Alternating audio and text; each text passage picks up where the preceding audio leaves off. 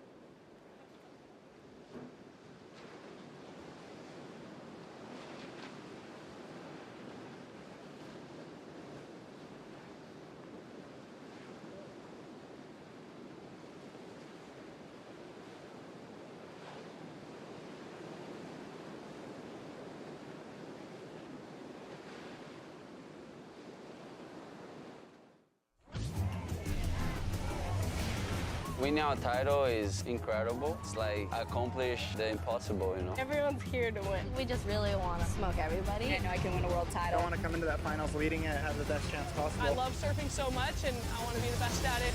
The World Surf League arrives in Rio de Janeiro, Brazil for stop number 8 on the 2024 Championship Tour. 50,000 fans strong. Saquarema comes alive with passion and rhythm as the Coliseum of energy, unmatched in professional surfing, hosts the Vivo Rio Pro presented by Corona.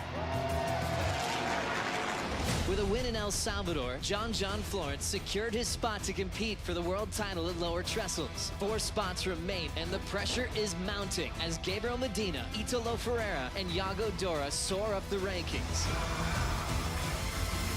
In the women's draw, Caroline Marks took her 2nd straight victory at Punta Roca. Will her win ignite a world title defense, or will the contenders answer back at Itaúna? You want a show? We brought you a show, Saquarema. Big Mike Tyson. Here he is. From the clouds. Comes out of nowhere. Only 2 events remain in the race for the Lexus WSL Finals. The fight for the Final 5 heats up at the Vivo Rio Pro presented by Corona.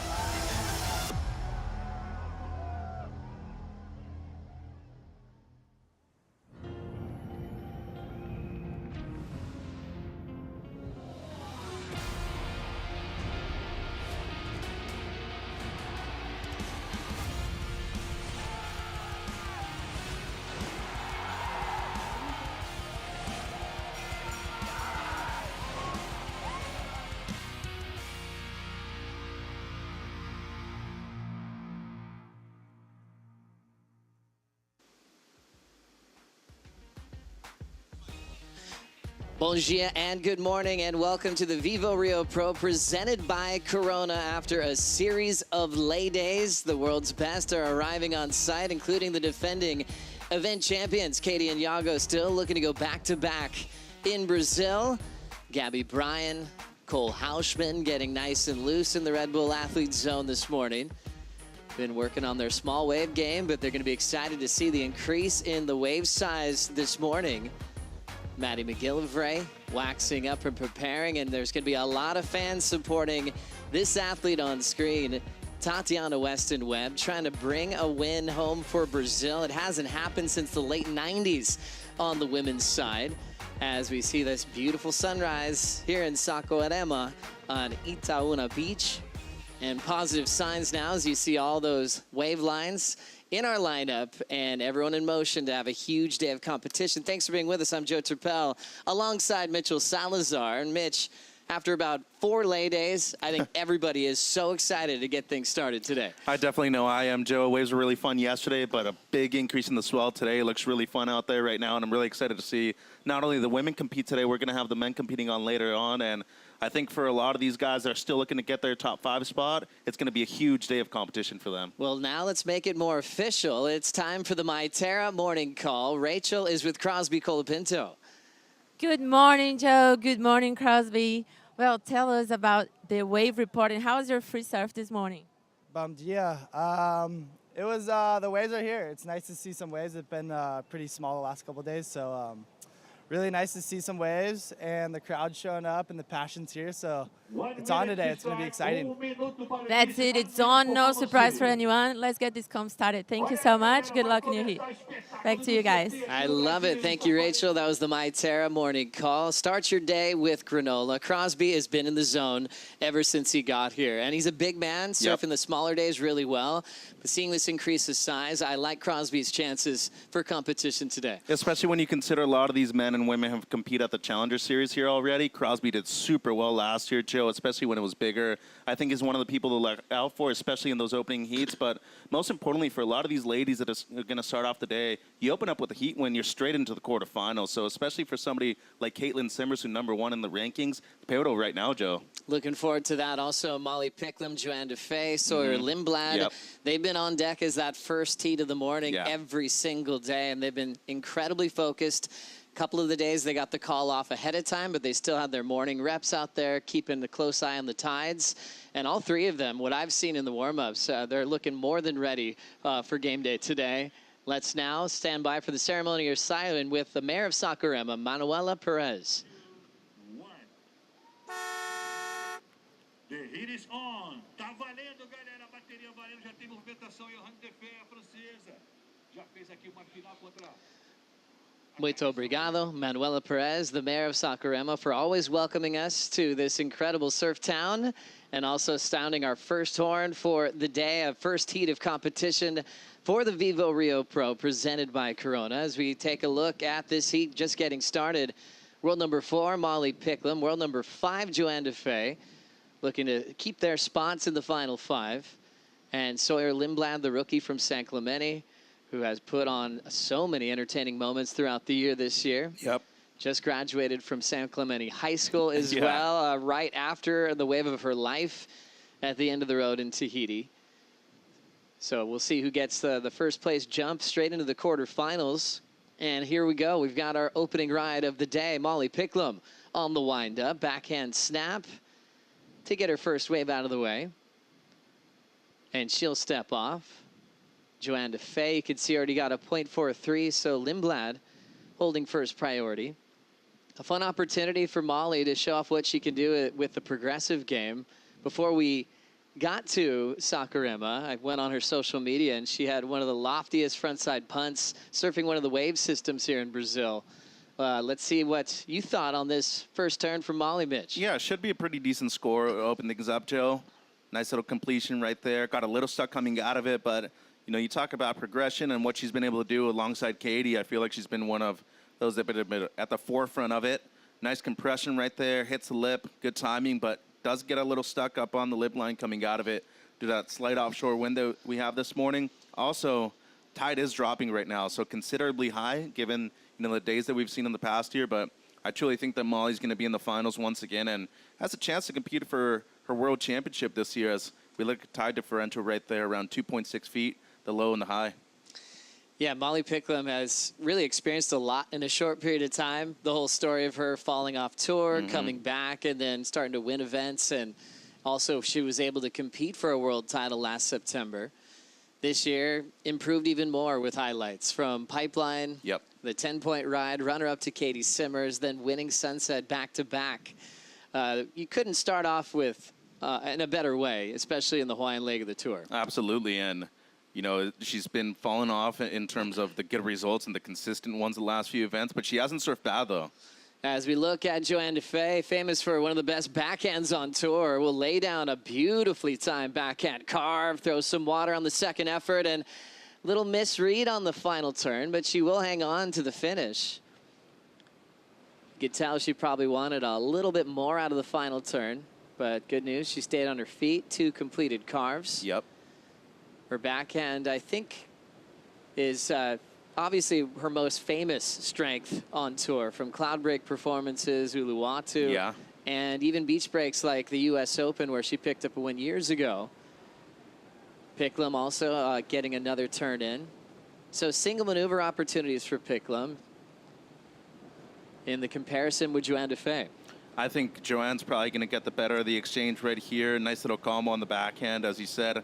A little dirty on the finish right there, Joe. But Molly with another nice single. Got a 3 on the opening ride. Would be thinking this is going to be very similar to that first score. So it seems like she might have had a setup before. Yep. That high tide with the backwash does make it difficult to time these last sections. Does super well to get there in time, though. So great completion right there from Molly. And then you look at the replay right here in slow-mo. It's just the way she's able to attack, given a certain angle, too. I think that's going to be crucial here at Saquarema, especially considering the size of the waves, the increase. You know, you go from surfing 2 feet slop to all of a sudden it being 6 feet out there. It's a big difference. This wave, though, I really like the combination here from Joanne. Under the lip snap right there to start things off. Much better on the second one. Hold the rail. Held the rail a little bit longer, excuse me, and then got the completion right there at the end. So not bad. Opening carve, though, strong under the lip. Brings it all the way down. And as you said, her backhand probably her strongest feat in terms of her competitive surfing. I also think her IQ is probably one of the highest on tour, Joe. I mean, there was a period of time up until last year where she hadn't fallen out of the top 10, which is incredible given that she's been on tour for more than a decade now. 2014 was Joanne Defay's rookie season on tour. Ended up getting the Breakthrough Performer Award that year, along with Rookie of the Year, and that was a big rookie class. Surfers like Nikki Van Dyke, Dimity Stoyle, Alessa Quizon. That was kind of a turning point for the tour. You know, when you start with top 17, there wasn't a midseason cut back then, and you have 4 rookies all keep their spots on tour and finish in the top 10. That was a big statement, and Joanne Defay was leading that charge. Well, and she's still here. She's still here. She's relevant. She's won an event this year already. I feel like she's still deserving of a world championship herself. The first year we had the finals, I remember she beat Stephanie in the first matchup, and you know, she brought it to her. She was able to eventually defeat Sally Fitzgibbons too. She was slowly making it through those matches over there, but in terms of consistency, she's always been one of the best, Joe. And interesting how she's a bit underrated. I think as so. a veteran, Yep. which is an interesting thing for someone that has had so many different event wins, Right. that has consistently put herself in the fight for the world title race, and still has that little bit of underrated tag next to her name, where she might miss out on being called one of the favorites for a lot of events like this. And when I talked to her with her win in Portugal, it was like, I haven't gotten anywhere. You know, this has always been there. I've always been in the hunt, and it was a good reminder to the world of how close she's come to a world championship in her career. Well, and consider that the win was also in Europe, you know, in basically her home now, because with no event in France anymore, you got to consider that that's basically your home event. So winning over there in front of your people, in front of a big crowd, it was a major moment for her. And, you know, given the way that she won too, was, I think, one of the biggest moments in her career so far. So as of right now, still in the top 5. I feel like if she wants to win the world championship, though, getting into the number 2 seed would be huge for her, Joe. When you look at the draw, you see Joanne Defay with 6 championship tour wins. That's equal with Caroline Marks with individual event wins. She also has 6, Caroline, obviously with the world title from last year. Molly Picklum scores in for those 1 maneuver waves, a 3, then to a 4. Joanne Defay had the 3-turn combination, a 5-8-3. And Sawyer Lindblad, being patient, will now make her move as she was sitting with priority. Nice sweep right off the top. Nice flow off the bottom again. A good connection on the forehand for the rookie. Now into some whitewater slop, but it still has a lot of power to find an end section. Solid. Lindblad tags it. And in my mind, turns in the best number of the heat so far. I agree with you completely, Joe. Great experience, great use of priority right there. And as I said before, qualifying for the CT at this venue last year probably has her confidence soaring high right now. And runner-up over there in WA earlier this season, her best CT result so far. But over in Tahiti, surfed great. Beat Caitlin Simmers in the elimination round, had the best wave of her life. And it seems like she's just on a roll right now. First of all, great wave selection, beautiful carve to open things up. Connects with the lip a bit more on the second one. And great read here at the end. Kind of waited for it to stand up a little bit more, Joe. And right here with the finishing turn, with all that whitewater, it's difficult to navigate everything that's around you, and was aware of her surroundings. Got a beautiful finish, but it's really the opening work at the beginning of this wave that did some damage on the outside, Joe. Really loved the read in the turn selection. That carve made sense. Held the rail just long enough, but before she didn't want to get left behind. Yeah, and you know, she made sure that she was just going to be able to close this wave out with a positive point, and did so. That was a large double up on the inside right there, and great commitment to the end section. I feel like if this is an excellent surfing, it's going to be very close to it, Joe. Smart wave for Sawyer Lindblad, being patient with priority. And judges will take advantage of the replay. She'll take advantage of the Water Patrol and the Red Bull ski to get her back into the lineup. This is all about being on the Dream Tour, where you've got the Water Patrol giving you rides. They want to see more surfing, more often than not, less paddling. And, you know, we are in Brazil. I think what people famously always thought it was always small here, but Saquarema's always changed the way people thought about the potential of even bigger wave surfing at this venue. Itaúna, famous for some incredible big wave sessions right out front. I'll never forget a Challenger Series event years ago, Mitch, where Kai Otten ended up winning, and they actually had to postpone the final day because it was so big one day it was actually unrideable. Wow. The next day was triple overhead bombing, and people were asking locals for step-ups and bigger wave boards, and a lot of people were actually unprepared. They had no idea they were going to have that kind of size at this venue. Yeah, well, I mean, look at the people that have come from here, you know. Both Shianka brothers, you have Raoni Monteiro, Leo Neves, who was one of the all-time greats. And I think this area specifically in Rio is pretty underrated when it comes to heavy water waves. You go to the city, there's a lot of great beach breaks over there. You go to Itacoatiara, which is a wave that they just had an event at. It's basically a replica of Puerto Escondido here in Brazil. So there's a lot of heavy water waves, and especially it coming from deep water into real shallow real quick. They're dangerous, Joe. And that's what was interesting about us showing up here with 4 straight lay days and some tiny surf, especially for this time of the year. It was everyone had a good time. Everyone was still surfing, but they were kind of expecting a lot more surf when we showed up here. Water's been nice and warm. Swell can change here pretty quickly when you look at a forecast. So a couple of weeks ago, we weren't even expecting this. Really great to see opening day finally getting started after the 4 lay days. Molly Picklum still in the lead, but Sawyer Lindblad's score comes in at a 6.67. Picklum up and out. Her lead doesn't change. Second priority is now Sawyer and Joanne DeFay holding first priority.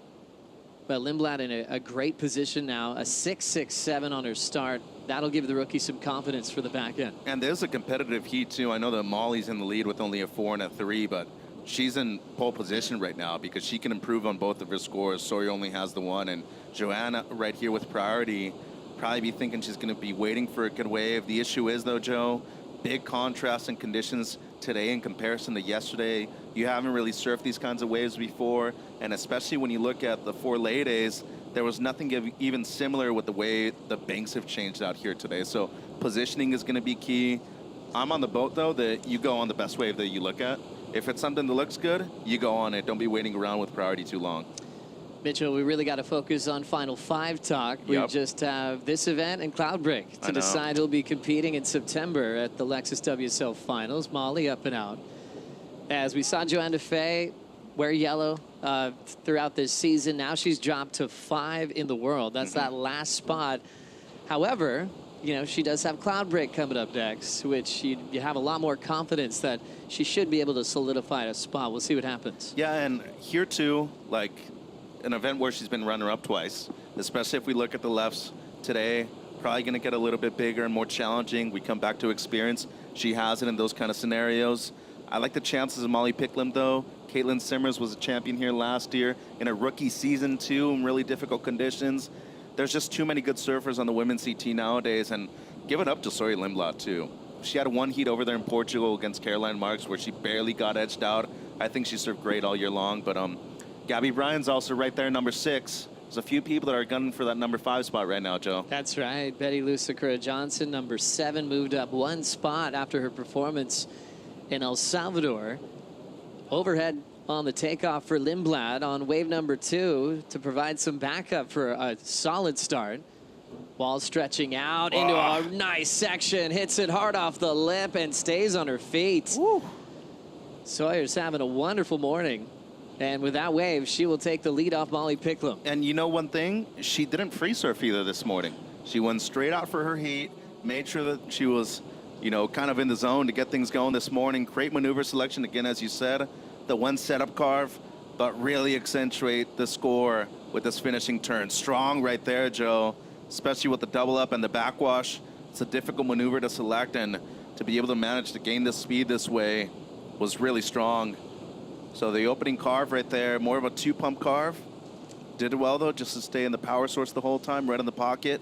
And then when she made it to the inside right here, great connectivity with both her board and the lip line. I feel like this is going to probably match the 6.67 or at least get close to the 5.83. Just consider the commitment and the size of the wave right there at the end. Good start to the morning after 4 days off. We are underway on the opening day of competition, and that makes one man really happy to watch pro surfing. Strider, Raspberry Wazalewski, you're in your happy place. I am. Good morning. It's well, it's a beautiful morning, warm. I actually just had my little feet in the water, and it's so unbelievably warm. You just want to jump into the ocean. And down here on the beach, there's not a lot of room. You can see down here that there's a big bank, and the sand has been pulled away because the swell was picking up all night. And it's only just past 7 in the morning, and they're all down here already, and there's not going to be any room to sit. And then the water's just going to, everybody's going to be getting wet today, and they're going to love it. Gosh. But the tide is going lower, so it's going to be okay. How many selfies have you taken this morning, Strider? Will you stop it, Joe? No, be honest. No, we're not going there. I want to keep the count for the day.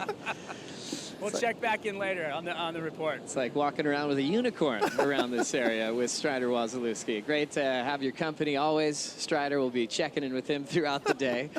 But you got to love that, Mitch. Anytime you come here, the fans are passionate. You know, we talk about the thousands and thousands that come down here to watch every heat.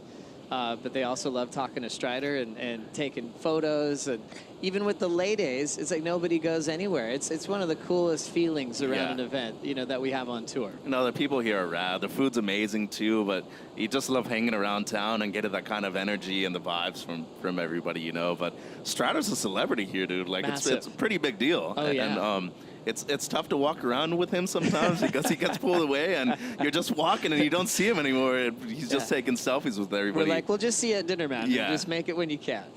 Come back to the hotel whenever you have time.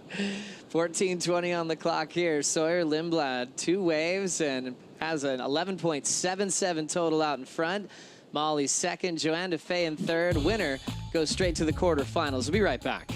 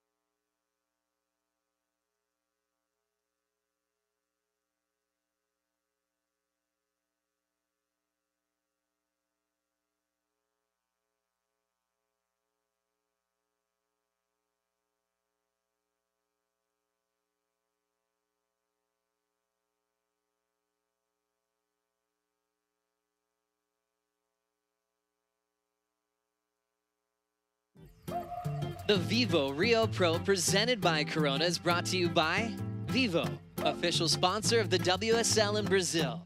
By Corona, this is living.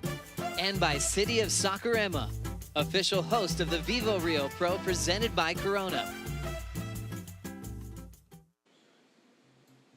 Back here to the Vivo Rio Pro presented by Corona, and we got the grommets down here. What do you guys have to say? Bom dia, Saquarema! They love it. They're down here body surfing all morning, hanging out. We're going to bring it back to you guys. Thank you, Strider, and thanks for the good vibes. Wow, what a great energy, great spirit from those local kids here, meeting their heroes and watching everybody compete throughout the day. Guaranteed they'll be here when the sun goes down as well. Once we finish off the elimination round that's on deck. Remember, it's always conditions permitting, and if we have enough daylight, but expecting a massive day of competition. Let's get caught up with the backhand once again of Joanne DeFay. That was impressive, Joe, to be able to get in that second turn right there before that wave closed out. Really difficult. Great opening maneuver right there with the first carve, setting things up real strong on the backhand, and then just right after that, straight up into the lip afterwards on a sizier wave too. Looking for her best score, needing a 5.95, basically a 6. I don't know if we're going to see that, just given the 2 scores that we've seen from Sawyer Lindblad so far. But I still think this is a very competitive heat right now. Molly needs to get something better than a 4 right now if she wants to maintain relevance in this heat, Joe. 11 minutes to go and only 30 minutes out there in the heat right now. You got to be very consistent with the waves you're catching, just like Lindblad has done with just 2 waves ridden so far.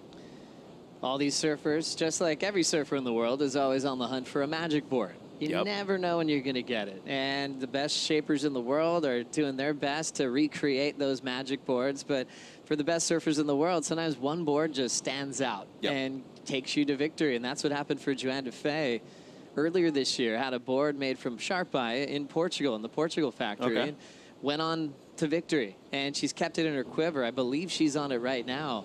It was a moment of elation when I talked to Joanne in Europe, saying how good this board felt. It stood out among the rest in her quiver, found her confidence, got another CT victory, and she's able to bring it here to Brazil and try to find that same type of rhythm and winning feeling. Last score for Defay, 4.77. Has her up into second, but still needs a 5.95 for first. And remember, this round is different from how we start off the season. Post-cut, it's not about the top two. It's about first place skipping to the quarters. Yep. Second and third will be reseeded in the elimination round. And every result counts right now, too. So making it at least into the quarters is pivotal for both Joanne and for Molly. You know what's funny about you bringing up that point about the board is that a lot of these boards don't last that long anymore. You know, they're glass so light, and she went on to get second place at Bells right afterwards. I'm interested to find out if that's the same board she rode over there at Bells Beach, too, because it's looked good so far. And I think what we've learned in the last 2 to 3 years is that people are complacent with fixing up a board that works. You know, if it's a crease, if it's something that's a little bit more than that, they're just willing to fix it and eventually bring it to another event before it snaps. So I like that. I think that if you feel that you found something that works, just stick with it, Joe. That Bell's final result was definitely a heartbreak for Joanne Defay. It almost had the victory. Katie Simmers took it on the last wave ridden. As we see a lot of speed and going over the roof was Molly Picklum, but lost control. Always committed with her performance. Wanted to blow her fins out right in the critical part of the wave, but goes down. Yeah, a lot of speed, though, as you mentioned. Took her a while to get to this section right here. It seemed like the wave was going to maybe bowl out right at the beginning. Had to make her way down the line, and when she did, she tried to go for something major, and right there, just loses control of the board. Luckily for her, board never fully went around, so seems like everything's okay, but it's the backwash right here, Joe. It just happens naturally. You try to move the beach and the sand around, and it still finds a way to make itself here, but right now for Sori Lindblad, 8 minutes to go, she's only ridden 2 waves. Having priority here, needs to be defensive against Joanne. More waves on the way. Lindblad looking to protect her lead, and we will now see Joanne Defay grab this one just a little too deep. Nice lead from Lindblad. And a big section and a solid windup for Molly Picklum, but she can't hang on. Nice attempt, though. And I like that attempt right there. You only had the one section. Really the only thing she could have done at that point. So solid. Still, though, needing close to an 8. And with 7.5 to go, I don't know if I've seen the potential out there for an 8 so far, Joe. Especially when you consider the 2 best scores of the heat so far. The 6.67 of Sawyer and the 5.83 of Joanne Defay. Some pretty big numbers when you look at how good the waves are. And for Molly right now, going to be in third priority. Smart bet would just be to be a little wider right here. And looking at the replay, so caught the tail end of this wave. Had the one section, blasted it off the top, but battle was won right there by the whitewater coming out of the turn. So unfortunately for her, it's going to be an incomplete wave. Nice approach there. Big closeout hacks like that have gotten some big numbers over the years at this wave. Here on Itona Beach, you got to be worried about the backwash, a lot of different movements in the lineup, but it definitely has some power to really wind up and hit the lip as hard as you can. Molly down to third now. Joanne Defay still second. Sawyer Lindblad with 2 waves out front and sitting in the lead. We mentioned before she graduated from San Clemente High School this year. It was pretty awesome that she was able to get the wave of her life at Tahiti. Got home just in time for the ceremony as our defending event champ. Looking nice and comfortable. She's going to take on a local hero in Tatiana Weston Webb. Tati's mom, born in Porto Alegre, and that's where Tati was born when she was really little. She moved to the island of Kauai, where all of her surfing life really began. Proud to be representing Brazil, also in the Olympic Games this year. Yeah, next heat, we're going to have 3 future Olympians in the water. Katie, Tati, and Taina Hinkle, too, who's one of our wild cards here in the event. There's Katie herself. And boy, what a year she's had, Joe. Back in yellow, kicked off the year with the quote of the decade after winning the final over Molly Picklum. And is just 18 years of age, but just sees the world differently. A generational talent that's expected to do a lot, but takes it all in stride. and then dropping little video parts as well, where we're wondering where are she finding these perfect waves. She's balancing free surfing and being leading the tour really well this year. Yeah, she brought her dad Jesse at this event.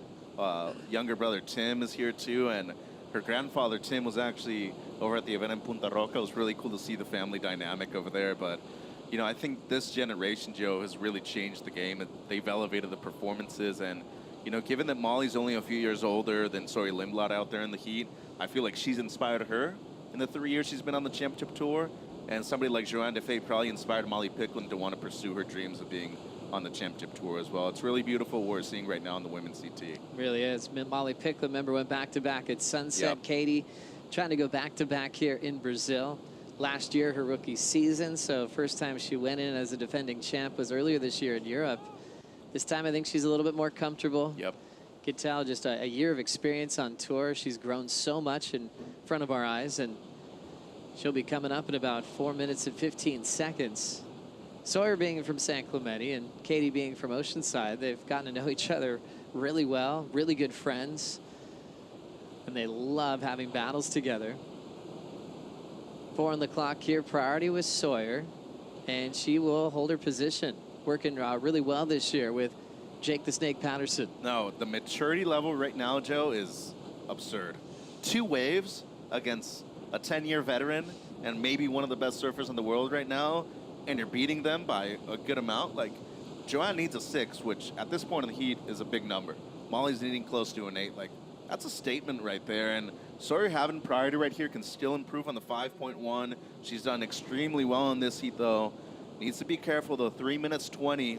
You don't want to give anybody a good amount of space because they'll make you pay right here, Joe. Such a great rookie year for Sawyer. 11.55 is her average heat score this season. She's at 11.77 at the moment in the water. So starting off really, really solid. She's obviously has Snake in her corner. Her father has traveled with her once again. They've been having a great year on tour. Her dad, an absolute shredder from San Clemente. And still anticipating some breakthrough results for Taj, her big brother. He'll make it to the Challenger Series. He's won a couple of QS events already. Excited to see how he's going to go. That would be another great brother-sister combo if we could get them on tour together. Back at the Lexus Pipe Pro, we saw Sawyer get that wave at back door. And she said, wow, I've never gotten one of those before. She put in a lot of time coming there nice and early during the long off season, working with guys like Miles Padaka, Shane Dorian, and trying to learn the ropes of a crowded lineup. Then when it was uncrowded for the event, she saw what she was capable of and then got to repeat it in another heavy water wave in Tahiti. Yeah, and, you know, even in her losses, I felt like she still surfed great. Over there in Sunset Beach, she had the interference, unfortunately for her, kind of went down that windy road. Over in Portugal, though, when we were over at Moleleste, she surfed great against Caroline Marks. I mean, she had the defending world champion up against the ropes and just lost a very close heat. But then she goes over to Bells, gets a 5th, and, you know, back up against the wall at Margaret River, gets a 2nd place finish and drops a 9 en route to the runner-up finish over there in WA. So I think she's had a fantastic year, and especially when you look at the rookies, she's the only one that's still remaining, and that's impressive. Yeah, it's one thing to make the cut, then to continue to put up a fight towards the tail end to give yourself a shot at the final 5. I mean, it's wide open on the women's side. Before showing up in Brazil, it's just John Florence as a name that's guaranteed a spot to compete for the world title this September. That'll be a first for John in this format. Molly's trying to get there again. Nothing official yet, as she's sitting at number 4 in the world. Minute on the clock for Molly to try to avoid the elimination round. Paddles, and that one goes underneath her there. Joanne Defay has the first pick with priority and only needs a 5.95. And that could just come on one turn. Yep. She gets a solid set wave here. So Sawyer kept her off a wave then. She went down to 3rd priority, and right now Joanne basically times the enemy right here, Joe. 40 seconds. You just need a wave to pop up and get a chance to get that 6th that you're needing right now. And for Molly, she could do it with just a single turn too. There's a couple of lines coming through, Joe. I don't know if they're going to get here in time, though. 25 seconds. Molly's way wide. And Joanne over here by where the left is breaking. There might be a chance. I don't know, though. The tide's still pretty high. A lot of these waves haven't broken yet. Yeah, down to 10 seconds to shut this one down. And the rookie getting very close for a quarterfinal appearance. Huge result. Massive start, looking really comfortable and confident this morning. Watching the countdown. Molly can't catch up to that wave, so Sawyer sends world number 4 and world number 5 into the elimination round, which is on paper to run later on today. A solid effort for the Goofy Foot from Southern California. Moving forward into the quarterfinals. 2 solid waves, good defense with her priority. Snake's going to be proud of that one, Mitch. I would, and she should be really stoked on her performance. And still has a chance to make the top 5, as you were saying, but needs to start right here and could potentially get a first win. We're going to take a quick break. More action to come from the Vivo Rio Pro, presented by Corona. Defending event champion Katie Simmers coming up next.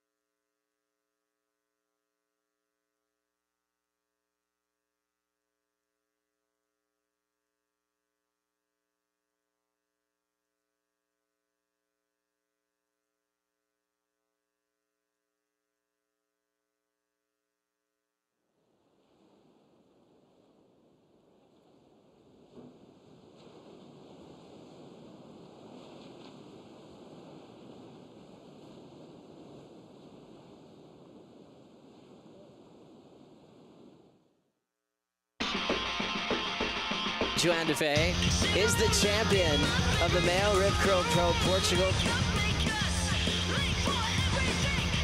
Molly putting her head down, grabs the rail of pipeline, pulls up and under. She's still going and gets the exit. What a turn. Molly, pick up. Brisa Hennessy. Brisa, right back out there, right back in action. She's going to pull the trigger. Here we go with Brisa Hennessy.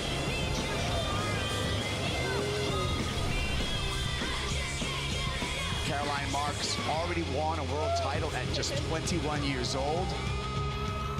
Caroline Marks gets the win. She is our back-to-back champion here in El Salvador.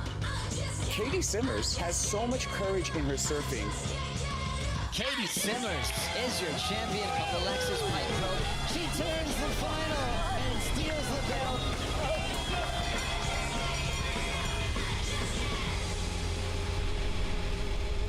Looking at our current final 5, Katie Simmers back in yellow. A couple of big wins for Katie this year. Caroline going back-to-back in El Salvador, moves up to number 2 in the world. And Brisa Hennessy, we'll talk about consistency this season.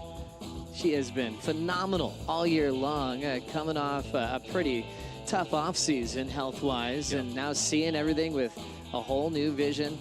Loving our look at our Final 5 talk. And world number 1, Katie Simmers, 18 years of age from Oceanside, California, is leading the tour here at stop number 8 of the season. She takes on Tatiana Weston Webb, the veteran from Brazil, and Taina Hinkle from Santa Catarina. Now another chance as a wild card. We've seen her get this opportunity a couple of times in the past, Mitch. Yeah, and she surfed at other major events too. I remember one event at the Surf Ranch was also able to compete for Team Brazil, and now an Olympian herself. She's going to be able to compete over there in Tahiti the next month. But big heat right here for Caitlin Simmers. She's looking to maintain number 1 spot because Caroline is hot on her heels right now. Joe coming off of the win over there at Punta Roca. But just speaking of how many wins she's had in a short period of time, 4 event wins in not even 2 full years on the championship tour. Might be a record from what I've seen over the last few years. Pretty impressive stuff. Oh, it's great to see all that momentum heading in the right direction. Taina getting more CT experience, and the experience is not just in the water. It's in the Red Bull Athlete Zone. Yep. It's through media. It's through a bigger lens, more attention on you to see how you perform under that kind of pressure. And she's made some big improvements on the big stage. Waiting for scores to come through. Let's catch up with Rachel on the beach. That's it. Wow, Sawyer, that was amazing to watch. How does it feel to win the first heat of the day with such a beautiful strategy, perfect wave selection? Yeah, it was kind of challenging out there. There's a lot of water moving, and this morning I didn't think it was going to be this big, and I just brought my step up just in case, and I ended up riding it out there, and I'm glad I did because there's so much power in the surf today. Yeah, it was different from all these late days, right? Hard to expect. But you didn't surf this morning. You didn't free surf. Why? Since I was the first heat, I thought that I would just save my energy for my heat, and I just paddled out 5 minutes before and got out there, and then I was all excited to get my first wave, so it worked out good. Yeah, it worked out definitely good because you had a very good view of everything that was happening. And how did you feel about all this weight, the last days? Could you relax? Do you think that affect positive or negative? You get relaxed or anxious? I was pretty relaxed. It was so beautiful here every single day during the lay days. So, yeah, it was actually really fun. I've been enjoying my time in Saquarema. That's great. Thank you. Good luck in your quarterfinals. Back to you guys in the booth. Thank you, Rachel. Great job to Sawyer Lindblad, taking a huge heat win over world number 4 and 5, sending them into the elimination round. Already has at least a quarterfinal and looking really, really strong. Love that she had her step up just in case here, and she's being looked after really well from Gian Bernini, who's now the marketing director over at Lost Surfboards. That's a cool story with Gian. He was down on the beach, met Matt Biolas, and said, hey, could I work for you? He was here in Brazil, bought a one-way ticket to California. 10 years have gone by, and he's one of the best in the game. Looks after a big team, especially on the championship tour, and has everything thought out so they can just do their best and perform as we look at the opener for Tatiana. Yeah, this was a strong combo right here, Joe, especially the last turn. Great commitment right there by Tati. We've talked about her making the semis twice before at this event. She's never won, though, on home soil. But with turns like this, could definitely see it happening within the next few days. Great commitment right there. Beautiful read and great timing by Tati. Should be a strong opening score for her, but you know, you talked about maturity not only in the water, outside of it too. We saw it with Taina Henkel. We've seen it with Caitlin Simmers over the last 2 years. I feel like Tati was kind of that person that a lot of people looked up to be a future world champion when she made her debut, you know, close to a decade ago, Joe. And 4 career CT wins already in different kinds of spaces too. I remember the one in WA a few years ago. Pretty large out there at main break. She's very good in different kinds of conditions, and can't look past the 10-point ride that she just had a few events ago over there in Tahiti. She's definitely, to me, one of the most complete surfers on the planet. Still improving as well. Did her first slob the other day. Yeah, which I'd like to see a couple different angles of that too. I think it would be cool to kind of blow it up on social media. Hopefully she's not reserving it for like a little let it down the line, but I think, you know, I'm one of those people that say, hey, if you have it already on your download, might as well post it. Post it, yeah, share it. It's just cool that, you know, a veteran like Tati's still looking at waves to improve her game, and to be on tour this long and still feel like you're getting better. Yeah. What a probably amazing feeling that would be for Tati, knowing that she's got more room to move with improvement, adding more maneuvers. I don't think she's peaked either. I don't think so either. She's 28, still has maybe more room to grow, still looking for her first world championship, and you know, given the amount of push that we're seeing from the younger generation, she has a lot more to give, Joe. See this set coming through. It looks like it's landing right on top of our competitors. It's a big wave. Swell should be building throughout the day. So, yeah, a couple of these sets might take our competitors by surprise. As we check out the events for Tatiana Weston Webb when she's here in Brazil and in Rio de Janeiro. 8 events. Her average place equals 7th. Best result, a semifinal finish that she's turned in 2 times, 2022 and also 2018. Those years, the event was already moved up here to Saquarema, but she's been around for a long time. Her early CT starts were actually a wild card down at Barra da Tijuca. Smaller conditions, but she showed how much confidence she had as a young teenager. Eventually changed her flag to represent Brazil, where she was born, and also where her mom's from. Her mom, a competitive bodyboarder, competed at waves like at Pipeline, then also being really pushed in heavy water waves by her big brother Troy. Yeah. Really just gave her a well-balanced act to take on the top 17. Troy's a ripper, too, and I think, you know, it comes with the people you're surrounding yourself with. We all know that her and Jessie are one of the biggest power couples in surfing. They still push each other till this day to get better every single day. Tati now with a fun left, a cool start on the wrapping cutback. Lays down the rail again, throws the wrap in the pocket. Little speed bump there, and she'll step off. So 2 clean turns. Now we'll see the back end shortly for Tainá, the wild card from Santa Catarina. But like you mentioned in the last heat, will be an Olympian this summer, Paris 2024. Going to Teahupo, which will be very exciting for the whole Brazilian team. Yep. You know, with her teammate Tati in the water right now. Came off the 10 in the semifinals at the CT event. Well, looks like Tainá got that turn in before she had to step out. Yeah, just the one setup right there for Hinkle, so going to be relatively small score. Tati looks comfortable, though, Joe. I mean, she looks great right now with no pressure. It's a beautiful opening carve right there, right in the pocket. Unfortunately for her, this wave shouldered off before she could get a finishing turn in. Still should be pretty decent number. I mean, the first turn was committed. It was right in the power source of the wave, too, and I really like the placement of the turn right next to the white water. Look at how tight that arcing turn is right there. Opens up the shoulders, brings it around.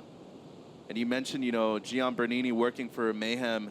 Also give a shout out to, you know, Yufu Penrose and the entire Sharp Eye team, because they've done some incredible things, with their team. The acquisition of Philippe a few years ago has really brought a lot of attention to them. Having Tati on the team right now, you have Lulu Silva, who's also on the team. I feel like they've kind of gone under the radar due to Mayhem's success as of late, but they're still one of the people to beat out there in terms of the Vizsla CT Shaper rankings. Yeah, Yufu is a little competitive machine for a while, too. And even, you know, as he moved to California, Yufu, just like Gian from Brazil, but moving to San Clemente, and Yufu would always be in the NSSAs, the Masters division, and just absolutely ripping. He was so consistent.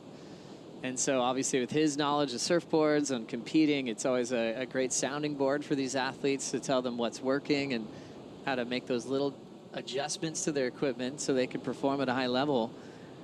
Caitlin Simmers kind of boosting a cool name with Chris Borst Designs, a guy who's been around for a while and kind of shaped under the Rusty label for a long time. But now everyone's really getting to know who this guy is, making some great boards for Katie. They're leading the rankings back in yellow.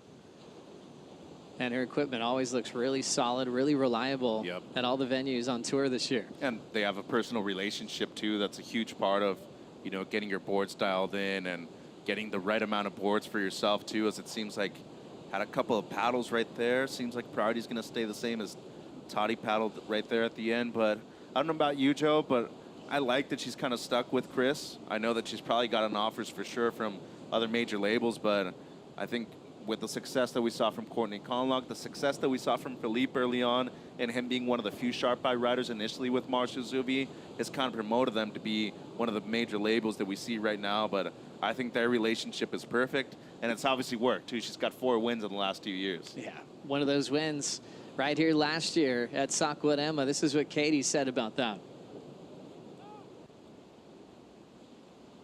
In Brazil, it was really cool, like being in the final, and like when I made my backside turn, and I like almost felt the beach vibrate because there was so many people like screaming, and that was like a really cool feeling.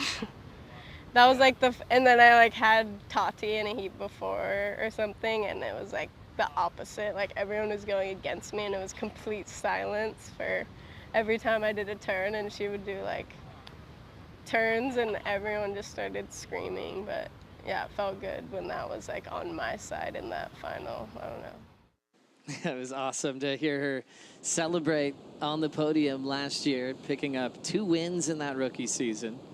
Already up to 4 CT wins in a very short period of time and looking to go back-to-back this year.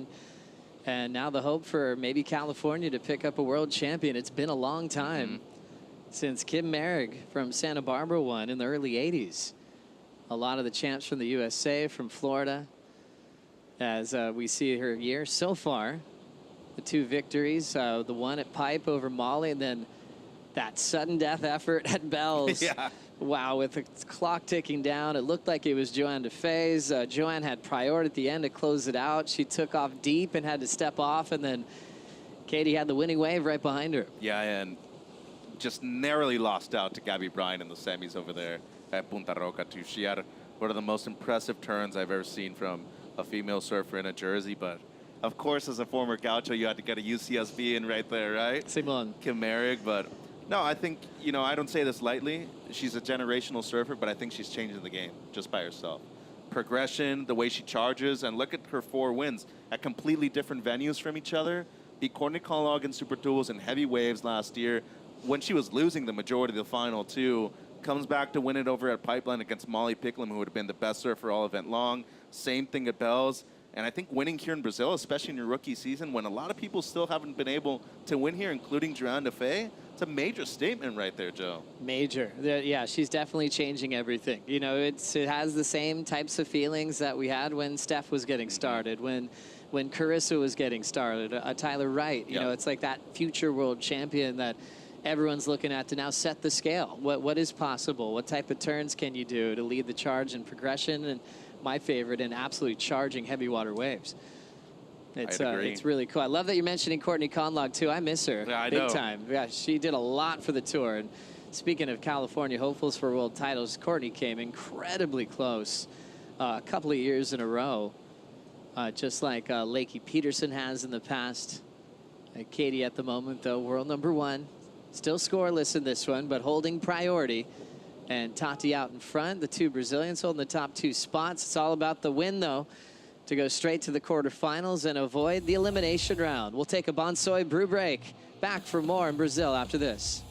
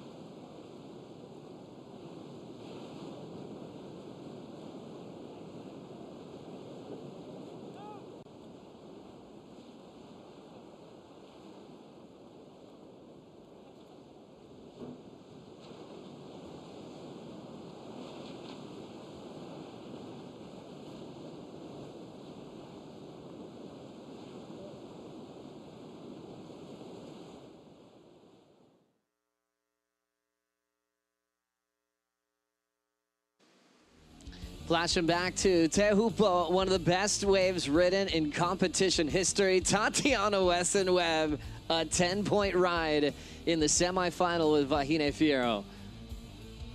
Radical stuff right there, Joe. A huge wave, a great job right under the lip of the wave right there, and the celebration came along with it. Should be very stoked with her performance over there, despite losing to eventual champion Vahine, but Tati's going to have a chance to get a gold medal wrapped around her neck in the next month. Could be happening for her. Yeah, you talk about the favorites for waves like that, and Tati's always been at the top of the list, especially with lefts, big barrels, shallow reef. Yep. She's always been able to put her head down and go, and still making improvements in that arena as well. Definitely one of the favorites to medal this summer.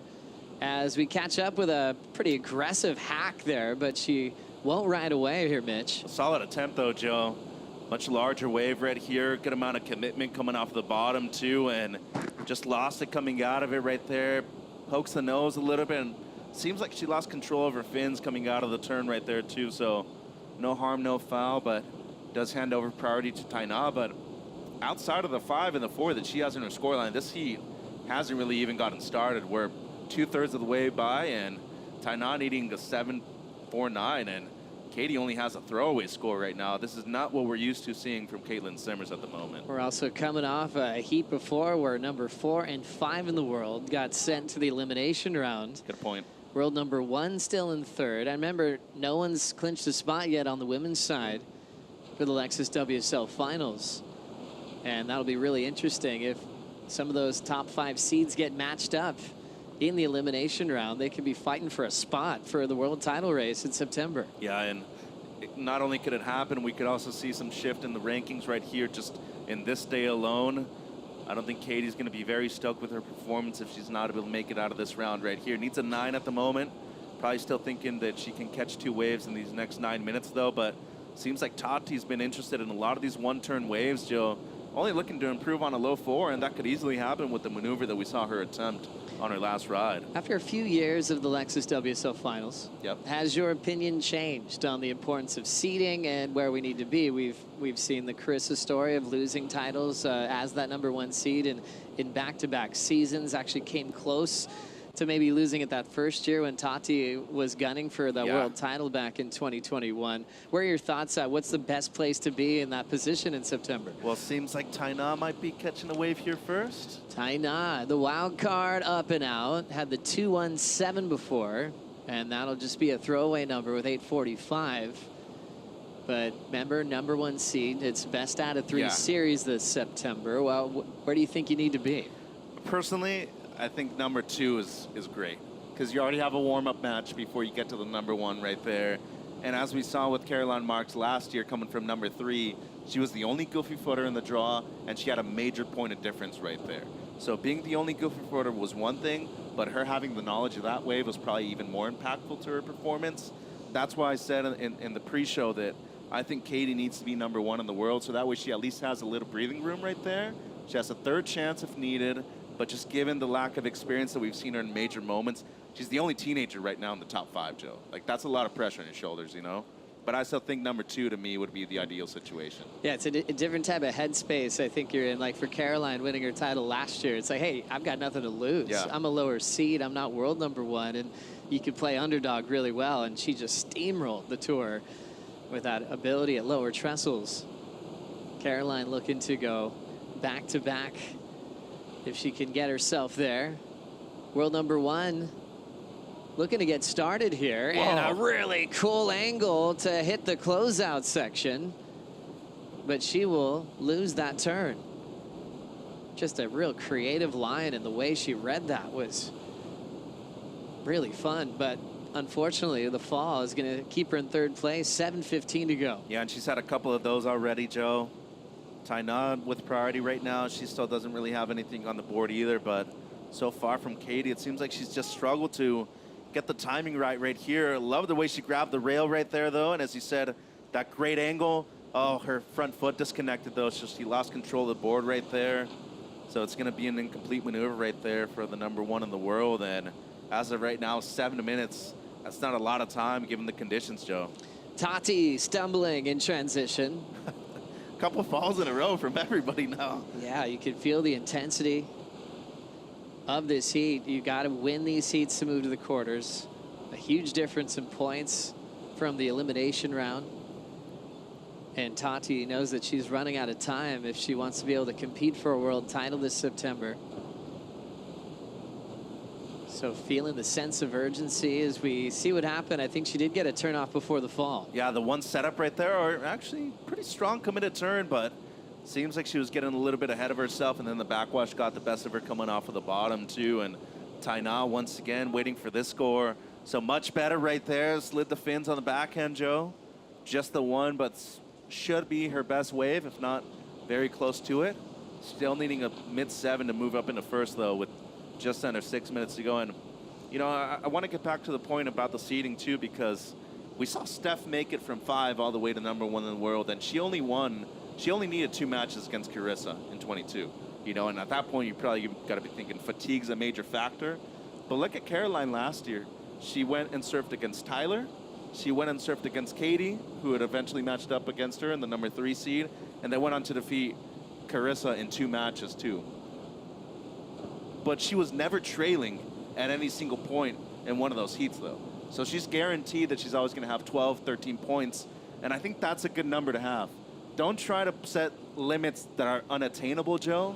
Just be okay with conforming to a certain number every single heat, especially given the conditions. Nice moment there for the Medina family, a 3-time world champ standing by as his little sister Sophia will make her championship tour debut. Having a nice moment with their mom, Simone. What a great moment for Brazil, for the Medina family. We were talking about sibling stories this morning with Taj and Sawyer, and another great one out of Brazil. Gabriel Medina, one of the all-time greats, as always supported his sister. They're such a special relationship, and he's going to see how she compares with Betty Lou and Caroline Marks, the reigning world champ, coming up at heat #3. Yeah, and she's thrown a couple layers during the free surfs this week, too. I'd be excited to see some of that in her repertoire in these next 30 minutes when she paddles out. So one of the superstars of the future for sure, and still needs to make her way to the CT competition full time.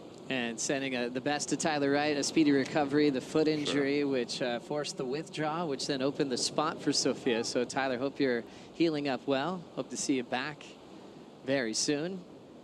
As we have the paddle now and up for Tatiana, racetrack to get moving down the line. And now a big end section, but she'll get clipped off the lip line. Next wave setting up for world #1, Katie Simmers on the wrap. Nice deep bottom turn, well-timed backside snap. Remember, Katie needs an 8.59 for the win. Sat for a while without a wave, had a fall in her wave previous.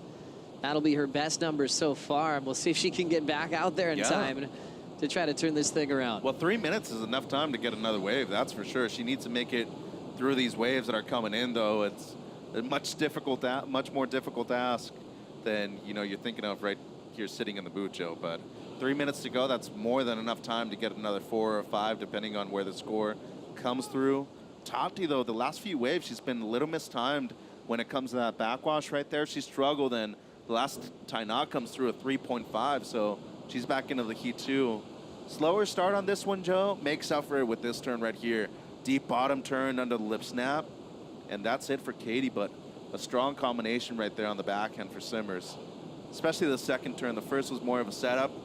The deep bottom turn right there, really loved the way she attacks that lip line right there and was able to really time the backwash well, too, so it should be a solid number for her. Love talking about style. It's hard not to talk about when you see Katie on a wave because nobody looks like her. The way she approaches a wave, how comfortable she looks. You can see some skate influence in her approach as well. And she has that energy that reminds you of, you know, kind of the elusive greats like Tom Curran or a Dane Reynolds, where if there was no such thing as a tour or such thing as being a pro surfer, she'd be doing it anyway. She just loves riding waves. She's enjoying her time here with her family. And crazy to see how young she is leading the tour here in stop number 8 of the season. Oh, just in Oceanside alone, Zach Reinhardt, manager Gabe Garcia, like a couple of great surfers. John Daniels, her initial coach, too. All great surfers, and she's probably taken a little bit of each of their styles into her own, and so far it's worked out, Joe. Mike Lambrisi, wow. Yeah. A lot of great Oceanside surfers that are supporting her on tour. Such a fun surf town. And then you go up north, 30 minutes, you have San Clemente right there. You go down south, you have both Carlsbad and Encinitas. Like, pretty good location to come from, especially one of the most consistent waves on the West Coast, too. That's the key element there. Usually something to surf. Yep. Just like lowers, where there's something in the water every day. Oceanside has that same luck where you can get some good surf, even without looking at it. Just get get your feet wet. Yeah, she talks about John Daniels coaching her and her brother through her childhood. And then getting on tour and getting to meet Tommy Whitaker. And she's learned a lot from Tommy Witz. Tommy's made some big finals out in Brazil in the past. He actually had a pretty famous one where he was runner-up to Gabriel Medina when Gabe was going crazy down in Santa Catarina as a 16-year-old phenom. I think Tommy's like, okay, I might transition into being a coach. You know, he's always so funny, so humble. And now doing a great job with Katie. It's worked out. And Griff. Yeah, that's worked true. Out. Well, we're down to 19 seconds. It's going to be kind of a heavy field in the elimination round. If Katie can't find another opportunity, with 10 seconds to go, it looks like she could be heading there. Her best wave of 4.23, but stays in third. So like we saw in the previous seed, we had 2 surfers from the top 5 into the ER. Let's make it now 3 surfers with Katie Simmers heading there. The wild card, Taina Hinkle, getting second. She'll be in the elimination round. And Tatiana Weston Webb, a key heat win in the opening round. 2-time semifinalist here in Rio. Will go straight to the quarterfinals. Well done. Coming up next, a 30-minute matchup with the reigning world champ Caroline Marks takes on Betty Lou Sakura Johnson, and the CT debut for wildcard Sophia Medina coming up next.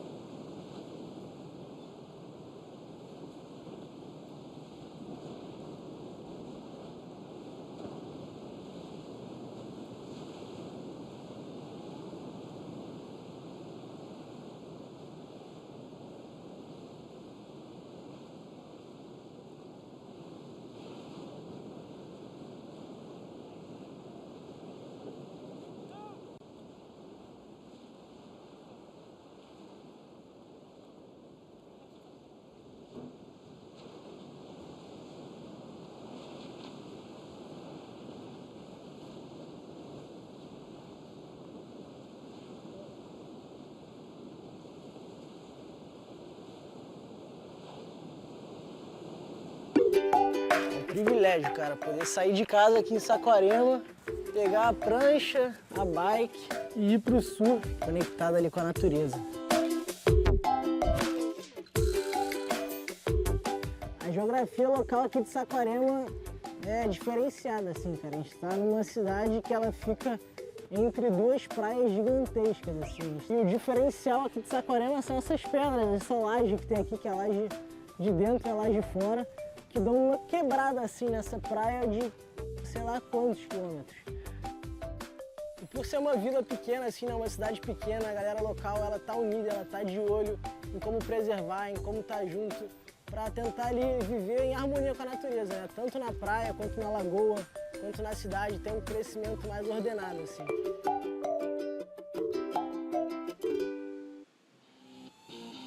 Opening day for the Vivo Rio Pro presented by Corona. We're in the opening round for the women, flying by our contest site, and the beach at Itaúna starts filling up. And we're excited to get going after about 6 days of off days. We're getting going here. Kuiper Girl along with Maida Pops and Jessie Mendez. Maida, first couple of heats in the women's opening round. Looks like the Goofy Footers having the advantage, both Sawyer Lindblad and Tatiana Weston Webb. We'll see the frontsiders into the quarterfinals.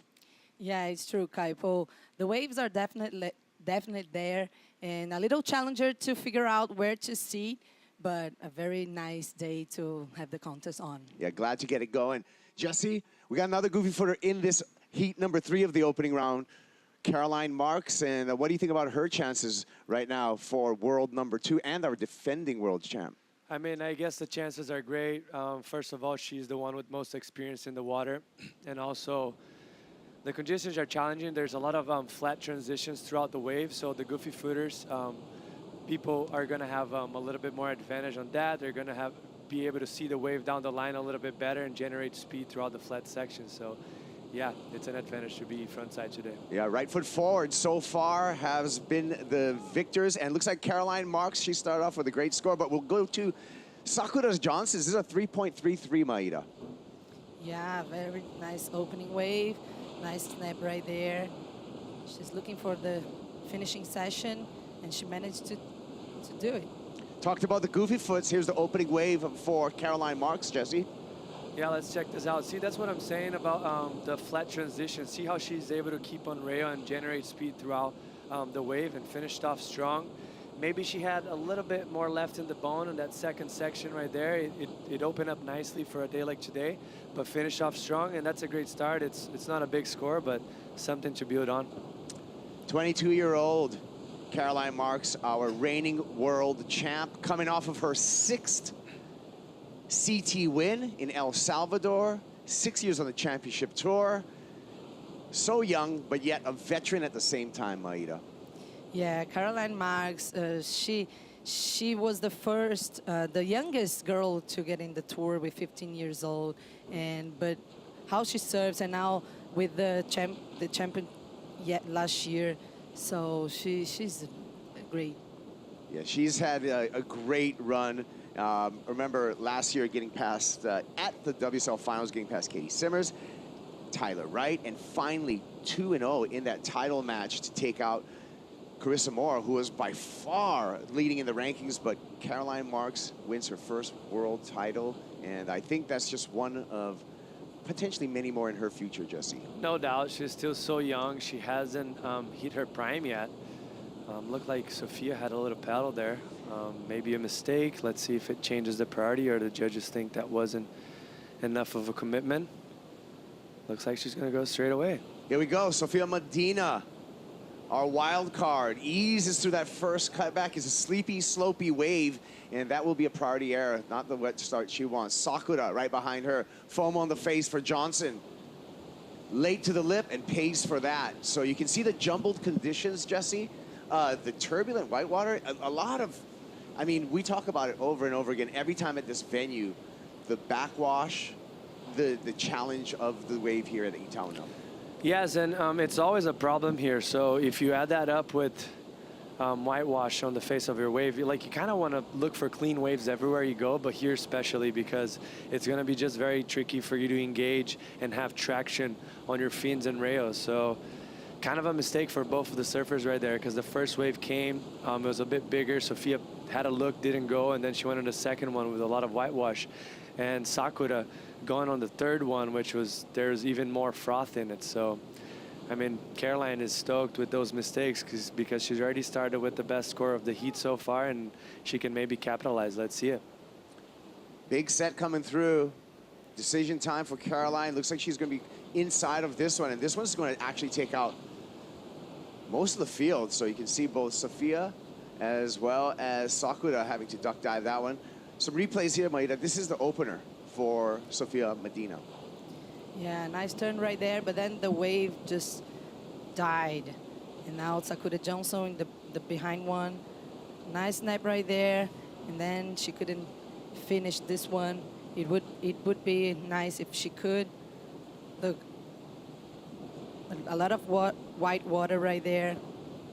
Very strong movement, but then she couldn't handle. Yeah, it's just very hard to engage traction and figure it out where you got to place your board with all that white water and combined with the backwashes. So, and she's getting taxed for that. Look at that. She's trying to paddle back out, and there's wave after wave. Now, of course, today we do have jet ski assist, but to take advantage of that jet ski assist, you have to make your way all the way to the inside to the pickup area. Surfers decide to paddle back out. Long wall in front of Sophia Medina. We'll see if Medina chooses to run that drill, and that's exactly what she's going to do. So, Maida, this is kind of the drill. You know, you come in to that gutter section, that inside section where the Red Bull jet ski can pick you up and take you back out through the channel. Yeah, it's an advantage to do this because we could see the girls having a little trouble to get out there. So Sophia just caught this wave. Yeah, it wasn't a nice wave, so she chose to come in. So smart play here. We'll see the ski pickup.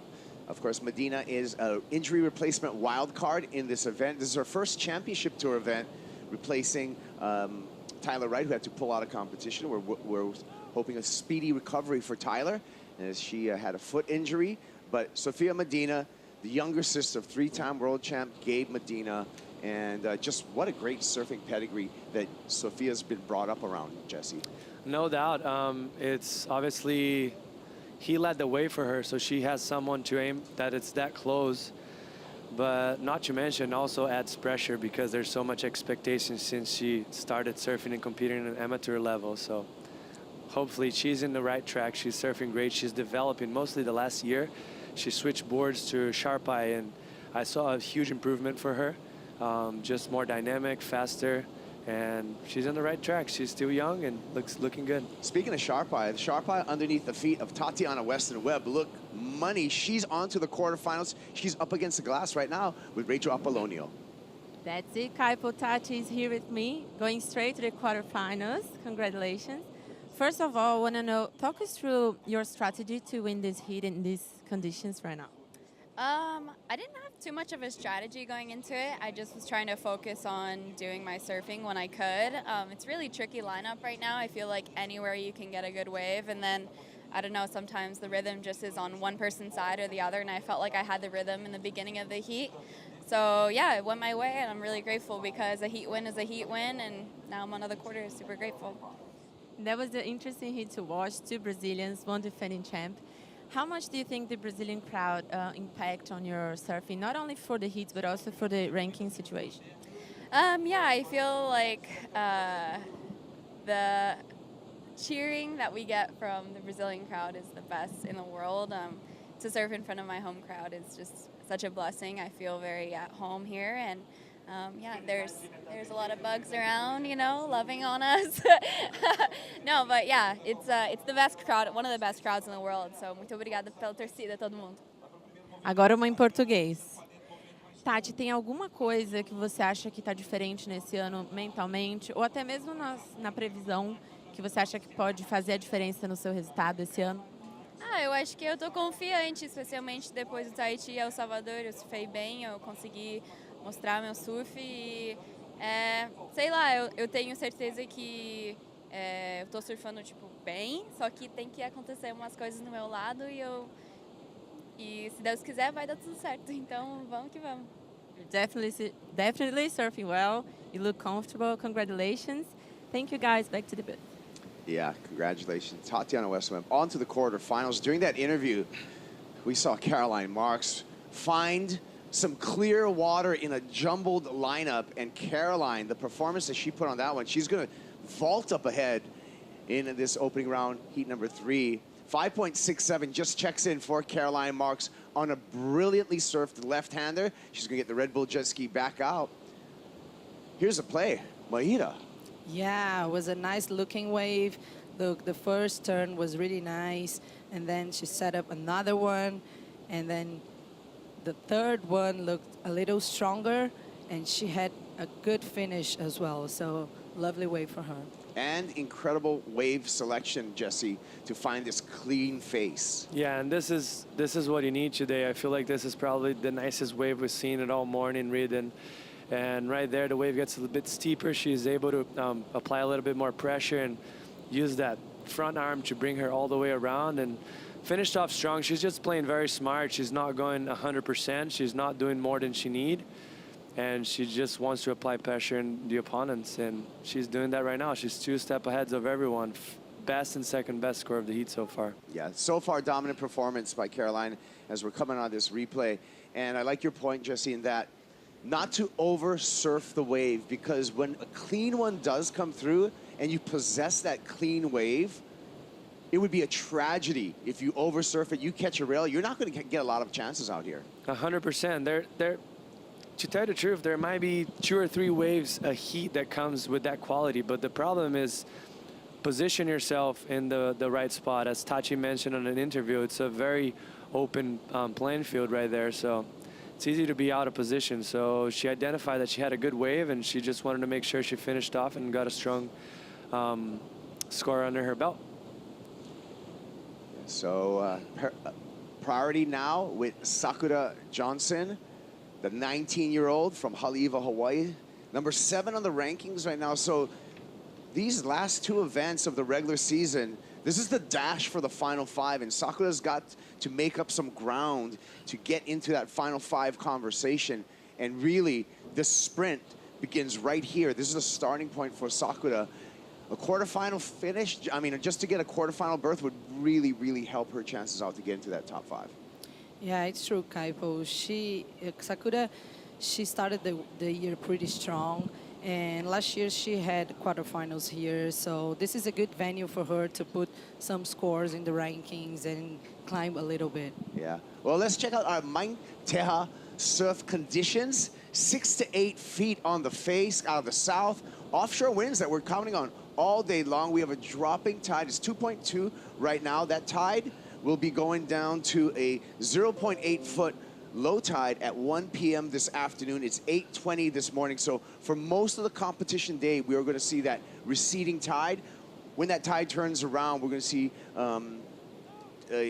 high tide about 7 o'clock tonight. But for most of this round and into the next round, we're going to see this tide, this sandbank, Jesse, getting shallower and shallower as the tide recedes. Yeah, and that's going to help so much because we do have a south swell, which is not ideal for Itaúna, mostly for this corner right here. It kind of comes against the wall, and it makes it even more lumpy. So with less water on the sandbanks, it's going to make the wave a little bit hollower and a little bit more critical for the surfers to actually lay on rail and not have to go through too much of those flat sections, just kind of trying to generate speed. So it's definitely going to help. And we do have favorable winds all day today, so it's going to be a nice day. Yeah, it is a beautiful day. We're just getting it going right now. We're going to take a break, step away from competition. We'll be back with the conclusion, heat number 3, opening round for the women.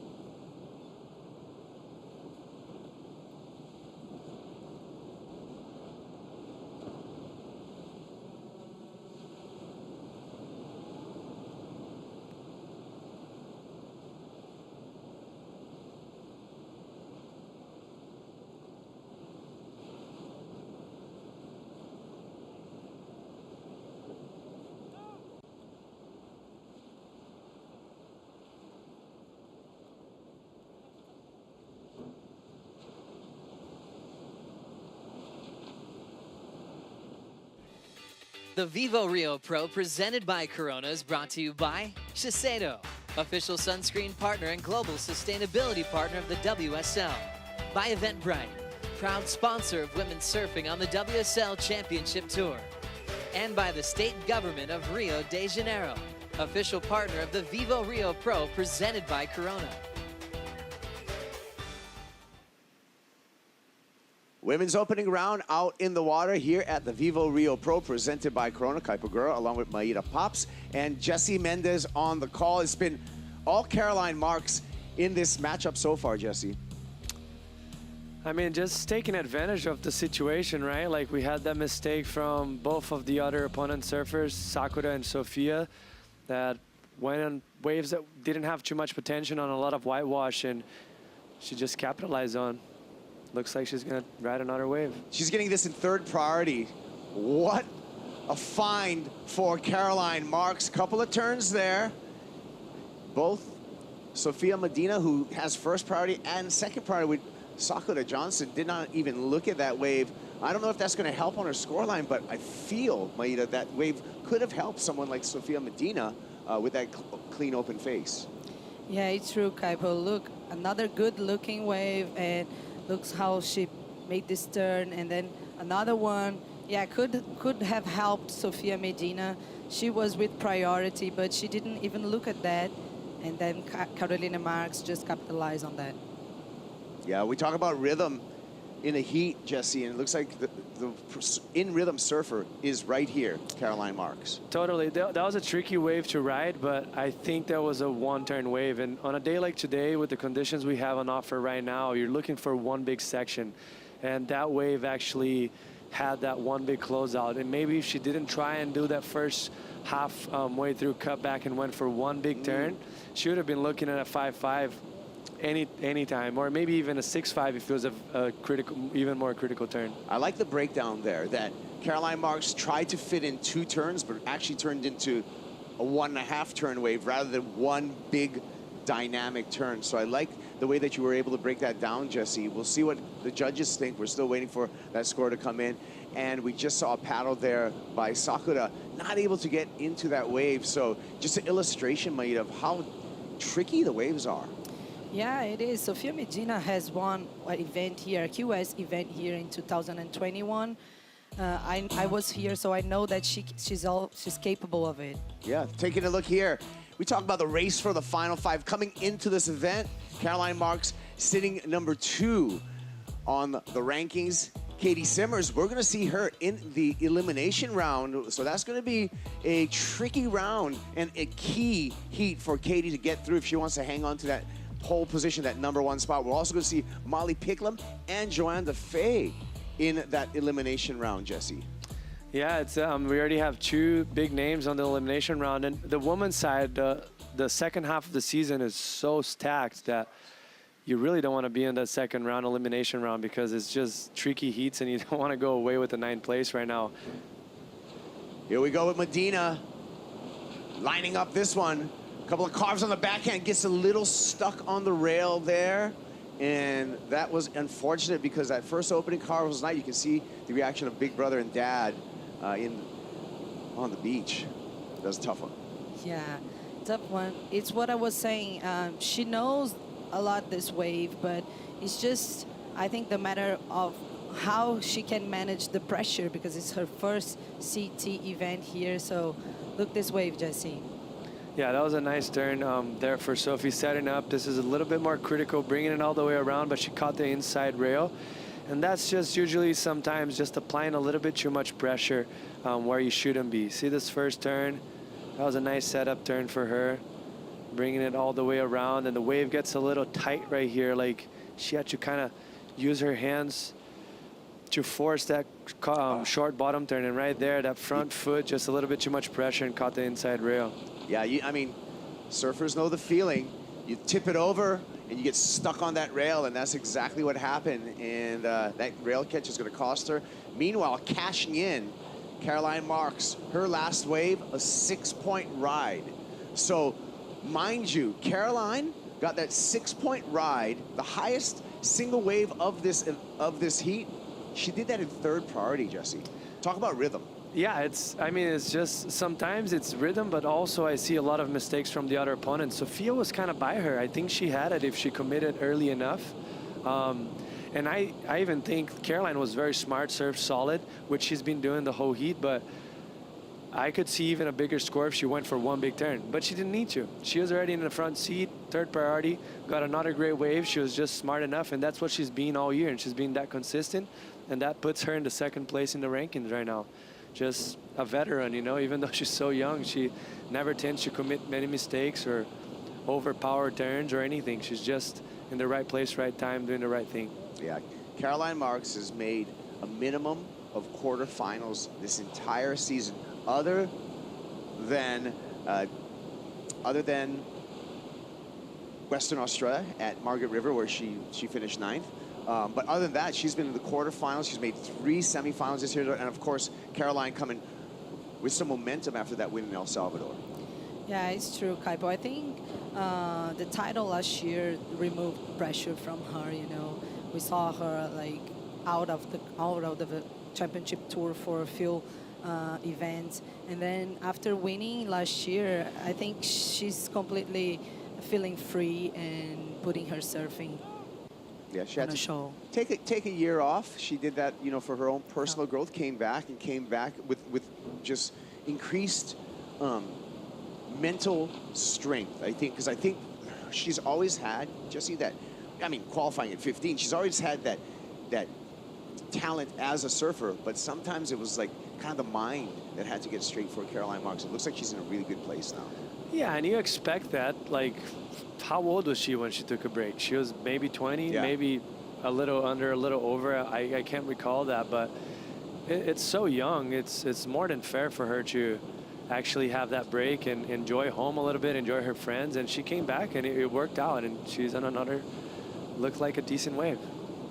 This one a little bit of a warble, just a couple of S-turns to set up on the inside. No harm, no foul for Caroline Marks. She'll remain in the lead with just 5 minutes remaining in this heat. So Caroline, if she's able to pull off a win here in this heat, she will illustrate the fact that it's been a goofy foot morning. We're going to break that, though, because in the next heat we have all regular footers. So, but so far it's been the morning of the goofies, Maida. Yeah, Kaipo. We just got another wave coming through here, and Sakura Johnson out there with priority. Mind you, Sakura, if she's able to turn this heat with a single wave score, she needs to go excellent. And 8.34 is the need for Betty Lou Sakura Johnson. Here we go with Sofia Medina. Finds the right, going against the grain here, puts it up, and brings it down. That was a difficult section going up against, that's up against the current, up against basically going right on the left, Jesse. Yes, and also, like, you're coming from a smaller wave into a bigger section, and the rights here tend to have even a harder transition than the left, so like to generate speed off the bottom turn to actually hit that section is very critical. It's very hard to do, and she did it so well. I think we're going to be able to see it. See that flat section right there? There's literally no energy, and all the energy is coming against her. So she was able to place her board in the right place, just on the lip line right there. Beautiful turn from her. And see how much lump and backwash there is, and so much energy in that whitewash, and she was able to come out clean. That was very well done for her. Smaller wave like for today. So I don't know, it's gonna help her probably. I don't know how good it's gonna be. Yeah, it will help her incrementally with a 2.9, Maida. She needs a 8.77, but I feel the story in the water right now is as we have eyes on Sakura Johnson with priority, turn the heat, needs to go excellent. Yeah, she needs a 8.34. So she gotta find those left-handers there that are much more cleaner and steeper. So she has plenty of time to do this. 3 minutes left. Let's see if she can figure out. Yeah, and you know, the clock really being important, time management out here. I feel that Caroline Marks did a really good job of time management. She got a wave, at the time it was a keeper score of a 4.5 right at the start of the heat, stayed busy throughout the heat. She has been the busiest in this heat, riding 5 waves so far, and that's led to her being out in the lead. Let's take a look at the heat recap here, starting with Sakura on her opening wave, Jesse. Yeah, I actually thought her board looks great right there. It's going through the flat sections with a lot of speed, and she's keeping herself calm. Look at this finish here. It was a nice turn like for the section she had in front of her, but the wave was on the low side. Look at the difference of wave selection. This wave is twice as big, cleaner, has way more power and speed for her to generate her turns and keep it on rail. Just beautiful surfing from Caroline.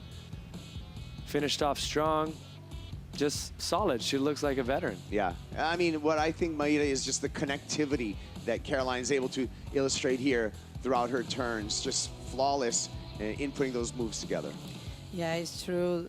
the flow and the links on the maneuvers. She's really ripping. Here we go with the unabridged version of this heat. You can see 5 waves ridden by Caroline Marks. Highlighted are her top 2 waves. Standing out is that 6-point ride. And you can see Sakura, in contrast, only 2 waves ridden. And now she's got 90 seconds to try to turn this heat. Wave coming through here. And we'll see if Sakura is going to eye up this one. Looks like it's a good-sized set, Jesse. Ah, we go to Sofia Medina down the beach on the right. Nothing going there. 1 minute remaining for Sakura out the back. And Gabe and Charlie watching on, and they're going to have to pretty much make a plan for the elimination round for Sofia Medina. Yeah, well, it looks like Caroline, once again, she's on a heater right now. Dial-a-bomb Marks here with yet another wave. That one just closes out, but it will be Caroline Marks unless something miraculously happens in this final 30 seconds. Caroline Marks on to the quarterfinals. To tell you the truth, I haven't seen many 8-point ride waves this morning when I was watching. It's going to be tricky to find on a day like today unless you find a big section and go massive. Like, you're really going to need to do that in order to get an excellent score today. Or that special wave that it's only going to be a few. Yeah, I honestly don't see it, and the clock's going to wind down. So I agree with you, Jesse. I think it's going to be so far a goofy foot sweep this morning as we have another right foot forward moving in to the quarterfinals with Caroline Marks advancing. Betty Lou, Sakura Johnson, and Sofia Medina. We'll see them in the elimination round when we reseed that elimination round. Reminder, elimination round will be happening today after our men's opening round. We're going to take a break. When we come back, we got more action. It's going to be Brisa Hennessy, Gabriela Bryant, and Luana Silva. Heat 4 when we return.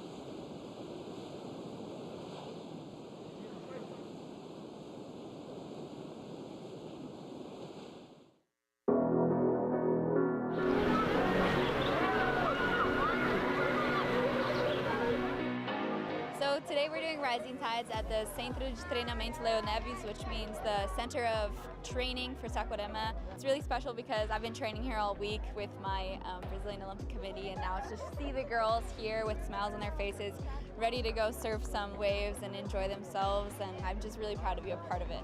I'm super happy to be here representing Rising Tides in WSL. For me, it was the perfect match for the younger girls and for the athletes from the elite. In Brazil, we don't have that many women surfing, so now it's starting to growing.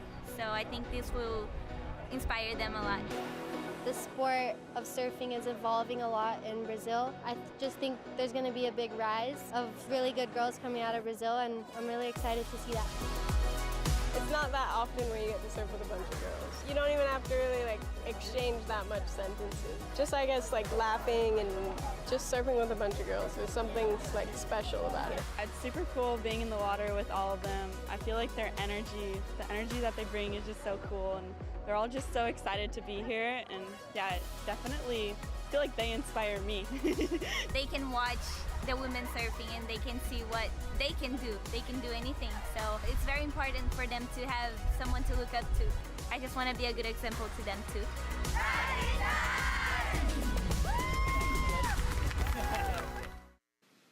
too.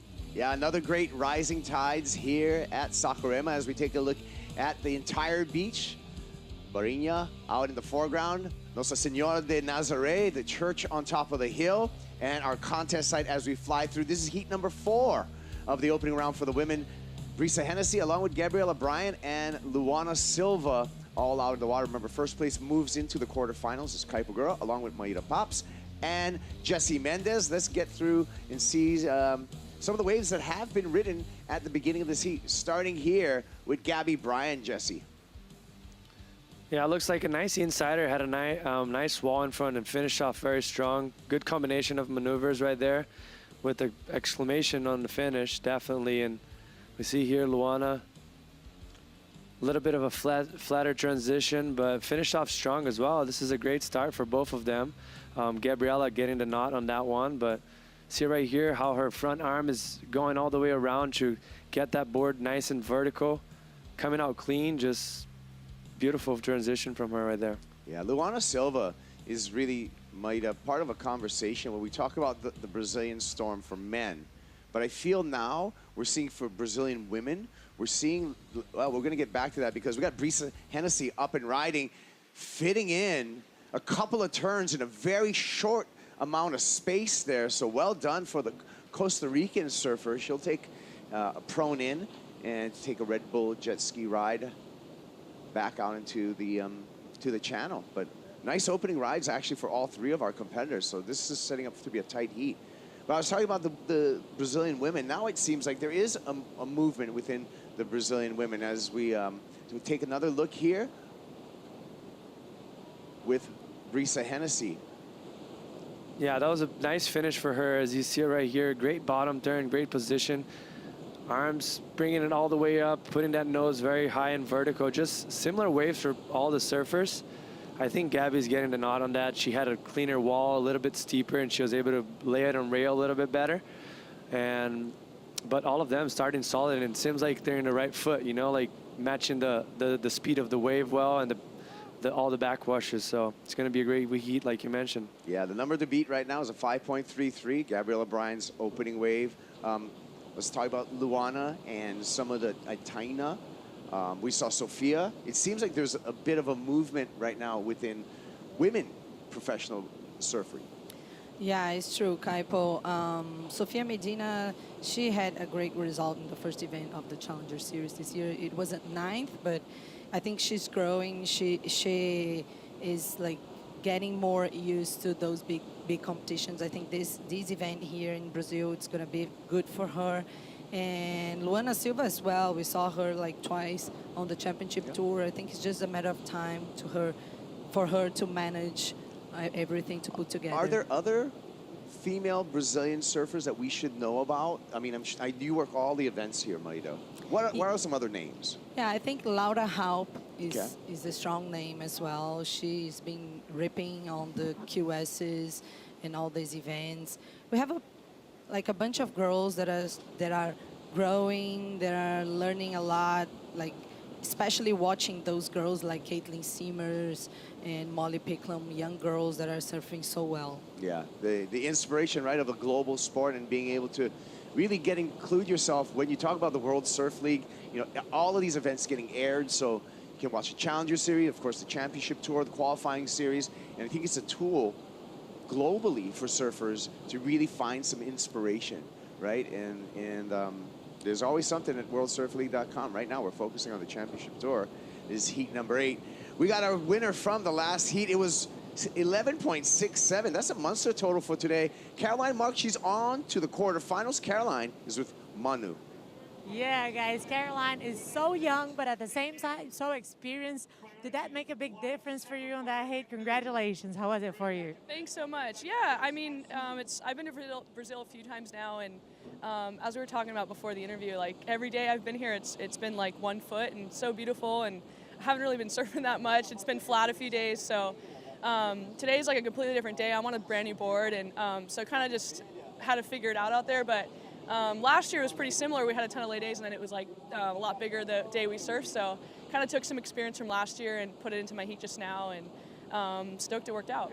Yeah, I was going to ask you exactly about that because today's so different from the last day, but you had a great wave selection. How was that for you outside? Did you get nervous or you just, I'm fine with it? You seem to be fine. Yeah, I was actually pretty nervous this morning. I think it's just a lot of anticipation, you know, a lot of off days, and we kind of all knew it was going to be on today, so I was just like, what is it going to be like? You know, what board I'm going to be on, but I have great equipment here. I've been having a lot of fun. My 2 best friends are here with me, so just been trying to be in the moment, and been enjoying Brazil, enjoying the culture, and yeah, I got a few nice waves, so that was nice. Yeah, you seem to be pretty comfortable. You were 3rd here last year. What are your expectations for this year? Is it first or step by step? You know, it's obviously I want to win. I'm here to win, but at the same time, try to be in the moment and take it step by step. Don't get too far ahead of yourself, and just try to enjoy every day and put on good performances, and usually that'll translate into good results. Great, congratulations. Back to you guys. Yeah, Caroline Marks sounds like she's got it figured out. Here to win. Luana Silva on a corner there. Not a lot of wall in front of Silva, so she's just going to get a backup score for her opener of a 4.33. She's had a couple quarterfinal finishes here, and so she can draw some of that inspiration, Maida, from some past results and some familiarity with Itaúna. Yeah, it's true, and she let's see just first this wave here. The powerhouse, Gabby Bryant, powers up there, but catches a rail, so you can see her telegraphing that one, really setting up for it, but the wave did not cooperate. Gabby Bryant, of course, had her inaugural CT win this year in Western Australia. She really needed a result at that point to survive the mid-season cut. Now she's done that and more, Jesse. Gabby Bryant, you know, number 6, so she's right below that final 5 conversation right now. What a comeback she's had in the back half of the year. Yeah, and she's no stranger to that. She had to previously do that as well at Margaret River before, getting to 2nd place against Isabella Nichols a few years back, and she deserves to be, oh, let's see, let's talk about that after this wave. Brisa Hennessy fighting with the whitewater for completion. Not able to ride out in front of that one. Her previous score, a 4.3. A 3.04 will take her to the lead, but that's still not the kind of numbers she's going to need to make it into the quarterfinal. Take a look at the replay here, Maida, of Brisa. Yeah, nice looking wave, but then good turn, backhand turn, another one. Then the wave kind of, yeah, was flat, but she managed to finish. Oh, no.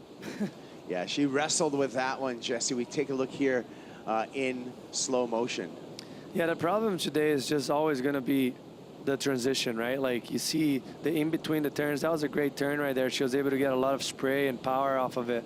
But the transitions are going to be flat and lumpy. This one was just very tight, and then the wave just came from behind and hit her on the inside rail and kind of made her get stuck, and she couldn't come out clean. Yeah. But she's surfing great. She looks solid, and it's just a matter of getting a better wave, a wave of substance. Jesse, you made a great point. The south swell right now, the direction bouncing off the rock formation. In addition to that, we also have a really steep bank on the beach. So we have actually, you know, we have backwash and we have reverb coming from multiple angles right now. And that's why I feel it's so difficult. Even when we look at it right now, you know, you can see the waves. It looks like it should be rippable, but there's some difficult water out there. Totally, yeah. All the energy comes from the right side of the screen and hits towards the left side, the corner of the beach, which makes it very bouncy, adding up to the very steep angles on the banks on the beach we got. And it just translates into just very tricky conditions, as we see right now, Luana up and riding. A good sized wave for Silva. Smooth off the bottom, hooking off the top. Nice opening turn. Oh, and an aggressive second turn for Luana Silva. Stands up straight and proud. She's going to go into the lead right now with that wave. We'll see by how much when we finally get the score dropped down for Luana Silva. And meanwhile, we have Mitchell Salazar in the Red Bull Athlete Zone. What do you got for us, Mitchell? Anna's mom right here. She was celebrating that way with Yufu Penrose, who's sharp, our team manager right now. Really strong the performance right there. But I just want to point out, Kaipo, as you've seen, these three surfers throughout the years, they've been developing their skills over in the state of Hawaii. Gabriela Bryan, a resident of the island of Kauai. Sunset Beach's own Luana Silva, representing Brazil right now. And of course, Costa Rica for Brisa Hennessy. She grew up on the east side of Oahu, though. So with the power and considering how large it is today, I think that's going to be a major moment for them. And especially seeing that last wave from Lulu, I think it's something that's obviously been seeing, you know, not only in the first 4 heats of the morning, especially for the men. Hawaiian surfers should be doing great today, Kaipo. Yeah, I agree. I think Hawaiian surfers do well everywhere, but that's just that's just me, an island boy, saying that. But yeah, a global sport, and of course we have surfers here representing 3 different countries, surfing countries, but all spending a lot of time in Hawaii. But I think that's just the general rule of thumb. Jesse Mendez representing Brazil and then Italy, but you've spent a lot of time in Hawaii, and that's helped you. You're a Triple Crown champ, Jesse. Yeah. You got like a piece of Hawaii on a mantle somewhere. I mean, I can't complain on that one. It was obviously a dream of mine. But we'll get back to that later. Here it's all about Luana. Beautiful first turn. And the great thing about this wave is just that wave had more power. It had a little bit more coping. So the transitions were easier for her. She maintained speed very nicely throughout the turns, throughout the transitions. And she was able to get great turns with a lot of spray. Look at this. Using that back arm to kind of hold herself tight in that pocket right there, coming out clean and see a lot of speed once again, just enough for her to get up back there again and finish off very strong. That was beautiful surfing for her. She's just always had really good style, Luana Silva, and we can digest that in slow motion coming out of that. She was on the radar at a very young age. You know, speaking of Hawaii and her upbringing, where in the little Grom contest and the Menehune contest, you could tell already, a lot of kids are kind of born with it, Maida, and some kids just like fall naturally into good like biomechanics, body mechanics. And Luana Silva was one of those kids. She like even at a young age, she had impeccable style. Yeah, and I really like the way that she connected those 2 maneuvers right there.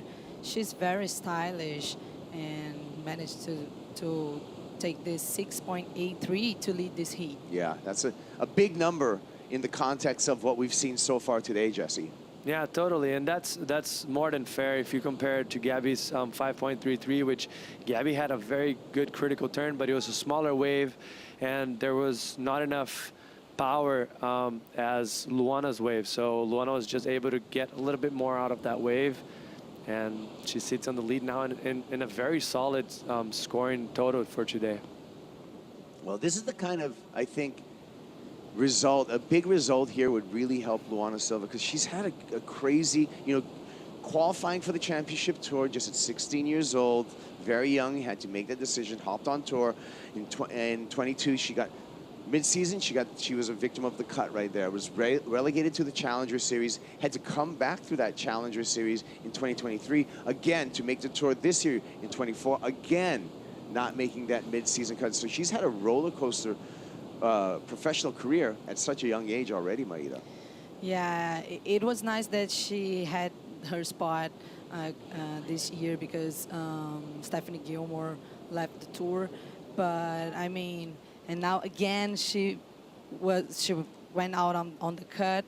But I think for me it's just a matter of time for her to develop her confidence. Yeah, the talent is undeniable. We'll see if Luana Silva can continue in the lead here. We'll take a Bonsoy brew break, go froth it up. We'll be back with the conclusion and see who's going to go to the quarterfinals. Will it be Luana, Brisa, Gabriela? We'll find out when we return.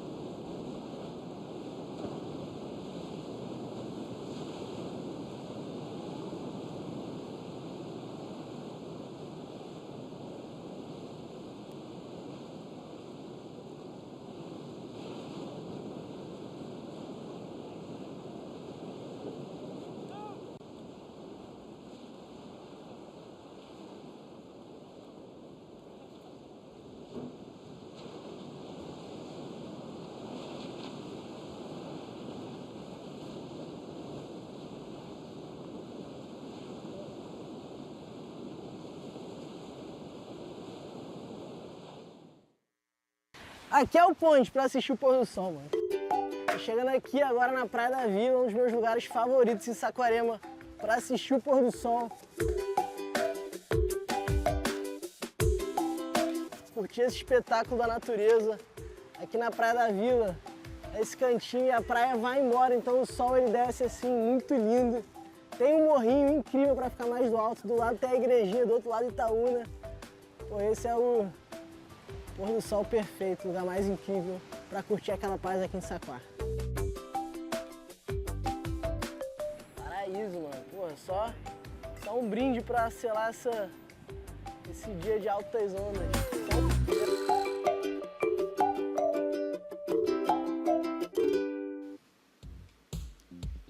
Flying by Nossa Senora de Nazaré, the church on the hill here, an iconic background to Saquarema, Itaúna Beach, and the headland that is facing as we look towards our event site from the Barinha end of the beach. You can see the lagoon which spills out, and some of that also assists with the bathymetry of this long white sand beach, a hub of action every day, and actually one of the most beautiful places that you will ever visit in the entire world. This is the women's opening round, heat number 4, Kaipo Girl, along with Maida Pops and Jessie Mendez, and Luana Silva out in the lead. Jessie, strong performance so far by Luana.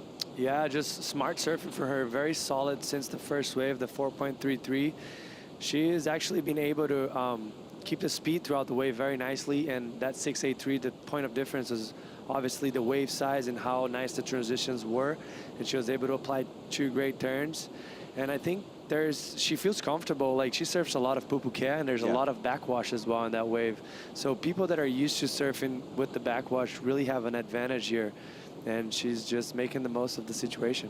Yeah, taking a look here at Brisa Hennessy in second priority. So really with the heat control, Maida, is Luana Silva, because not only does she have the lead, she has priority as well. Yeah, this is the best spot that you can be when there's less than 10 minutes left. So with priority, now we see Brisa Hennessy looking this wave. She's with second priority. Yeah, well, top 2 scores in this heat, a 5.33 with with Gabriella Bryant. Luana Silva with a 6.83. There was a point of difference that you picked out, Jesse. Here we go. I think just literally like both of them, combination of major maneuvers, but Luana having the best of it on the wave selection, just a bigger, taller wave. Gabriella was able to finish that wave very strong, but the opening turn right here for Luana, see how much taller that wave is, how she was able to bring it back around, throw a lot of spray, and finish off strong. Just, for me, that was the point of difference, wave selection and wave quality right there. Yeah, and over a point in the different scores for those 2 waves that we saw ridden by Gabriella and Luana. Luana found that gem, and that has been really the key to her success so far in this heat. Priority too, so she can really dictate the tempo and the mood of this heat at this point, Maida. Yeah, it's true. I think she competed like twice here in the Challenger Series, so for sure this made her a little more experienced in this wave. Also, she's always with João Chumbinho that knows this wave better than anybody here, so she might be very comfortable right there. Yeah. Well, talking about having some good advice, she's getting good advice from João, and anyone, if out of this whole, all of the competitors in this event, Jesse, João would know this wave the best.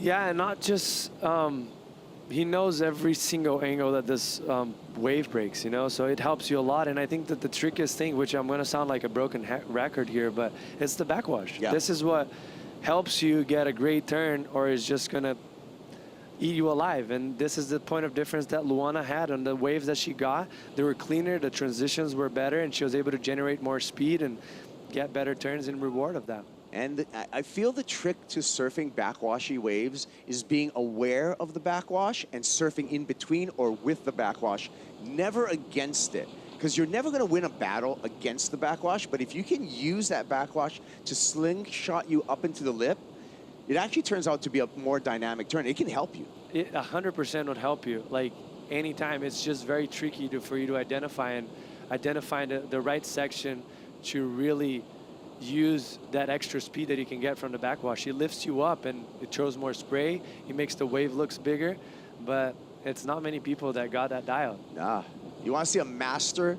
You look up Johnny Boy Gomes at Makaha, a master of backwash, putting in turns and making those turns look 3 times as big, because Johnny Boy would time those turns with the backwash and hit the lip, and spray would go 30 feet in the air. That's the stuff that I think about when I think about good backwash surfing. And usually those backwash guys that are good with backwashes, they kind of come from places that is very backwashy. So Johnny Boy from Makaha, obviously taking advantage of that, just grew up. So for them, it's natural. They don't have to really pay attention to it. Yeah. But for everyone else in the world, it can be a nightmare. Trouble. That's what every surfer complains about this wave here, pretty much. Take a look at our heat check, and we can see the top scores for each of our surfers. Luana Silva really standing out there. A couple of 7s, actually 3 7s in their scoreline on her way to that 6.83. All the waves illustrated there, as well as our current situation. This is our full heat check, Maida. Yeah, with 5 minutes left, Luana, it's in a very good spot right now. We just saw a very nice wave breaking in, but all the girls were out of the point. So this is the problem today. I think this is the real deal. The challenging part of it is where to sit at, where to find the good ones. Yeah. Yeah, it's a shifty lineup, isn't it, Jesse? Yeah, it's a shifty lineup. We kind of have an increasing swell as well. Like, obviously there's already lots of size, but with maybe a little bit more push throughout the day, period goes a little bit higher, and also we have a lower tide coming. So some of the sets are going to start breaking out the back, but they're probably a good 100, like 50 yards further than where you usually sit. So for you to just put anchor out the back and really gamble, like how long is that wave going to take for you to come? So in a matter of 30 minutes that you need 2 waves, it's kind of hard. So we're going to see a lot of times like surfers being out of position. Ethan Ewing, he's going to be coming up as we enter the men's opening round. Ewing up against Cole Hauschman, as well as Connor O'Leary. Cole and Connor grabbing their jerseys there and also getting their Apple Watches and getting ready for switching gears into the men's opening round, Maida. Yeah, it's going to be interesting to see those boys. Cole Hauschman did pretty well here on the Challenger Series, where he guaranteed his spot in the championship tour last year. And it's going to be fun to see how they're going to figure out this lineup. Yeah, a couple of goofy foots to contrast Ethan Ewing, who was in the final, the runner-up last year. So that's a great way to start our men's opening round. Luana Silva here, paddling up current and looking good so far for a spot in the quarterfinals. However, show's not over yet. Brisa Hennessy with second priority, a 6.86 takes her to the lead. Gabriella Bryant, she needs even less, a 5.84 for Gabby Bryant to turn this heat, Jess. Yeah, it looks like she's actually not sitting by anyone right now. She's right in the middle, which, in my opinion, this is a mistake. Maybe she's a wild card, so she just doesn't want to push it too hard. She just want to let the surf do the talking, but she should be by... Go win the heat. Yeah, go win the heat. You should be by Gabby Bryant right now. 100%. We're coach's corner right now, Maida, but that is the feeling in the air.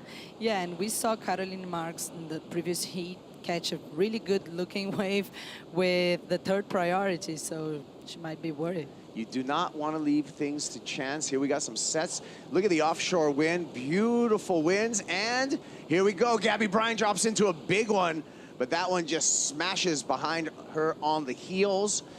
Could have been a chance for her, but that wave was way too straight when it hit the sandbar. And that's going to take her out for a while. But that was close. Like, she might have been a little bit too deep on that wave, but that could have been an opportunity. Probably the hollowest wave we've seen so far as the curve of the wave. And she was just a bit late, takeoff, airdropping, and she was behind the section, but maybe that wave had an opportunity.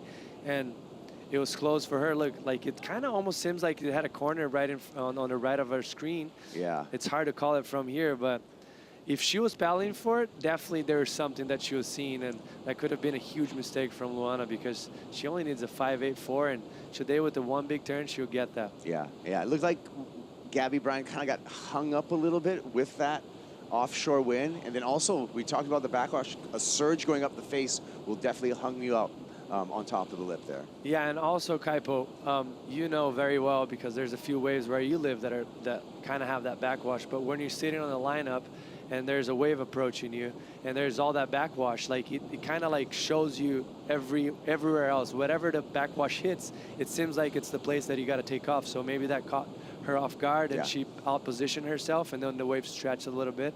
And that's how it rose sometimes. Yeah, I agree. So it's actually a missed opportunity and a lucky circumstance for Luana Silva, who decided not to play defense, Maida, in the final minute. Now we're down to 30 seconds. Yeah, it worked until now. We have 30 seconds left. She's with priority. We cannot see if she's like paddling towards the other girls, but just 20 minutes left. Let's see. It's Luana Silva riding. Silva uses priority here, waits for this, not going to get anything out of that, so she will give priority with 10 seconds left to Brisa Hennessy. Can't see Brisa or where she's at. Well, I'm going to have to take the presumption that she's going to go for it on this one. Here she goes. Starting to put a wave together, but she's fighting with a frothy face. Needs a 6.86. So, trying to sell it right there. Did she sell it to you, Jesse? No, unfortunately, that was great surfing from Brisa, but I don't see that coming in a 6.86. That has to be the best wave of the heat. And if you compare it to Luana Silva's wave, this wave is smaller in size. The transitions were a little flatter, so she had to kind of go through some lumps. This is a great turn right there. She did everything she could. That was a very tricky wave to ride, and she finishes strong right there as well. Great vertical turn right there. I mean, you have to sell it. I like it, yeah. You have to. Like, what can you do? You surfed a wave as good as you could. This is going to come in a great score, but I don't see that being critical enough to be the best wave of the heat. Yeah, but I like the competitor in Brisa Hennessy. Like you said, Jesse, you got to sell it. You have to exit that wave with a positive body language to try to sell it to the judges. Judges are not buying it, however. 5.4, not enough for Brisa Hennessy. Gabriela Bryant also going into the elimination round. It will be the wild card. Luana Silva on to the quarterfinals. Well, we're going to take a break right now. When we return, we're going to shift gears. We're going to have our men's opening round. Ethan Ewing, Cole Hauschman, Connor O'Leary, all in the lineup. When we return to more action from Saquarema, it's the Vivo Rio Pro presented by Corona.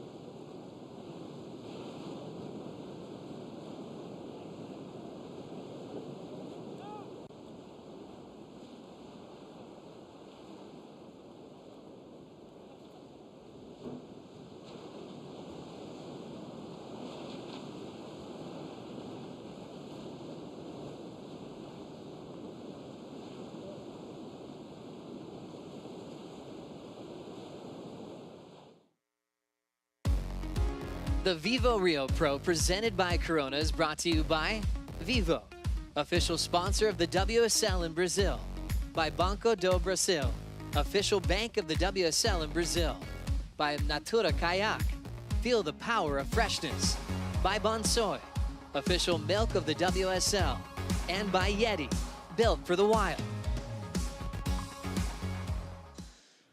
Bom dia. Good morning, everybody. The action continues here at the Vivo Rio Pro, presented by Corona, with a solid crowd that will be building throughout the day. The message is out all around this country that we are going to be doing a lot of surfing today. We just finished the women's opening round, and now it's time for the men. Thanks for being with us. Joe Turpel, Mitchell Salazar, and Strider Raspberry Wazalewski. Morning, Waz. You already felt the action from the people, and thanks for coming in and bringing that energy into the booth with Down us on the today. beach, it's just out of control how fun it is down there, and everybody's excited, and they're all just, you know, it's like a festival kind of feeling. The tide was right up high early, so people were just whoosh, water everywhere. It was just, they were just enjoying it. They didn't care. So the tide came up. Did your cameraman did he fall in the ocean?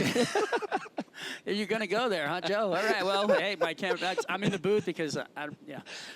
We're working on that. I didn't say it, but you did. Back to action. Cole Hausman's in the water now, representing San Clemente, the rookie on tour. 6'2", maybe 3. He's growing. I'd say 3. Yeah, I'd say 6'3", 225.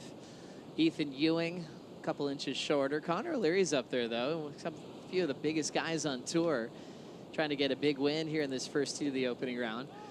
Cole, what a sensational story, coming off a big win in the Challenger season last year, winning bells, and Mitch got this wave during the break. Yeah, so he had a 2 to start things off, Joe. This might have been the wave. Down the line right there, had the 1 carve, but it took him a while to get to that open face. So just going to be a throwaway for Hauschie. And you talked about his win at bells. This guy also has a win at bells, Strider, and Ethan Ewing finalist last year at this event. Yeah, surfing on point right there. Wow. I mean, unbelievable. I feel like, you know, he's got something to prove here in Saquarema again, though, after last event. As we see Hausman right in front of Ewing, big 2-turn combination, and Ethan got the best view of that one. That's a large dude throwing around that hammer too, Joe. So that's going to be a large score for both Ethan and Cole on his second wave. I like this heat a lot, though, because Connor's kind of the underdog in this one, and he's had success on the championship tour for a good amount of time now, Joe, and I feel as of right now, despite the good start of the season, he's kind of dropped down in the rankings quite a bit. Yeah, it's interesting how things kind of ebb and flow, and sometimes you're trying to look at a result and saying, okay, are they out of rhythm, or is it just a tough heat? And a lot of times these guys are feeling good, just trying to keep themselves in the final 5. Ethan Ewing with some space here, crushes that first section. Cool backhand climb with complete control. 2 great waves for Ethan already. And always showing that power and rail work will never go out of style. Like you mentioned earlier, Waz almost went all the way last year. And let's see if he can go one step further and get a victory in Brazil. I love how free he looks right now after, you know, a tough loss in El Salvador, where you would have thought to see him all the way through into the finals, because that's his kind of meat and potatoes. But it looks like we've got a Connor replay here, pushing a little hard. A lot of muscle out in the water right now. Probably the most muscle on tour in the water right now as we watch it. Looks like he disengaged a little bit right there, pushing really hard off the lip and tried to regain composure. A lot of core strength there to get back up. A wave kind of let him down a little bit, wasn't really pushing him enough. And then to Ethan's wave, Mitch. Yeah, I really like the second turn, Joe. The first one's critical. That is very difficult, though. I mean, for somebody that hasn't done that before, our audience watching at home, to be able to go up and over the whitewater like that when the lip's coming down on you is extremely difficult. I think that's an underrated maneuver right there. And then Connor, one more look here, Strider. Yeah, you know, Connor, this is a whole nother wave and does a beautiful turn where he really got the opportunity to lay into some power out there. You could see him on that one where he skipped out on, where he was like really pushing hard. And on that one, you got to see him utilize the power into the wave face. And he had a much cleaner section, which allowed him to execute the maneuver. What a flurry to kick off the opening round for the men. Connor O'Leary will be looking forward to competing in the Olympic Games this summer in Tahiti for Paris 2024. Let's now catch up with a wild card victory for Luana Silva on the beach with Manu. Yeah, guys, I'm here with Luana that just won a CT heat in front of the Brazilian crowd. How does it feel, Lulu? Congratulations. It feels amazing. I've never competed here before, first time in the CT and home crowd, so it's a lot going on, but I love it. I love the crowd, I love the passion, I love the energy, and I can't wait for more. Yeah, and a great wave out there. You seem to deal very good with the backwash, maybe because you surf Pupukea, maybe because you've been surfing a lot in Saquarema. How do you feel about that? Does it even help you? I don't even try to think about the backwash. You know, you try to put it in the back of your head, and I just try to do my job. And yeah, I want to get the job done, and I did. Now, one question in Portuguese, not really going to be a question. Então, uma pergunta em português, vou te pedir para mandar um recado. A galera tá ali gritando para você. Seus fãs brasileiros gostam muito de você, então manda um recado aí para os torcedores. Cara, é irado tendo essa torcida brasileira aqui. Tô amarradona de estar aqui. Queria agradecer a todo mundo que tá na praia desde domingo aqui, torcendo pra gente, ficando esperando até a chamada hoje. Então, agradecido muito. Muito obrigada. Obrigada. Boa, Lulu. Thank you very much. This is Luana Silva. Back to you guys. Muito obrigado, valeu. Great job to Lulu, representing Brazil into the next round. Happy to be in this event for the first time. As we know, she's been full-time on the CT in the past. And she's gone through the challenge of keeping her spot on tour. As we get back into the flurry of action, Hausman pulls up and under and looks to punch free of the barrel. He will get caught there. But it always reminds you, things do get hollow out here. And if you get lucky enough, you can get a little drainer. You know what's so great about this shot is that it's a really great look at how quickly you have to adapt to the waves out here. And he was going to hit the lip, and then they hit the sandbar even harder, and the thing started hollowing out. So he totally changed his plan on the fly to get barreled. And if he would have come out of that, he would have got a huge score. So it just goes to show you, how quickly and how crazy and, how things can just turn out here at this beach break. Adaptability. Yeah. That's that key phrase you use basically every heat. Learning to adapt on the fly here at Itaúna with a building swell. Always being aware of backwash and turbulence. We've seen a lot of wipeouts already in a short period of time today. And these are the world's best. So you can see there's some speed bumps to manage, but I think when you're solid and big like all these three, they've got some powerful stances to try to ride away. I'm having flashbacks right now with that last of Cole, the little adjustment, as you were saying, when he won in Narrabeen last year during the Challenger Series. Finals day was very much like this, and that's the guy who made the adjustments on the fly. Remember, that event on the CS had been really small rights, maybe a couple barrels every now and then, but it worked in his favor on finals day. He eventually got his first win on the Challenger Series, then went straight to Bolito, and he's at a good point in his life. Had the win at Bells, one of the only goofy footers to do so in the last 20 years. More importantly, Joe, he's right there in the top 15 too. He gets 2 good results, heads into lowers, even at the number 5 seed. I'd watch out for him. I think it's just the rapid rise of Cole Hausman. It's been just over a year where so many accomplishments. Couple of turns off the top from Connor O'Leary. What a great heat. Representing Japan. Growing up in Cronulla in Australia. Had the 4.0 before that. And 8.6 is what he needs for the win, because we've already got some big numbers. Ewing out front with a 6.5 and a 6.10. Waz, what'd you see here? Just their typical laser sharp workman, just going after it. I mean, Connor's one of my favorite surfers on tour, and he has, amazing heat totals always. He's always right there for the win of a heat, and it doesn't go his way a lot of the times, and I honestly can't understand why. I watch this guy destroy waves and come up just short of the score he needs, and for me, he's one of the best surfers on tour when it comes to power surfing, laser sharp accuracy in the lip line, how quickly he comes through those turns. I mean, he's got such beautiful work. So I feel like, he's due for a result. It's one of those athletes you're always wondering what he's going to do. Sometimes he can overturn sections where he takes some unnecessary falls, but that's almost why you love him, though, from that raw, kind of unpredictable nature, almost like a Sebastian Zietz, where sometimes Zietz would surf himself into rhythm.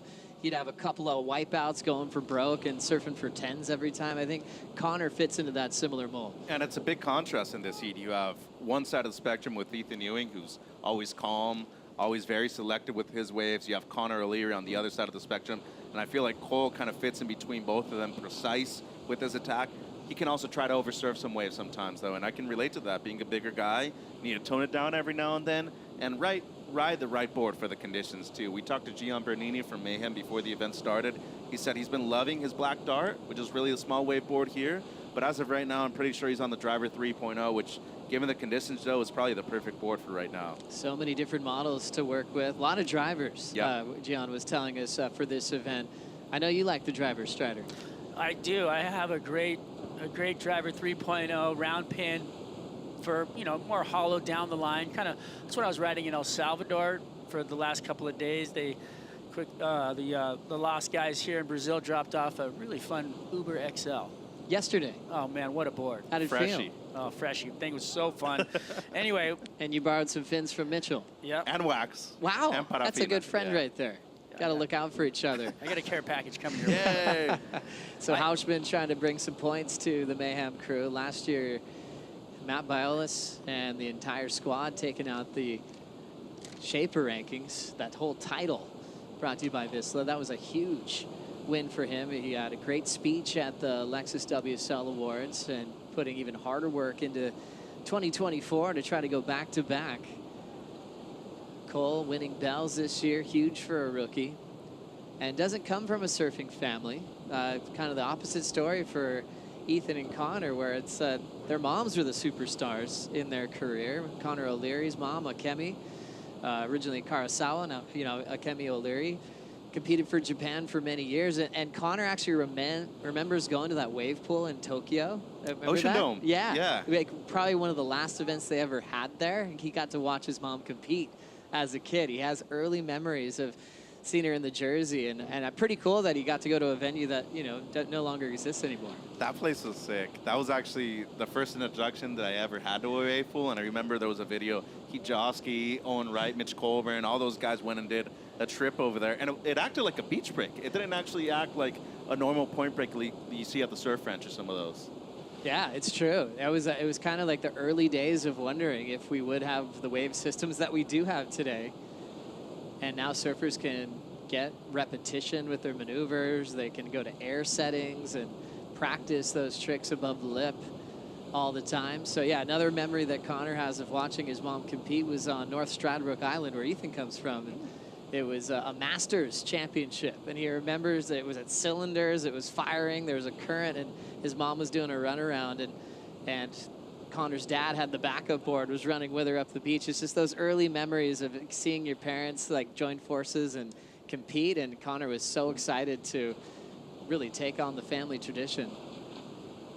And now look where he is today, making the cut, third at Pipeline, still looking for his first CT win of his career, Strider. Well, yeah, these guys are definitely in a whole nother environment here than the surf basins. I mean, this current that's ripping through, you know, for, the lineup right now is keeping them on their toes. They're all constantly having to paddle and position. What's going on in the water right now is so interesting. I feel like, you know, trying to make sure that you're in the right spot when those big sets do arrive. There's so much work to be done. We saw earlier heats where, you know, surfer like Caitlin Simmers just kind of dropped anchor, didn't move around in the lineup, and didn't get any waves. You know, you got to really be moving around out there. Ewing up, runner-up of the event last year and runner-up in the world title race in 2023, moving quickly on the back end and whips it right off the top again. A lot of majors there for Ethan Ewing, looking to improve on a 6.10.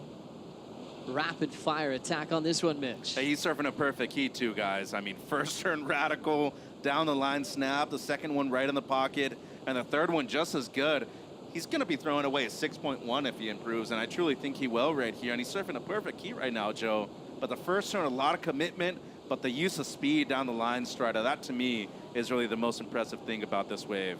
Well, I mean, the reality of throwing your fins, board sliding out of the water on your first opening kind of critical section like that and carrying speed was unbelievably done. And I feel like we're seeing Ethan Ewing surf with a little more intent after coming up a little bit short and missing his opportunity in El Salvador. I feel like he knows he's up against the ropes here. He needs to have that good result to make sure that he can secure a space into the final five. And I was wondering how he was going to react to that, and he is looking fire. He's had a lot of experience now in the final five and coming very close to winning a world title just last season. Maybe that first title match against Felipe could be called one of the all-time great matchups ever at lower trestles. I think so, in my opinion. Yeah, not just at lowers. I think, you know, throughout history, I could easily compare it to the John Kelly heat at Chopes. I think it's that good, and especially when you consider what he had to go through in the weeks leading up to the event, makes it even more impactful, Joe. And when Felipe decided to take this year off, you quickly go to Ethan Ewing with the guy with a really strong chance to be the world title favorite, as he's still waiting to clinch his spot in the Lexus WSL Finals. Ethan leads at the moment with a 6.5 and a 6.37. Back for more of heat number 1 right after this.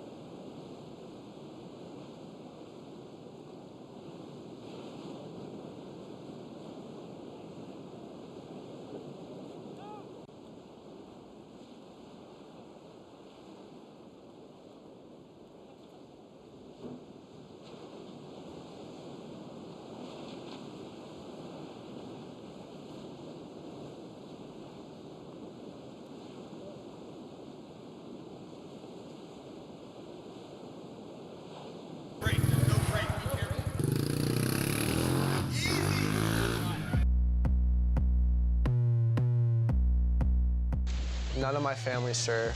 My dad was the first one to really just start pushing me into waves at Doheny. I mean, I'm a power surfer, and that's where my edge is. We're at 225 here. Cole is absolutely ripped, shredded, and he's 220 pounds. At an elite level, no one's ever seen anything like him. 2, 1. Dyeing. I mean, it gets too dark out to dye my hair right now. Everyone calls me Rodman. Approaching the tour this year, I get to surf against the people that were kind of my idols, like Kelly Slater, Gabriel Medina. How'd you? Now I get to do it with my best friends, which is a bonus on top of everything. Journaling's been like a huge thing for me. I have so much stuff going in my head. Surf, train, hang with the boys. My biggest goal this year, world title and Final 5, right next to each other. My name's Cole Hauschman, and I'm a rookie on the championship tour. Sick. Cole Hauschman with some big goals for his rookie season, surviving the cut, already picking off his first victory of his career at Bells Beach, and now we get to focus and enjoy the Rookie of the Year race with one of his best friends on tour, Crosby Colapinto.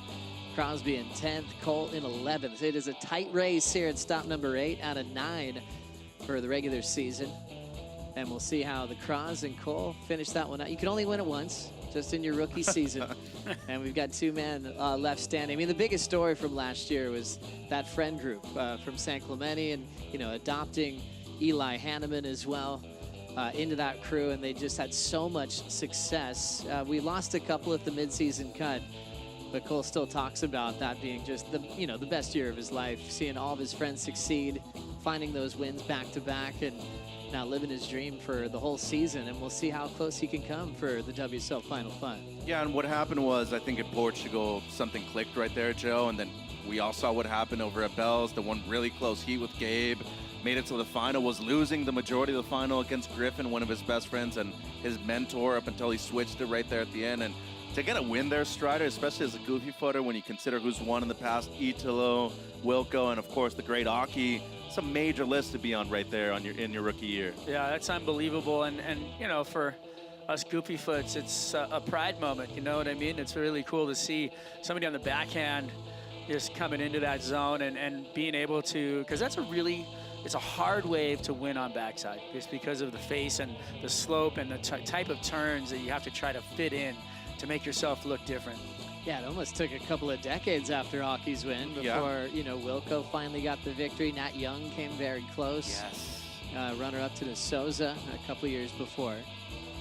And that was actually Nat's rookie season at the time as well. So certain surfers just connect instantly, and that was the story for Cole Hausman in the smaller days that we had at Winky Pop, and then over at the Bells Bowl in the final, the place where Ethan had won the year before. So Cole had to get past Ethan Ewing on the way to that final with Griff. Ethan Ewing coming from the Point Lookout Board Riders Club. You see 33 on his back, and you remember another guy from that zone, Beat Durbridge, who wore the same number. I was talking to Beat about it the other day, and he's like, yeah, I don't think he picked it because of me. It was more the EE thing, you know, like it looks like the EE with the numbers. But he said, we're both really stoked how that worked out. Beat's so humble, he probably just was like, yeah, that's his own thing. He loves his success on tour. And when it comes to Brazil memories, Beat Durbridge has a Brazil title to his name from back in 2008 in a final over Jeremy Flores. And that also made the final 15 against Felipe over there in Rio.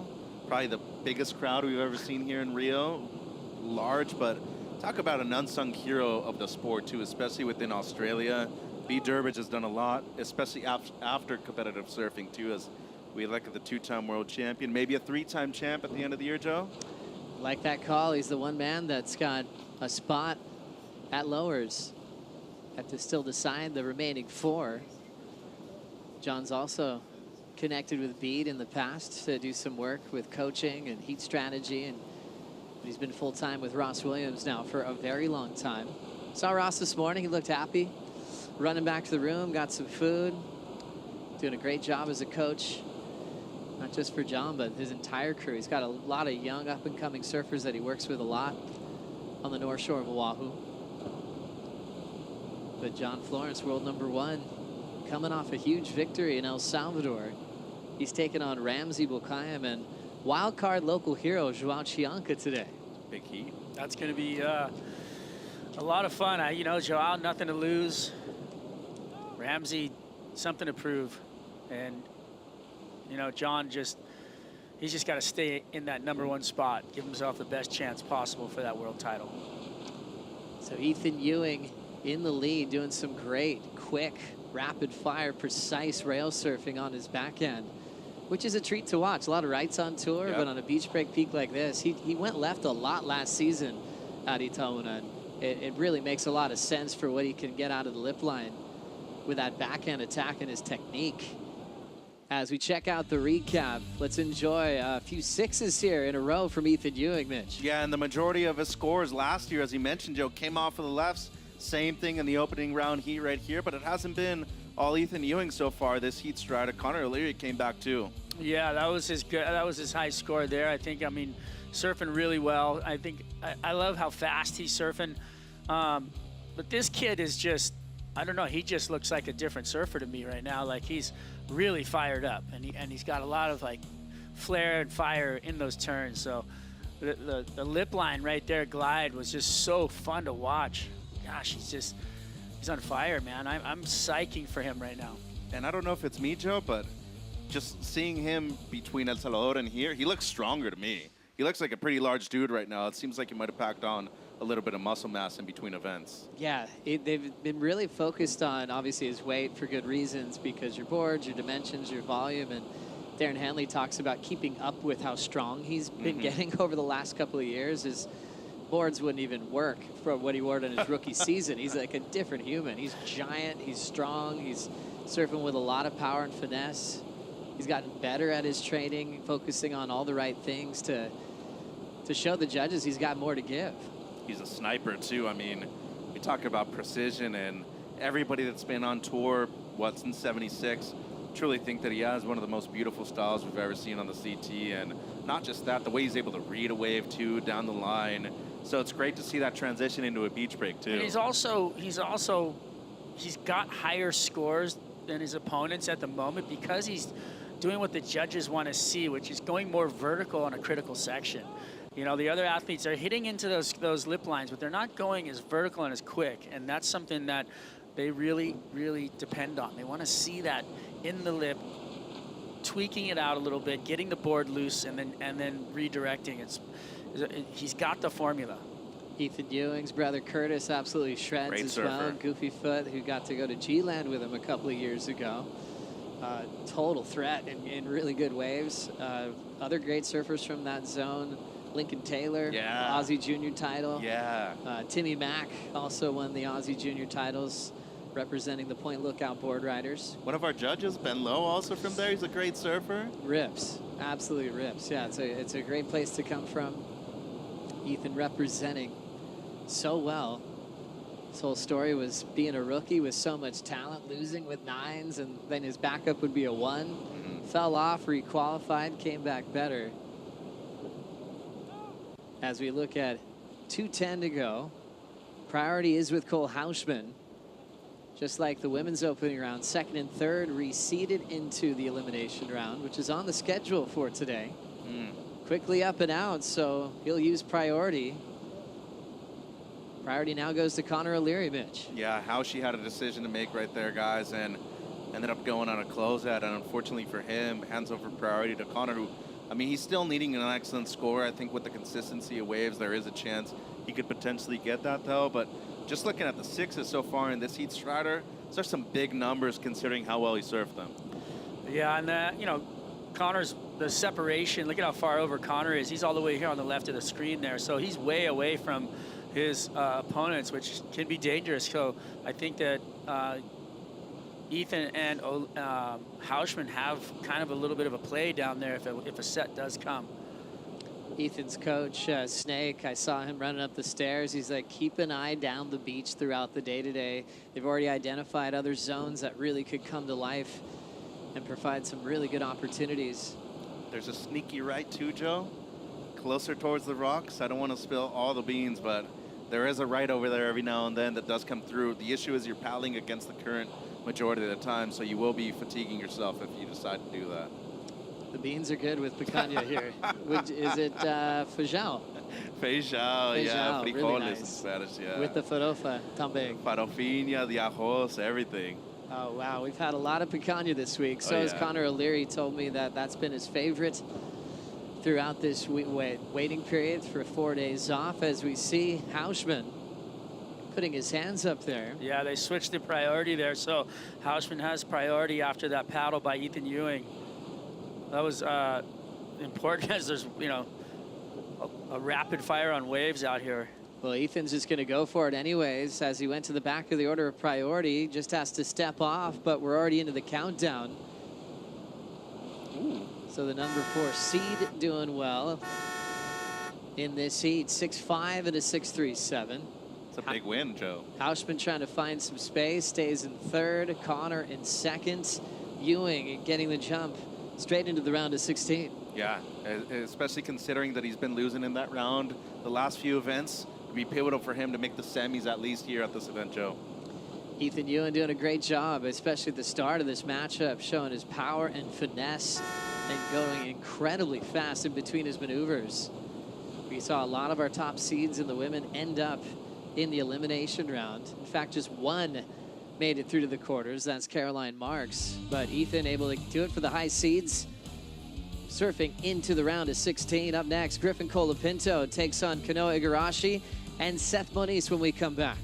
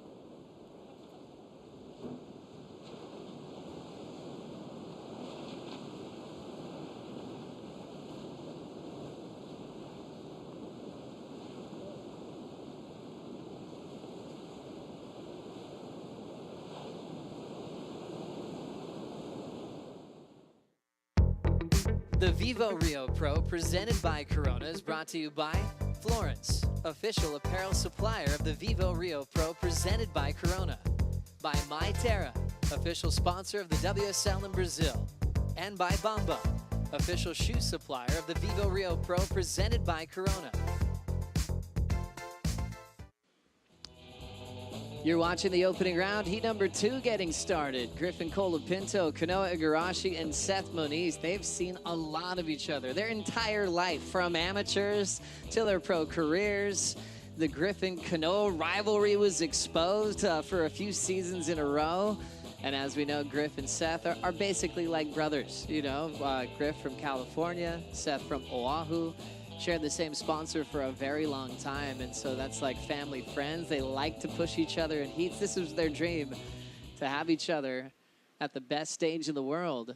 We'll see how things get started here. Seth Moniz getting some action during the break here, Mitch. Yeah, 2.67, and then just a throwaway for him. That's the 0.83 right there, Joe. But I mean, he pulls that thing, or probably seeing something in the upper echelon of the score range, and then Griff. Huge commitment right there on the backhand.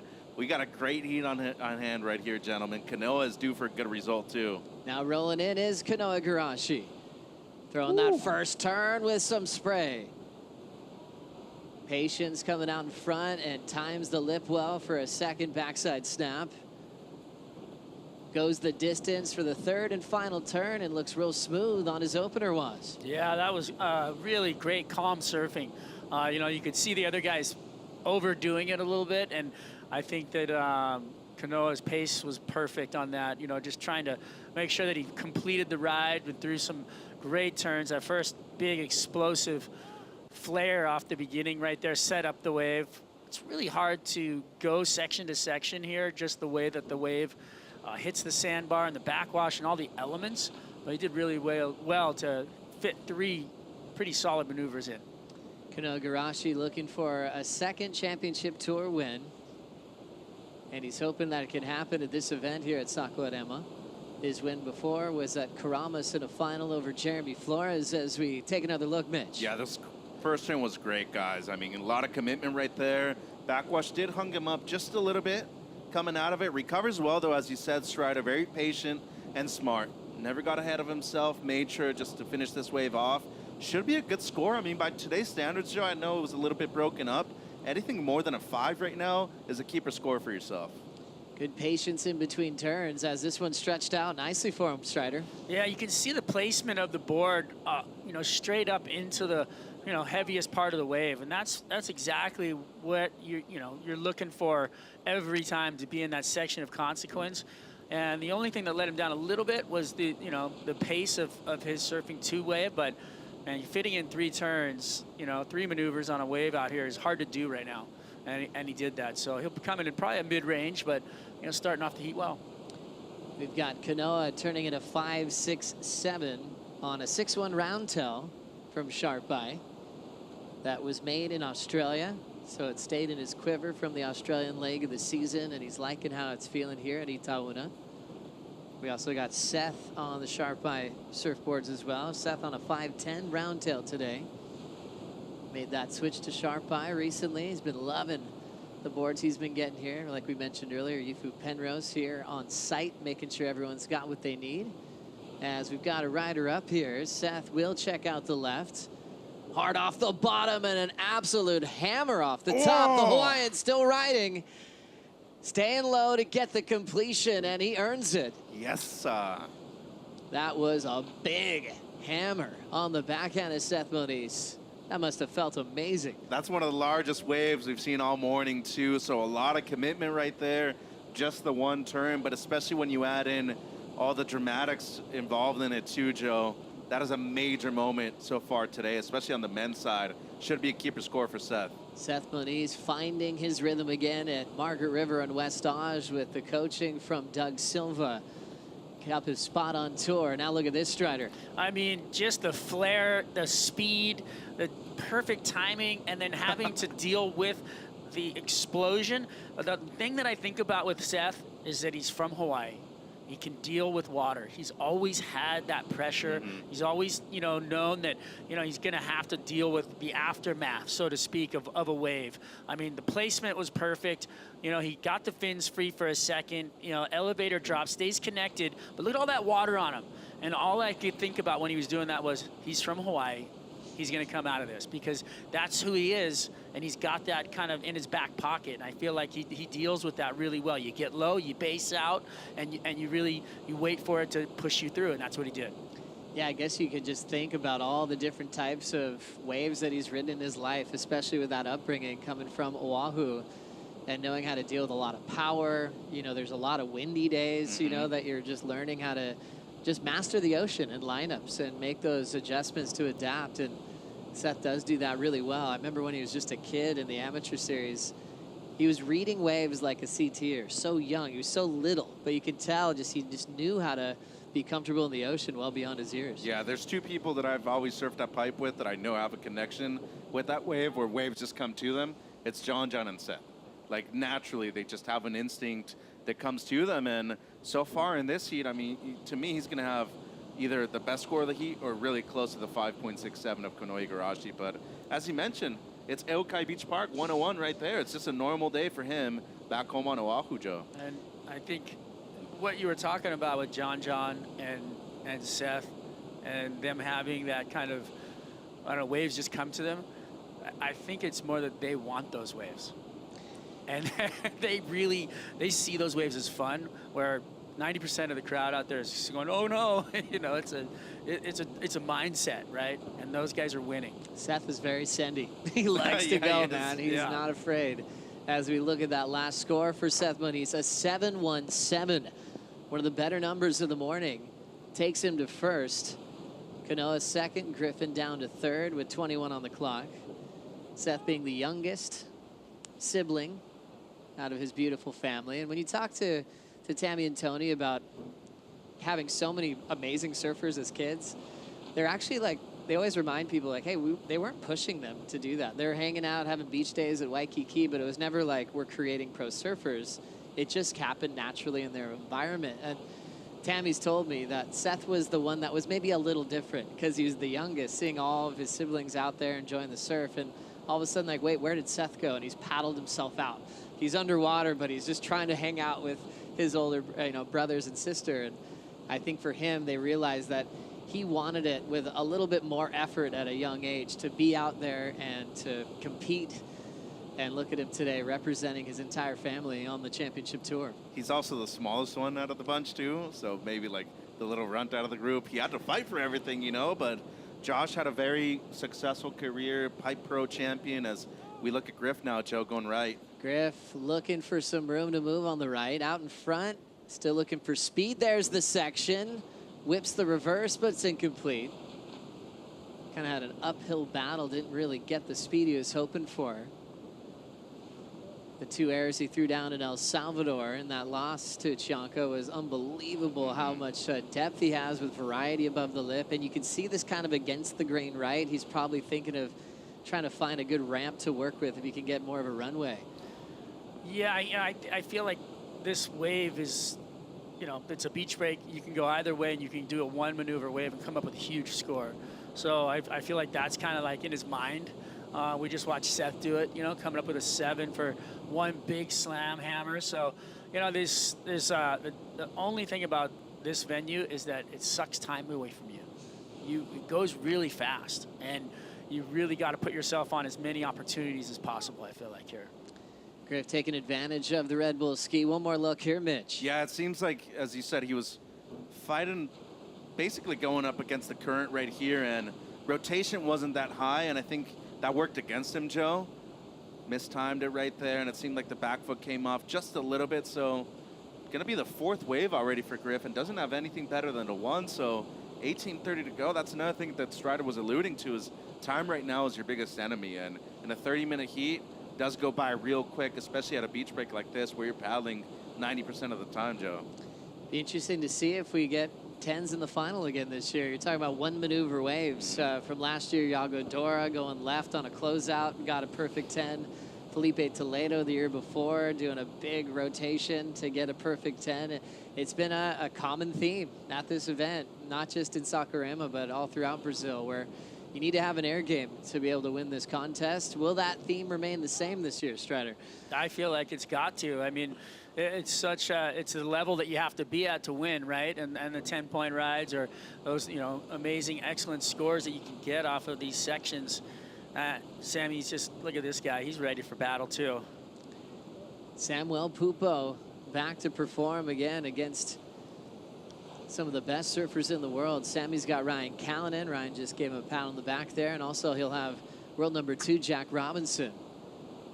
But Sammy showed us a lot about himself when he came in as a rookie and almost won the event here in Saquarema. We talk about the hometown crowd can sometimes add pressure. Not for Sammy. It gave him more fire. His claims were bigger. He was feeding off the energy of the crowd. Let's see if he can bring this town to life in this next heat. And did win the Challenger Series event last year, too, against Mihimana Brai. Not only that, he actually had to go surf the event last year as a wild card, remember? And then went straight to Bolito. He's going to have to do the same thing again because that event starts July 1st. It's back-to-back events for this kid coming up that wants to requalify for the CT. It's crazy, a busy schedule like that. You know you're doing well as we come off the rotation with Griff. Punches out the vertical climb, a second climb to follow. And he will be kicking out of what will be his best score so far. And we'll get a better look at that rotation. So Colapinto identifying the right, had an attempt on an air reverse and went down previously, and this time stays on his feet. Yeah, it's interesting. Nobody's really trying to utilize that wave out here right now, and there's Griff going against the grain. It's pretty cool to watch. I mean, this wave is it's like a little mini rip bowl. It's like this deep spot that creates it. It offers up these sections to do crazy stuff like that. I mean, that was a huge frontside blowtail 3 that was just like perfectly executed on an uneven playing field. That was really insane. Yeah, some airs make you think of power. That was a powerful extension above the lip for Griff. Getting a little bit caught to start his set, but he'll hang in there through the backwash. Belts it off the top just to get the completion. Still dealing with a low score of a 2.67 out front. So Seth's issue in the past, guys, has been that he's always had some of the highest waves of the heat, and he's just never had a backup. And as of right now, trying to better the 2.67 right here. Little stuck on the second one. Probably should improve on that mid-2 that he has in his scoreline, though. But as Strider was saying, these lefts can be very difficult with the backwash. That's why sometimes the right, even though they're against the grain, stand up a bit more, Cho. As that left right there, that was a difficult one to surf. So Seth stepping out, trying to get a heat win to go straight into the round of 16. Griffin Colapinto with hopes of repeating a showing at Lowers, his home break this year. Last year there was just a sea of red shirts supporting Griffin and San Clemente. Banners everywhere above the freeway. Matthew McConaughey voiceovers to these video parts of just a hype reel. There was so much going on, and then there was parties being thrown for Griff in the lead up to that day. I was kind of thinking, hey, there's no way Griff's showing up to this party. And he'd show up, he'd say hi, and then move on. It was like there was so much energy, and he just was like, I'm trying to get a piece of all of it, fuel my performance when it comes to game day, Strider. Yeah, it was pretty wild. He didn't win the world title, but it felt like he did because there was so much, going on around him. But in the back of his mind, obviously, that's missing, and he wants it. Yeah, and he ended up going down to Ethan Ewing. And Ethan finished runner-up in the world. It was Toledo's year to go back-to-back with his world titles. Gosh, I just sit here in Saquarema where you just can't not think about Toledo.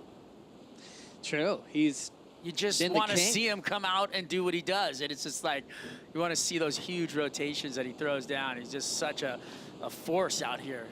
Oh, totally. Yeah, we wish you all the best, Felipe. We miss you. Always thinking of you all around the world, especially here in Rio. Getting so many titles.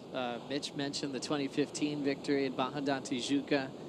Only got stronger, and stronger as the event changed to Saquarema. And I think people have had to adjust the way they approach a heat because of him, too, including Griffin, including Canoa. Remember, 2017, I think it was the first year we came here to Saquarema. him and Kanoa had that altercation, you know, the interference situation, and that's the one thing I've always liked about Kanoa. He doesn't back down from a situation like that. He puts his head down and makes sure that he's coming out on top in the situation like that. As we look at Griff right here, this is going to be his backup right now, guys. 2.03 on this one. Incomplete second turn for Colapinto. And, you know, he's been finding a rhythm as of late. His 6th wave already, so he needs to make sure that he's at least getting a 4.24 for the lead. A bit mistimed right here, though, especially with the backwash strides. Yeah, it's just unfortunate for him, just a little off with that backwash, but I'm sure he'll jump back on it. Kanoa now picking off a wave with some size. Tees off the first section. Perfect timing. Second blast through the foam, looking like he's in total control. He'll throw away the climb, but 2 beautiful turns. Only chasing a 4.24 for the lead. I've always felt like he's been one of the smartest surfers on tour since he qualified, Joe. And case in point right here, taking his time, great methodical turn right there. Really eyes the second one up too, but doesn't push too hard. Still with a great amount of spray. Missed time the third one a bit too much, but that was really just a finishing point at that point of the wave. But these 2 bottom turns throughout of the first 2 are great.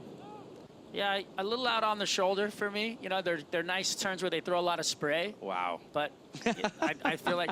Come on, Strider. Well, I'm just being serious. What? Yeah, they were great turns, but they were on the face, more not in the lip. And I think the judges want to see it in the lip. Wow, this is already getting really fun, you guys. know. We've got our first debate. Mitchell Salazar, Strider Wazalewski. Would you like to counter there? We had one at the previous event, too. Yeah, well, I enjoyed that one as well. Do you anything you want to counter with for Strider's comment? Well, that's the only thing the wave allowed Don't him to stir do. the pot. Don't stir the pot. Wait. No, don't stir the pot, We're Joe. talking about pro serving. How fun is this? Yeah, his timing was brilliant. A lot of finesse. Good patience in those types of maneuvers. And I guess, Strider, if you're remembering Seth's single maneuver, that was straight up vertical in comparison. Look at the wave, though. Look at the wave. I was just trying to give Strider a little nugget to balance the argument. No, it's already, it's on the table. We've already dissected, personal opinions. It's good. Kanoa Igarashi waiting for that last score to come through. Griffin Colapinto, his last of 5, 6, 7. And now last of Kanoa coming through. He will take the lead. That is enough. And with Seth holding priority and also representing the Hawaiian Islands and especially the island of Oahu, brings up something we'd like to mention at the moment. On Sunday, the surfing world lost one of its greats in Tamayo Perry. The Oahu-born and raised waterman gained notoriety around the turn of the century thanks to his fearless approach to heavy water waves like Pipeline and Teahupo. Perry would later go on to join the Honolulu Ocean Safety and worked as a North Shore lifeguard. Tamayo's absence from the North Shore community and lineups will be especially felt. We'd like to extend our thoughts and prayers to his friends and family around the world during this time.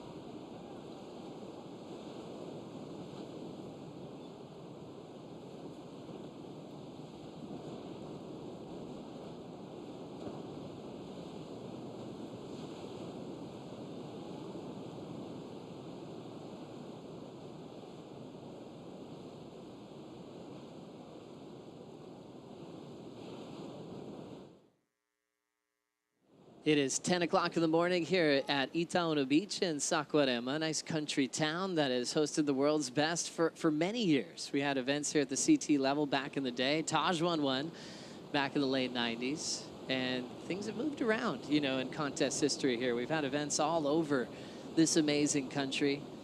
It's got a huge population, a lot of passion for winning. They love supporting their athletes. If a Brazilian's not in the water, they're cheering just as loud. It's definitely an easy comparison to go to a stadium-like feel. For pro surfing, as we know, Mitch, you're going to these outer reefs, which are beautiful and perfect, but there's got to be this event here at Saquarema, which you get more passion, more psych from the fans than anywhere else on tour. And you got to know how to use it to your advantage, too. For a lot of local surfers, they haven't been able to do that in the past. I mean, that's why I started mentioning Philippe. Like, he was the guy that used it to his advantage in a positive way, and for a lot of the other superstars of the sport from this area, they haven't been able to do that so far, Strider.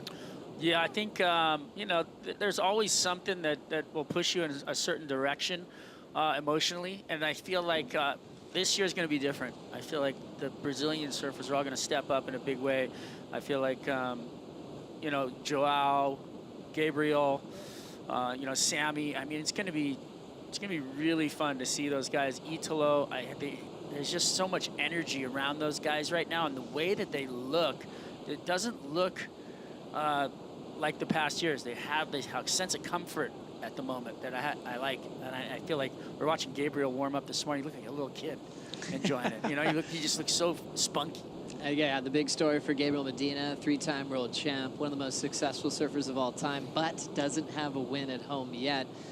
And when Jesse Mendez was talking to him in Tahiti, he was telling him, hey, yeah, like, Tahiti's great. I do my own thing. It's really quiet. So I think he's been actually finding a quiet space, staying a little bit further away than he typically does here in Saquarema. Nice room with his family, not a whole lot of distractions, because he is more motivated than ever to win this event. You think about it, the time that he's been on tour. You know, his time is now to win this thing this year. Yeah, and it seems like we might have Griff up and riding here, Joe. Griffin Colapinto with some speed, big ramp, but disconnects on the backhand rotation. To be honest, Joe, one of the highlights of my career so far, first time I came here to Saquarema, 22 in the Challenger Series, Gabe won. And to be able to share that moment with him on stage, kind of present him as the champion.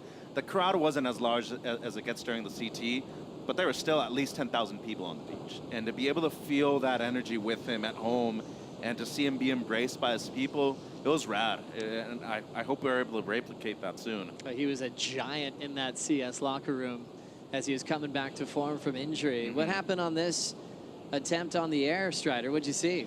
You can see he's not connected at the moment. And it might have just been a little bit of the backwash coming off the top of the wave, so it kind of gets that kind of bumpy surface going. But there's some compression that's, you know, like you saw the right where he did that one, where he just looked so compressed and stuck to his board.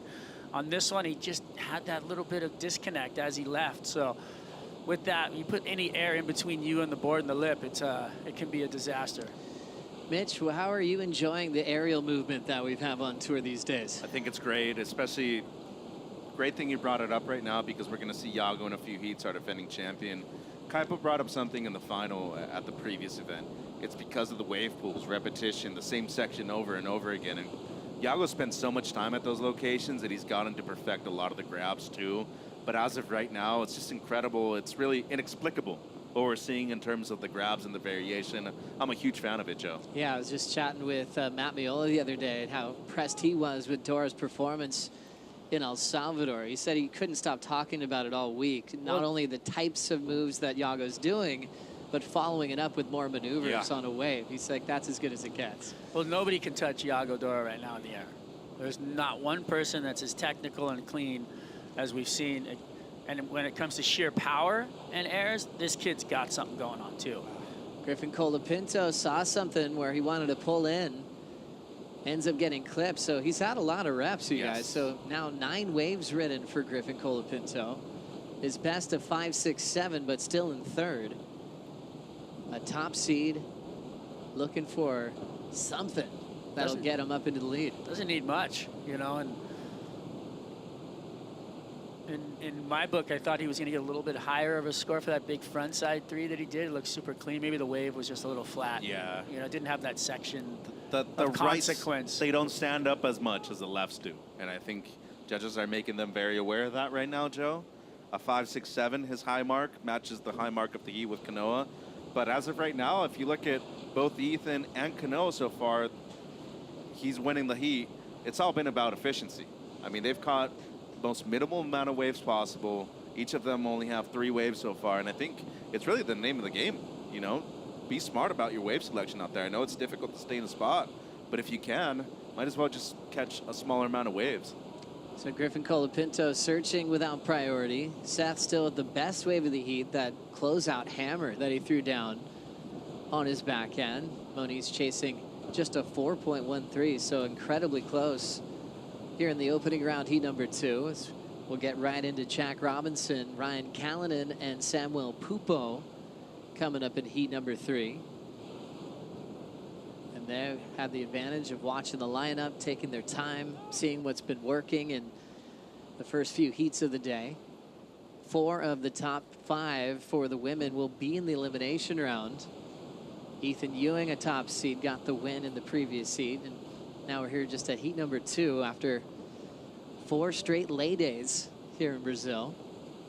And what a difference, you know, the playing field is in comparison to what they've been surfing in the last couple of days. Just, you know, a little fun, knee-high, waist-high, little just dribblers on different equipment, and then all of a sudden, oh, we got some power. We got to ride different boards. You got different setups. I mean, the whole thing changes so quickly, and you have to adapt to that right away. Oh, it's true. Other sports, you know, like skaters and snowboarders who we're compared to, they're practicing on exactly what they're performing on. Where surfers are going, oh, hang on, we've got waves today. Ooh. This is the biggest surf they've had since they've been here. Griffin now with 55 seconds to go, has to give way to Kanoa Igarashi, who has a higher priority.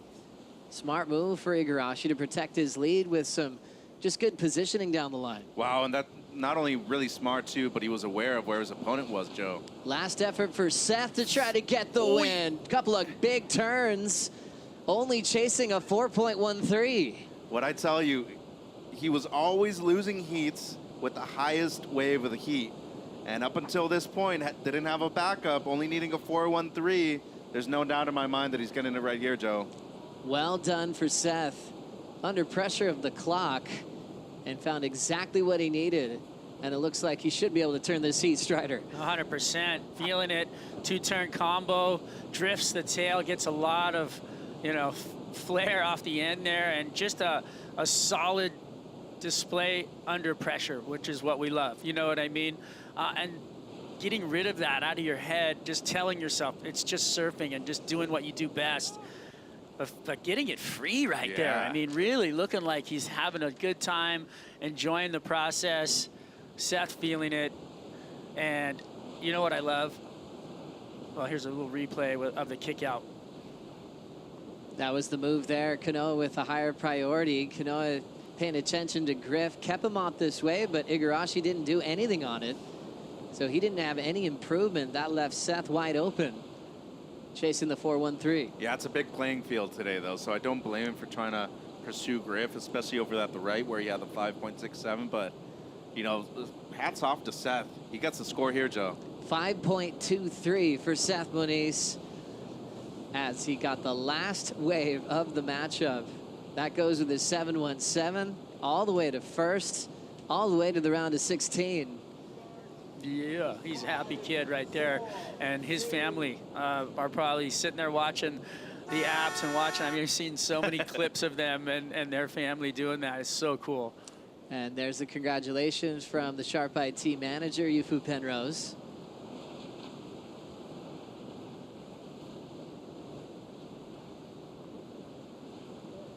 With a couple of big heat wins today for the Sharp Eye crew.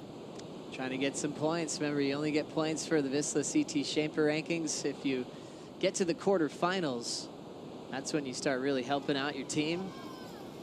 Seth picking up a nice victory over one of his best friends, Griffin Colapinto and Kanoa Igarashi. We'll take a quick break. Jack Robinson out there next against Ryan Callanan and Samuel Pupo bring in Kaipo and Jesse Mendez for the call right after this.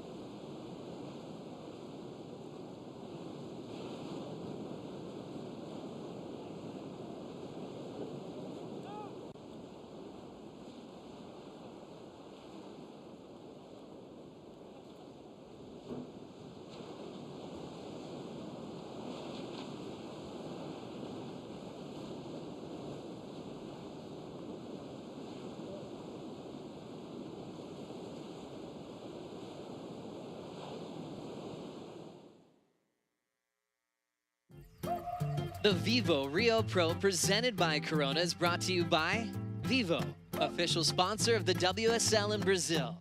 By Corona, this is living.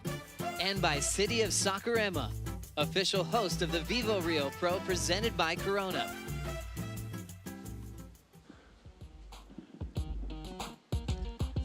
Back at the Vivo Rio Pro presented by Corona. Men's opening round out in the water, heat number 3, and it is a big one. Kai Pagura along with Jesse Mendez on the call here. And welcome, Jesse. We saw the women's opening round. Now we're in the men's opening round. Today's going to be a big day of competition. The women's story, though, 4 of the top 5 women, we're going to see in that women's elimination round right after this men's opening round. And Kaipo, I like that you mentioned that. I feel like this happens a lot in circumstances that are very tricky, like a beach break that it's lumpy, waves are kind of breaking everywhere, and it really turns out to be like whoever gets the quality wave in the heat and makes the most of it. So that's why we're probably seeing the top four in the elimination round. If we previously seen that before in a few events back, so also shows the level of competitive in this women's surfing. Yeah, it's pretty even playing field when we look at that. Let's set up this heat, and as I was talking about, Jack Robinson's out there along with Ryan Calnan, and the wild card, Samuel Pupo, Samuka, he's going to have the crowd behind him on the beach. Yeah, and it's obviously great, like mostly for a guy like him that has no pressure coming into this event. Obviously, you have the pressure of yourself that you want to perform, but having the crowd helping you out and be free to just do your surfing because you're not on tour, you're a wild card. It's just an extra bonus. So we're going to see this up and riding during the break. Was Jack Robinson. Nice first vertical turn right there. The wave died out a bit, so he's just kind of milking it. Yeah, it looks like this came in at a 3-point ride, the opener for Jack Robinson. Yeah, that was great surfing from him, though. Like, this just looks solid on his foot. Look at this beautiful bottom turn. Oh, this must be another wave already. This is his 0.5. Yeah. That was a nice turn, but just got caught right there, like got stuck. That was his throwaway. Here's a 5.83, though, for Ryan Calnan, Jesse. This looks like a better wave for him. You see it down the line. It's stacking up. It's getting a little bit holler. Beautiful down carve and finish off strong. That was so much board control on that last turn. It's so hard when you're hitting the lip and you have a lot of air under your board and you have the backwash to not help you. So for him to bring that board all the way around, throw the fins, and come back solid on his foot, it was impressive. Yes. Ryan Calnan on his second wave. Stalls off the tail, skitters off the bottom, slashes off the top for Arcal. He was eyeing up something there, wanted to play it safe and back up that 5.83 for Ryan Calnan. So well played, and that showed a lot of patience in his surfing. Ooh, big slash right behind from Jack Robinson, and Robbo's gonna prone in and take a Red Bull jet ski ride back around and back out into the lineup. So we'll be waiting for scores for both Jack Robinson as well as Ryan Kalman.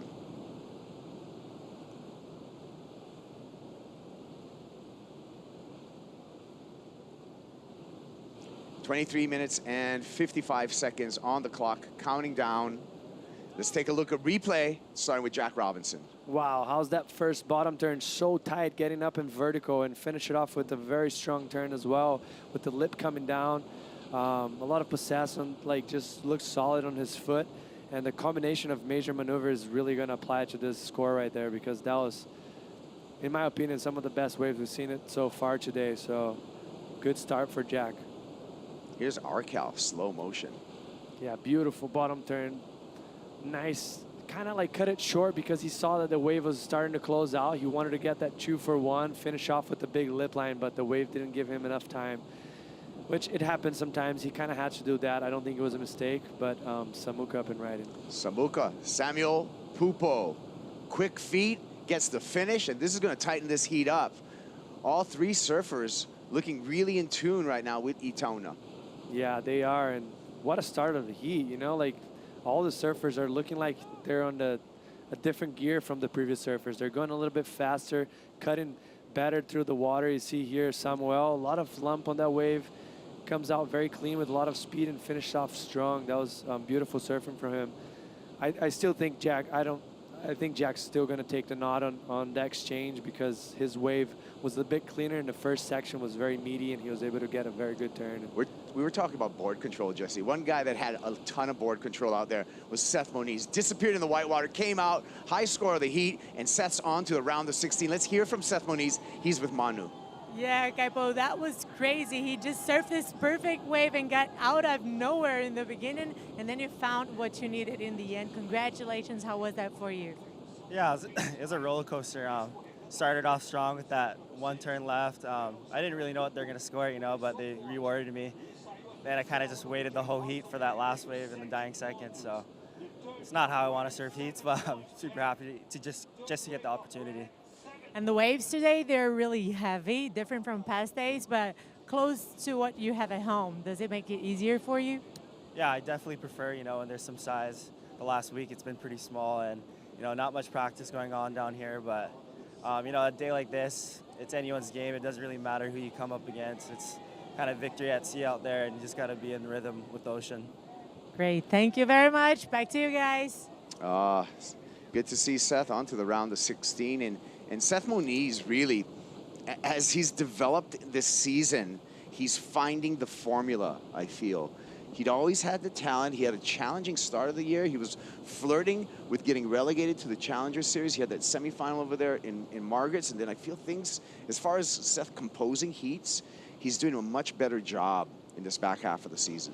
I totally agree with you. He looked a bit shaky, and if you think about the beginning of the year for him, starting at Pipe and Sunset, he's favored to do very well in those events.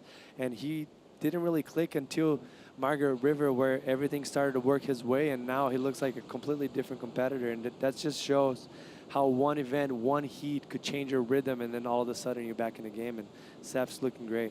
Yeah, and you know, we talked about a lot about his chemistry with his coach, Doug Silva, and I feel also you find kind of the right support team that also helps you with success. Jack Robinson's got a great support team with Leandro Dora, and you can see how that has equal success for Jack Robinson.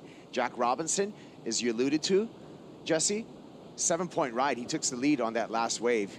Live action here with Ryan Kalman. Arcal, nice combination of maneuvers. A 4.18 will give him the lead, and I feel he'll just seesaw battle, take that lead right back from Jack Robinson. Yeah, no doubt. That was beautiful surfing from Ryan.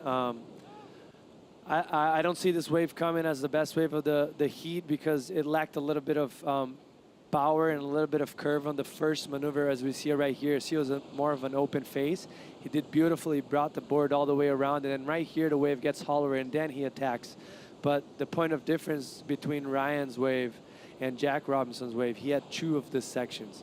As you see right here, beautiful carve, bringing it all the way back around, looking where he wanted to go, but the wave was flatter. And then as soon as the wave got hollow, he went straight vertical, applying a lot of pressure on that back foot, and also applying a lot of pressure on the back foot as he was landing because he caught air. The wave had a lot of curve, and he didn't want that nose to dive.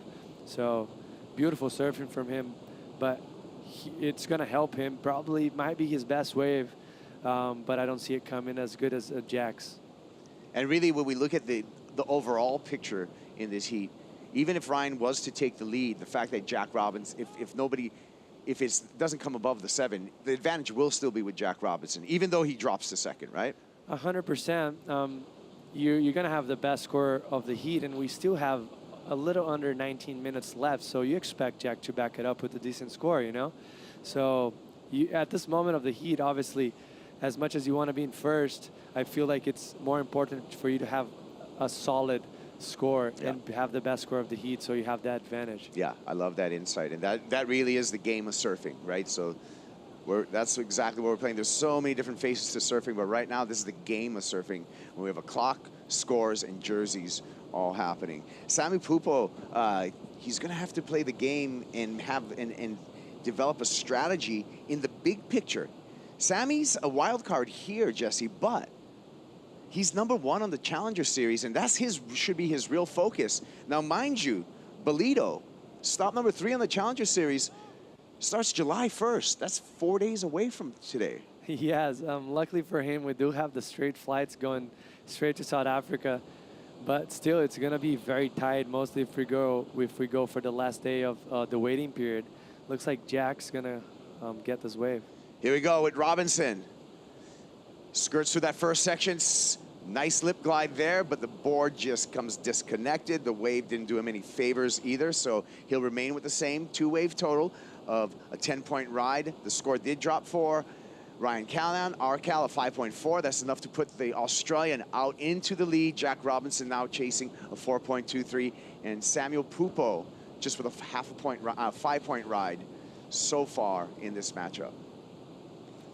Yeah, and that's what we're talking, Kaipo. He got a 5.4, which is a solid heat total so far for a day like today, mostly with half of the heat left. But Jack only needs a 4.23, so you expect Jack to obviously get that score until the end of the heat. Yeah, let's take a look at the season summary for Jack Robinson on the live rankings #2.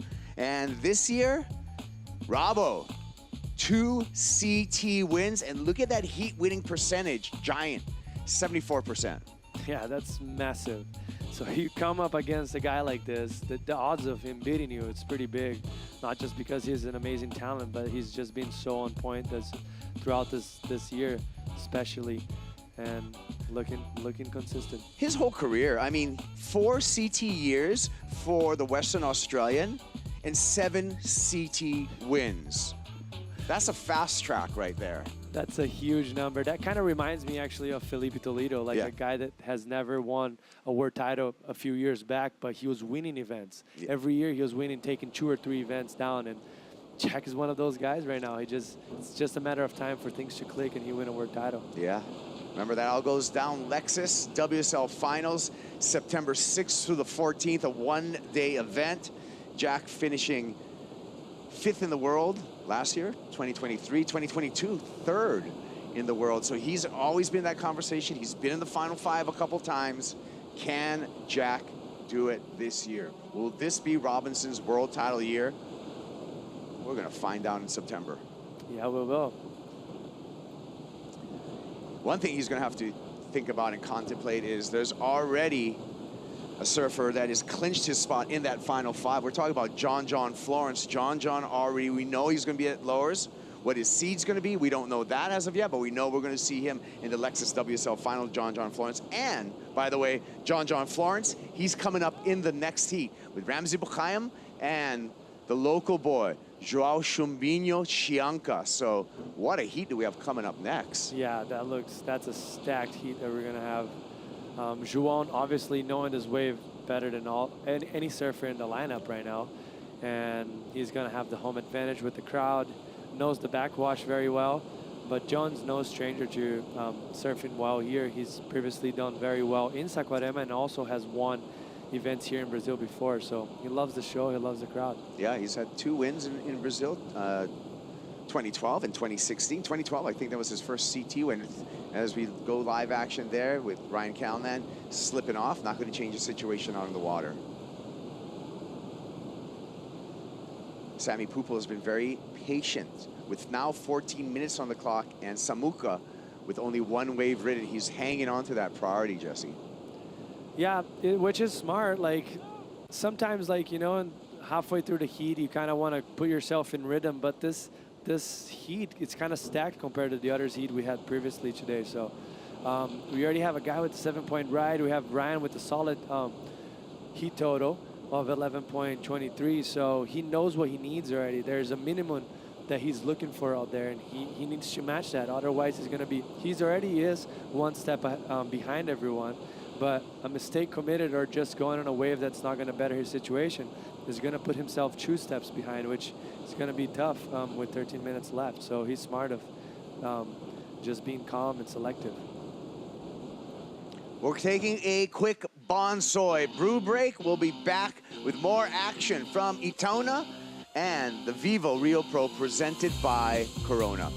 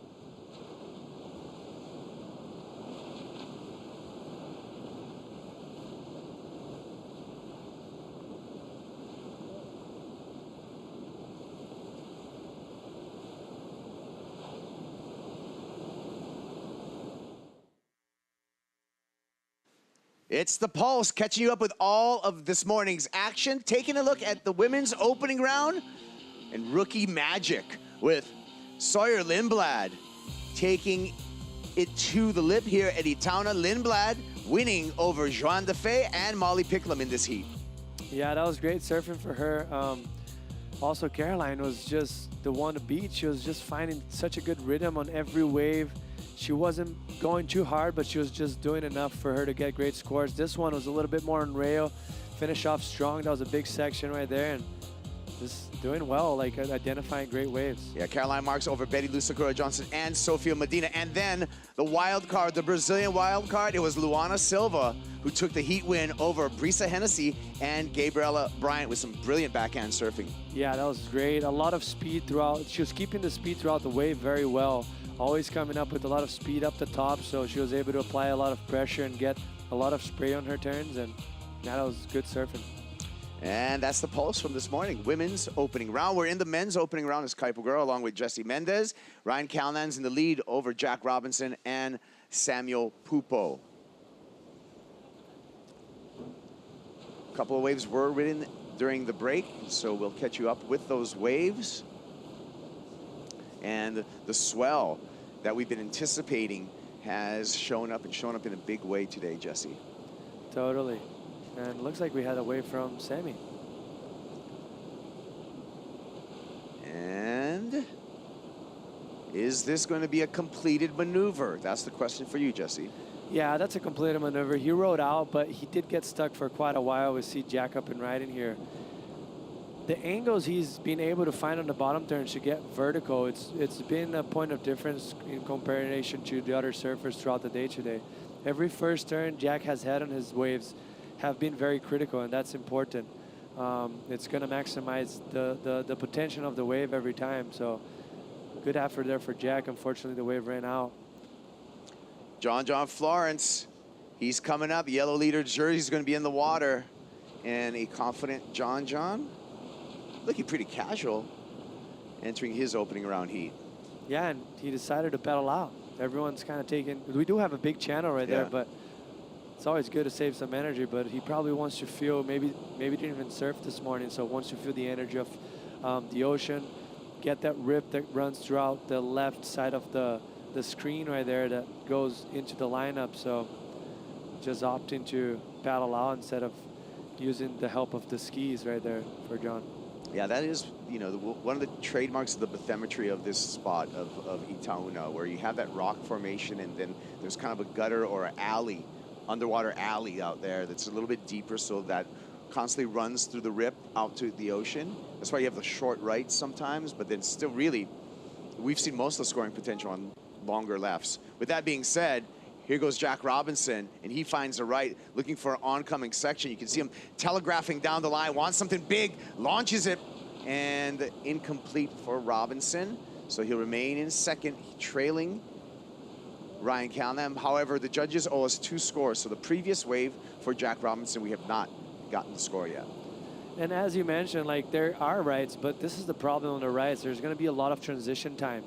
The backwash creates some side waves, and it makes that transition tough. But this is a beautiful air. See his foot moving forward and like way ahead of the board, where usually he would be standing up on if he was just going for just a normal maneuver. So it's cool to identify those things, that you can see how much it takes in order for you to do an air that critical. But unfortunately for him, not able to land it in transition with the wave and land it on top.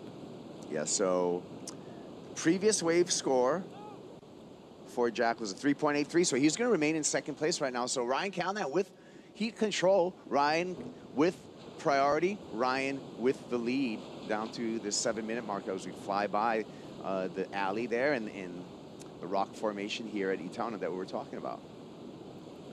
Yes, and we don't have too much sand right there, and that where those whitewashes are in the corner of your screen right there. So that's what's happening, why we don't have many rides this year. We're occasionally going to see a few, but not many, and we see Sammy up and riding. Bouncy wave for Samuka, Samuel Pupo, and you can see after he felt that first turn, kind of just gave up on that wave because there's a lot of bounce on that. Yeah, a lot of bounce. The wave was dying out. Not much in offer past that situation, past that opportunity for the first turn. So smart of him. He was just on the back already, like ready to go. So really, Jack Robinson still not needing a big number at all. Sammy Pupo, we can take a look at his career here. Runner-up in 2022. The highlight of his CT career really happened right here at Itaúna for this Rio Pro. Yes, that was a big final too. He was ripping, but it was kind of an unstoppable Toledo with the massive air and with the tan. Here, like you mentioned, a lot of bounce on that wave. You see it at his bottom turn, his board was just skipping and jumping around. And that's all because sometimes we have currents, which is water exits that come out through the lineup, and that's what he had right there. So it just makes it very hard for you to engage your rail and actually get traction to generate speed and drive. But he gave it a go. Sometimes you just got to roll the dice and see what happens. Chumbinho, the hometown hero, getting ready for his heat. And what a heat it's going to be. João John Ramsey. That's got to be one of the highlight heats of this opening round. That's a stacked heat, mostly in conditions like today with a lot of water. You know, we have 3 big surfers. João's actually a big guy, and he's still the smallest out of these 3 surfers. That's true. And there's going to be a lot of water moving around there. See that rip that I was mentioning on Sammy's wave? The rip goes and fluctuates a little bit. Sometimes it goes to the alley where you're mentioning, the deep water, but then it switches over to the lineup where the surfers are. See, they're right in the middle of the screen right there. And those white watery caps that are happening, sometimes they go right in the lineup and makes the surface of the wave just very tricky to ride. And that's what happened in Sammy's wave. So sometimes it's just luck of having the wave show up to you and also having a clean face, and looks like Sammy's up and riding. Here we go. Samuel Pupo eyes up that section, slashes off the top, and gets disinterested yet again. So I feel like it's a frustrating heat for Sammy Pupo, just really not being able to connect with the long-walled lefts out there. Yeah, and it's the opposite. That what do you think here? He is the most consistent surfer in this venue out of these 3 surfers in the water. He has previously won here a Challenger Series. He's got second on the World Tour event a few years back, so you expect him to do a lot, but it's just a challenging day for him. Looking right, Jack Robinson, lip glide slide off the top, aims for the finish, hits the oncoming section, not lots of board control, smooth surfing for Jack Robinson. Just needs a 4.23 to take the lead. I feel he just did that. Yeah, combination of major maneuvers. The wave was a little bit down on the sides as you see it for today, but look at the section. It gets nice and hollow. He reads it very well, doing the board slide on top and then going through that lump and finish it off strong. And look how smart he was. He went a little bit early because he saw the junction. Both of the waves were gonna go against each other. We'll get back to that after this turn. Beautiful lip line right there for him.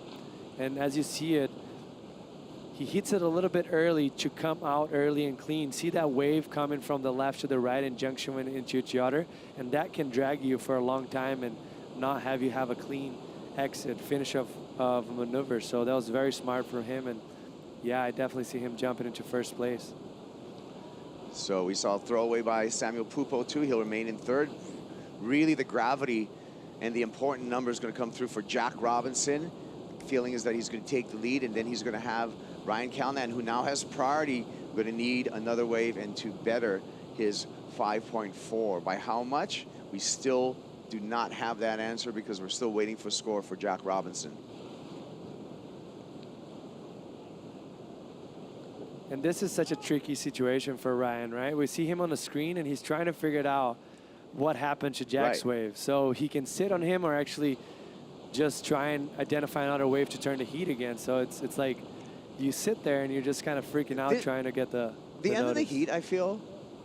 The judges, I know they have to get the number right, but it's also important to get the number out there so that the surfer in Ryan's place now knows that he needs a 7.4 because the score came in for Jack Robinson at a 5.87. Now he can react to it, but God, it would have been nice for him to have it with a little more time on the clock. And Jack, just very smart of him right there. Doesn't have priority over Ryan, so he took that wave very quick and just started pumping down the line to get away from him. Because obviously with 1 minute and 20 seconds left, the chances of 2 good waves coming, it's hard. So might as well kind of get away from your opponent and try to sneak something and better his 5.87 and apply more pressure in Ryan's. Yeah, so Ryan now feeling the pressure. Just a minute remaining for Calnan, and Calnan now needs that 7.04.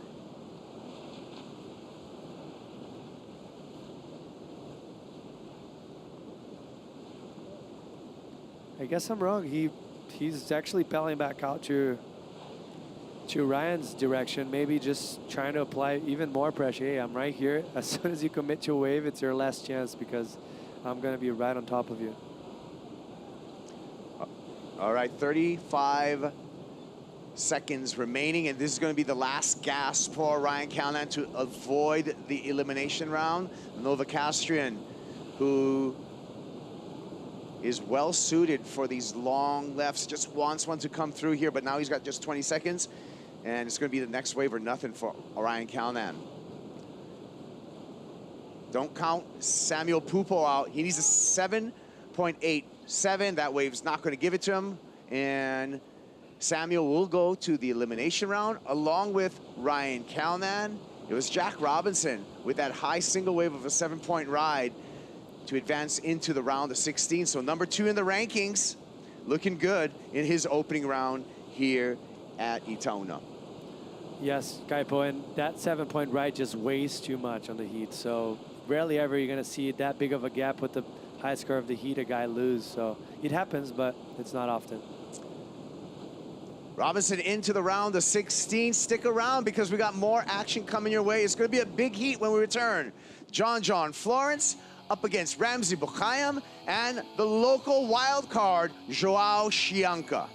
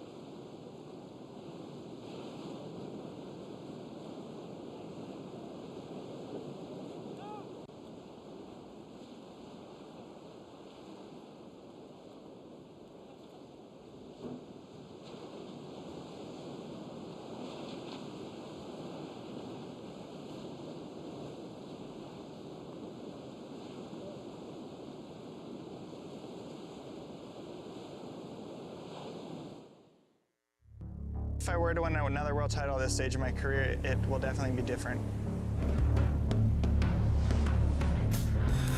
John behind him, giant alley-oop and puts it down. Continues on.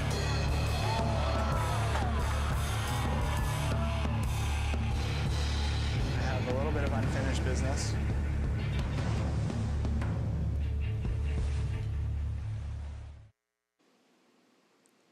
Visions of John Florence on his 9th championship tour victory. Just happened at the last stop in El Salvador. John out in the water in this opening round, up against Ramsey Bukhayam and Joao Chianca. Winner moves into the round of 16, second and third into the elimination round. Kaipo Guerrero and Jesse Mendez. This is a great heat. This is a stacked heat, heavyweight heat.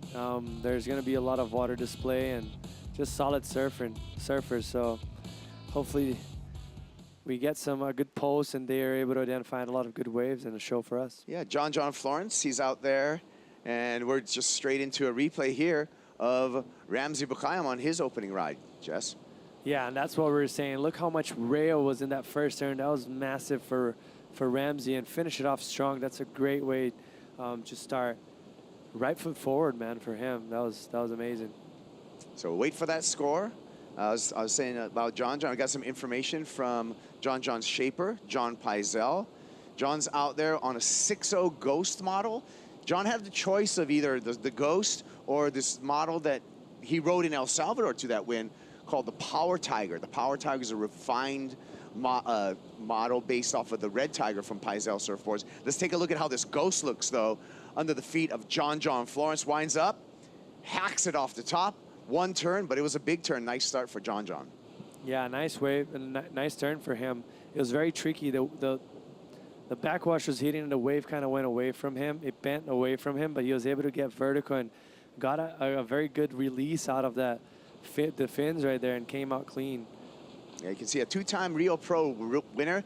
2012, that was John's first CT victory, so he's got good memories of his time over in Brazil, but he's also had some harsh memories from his time over in Brazil, and remember injuring his knee over in Bahia one year at the Rio Pro. Here's the first wave for John. Yeah, see how the wave was kind of bending away from him? The lip was going away, so that's very tricky for a surfer when his bottom turn, trying to identify and aim for that lip, and it's going away from you, but he did it very well, and from here you're probably going to see a good release. See that tail kind of going up and high. Good turn for John. Good start for him. Looks like he's on point. Beautiful bottom turn and gets vertical, and right now he starts to push on the back foot and put a lot of weight on the front foot to disengage the fins from the water and get that good release, and he did that very well, and I guess Joao was in the corner of that wave. Nice first turn. Wow, finished off very strong. Late. Was able to put the bottom of his board, just glide through that lip line that was coming down. That was beautiful surfing from all the three surfers, and that's what we expected.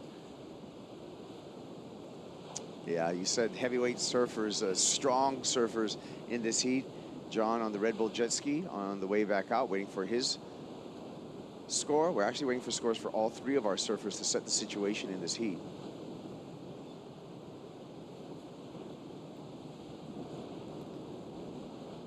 It's nice to see Joao Chianca back in a jersey, and we anticipate big things from Chumbinho here at his home break. Here he goes on the CI surfboard, hooks it through there. A little bit of release on the foam. That was a strangely flat turn for Joao. Yeah, maybe he got too excited with that clean section and also had a lip line to it, pushing a little bit too hard as well. And the nose of the board went a little bit too much in as you expect for, and he just couldn't bring it back around and engage the rail again. So unfortunately for him, getting stuck on top, because that looked like a great wave, had a clean face to it. Yeah, I had some information for Joao on what he's riding. He's on the Channel Islands. The model right here, this is a Pro 19 that Joao's riding, and in his dims. But take a look and what happened here. Yeah, as you see it, look, check it out, his nose. He's gonna push it so hard, his back foot, that his nose comes a little bit too much in than he probably expected, and then he just kind of puts his face down and gets in an awkward position and can't bring the board back around. When we talk about boards with Joao, he's not a small, not a small human being. He's a big, powerful surfer, but he rides pretty low volume boards. That's a 511 that he's riding. Only 18 3/4. Is 2 7/16, so a little under 2.5, but still for a guy his size, that seems like pretty mild dims. Yeah, that's true, Kaipo. Looks like a closeout for him. You see probably guys riding 2.5, like his size and his weight. But he is a younger surfer, so younger surfers tend to ride smaller boards. Yeah. And once you start to get more mature, and you really start to notice how much foam is your friend under your foot, and it just makes things easier, makes things look bigger and less effort. He's been adapting to, because he already put in some more foam under his chest, because I've noticed from the previous years, but he's still not there yet. But it takes a little bit of time for you to get used to, so we're just it's just a matter of time for him to get And by bigger. today's standards, Jesse, I feel 18 3/4 is a fairly narrow board. I mean, there was a time where 18 3/4 was the standard, 18.5. But we've seen boards become a little bit more full-figured in the last few years. Totally, and that's all that. A little bit wider nose, it gives you a bit more stability and also a little bit more drive throughout the flat sections. And I think it's just, these guys are so locked in. I guess we'll get back to that. There's a lot of waves. Here we go, John swoops through there, a little release, punch of the tail, and foam to deal with. Just kicks out into some deep water. A 3.33 was his opener. We'll see what the backup is as we wait for that score. Let's catch up with the last heat winner. Maida is with Jack Robinson. Thank you, Kaipo. So, Jack, you've spent most part of the heat waiting for a very slow score, and you get the opportunity in the dying minutes. How did you deal with this pressure? Oh, I just needed to keep trying. Like I was kind of tired at the end. It was hard to get a little score, and I was like, I just got to keep pushing hard. I'm like, I'm gonna get the score. Like I just wasn't gonna stop until I got it. So it was good. Nice. And your wife is Brazilian, your coach is Brazilian. So how is for you compete here in this country that you must love and the crowd loves you as well? Yeah, tudo brasileiros, né? Yeah, I love everyone. It's super good, good energy here. You know, everyone's super excited, and yeah, it feels like another home when I come here. You know, it's have everybody that I travel with all year. So yeah, I love it. Okay, congratulations. Back to the booth. Okay, you got it. Congratulations, Jack Robinson. Joao Chianca with the reverse at the end of that ride, taking his prone wave in for a taxi back out into the lineup. Joao looking really active right now, looking light on his feet. Yeah, he usually is. He's active as far as riding a lot of waves, but also when he stands up on a board, he's always moving his body. He's using a lot of energy. That's the type of surfer he is, and this is a great example of him making the most out of a very tricky section, just not much to offer right there. Getting a good release, good reverse. I don't see that coming in a big score because there's a smaller section, not as critical, but as you see it right here, throwing that tail all the way around. Look how his back foot is in front of the pad right there. This is all so he can have more stability as the board's spinning back in and the fins are disengaging and then engaging back again. So good technique there for him. Yeah, good technique, smart surfing, just a 3.77, but that 3.77 combined with a 5.5 opener for Joao Chianca puts him in the lead right now. So chipping away at it. 9.27 heat total, though, chances are will not do the trick for a heat win in this opening round. Yeah, and I mean, anything could happen, Kaipo, but I don't see that being his backup. I don't see him winning the heat with a 5.5 and a 3.77, but you never know. It could happen. But that being said, he's getting back in rhythm, getting the ski back out. Maybe he's going to jump into another wave that is good. You never know. In those beach breaks, anything can happen. Yeah, let's check in with Mitchell Salazar in the Red Bull Athlete Zone, Jesse. Mitchell. Hey, Kaipo. Jesse, good morning, guys.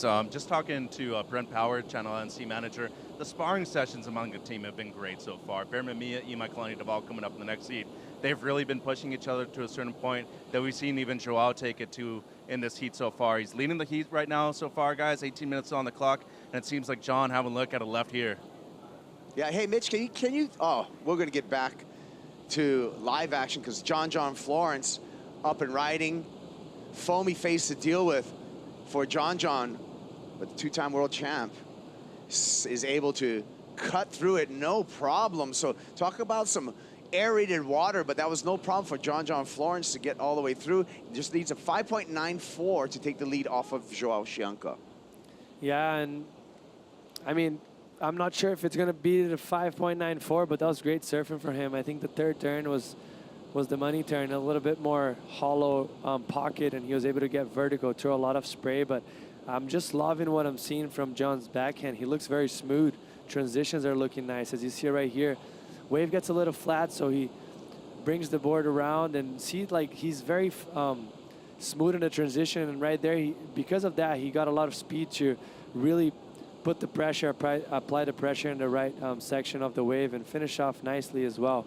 There's a certain amount of swivel in John's backhand surfing, and that's kind of his trademark. And just that swivel that he gets right there, we can see, is really, really cool because it accentuates the maneuver. Totally, and it keeps the speed going, and it seems like he has a lot of volume on the front part of his board, which he usually does, and you see how much speed he's carrying throughout the flat sections. It helps you a lot.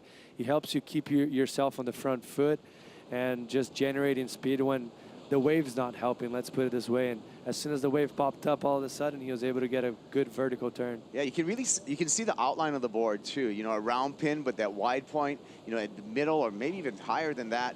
You know, really that front part of the board is the accelerator, right? You get your front foot speed, and you can see that with John how much drive he gets out of all his turns.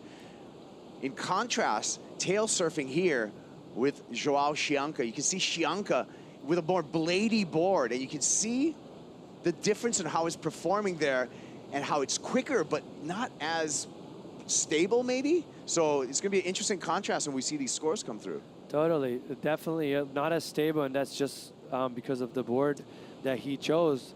But let's mention, like right here, that was a great read from him, just identifying down the line, and he kept himself calm, which is not usual from him. The wave had a lot of lump, and the board didn't engage so much, but he did well with what he had, but this is a great finish for him. Somehow he was able to time that backwash, and like you mentioned a few heats before, to use the backwash into your advantage, and that turn became great just because of that. As you see right here, first turn, setting it up, lost his foot, you can see he's putting his foot back in, and this turn right here just managed to time it so perfectly and getting some air under the board. Good spray. This is a critical turn. It's going to be another great score for Joao, and that was a great finish for him. And the judges are loving those big finishes. Just a talented Brazilian surfer. So many talented Brazilian surfers, and really one of the godfathers when we talk about finding talent from Brazil, Pinga. Let's hear from Pinga. He's with Maíra right now, godfather of Brazilian surfing. Yeah, Kaipo, I want to ask Pinga, what did you say to Joao Chianca right before the heat? For us, it's a different event now because João is not in run title, is not in run run finals, no? And he's just a wild card here. For enjoy the moment, no, we back from a very difficult moment, and the more important for us is he's enjoy the time, enjoy the heat, surf just with the other two guys in the water, and try to do the best, and have a good focus and position, and then he know a lot the spot. It's very simple for us here, Okay, thank you, Pinga. Looks like he's enjoying a lot. Yeah, so Luis Campos, known as Pinga, you can tell us a little bit about him, Jesse. I mean, it seems like he's been one of the best scouts for finding talent here in Brazil and really supporting them, João included. Yes, no doubt. I mean, I can think of him as much as I can remember when I first started surfing back in the a few years back, or a lot of years back now, but I don't know how many people that found world champs from the scratch, you know, from an amateur career like he did. Yes. He had so many surfers that he identified when they were 10 years old that became world champs, and I don't know how you do that. Like, it's really hard. And I just love the nurturing that someone like that gives surfers and helps them in their development and supports them. I mean, we talk about the Brazilian Storm, but one of the low pressures that powered the Brazilian Storm to me, when I look at surfing history, is Pinga.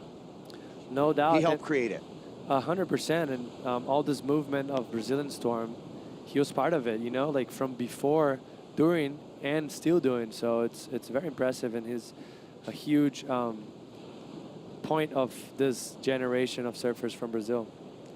John caught behind on this one, finds it to the lip, and gets exploded off there. Last score for João Chianca comes in at 4.77. Chianca in the lead, as we're over the halfway mark here at 12 minutes and 45 seconds. Same score as John's wave, just different approaches, right? Like obviously John kept very steady. Let's get back to that after this wave. This is a critical turn for John. This is going to be a great score if he had landed. Kind of similar to the 3.33, but the wave was hollower, way more power, and he got even more release. So that was going to be a big score. I would say it might have even been the biggest score of the heat so far. But back to the 4.77s, both waves are just very different. Like, he was in control. John was in control the whole time, very smooth, had one nice critical section, but nothing of substance. And João was kind of lost in the beginning of the first two turns. And then the critical section came to him, and he made the most of it. So the judges really liking that one big finishing turn, and that's what John had in this last wave. He would have landed, it would have been a big score.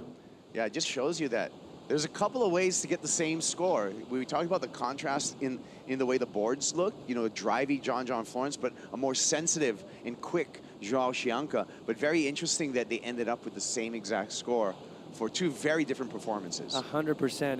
It seemed like João was out of control the whole time. Not seemed like he was, because the wave was trickier to ride as well. But then as soon as the wave got a little bit hollower and more critical, he was able to really make the most of it, and he got the same score as John, kind of keeping a good pace and a good rhythm throughout the wave and putting more of a well-surfed wave combined.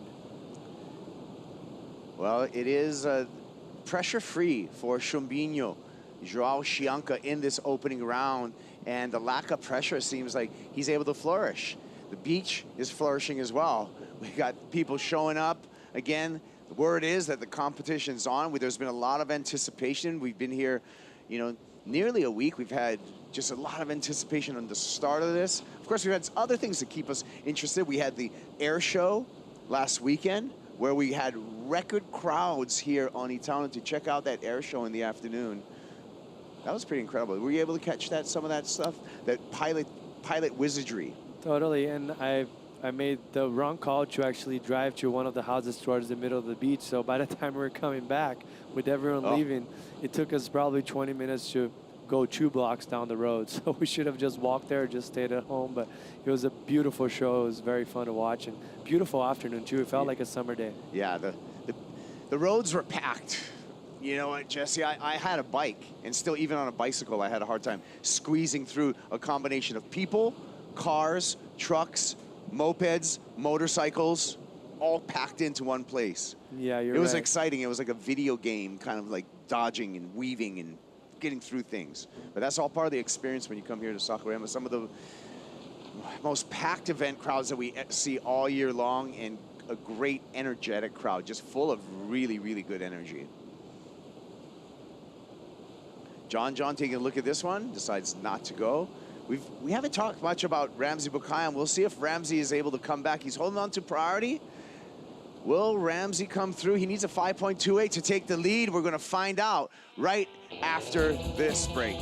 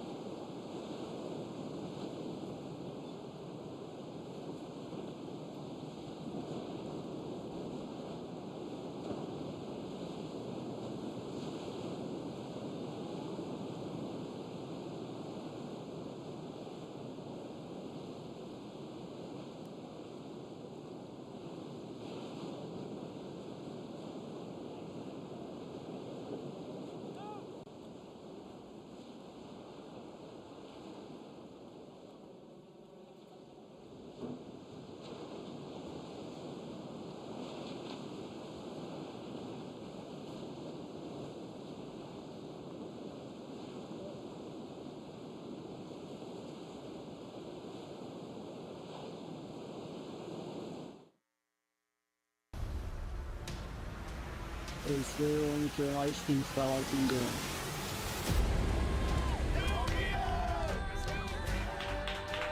E aí, doutor? Bora pra cima. Vamos buscar essa medalha lá.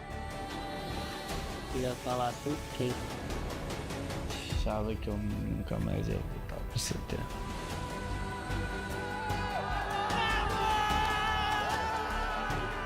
Pelo amor de Deus, não pode acontecer isso. Pelo amor de Deus, não. They know where's my brother. We got hurt.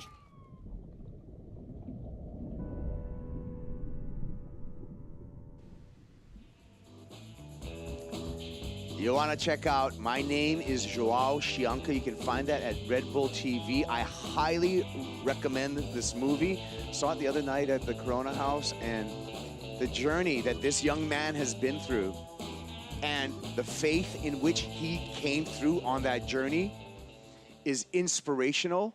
The Joao Chianca story continues to be written, and I'm just proud to call that young man a friend of mine. Totally. It's impressive, and to see it, it's been, what, 6 months since the injury, and he still has to wear a helmet. And we're not surfing a wave of consequence right now. It's just the fact of how dangerous his injury was. And I only actually got to really know how deep and how gnarly it was once I spoke to him personally, because it's all up in the air until you talk to him, and he was like, hey, it was bad. Like, wow, that's like, it's just nerve-wracking just to think about it. Yeah, well, Joao out in the lead right now, so the home court advantage evident. 5.5, 4.77 is enough to keep him in the lead now, but John Florence just needs a little over a 5, and Ramsey Bukayan, the rockin' Moroccan, quietly sitting out there, super patient with priorities, only ridden 2 waves, actually really only ridden 1 wave, and here he goes, Ramsey. Big slash there, put a lot of power and torque into that. Bangs the lip one more time. The numbers are 5.28 to take the lead. It's going to lean on that first turn. That was a big turn. That was a massive turn. For me, that was the best turn of the heat so far. Great wave selection from him, nice and teepee, but with the wall in front, so he was able to come from behind bottom turn and get a lot of speed. But as you see it right here, see like how it's kind of teepee, and then he gets that speed with the backwash. Huge layback turn right there.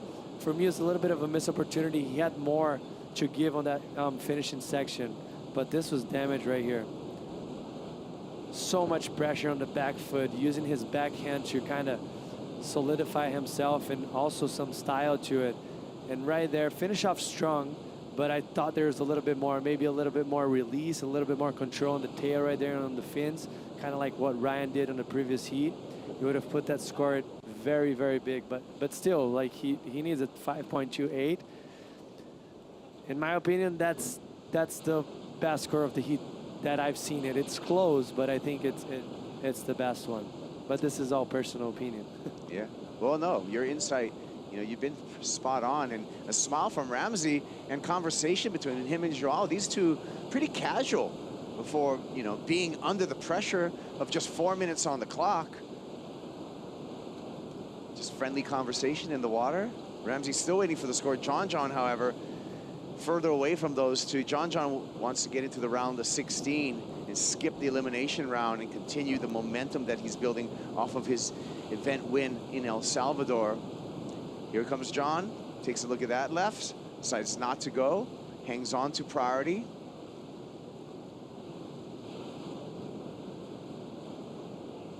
The one thing about John Florence is not only does he have such, you know, freakish talent, he's calm under pressure. For sure, he has so much experience. It's over probably 10 years on tour and a few world titles under his belt, so. Yeah, had a quick shot of a couple of the coaches, Pinga in the corner of Joao Chianca and Ross Williams, who is the coach for John Florence out there in the competitors area. Those two with an eye on the water. And a wave coming through here potentially. Still plenty of time on the clock in the context of the sea. 3 minutes for John to turn it. The 5.3 checks in for Ramsey Bukhayam. Ramsey goes to the lead. John now needs a 5.53. And Joao can retake that lead with just a 4.8. This one's going to go down right to the wire. Very, very tight heat. Yeah, man. Just what I mentioned, it was a very close wave because he needed that really strong finish to really put a gap in between what he needed and what he got. But the judges liking that first turn, which should have been rewarded. It was the best turn of the heat so far. Look at that. That was a priority error for John taking that wave, and that handed over priority to Joao Chianca. So that was an unfortunate circumstance for John Florence. And we can take a look at the season summary for John Florence. Currently #1 on the rankings.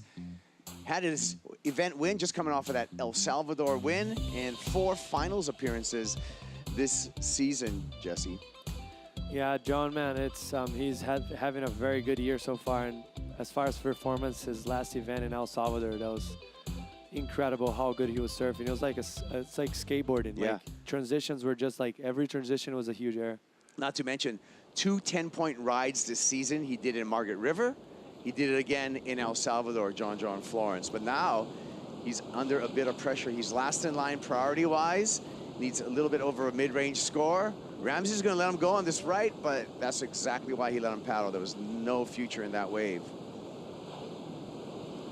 What a tight heat we have right now. Like right? First and second, it's 0.03 difference. What it's even that, you know, it's even hard to explain. It's just Juan still needs another one. Like this got priority, so has the advantage. 1 minute remaining. That's going to be about 4 waves hitting the sandbar here at Itauna, and we'll see if we're going to see a seesaw battle of any switching in positions, or will it be Ramsey Bukhayam, the patient Moroccan surfer, to move into the round of 16 with just 3 waves ridden. It does look like there's a rip just tearing up the lineup right now, Jesse. Yeah, and I think we talked about that when we had that open screen from the drone shot. It moves through, waves through. Usually it's on the alley, the deeper part of the left side of the screen right there, but then sometimes it goes straight into the lineup. And for Ramsey's, he's stoked that it's going through because it makes the waves a little bit trickier to ride. Yeah, he's got the lead. He's fine with the rip, but going straight through the lineup at this point. Down to 19 seconds.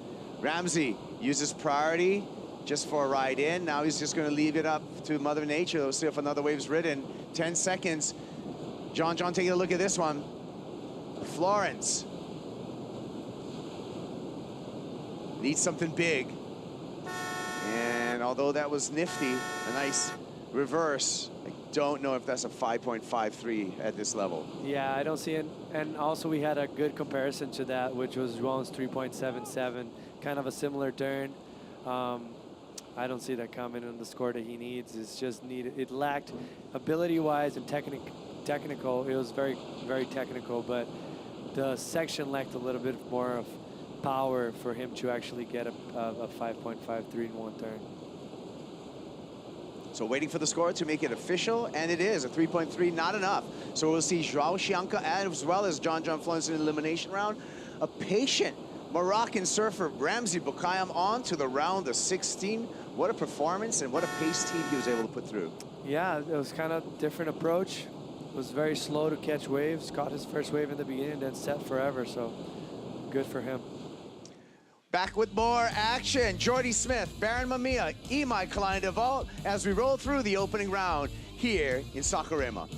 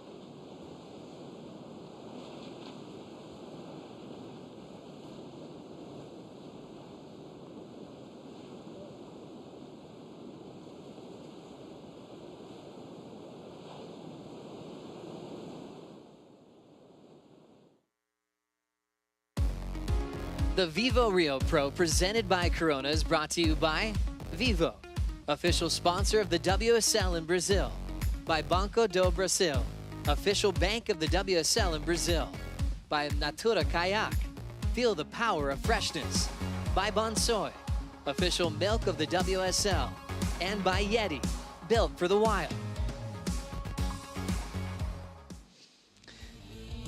What a beautiful view. Everyone walks up there during the sunset, especially to see one of the most beautiful architectural churches here on this beautiful coastline, built in the 17th century, actually one of the oldest churches in the region. Right there, you can check the surf from high up above, Bahia. Check out the river mouth, meet some wonderful people on the beach, usually with a soccer ball, playing foot volley. That's where they kick the soccer ball over the net. It's like a balance of soccer and volleyball. I think Mitch would be good at that. Tamo junto. What a good day to kick things off here. Waves are looking fun and rippable, challenging at times, as we just saw John Florence get sent to the elimination round. Yeah, it's a pretty tough one. João Chianca also had a really close heat with Ramzi Boukayem right there, but what a heat by the Moroccan surfer. He's former finalist out here at the Challenger Series level. Would like to see him do well here at this event. Yeah, he's been such an incredible addition to the tour. His story is amazing, you know, already in that 30-plus club, but he's been around for a long time and finally get to show the world what he's made of. He's one of those athletes as well that doesn't mind a high five to everyone that he sees before his heats. He likes to engage with energy. A big heat win for Ramzi as we now open up heat number 5. Jordy Smith, Baron Mamiya, Imai Kalani-Devault. Two surfers representing the Hawaiian Islands. Baron from Oahu and Imai from Maui. Jordy Smith, the longest serving member of the championship tour. Man, that rookie season back in 2008 was when he got things started. Now 36-year-old veteran these days. No, and I remember a couple of years ago, I had an interview with him, and I told him, hey, straight up, you inspired me to want to pursue the qualifying series, and guess what? He's still doing it. Great opening two-turn combo right there, Joe, on the backhand for the former champion out here in Rio. And then B, who made the quarters last year at this event. Great opening layback carve right there for Mamiya. Remember, he already got a win earlier this season over at Pipeline and comboed it up well with a nice tail slide right there at the end. So great opening exchange by both Jordy and Baron.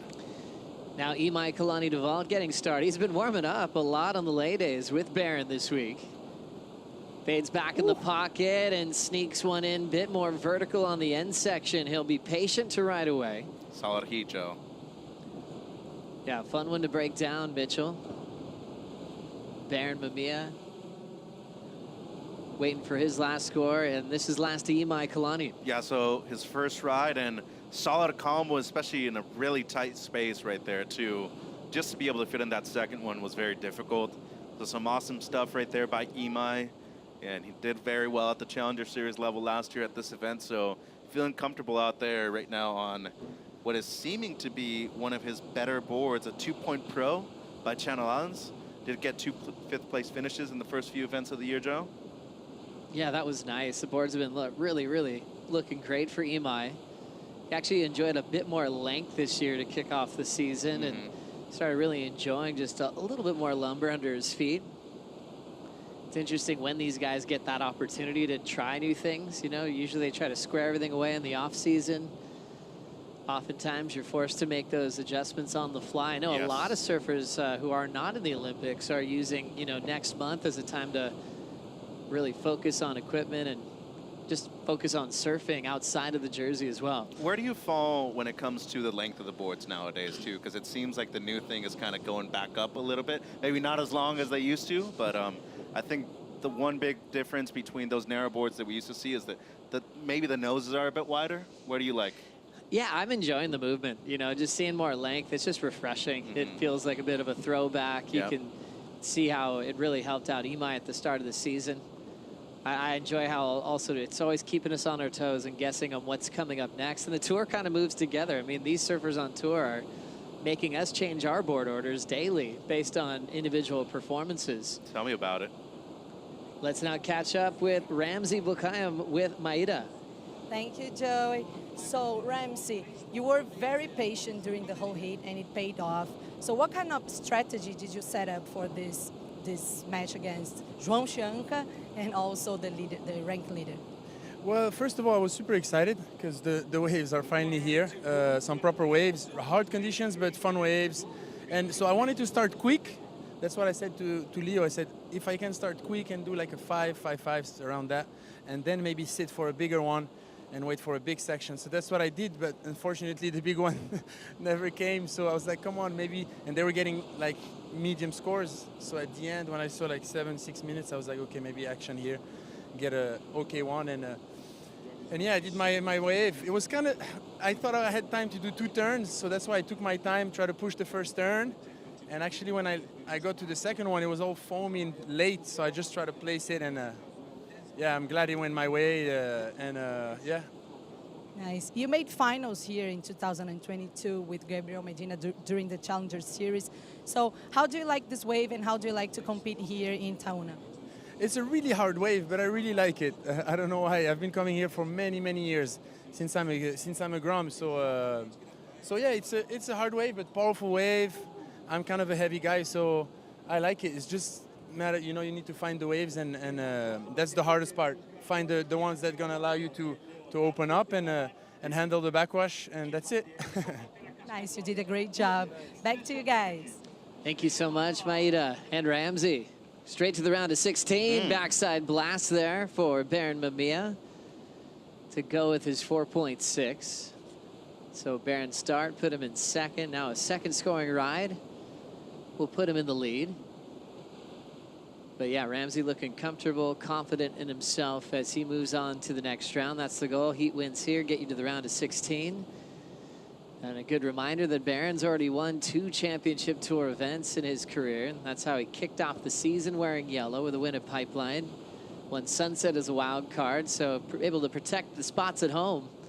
And now we're waiting to see when he can win on the road. When this guy's on, Joe, I think he's one of the most talented surfers in the world, a very complete surfer too, and he has really no fear when it comes to attacking these big sections. Look at how compact he was coming off of the bottom right there. So should be a decent backup by today's standards, but, you know, all in all, he's really a top 5 surfer. When he puts things together, he can easily compete for a world championship.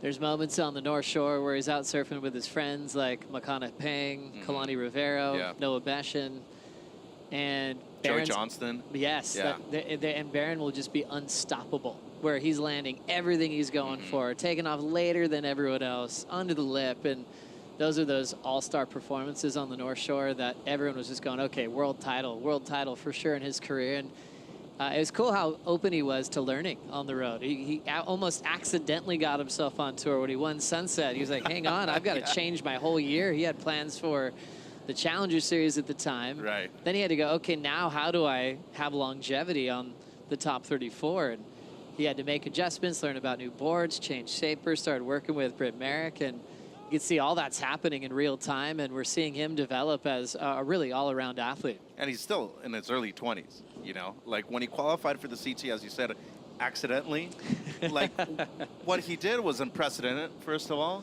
but he also had to think about 2 things at the same time. Can I qualify through the championship tour, given the wild cards that they're giving me right now, or should I just pursue the Challenger Series full-time? And fortunately for him, he was able to qualify for the CT through a few events, but he's made major improvements throughout every single asset of his surfing. And I feel like not only has he been able to do that in the short span of time that he's been on the championship tour, I also feel like he's still not even grown to his maximum potential in terms of his size either. I feel like he's gotten bigger over the course of the last year too, Joe. Yeah, and I think he's learning how to enjoy his time on the road as well. You know, his favorite wave in the world is pipeline. And sometimes it's hard to leave home for a long period of time. And he's really enjoying all the different spots. He's looking really comfortable this week, even in the smaller waves, just enjoying the practice and even learning the game of how to compete at a high level.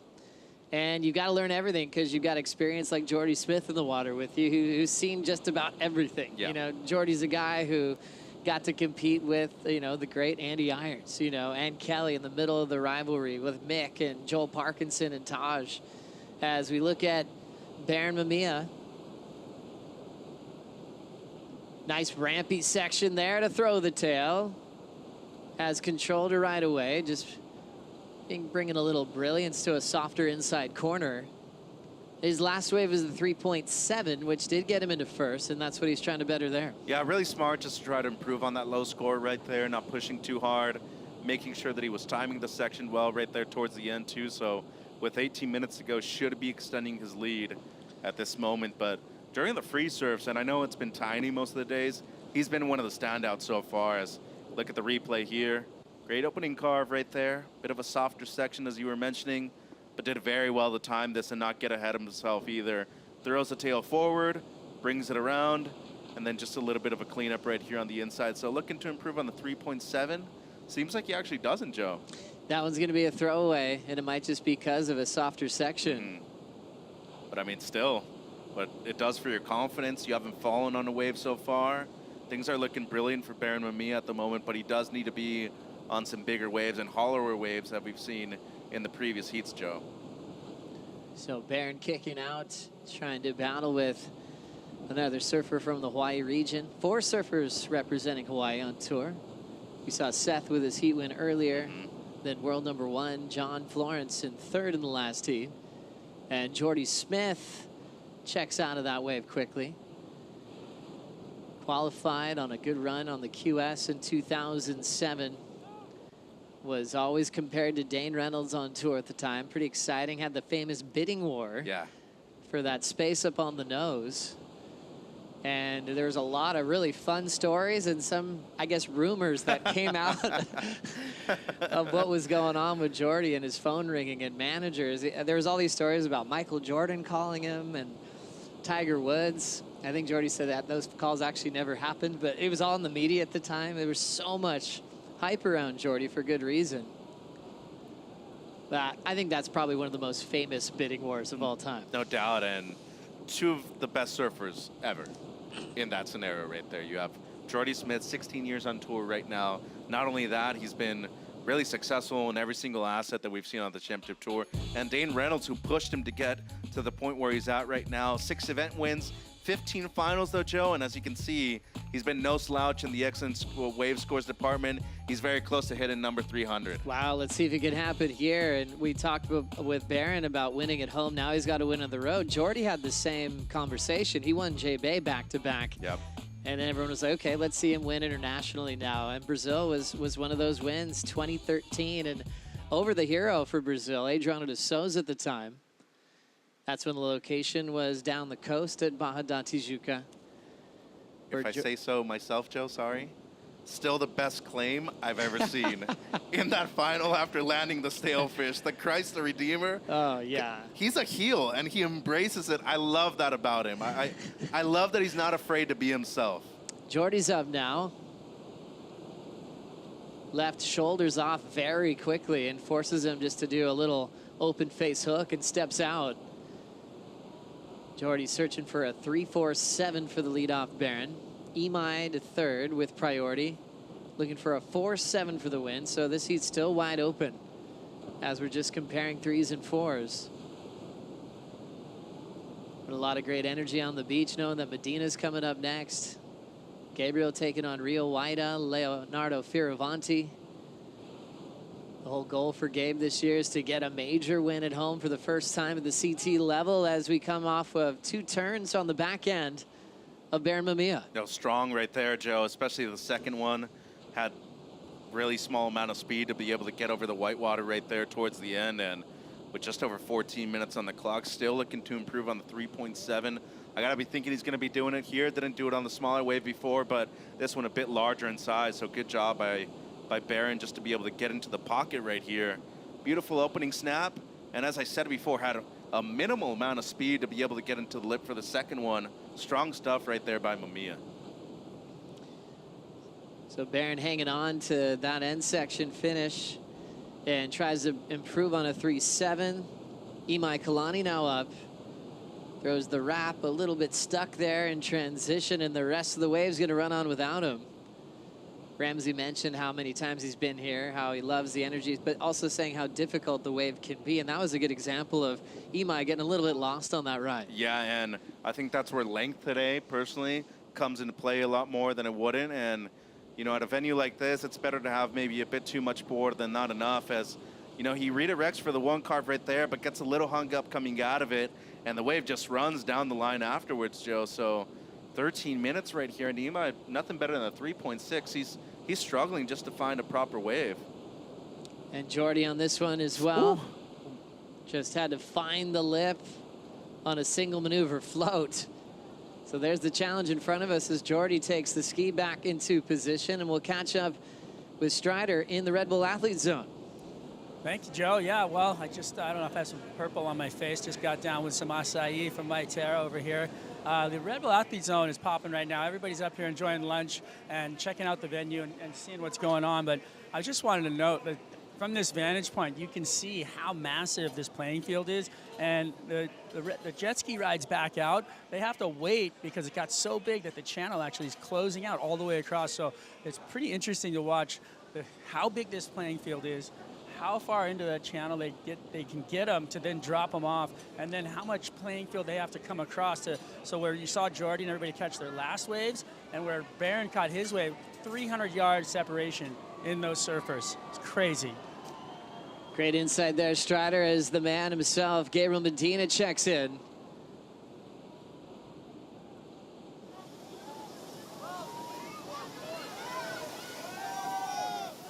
A 3-time world champion looking for his first victory of his career in his home country. I like the look of the board, too. Round tail as usual for Gabe. Looking for his first championship tour win here in Brazil.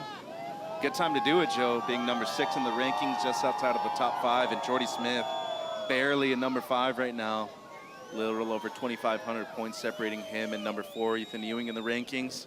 Major moment right here for Gabe. He was down here early this morning to support his little sister, Sophia, who got into the main event as a wild card.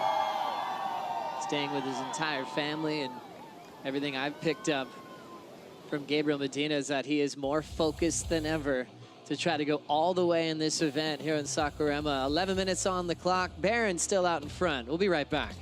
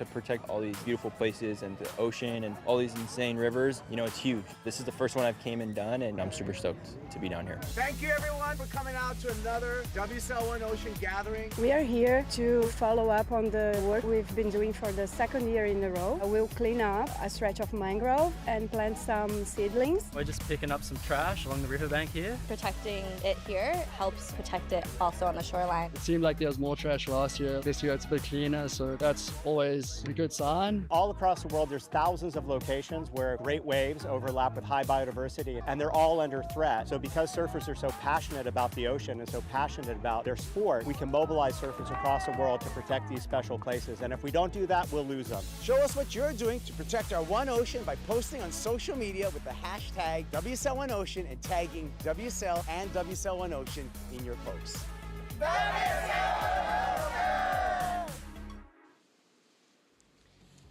8:22 to go in heat number 5 of the opening round of competition. Baron Medina still leading over Jordy Smith and Imai Kalani DeVault.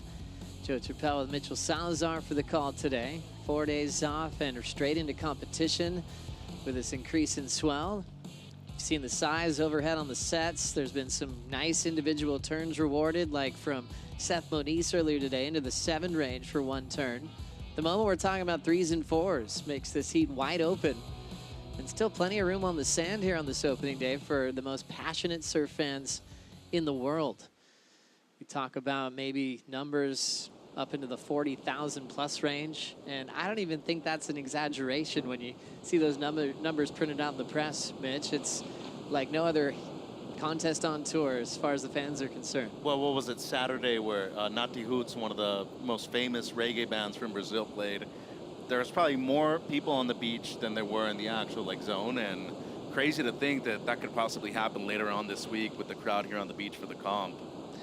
Leonardo Fioravanti checking in. He's got the heat with Medina up next, and it's an opportunity. You know, you've got the superstar on the water with you. You know, everyone on the beach is hoping for Medina to come through with a huge win. But if you can steal that momentum early, that can help you go a long way. As we've got Imai setting up his first turn. Big hammer on the back end with the fin ditch. Taking him a little bit of time to ride away, but does get the completion. Chipping into that left in the same zone as Mamiya. Snap to slide. Wave staying pretty full in the open face, so Baron trying to fill in the gaps, but he'll have to kick out. So 1 maneuver opportunities for the Hawaiians. Yeah, I don't think Baron will improve right there on the 417, but for sure one of Imai's top 2 waves. He's needing 517 at the moment, so 620 to go right here, though. I thought it was super creative and very risky right now, too, Joe. I mean, you look at the amount of time remaining, the scores that you have on the board, but the scores that everybody else has, you're looking to push it just a bit more. So, you know, the snap from Baron wasn't bad. The wave just let him down afterwards. So that's going to be a throwaway for him, given the quality of the waves we can see out there. So you look at the deep bottom turn right here. I mean, still some strong stuff. He's always surfing in the pocket, and he finds those critical sections that really allows for this type of surfing, too. So at the moment, I mean, even if this turn isn't going into his top 2, a lot of good positive signs. He just wants to be on the better waves out there in these next 6 minutes. This turn, though, big fan of it, Joe. Creative, really dynamic. Unfortunately for him, does take him a bit to ride out of that, so not as clean as he would have liked. And if he combos that up with another turn, we're probably seeing something in at least the good range out there. Then Jordy Smith as well, Mitch. Yeah, a quick one there for Jordy. He struggled to find anything after the 4.83. His backup just at the moment of 2, and you know, you've mentioned that the 4s, 3s, outside of those first 2 heats of the morning, we haven't really seen anything better than a 5 so far. And not only have the world's best surfers struggled out there to find some waves, I think it's just a token of appreciation of what this wave can do to the very elite. You know, if they're struggling out there, imagine what an average surfer would be doing. I'm loving Jordy Smith's longevity on tour. We spoke about it before, now to his 17th season, which has been uninterrupted on tour. Some injuries in there that have kept him out of the title race, but he certainly has delivered several top 10 performances. He's been runner-up in the world in his 3rd season on tour. And he's also had to hear the conversation about when it's going to happen for 16 years and still remains focused. Was a little sneaky in the offseason when his training came out just blazing in the Hawaiian leg of the tour. You could tell he was more focused than ever. and now finds himself number 5 in the world for a potential shot to be at Lowers this September. And for what he did at Lowers when it was a regular season event, he'd be in his happy place. As we look at a couple of combinations on the back end of Baron Mamiya once again. Yeah, statistically speaking, though, Jordy Smith is one of the most successful surfers at Lowers in its history. So not only does he have the 2 victories right there, the motivation is probably even higher because he's missed out on the finals in its first 3 editions. As we look at the replay here of the heat leader, Mamiya once again, opening carve, much better on the second one right there, Joe. Only looking to improve on a 4.17. Feel like he's going to be able to do that right here. Great use of priority, by the way. And he sensed the pressure right there of Jordy, wanted to catch this wave underneath him. Made sure that he was on this one and capitalized on a golden opportunity, especially the extension of the second turn right there, Joe. Quality stuff by B. Solid surfing right in the critical part of the wave and turning a little bit extra to show the judges that he wants it. Right there trying to break out of the 4s is Imai on the right. So DeVault right here looking for a big snap, Joe. Almost pulled it right there. I love the commitment. I just don't think the section was really allowing for what Imai was thinking there. And 3 minutes to go. You want to hear something really funny that I hadn't thought of until right now? Jordy Smith used to surf against Sean Ward, who is Baron Mamiya's manager. That's how long he's been around. I love it. As we see a nice clean snap right off the lip. And then throwing the tail out, but falling on the second maneuver. Something he really needed there. Yeah, Sean Ward, longtime competitor. He actually picked up a QS win in Brazil. Yeah. When he was trying to make the tour. A longtime sparring partner to Brett Simpson for many years. And now managing Baron, Eli Hanneman, Luana Silva. Yep. Still rips. Oh, yeah, he does. Every day. And still just has so much love for the game. As we look at last of Jordy Smith here. Yeah, he struggled once again to be able to find any kind of open face or just the lip line outside of that turn. It's really been a few mishaps on the last few waves for Jordy, so not being able to get the completion right there with the second one, I still feel like he's going to be needing the 5.28 that's necessary to move him up into first, as Mamiya gets his best on his last ride, Joe.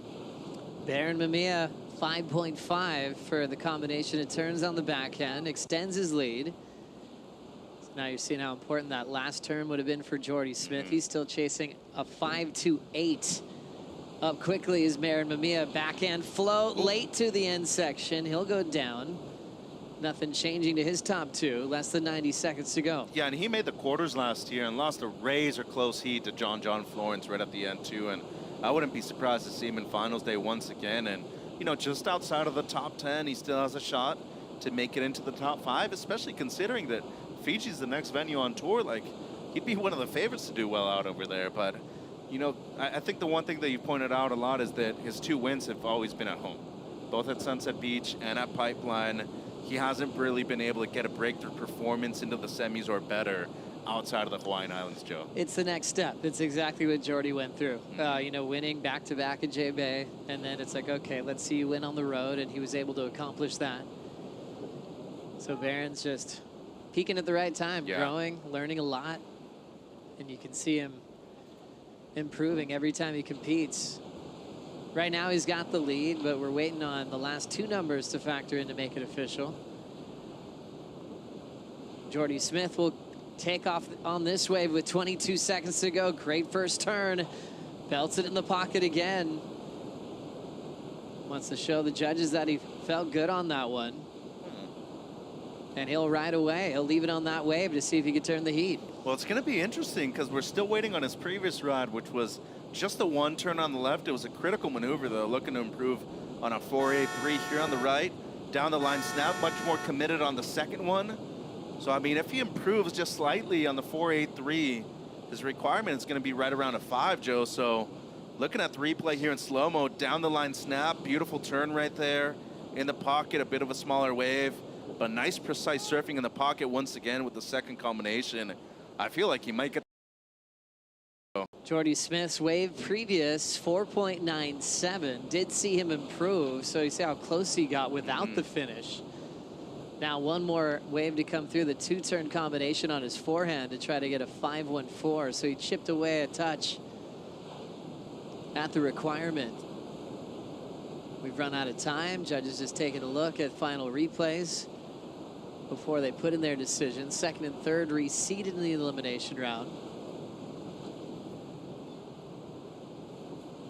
Talk about longevity, though, Joe. Yeah, we mentioned the win in 2013, but also as runner-up here in Saquarema to Felipe Toledo a few years back. And to me, physically, he probably looks better than ever.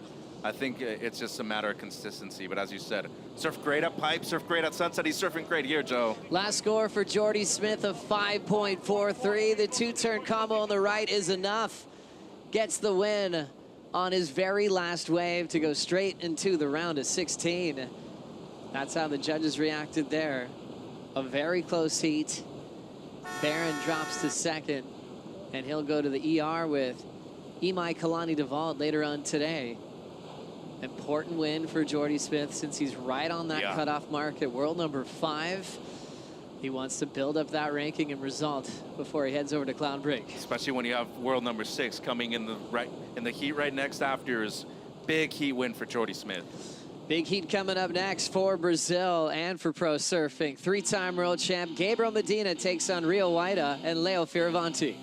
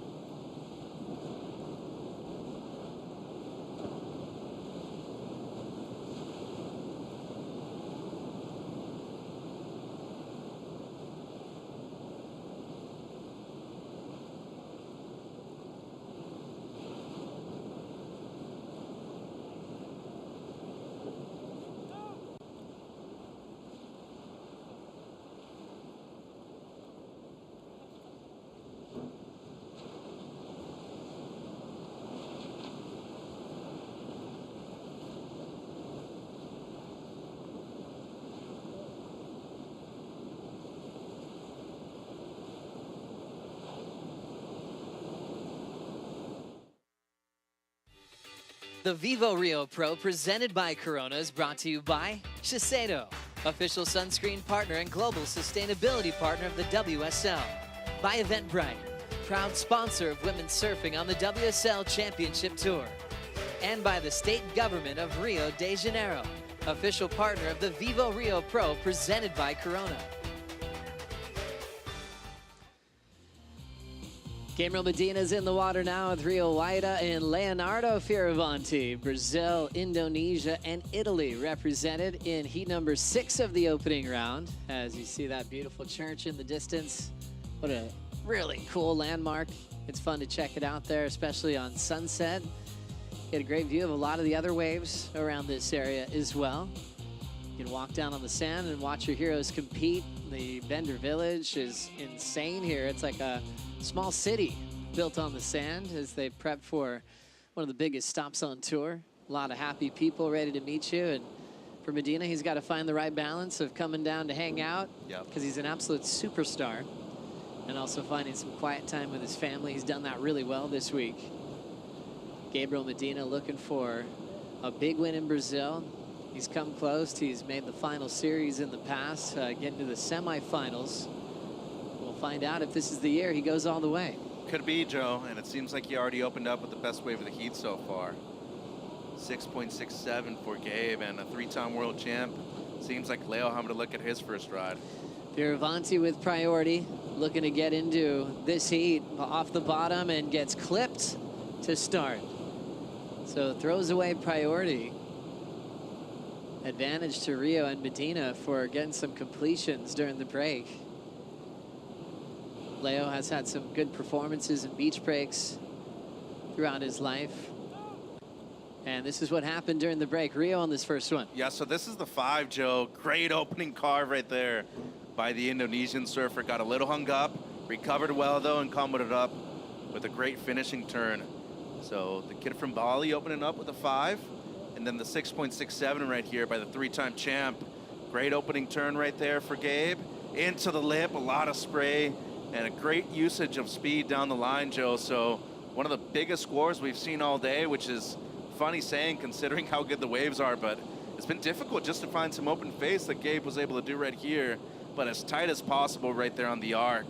Could watch that surfing all day long, and just pristine water. And you look at the way he uses speed down the line. For a guy his size, it's really incredible the way he's able to capitalize on these golden opportunities going down the line that quickly.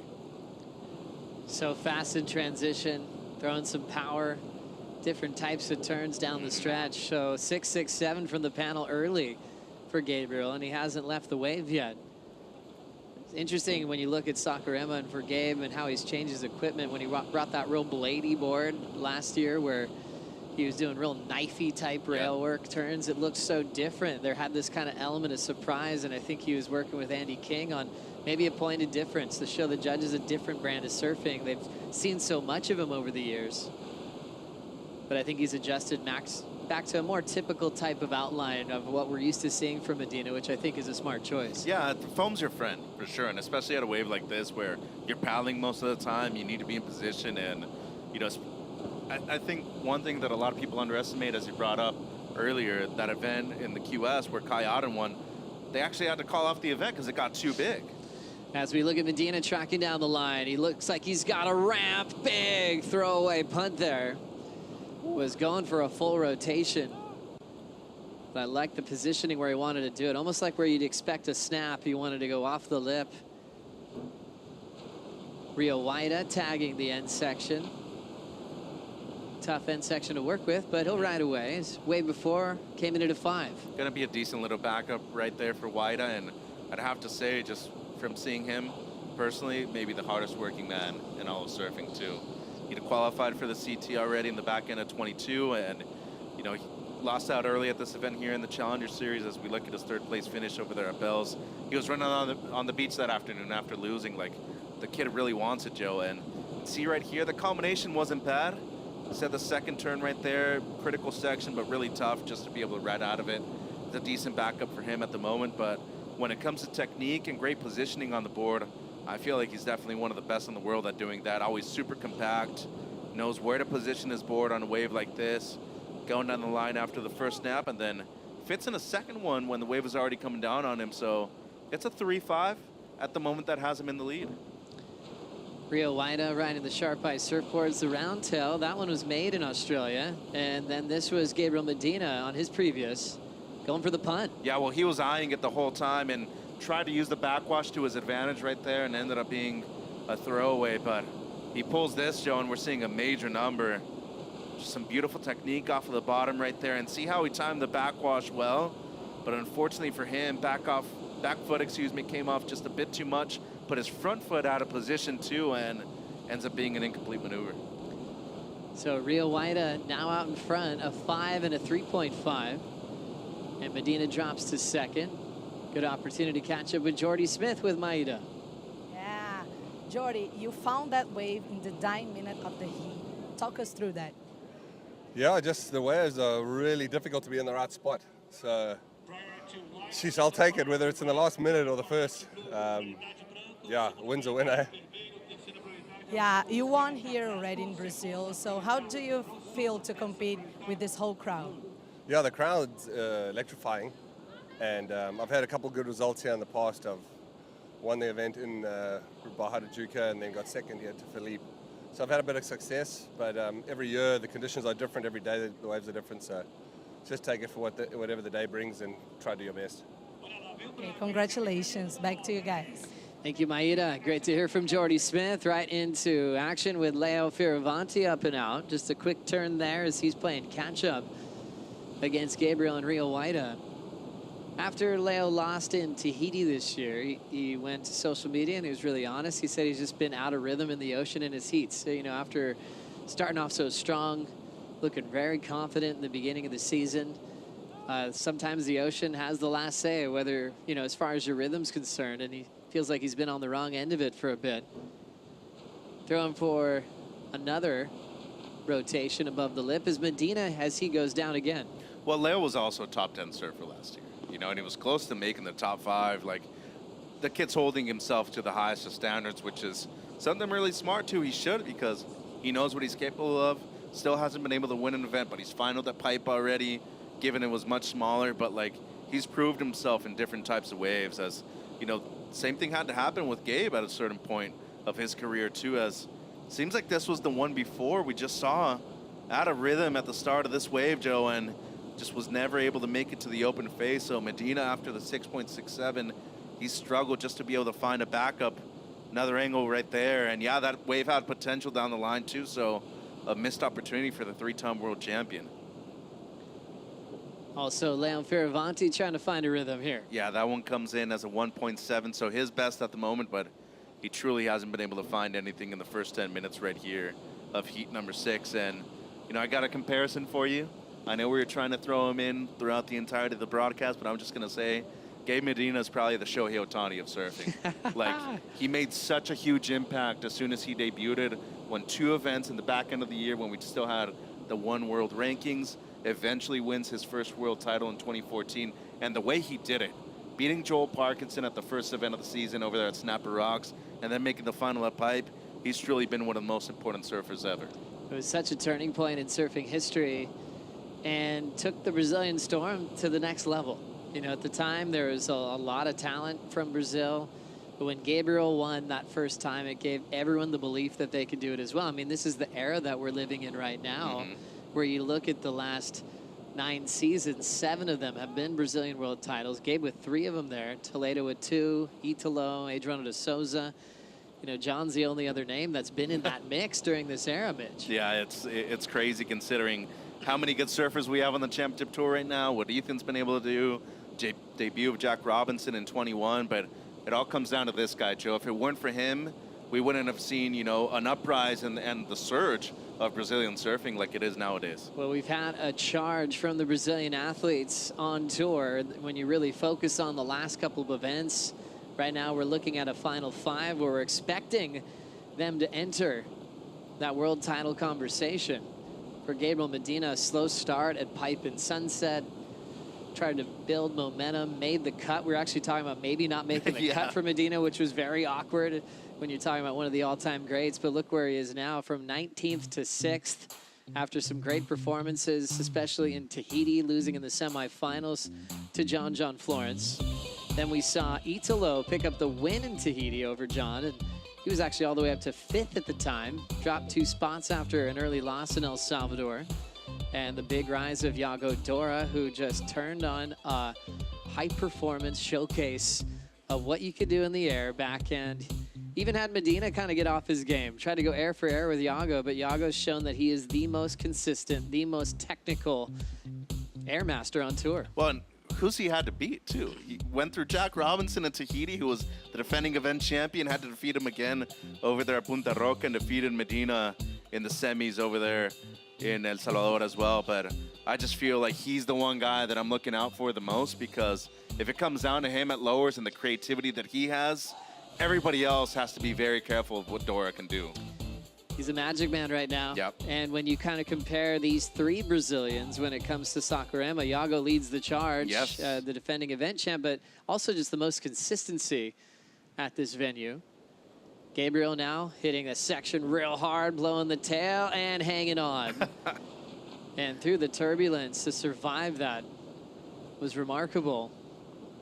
There was a lot of obstacles trying to take him down, but had the intent to try to get the lead here. I think he's done that. Yeah, this board looks great too. Ooh, had the rotor on the outside too, Joe. So lands it. We see the grab rail carve right there and combos it up on the inside with a couple extra maneuvers into the lip line. So Medina with a fantastic combination. To me, this is the best wave we've seen all day long, and truly feel like he's deserving of an excellent score. And if not, it's got to be very close to it. But halfway through the heat, he's going to be in a solid position right here with 16 minutes. It's not one to really repeat airs a lot. There's a little bit of difference every time he strikes. That one was kind of that flat spin rotation.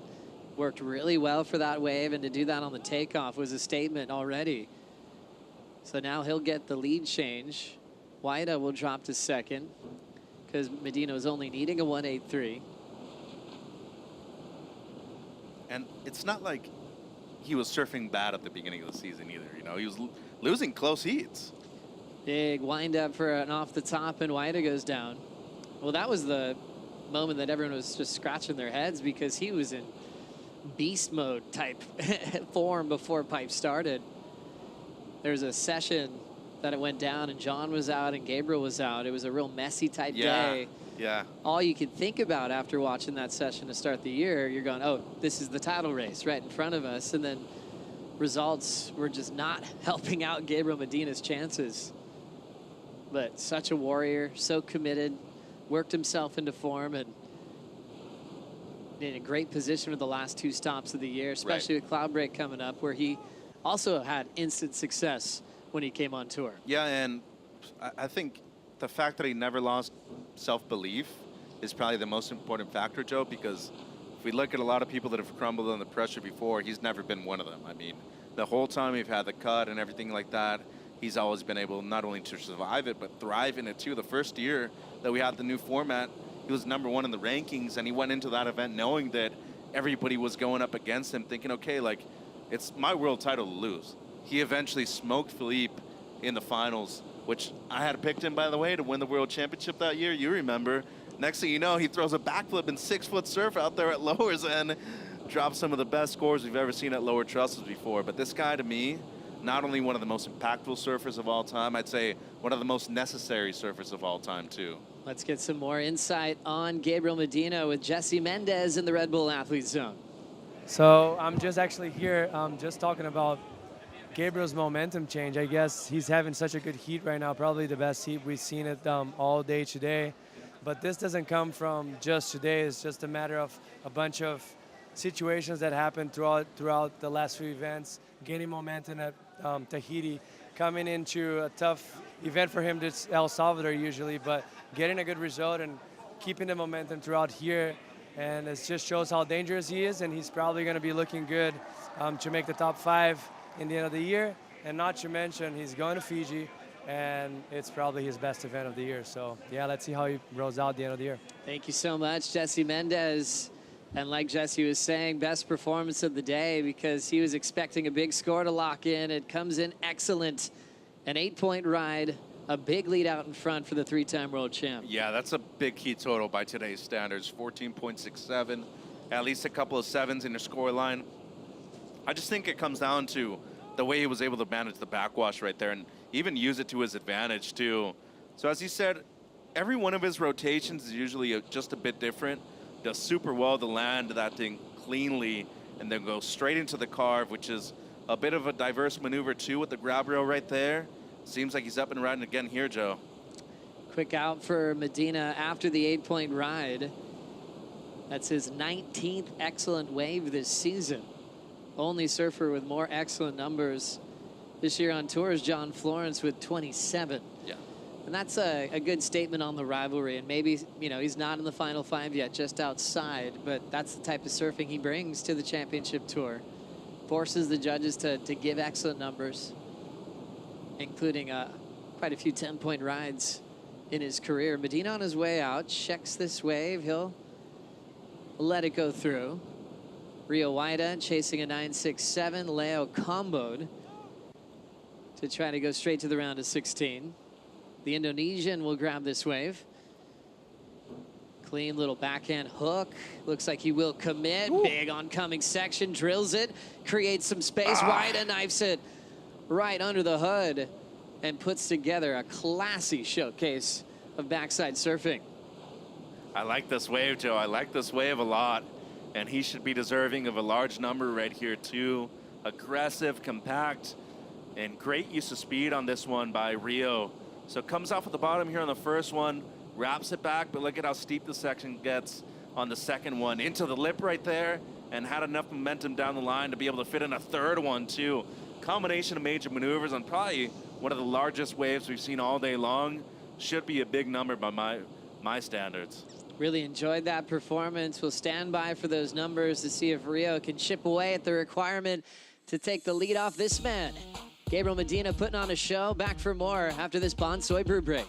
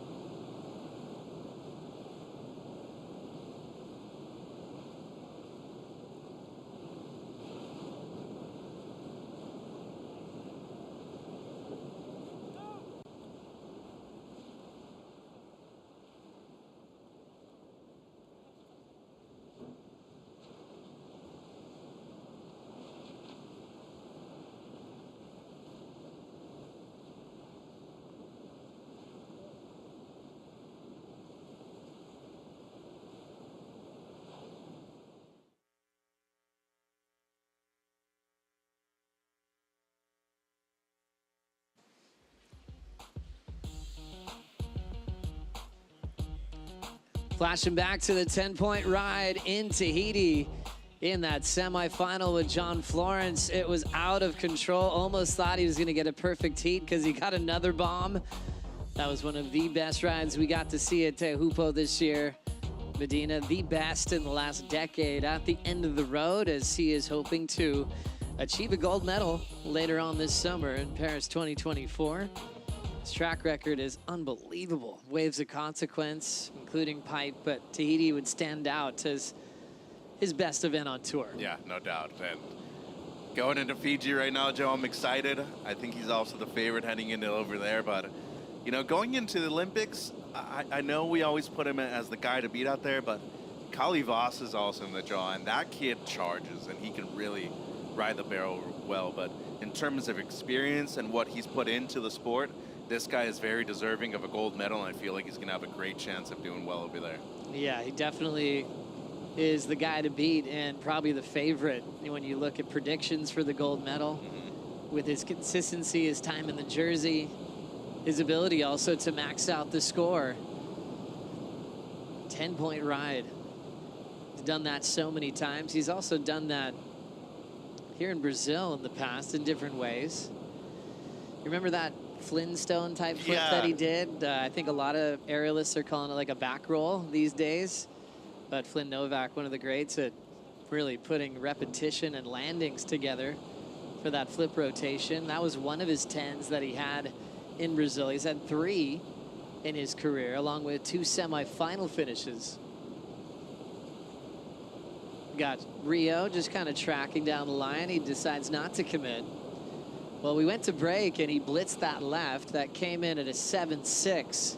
The panel keeping it just under Gabriel's 8-point ride. Yeah, good scoring right there for sure. I know that the sections were a bit steeper and more critical, but when it comes to the combination of the diversity maneuvers, that was in favor of Gabe. But all in all, this heat's still wide open for Rio. It needs a 7.08.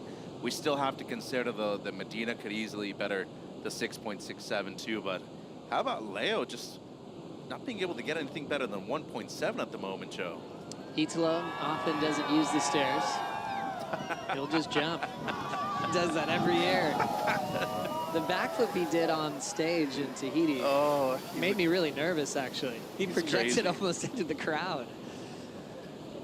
When he won Kuramas and jumped straight into the chair, remember that? Oh, that was gnarly too. Oh, he's a madman. For his managers, his supporters, they're just holding their breath going, no, don't do that, don't do that. No more flips, please. But that's just Italo's nature. The coolest thing about his victory in Tahiti was just when he said he's back. He just felt that winning feeling again. He's coming up next. He'll have the crowd behind him as he takes on Crosby, Colapinto, and Liam O'Brien.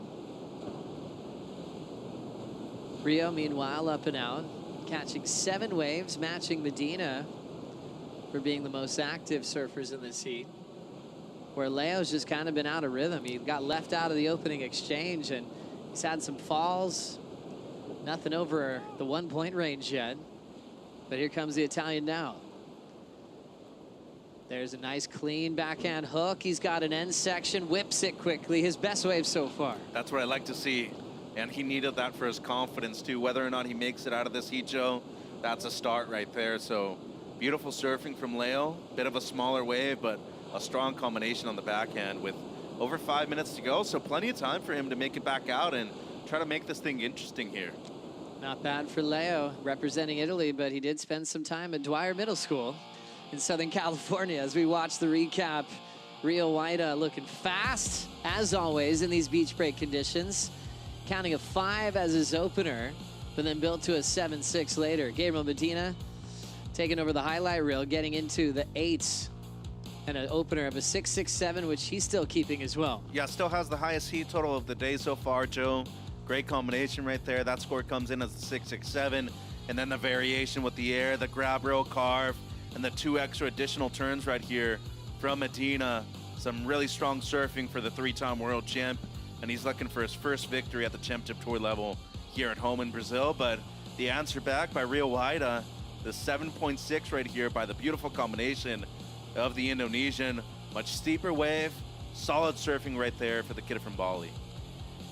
Love how fast Rio is in transition. Balances it with finesse as well. Really well timed surfing there for Rio, working closely with Glenn Hall this year. And learning a lot.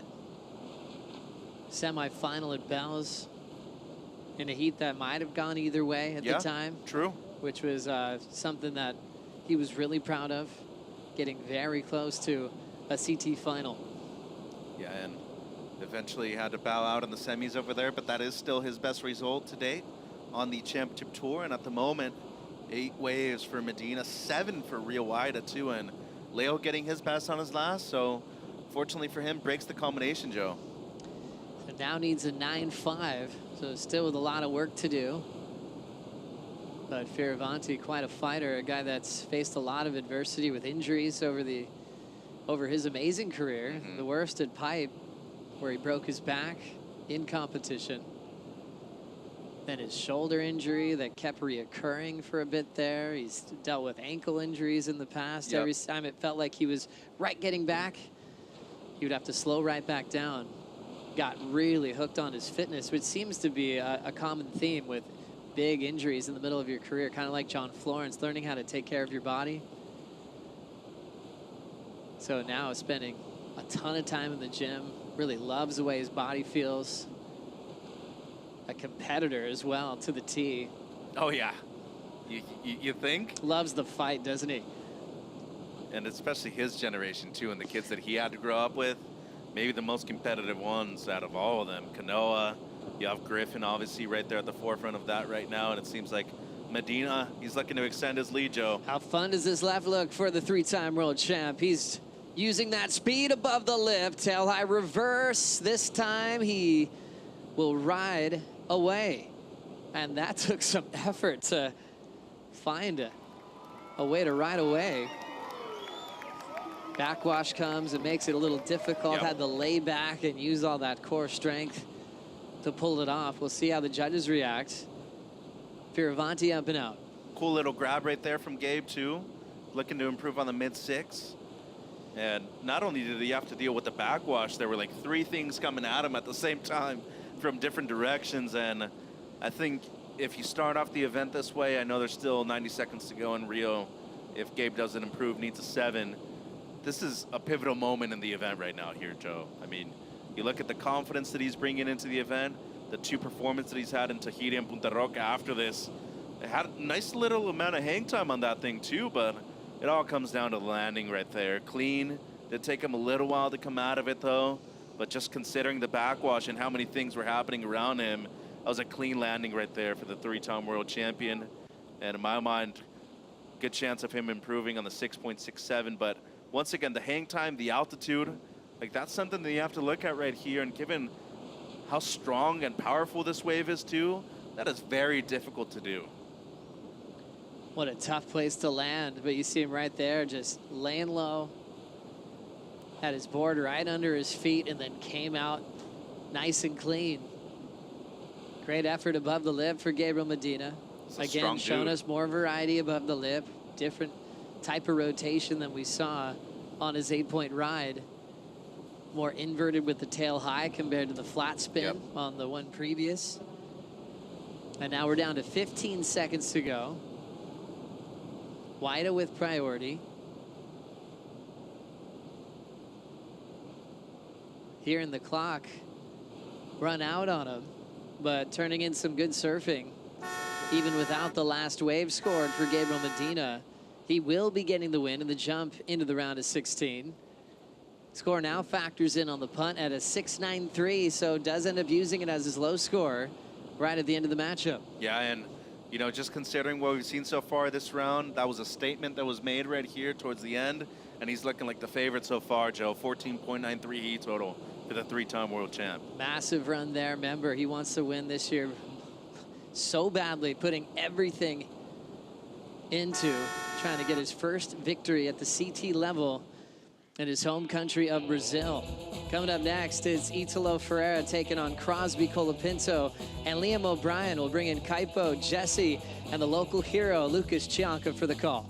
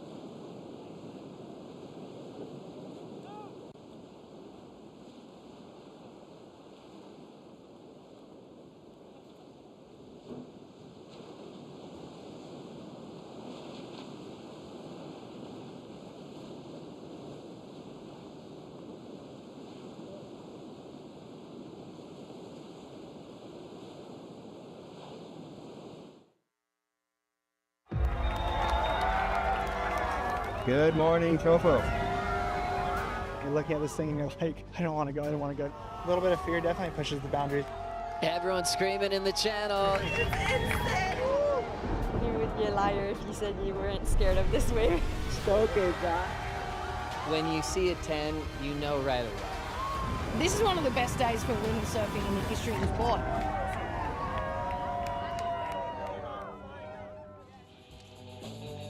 Yeah, check out Inside Pro Surfing 2024. That was Tahiti. You can find it at worldsurfleague.com. You'll see some Gabe Medina in some caverns in Tahiti, and Gabe Medina making his way up the catwalk because he just advanced into the round of 16 with a heat win in the men's opening round. Medina looking like the favorite. Giant heat total for him, 14.93 for Gabe Medina. We got another great heat on hand. Italo Ferreira up against Crosby Colapinto and Liam O'Brien. Men's opening round again. First place goes into the round of 16. Second and third into the elimination round, which we will be having late this afternoon. We got a treat for you. Shumbo's in the house. Lucas Gianca, thank you for joining us, Shumbo. What's up, guys? Super pleasure to be here. Super special day, especially in Saquarema. The beach is massive crowded. There is a massive crowd there, always beautiful crowd. And the vibe is always the best. That's what I love in Saquarema. Are you proud of your hometown? Because I love this place. I'm super proud. I'm super proud of everyone here because it's just, everyone receives so good, like everyone from around the world. So it was super special to me to see all the gringos having fun in Saquarema, having good waves. And when it was no waves, we was just enjoying the beautiful day at the beach. Yeah, it is just a lovely coast and so many waves here, so much swell. Jesse, let's talk about this heat in the water here, though. We have Italo Ferreira up against Crosby and Liam O'Brien. Italo probably is going to be a little bit motivated after seeing what Gabe Medina did in that last heat. For sure, Gabriel is in a good rhythm, and also knowing that Gabriel went to the air, that's going to kind of give him a little bit. Let's see after this one, we'll get back to it, but oh, that was a massive turn right there for him. And here's the opening ride for Crosby Colapinto. This is just going to be a small score, 1.93 for this one. And take a look at the opener. Italo finds this right-hander, Jesse. Let's see what happens here. Nice critical section right there. Huge turn, kind of going against him, against the grain, a lot of power. And we see Liam O'Brien here. Kind of a similar wave to what Crosby had, going a little bit flatter, dying it out a little bit, not as much energy as Italo, but he surfed it very well, smooth surfer as usual on Rio, but less intensity on, so definitely Italo's gonna get the nod on this exchange. 6.33 for Italo Ferreira. He takes the lead. Last heat was an incredible display of surfing by Gabe Medina. Let's hear from Gabe Medina after his heat win. Hey, Gabe, so the highest single score of the day, the highest total. Talk us through this amazing performance.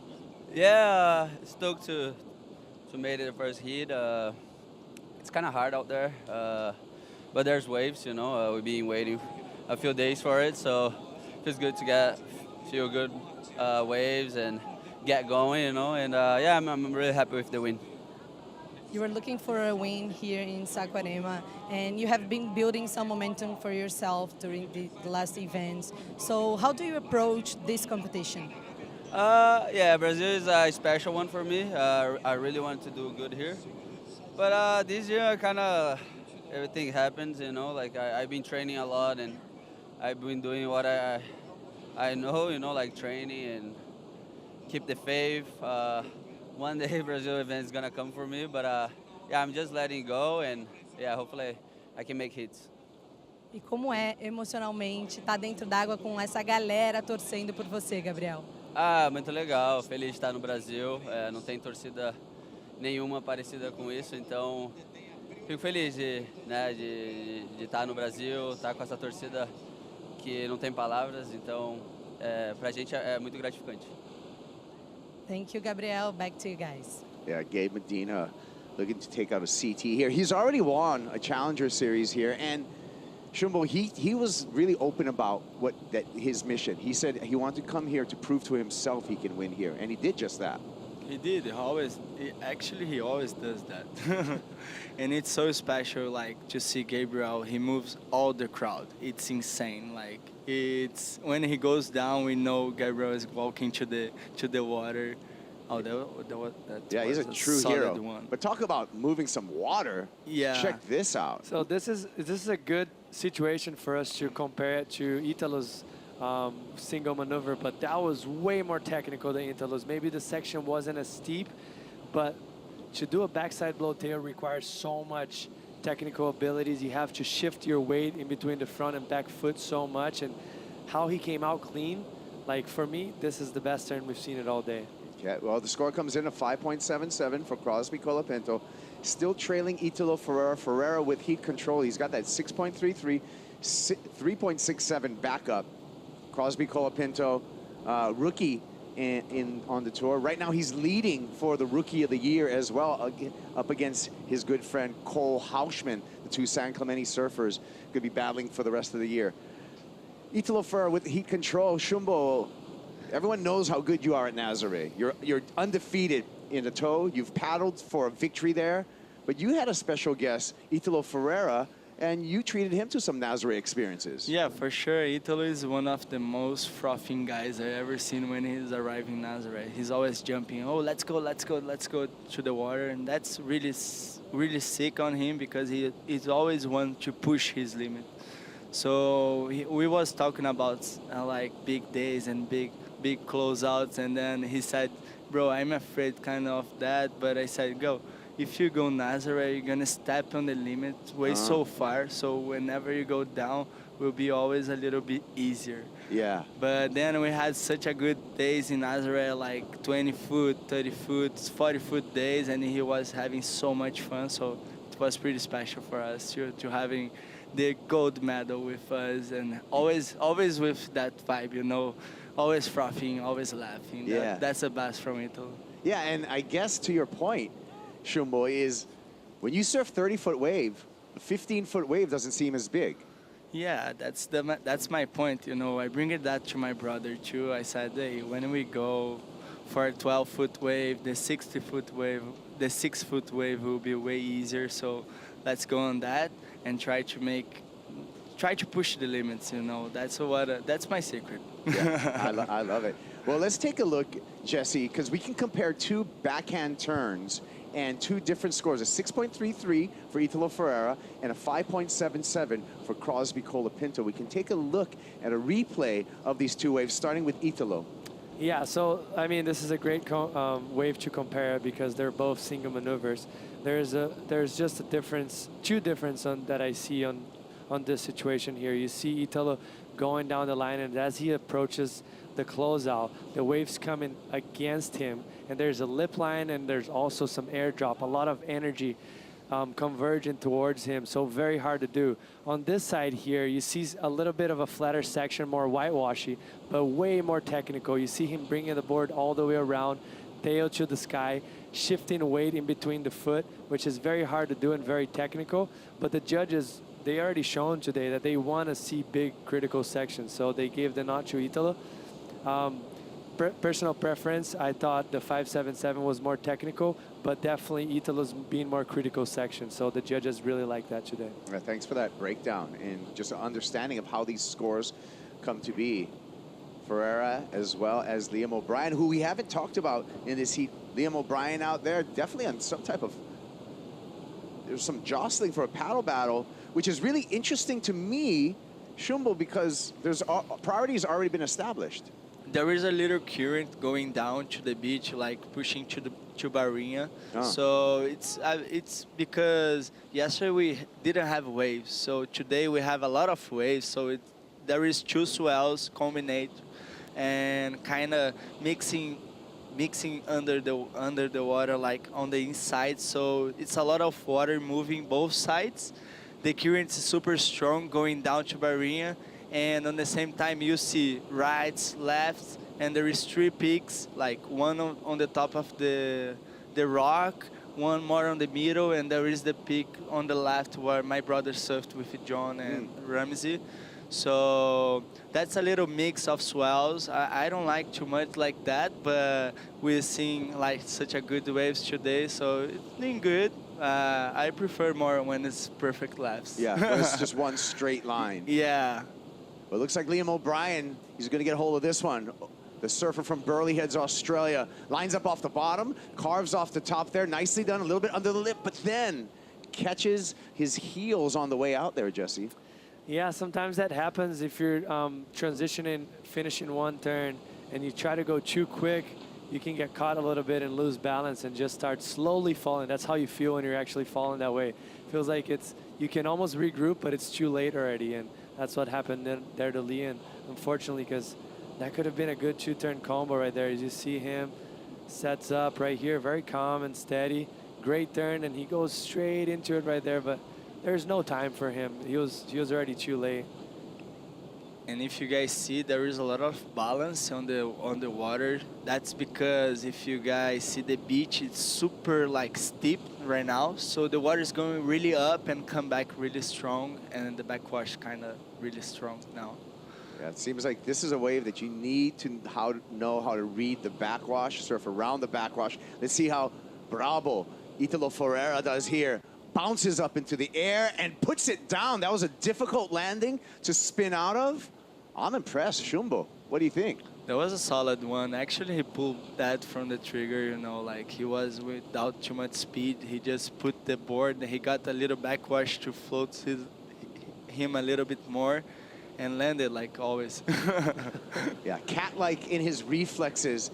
Italo Ferreira, how was this wave in the setup for this air, Jesse? Yeah, that was a nice setup, just kind of putting himself down on the bottom turn after that carve straight into that air. Look at his foot moving forward and then spinning the board back around, like landing almost like not being able to see it because he was landing with the fins facing the beach.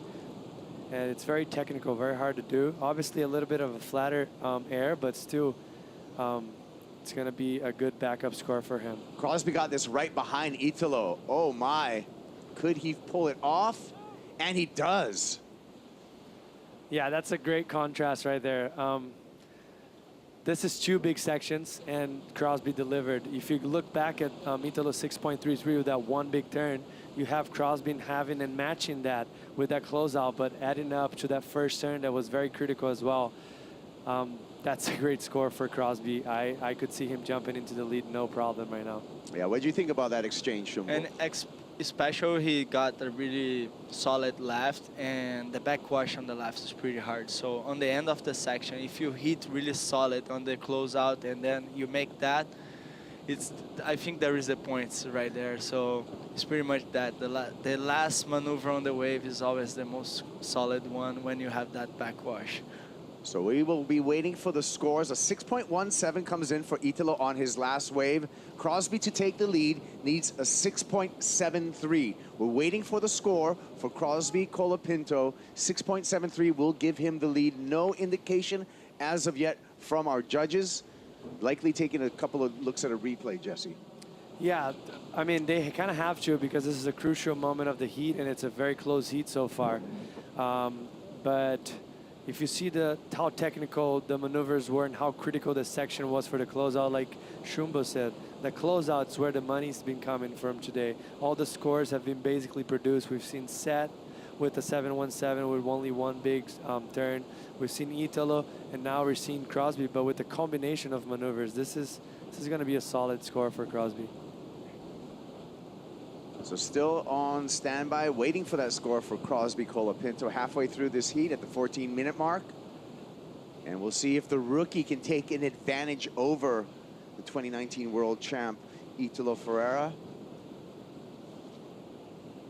And Liam O'Brien, not to be, the number drops in. It's a big one. Shumbo at 8.17. That was solid. Jesse said it was a combination of maneuvers with a special closeout, and he just threw everything on that closeout. It was pretty strong maneuver. Yeah, very well deserved. Like, for me, that was the best wave I've seen all day. Well, one of the biggest numbers we've seen all day with that 8.17 for Crosby Colapinto. He's in a strong lead now over Italo Ferreira, and Liam O'Brien comboed out of the first place position. We're going to see how this ends up. Stepping away for a quick break. We'll be back with more action. Men's opening round. Mora Shumbo. Jesse's going to join us as well. We'll be back after this.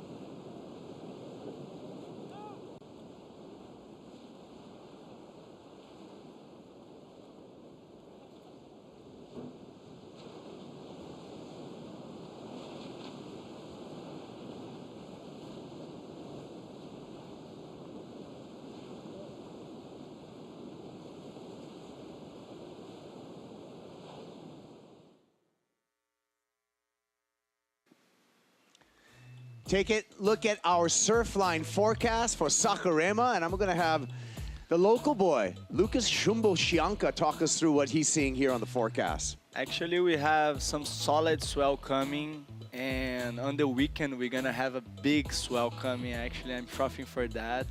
But on today, we have a couple swells arriving, kind of a lot of water moving. The next day, we're going to have a solid swell approaching too, but we have kind of a little bit wind, so let's see how it goes. 5 to 8 feet faces on offshore. This is today, no? Yeah. Tomorrow, I hope the wind not gets too strong. Yeah, there's our long range. A little onshore. But then look at Friday. Then Friday. Look at Saturday. I think Friday we're gonna have such a special day, and then Saturday we're gonna have such a special morning, and then you guys see it. There's a big swell coming. That's why I'm kind of shaking right now. I know I will get in action.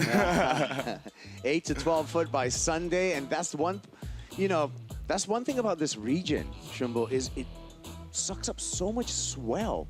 There's always waves here. Yeah, Big waves a lot of times. Yeah, we have a lot of waves, a lot of swell, so we can train in pretty much every weekend. So every week we have one swell, not big one like this one, 12 foot, but sometimes we always have 6 foot, 8 foot, 10 foot.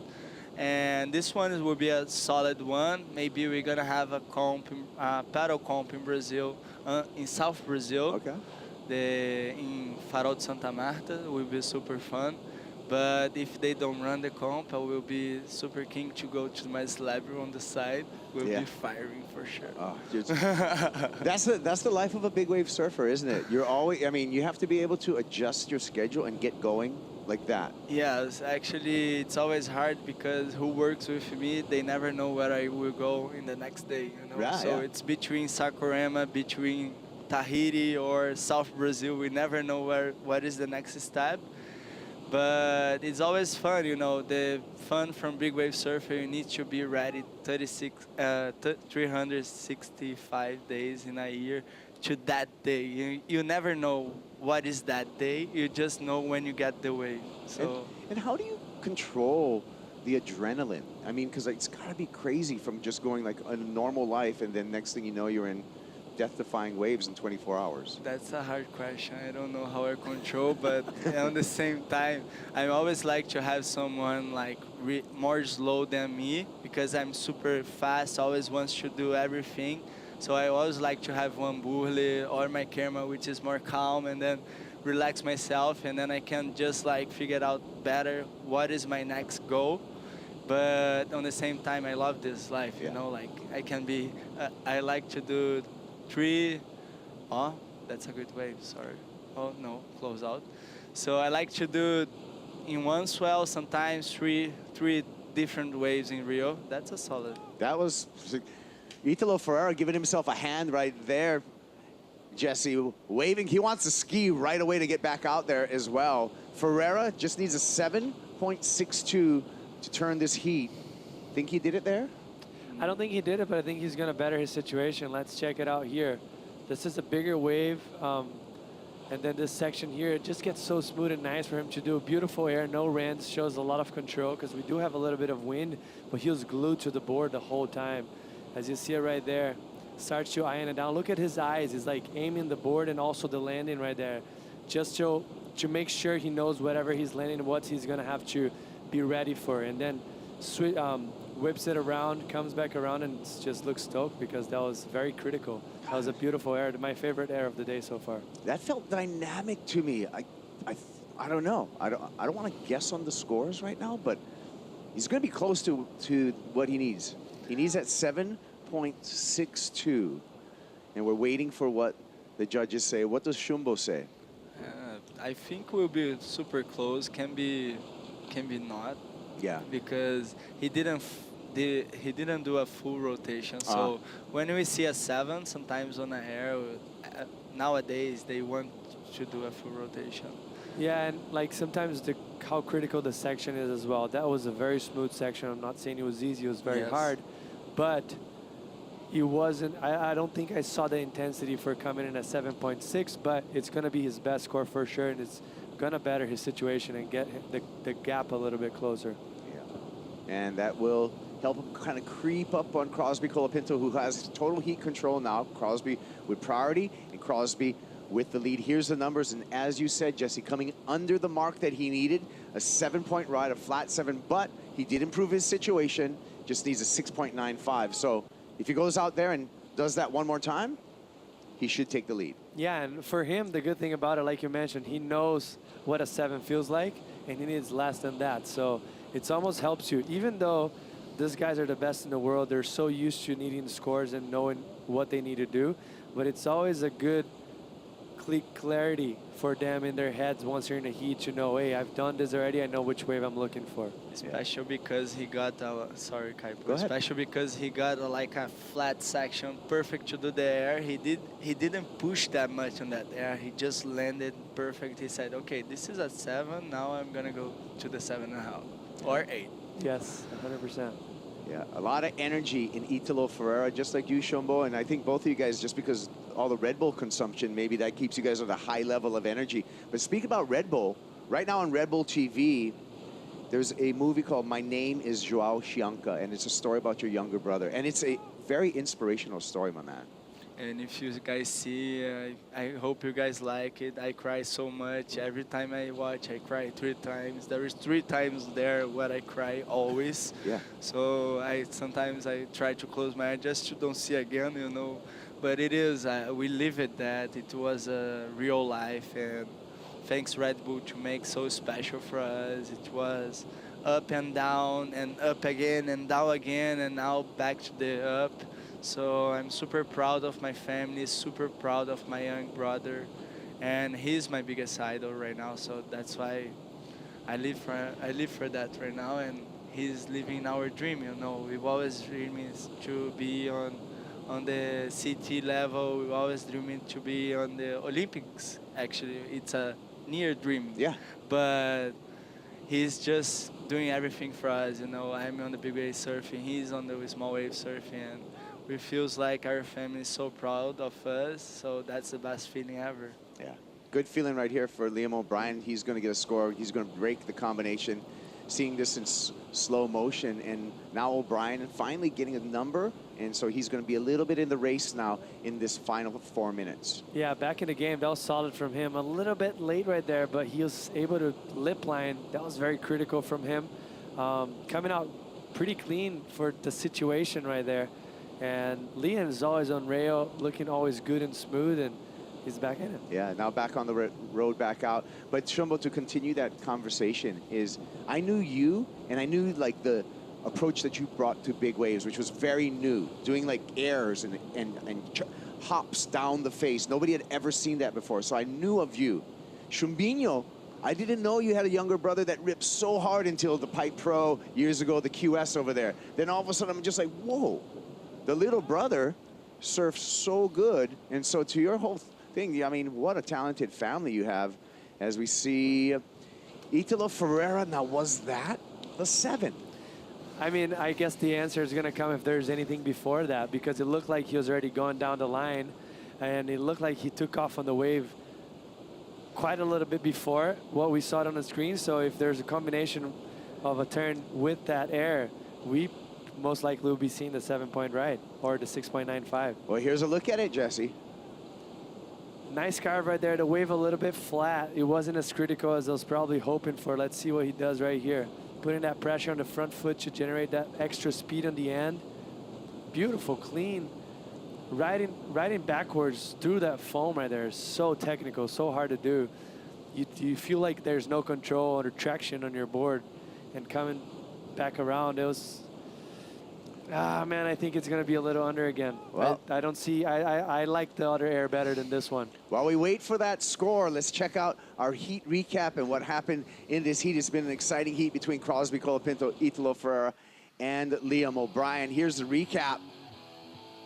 Shumbo, starting here with Crosby. Crosby start really strong with this maneuver, super technical, and that was a solid number too.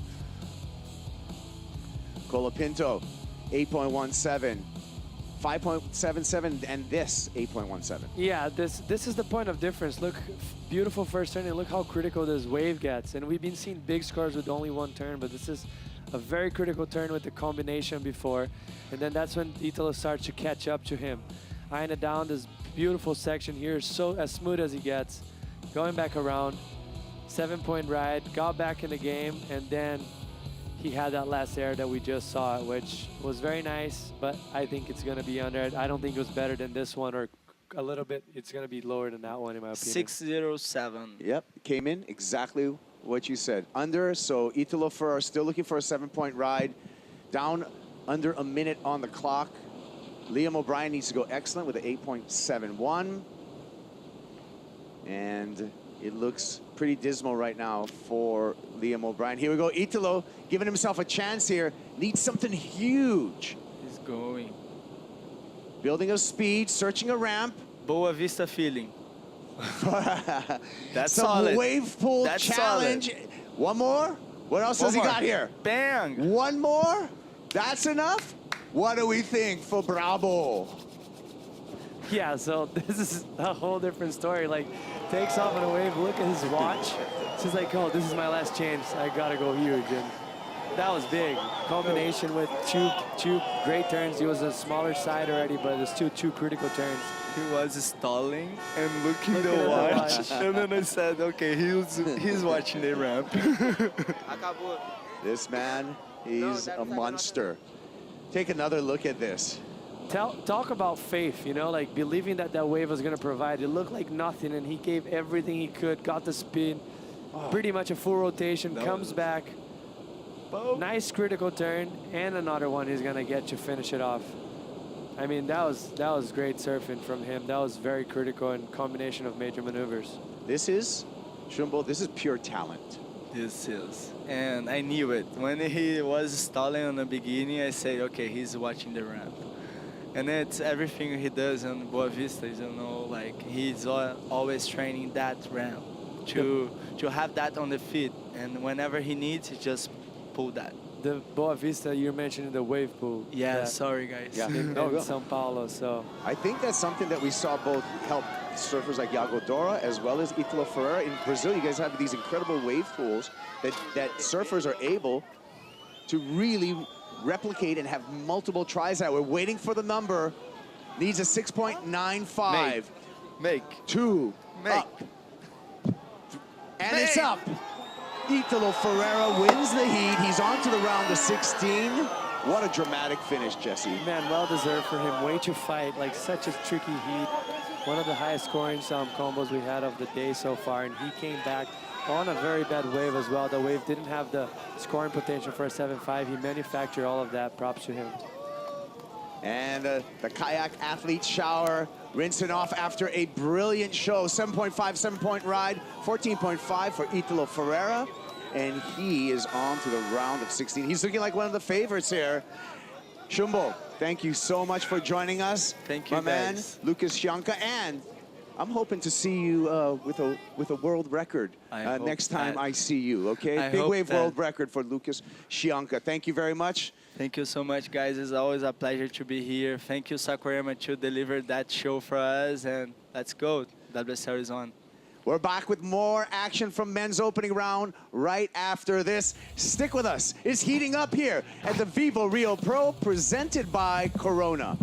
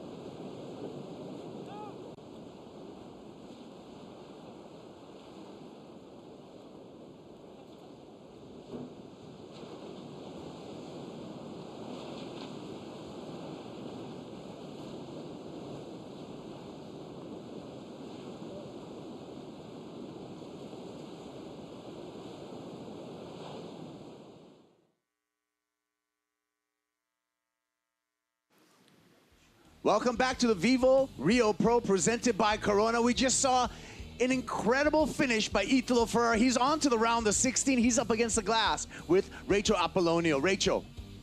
That he's cheering here, Kaipo. Italo, after this nerve-wracking heat, there was a great battle between you and Crosby.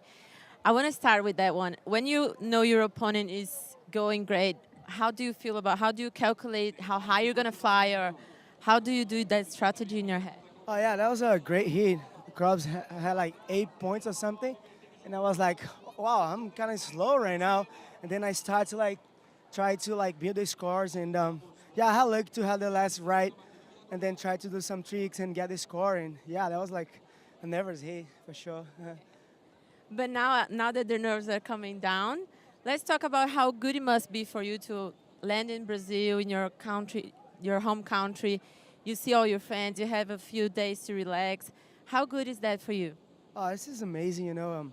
We always like waiting, like excited to surf this comp, you know, because it's the fan, it's incredible, the place, all the friends and families around, and it's like good moment to like enjoy with the people, you know, and then having fun in the comp. So now we finally has waves, and then for the next few days it's gonna be fun. So let's keep going. Congratulations, thank you, good luck in the round of 16. Yeah, Italo Ferreira, and the action continues here. We got another great heat out on the water. We have our defending champ, Iago Dora, coming up against Jake Marshall and Matthew McGillivray. Again, winner moves on to the round of 16. We saw outstanding surfing by both Italo and Gabe Medina. Mind you, those Brazilians are moving up the rankings at a fast pace. Opening ride here, Jesse, for Iago Dora. Yeah, I just love the rhythm that Iago has on this wave specifically. He's always able to find the perfect time, and as you see it right here, look, that section is not easy. There's a lot of froth. He was able to time it perfectly with the backwash to make that turn look even bigger and finish it off very strong. A lot of board control, tail control. That was beautiful. Also, we'd like to welcome to the booth Strider Wazalewski. Strider, Iago coming off a heater in El Salvador. Looks like he's still in great form right here. Yeah, unbelievable. I mean, he's one of those surfers that I think has gotten the taste that he wanted to taste when he was in El Salvador. And he had a kind of a rough start to the year, just made the cut. Now I feel like he's ready for the finals. It's crazy. Go from the bottom end all the way to the top in my mind, and it's just a confidence thing. And he's literally one event away from, pretty much being in the finals. Yeah. All he needs is a win. Yeah, I mean, talk about, our defending champ, Iago. He was the last surfer to survive that mid-season cut. Since then, he's moved up the rankings, coming in at the number 8 position here to stop number 8 of 9 stops before that final 5 conversation. He's put himself right in the sweet spot. Let's see if he can get above the line. Yeah, and if you look back as far as stats here in this wave, first time he surfed in a World Tour event, he got 3rd, and then he won last year with the 10 in the final. Like I just mentioned, and I like to re-mention that because he's that good out here. The rhythm that he finds in this wave is very unique, and there's only a few guys that have that, and he's one of them. I'm glad you brought that up, Jesse, because back in 2017, Iago Dora, as a wild card, made it to the semifinals as a wild card, and in the process of getting to that semifinal, he beat 3 world champs. He took down Mick Fanning, John Florence, and Gabe Medina with his first appearance as a wild card in a championship tour event. What a way to start your, basically, career in the public eye. Yeah, it doesn't get any better, but to me, he's the most dangerous surfer in the draw, by far. Because we've got a venue that you can get 10-point rides on one maneuver, and he can do the best with the best maneuver of this event in any heat. Literally, his technical surfing is so good, and he's so high above the lip, and his variation in the air is untouchable. And the consistency as well. If we look back at the last event, in El Salvador, I don't even remember him falling. Like, the amount of airs he tried and the amount of airs he landed, and like you mentioned, variety of airs as well. He's not just the type of guy that's going to do a full rotation. He's going to put every grab out there you can think of. And there's not one guy on tour that will argue with that. Yeah, not one. Here we go with the South African, Matty McGillivray on the backhand here, swinging the CI through its paces. A little bit of a messy finish there for McGillivray, and he is out of there. That's going to be his first score in this matchup at the 22-minute mark. Jesse, I got to ask you, I mean, McGillivray, this guy's an amazing surfer. We saw him, ripping through the waves in El Salvador. Liam O'Brien, the last heat we saw. But they don't really kind of sloppy here. This venue, it just really is a challenge for these guys. Yeah, and those guys also have the least experience here, like most of it. Like, it's just a tough wave. Like, you see it, the water is always moving. There's a lot of backwash, mostly with the steep beach that we have. It makes it even worse. So it's hard to find timing. And you see a guy from J-Bay, which is the opposite. It's the most perfect wave in the world. So Yeah. it's a challenge. It takes time. Yeah, you can take a look right now at the technique. Channel Islands Pro 19 under the feet of Matthew McGillivray.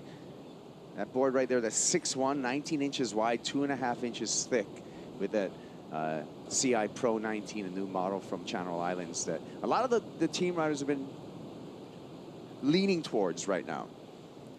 Joao Chianca was on a similar model in his heat. So the score comes in just as a 3.33. McGillivray off to, it's kind of a slow start for his taste. Jake Marshall, just only with a couple of fractional scores right now. Got to get busy, Jesse. He does have priority, but he has not broken a 1 yet. Yeah, and it looks like they're kind of constantly paddling towards the rocks right there. We do have the rip going, moving towards the middle of the beach. As you see right there, see they're constantly paddling nonstop, and you see that rip going through. It kind of brings you out and also towards the middle of the beach. So the positioning right now, it's going to be very important for those surfers, and mostly for Jake with priority and no scores yet. Yeah, Jake Marshall, quarterfinals in Portugal, quarterfinals at Bells.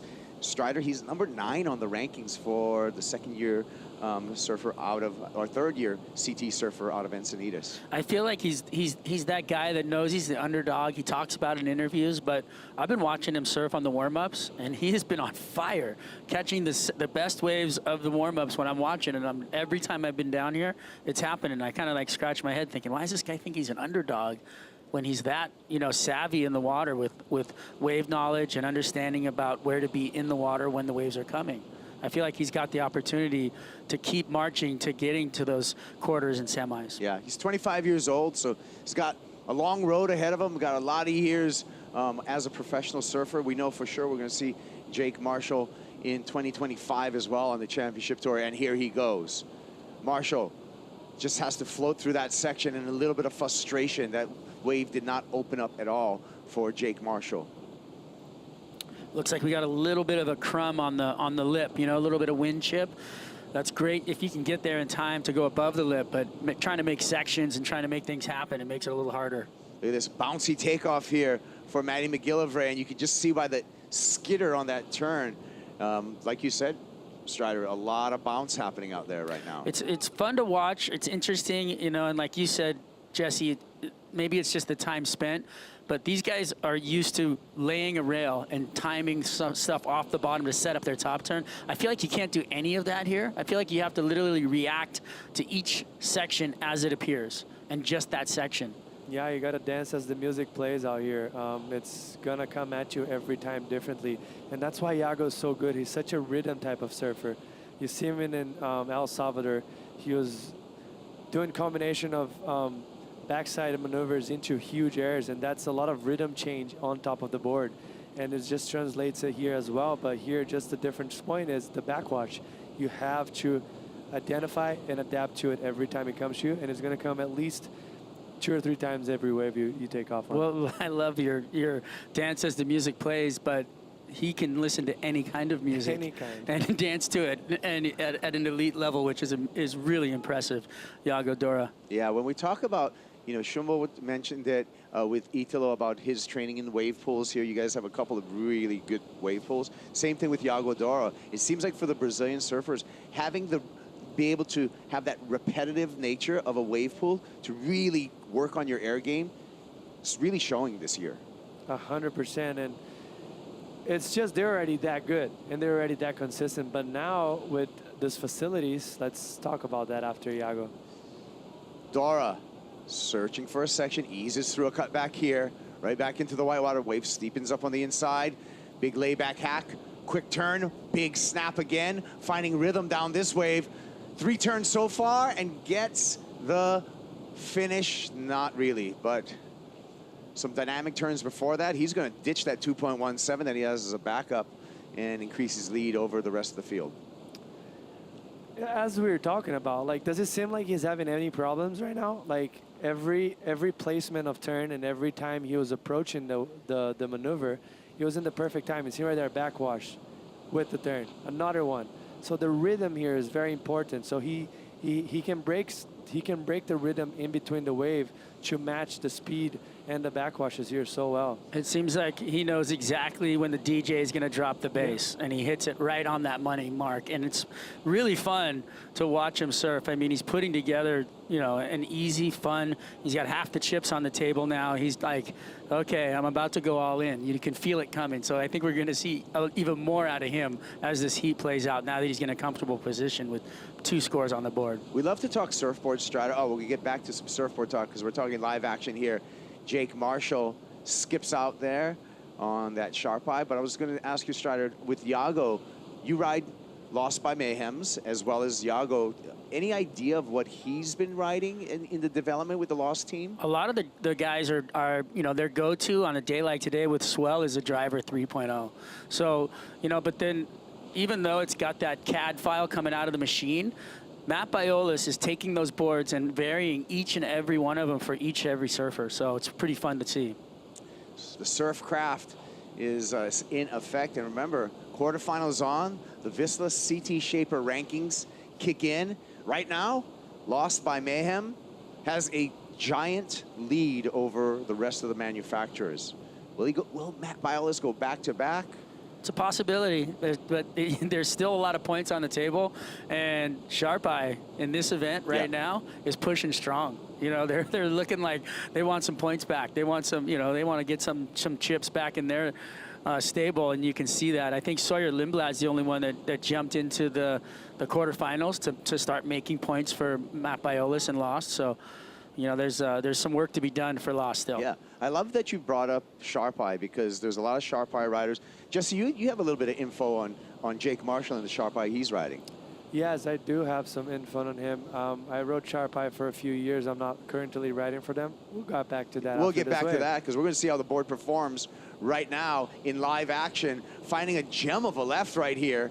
Oh my goodness, and a lost opportunity for Jake Marshall. That's going to sting. Stinging the lip there, coming out of that turn, was Iago Doro. So we'll catch back up with Iago Doro, who's currently in the lead. Man, that was such a missed opportunity for, you know, Marshall had the wave to get the excellent score that he needed and came up short. I felt like he's trying to pace it and think about it too much. And then you got a guy like Iago who just looks like, to me, he's like a butterfly with a bee sting. Like he's just the smoothest thing in the world, and then zap, he just like throws in those crazy, you know, maneuvers at the end. We'll start here.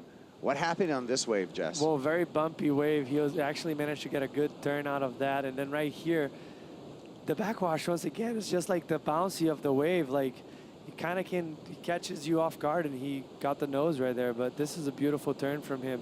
Very tricky to do. But even right there, you could see his nose catching a little bit. And then this wave got a little bit steeper. Does a nice bottom turn right there. Gets this turn a little bit more on rail, even better. And as he was thinking he got it, he ended up falling.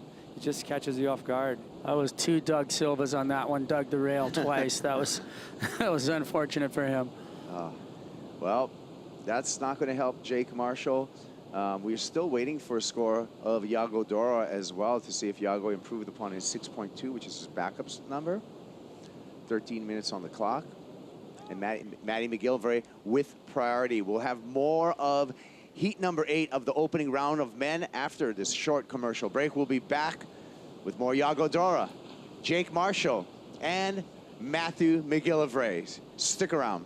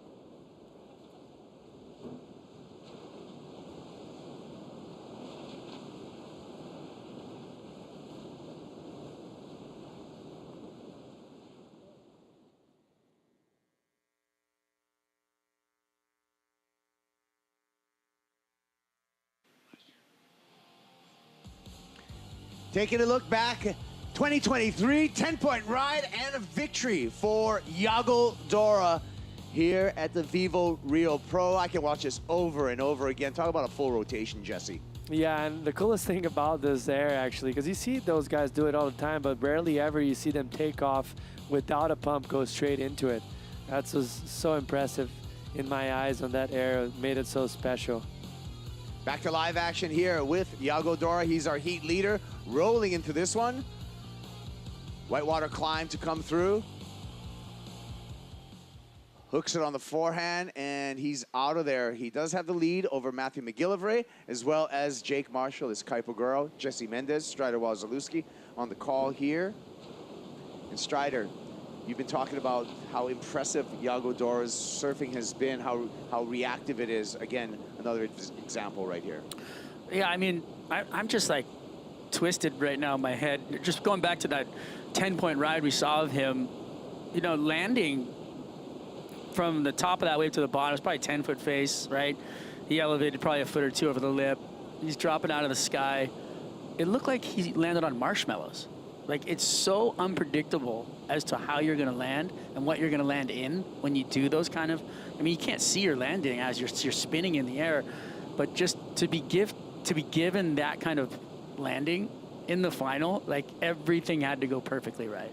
100%, and that's all with the approach when he was hitting the lip, just aiming it down where he was going to land. And those guys are so good that they almost control that. Like, they know, they predict the future. Like, they know what's going to look like. And that's how good Iago is, and he can make everything look smooth. And we said it earlier, it was a quick touch, but I'd like to do it again. There's not one guy on tour that can argue the fact that Iago he's the best guy definitely on tour doing technical airs. There's nobody else that can touch him. It's like, I feel like he's that much further along. I mean, Kaipo, you've come from a snowboard background and a lot of skating, and you can identify a lot of what he's doing better than I can. I mean, I still got stuff to learn, but like, it's pretty incredible. Yeah, backside full rotation indie grabs, you don't see a lot of those in surfing, just because to get that indie, it's just it's not an awkward grab, it's just hard to get to that part of your rail while rotating backside, you know, and it's true. Gosh, it's true in skateboarding too. I mean, it's easier to grab your heel rail on a backside air than on your toe rail on a backside air. So, yeah, you have to have an appreciation for the technical surfing of Iago Dora, for sure. He's in the lead right now, but we got 3 Brazilians who are hot and coming up the rankings as we speak. Speaking of rankings, we got our rankings leader coming up in the women's elimination round. It's going to be Katie Simmers against Taina Hinkle. This is a big heat right here. This is you know, Simmers just dropped anchor in her heat this morning. Did not move around in her. You know, she had a game plan. She died on the sword, and that was it. And I think she's done that before, right? Like at Sunset, we saw that happen where she could have literally all she needed to do was get one more wave, and she did not paddle for a wave, and she ended up losing, you know, that event. And it was just so interesting to watch a headspace of a young surfer, but she's so good that she's holding on to that yellow jersey. Yeah, and that's just pure talent. Right? Yeah, because she's learning to have a better strategy, I feel, and you're really good at heat strategy, Jesse. But I feel that's something that you identify when someone does something wrong in a heat. And to me, a lot of times Katie Simmers beats herself because oftentimes she's the best surfer in the water. I mean, most of the time she's the yellow jersey and she's a freak of a talent, but that's a problem that sometimes you have with less maturity, you know, like you just kind of rely on your talent so much that you forget to just play the heat, and that's what happened to her. Like you mentioned, at Sunset, here, also in Portugal, she lost to Luana Silva. If she rode a few more waves, she probably would have made the heat because the heat was very, very warm to cold.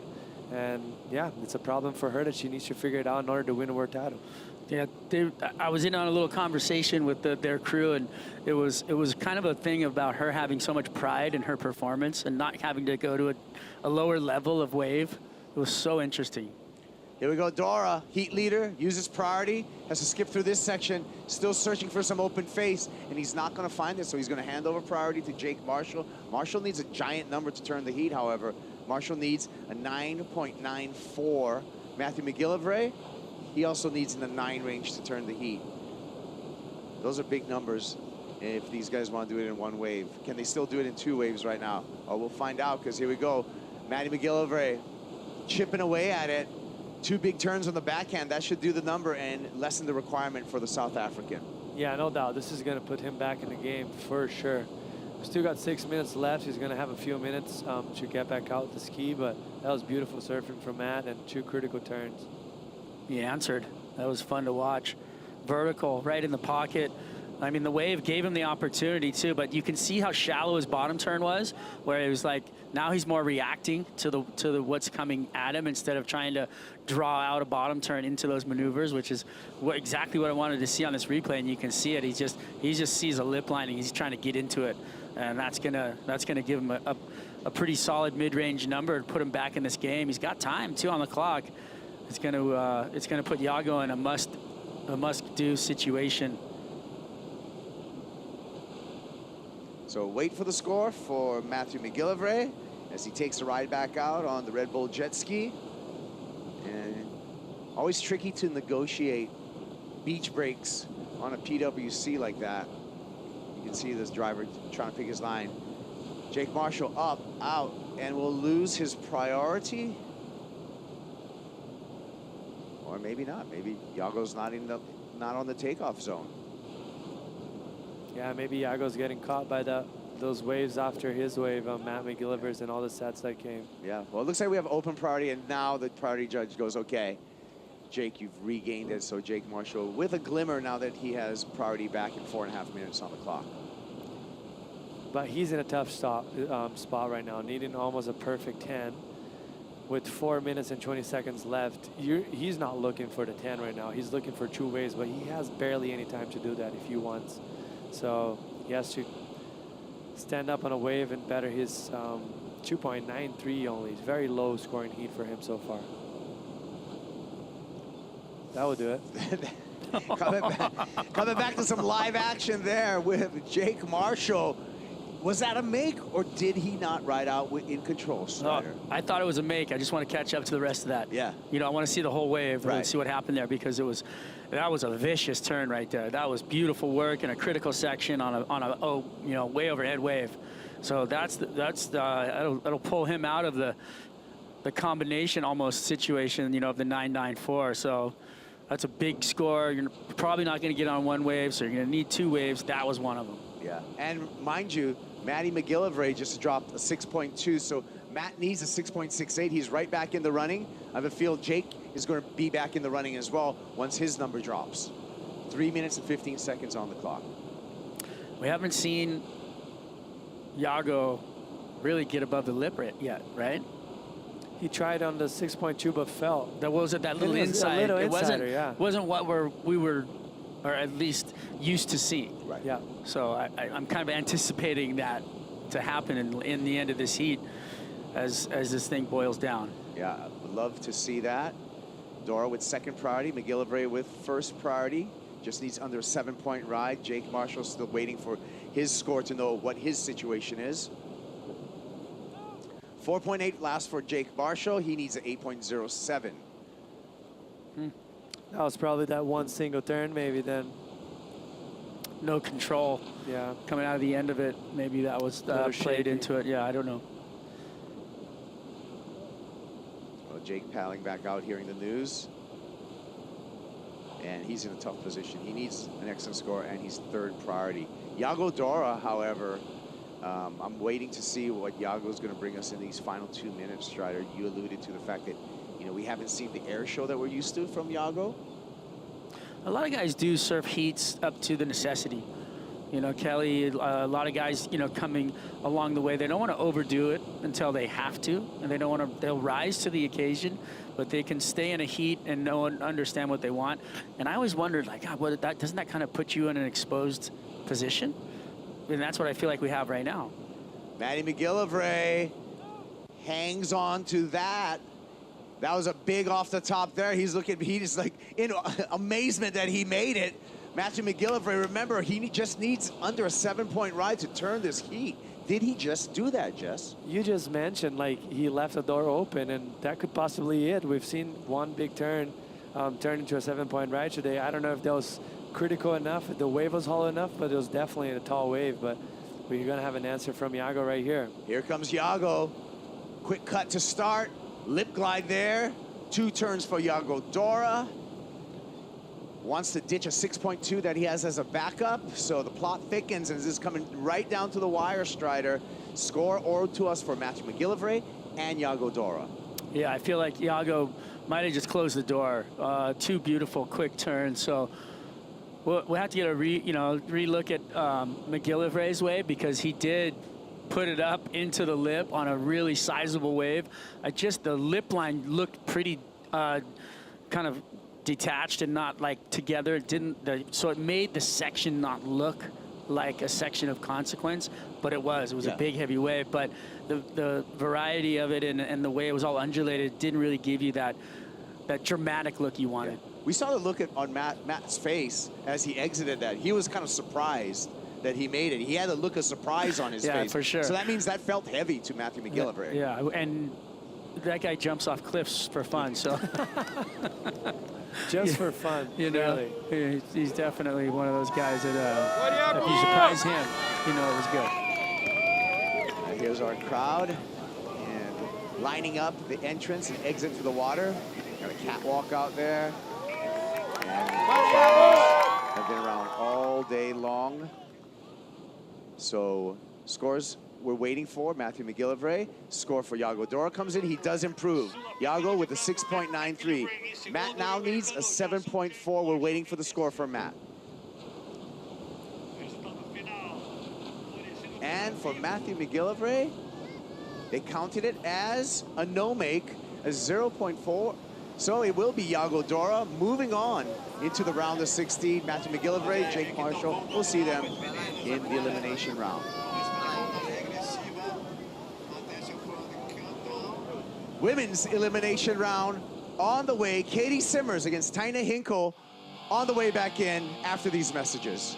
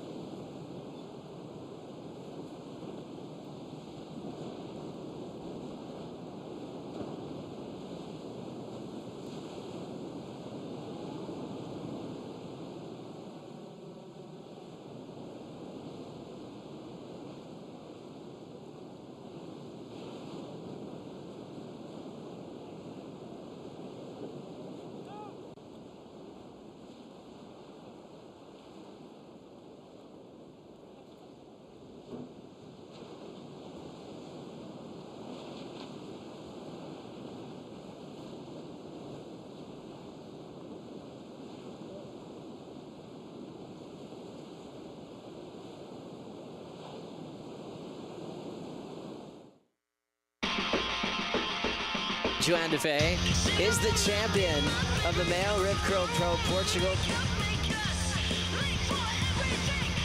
Molly putting her head down, grabs the rail of pipeline, pulls up and under. She's still going and gets the exit. What a turn, Molly Pickup. Brisa Hennessy, Brisa right back out there, right back in action. She's going to pull the trigger. Here we go with Brisa Hennessy.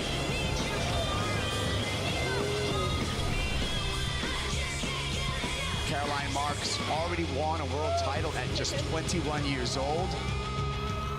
Caroline Marks gets the win. She is our back-to-back champion here in El Salvador. Katie Simmers has so much courage in her surfing. Katie Simmers is your champion of the Lexus Pipe Rope. She turns the final and steals the belt.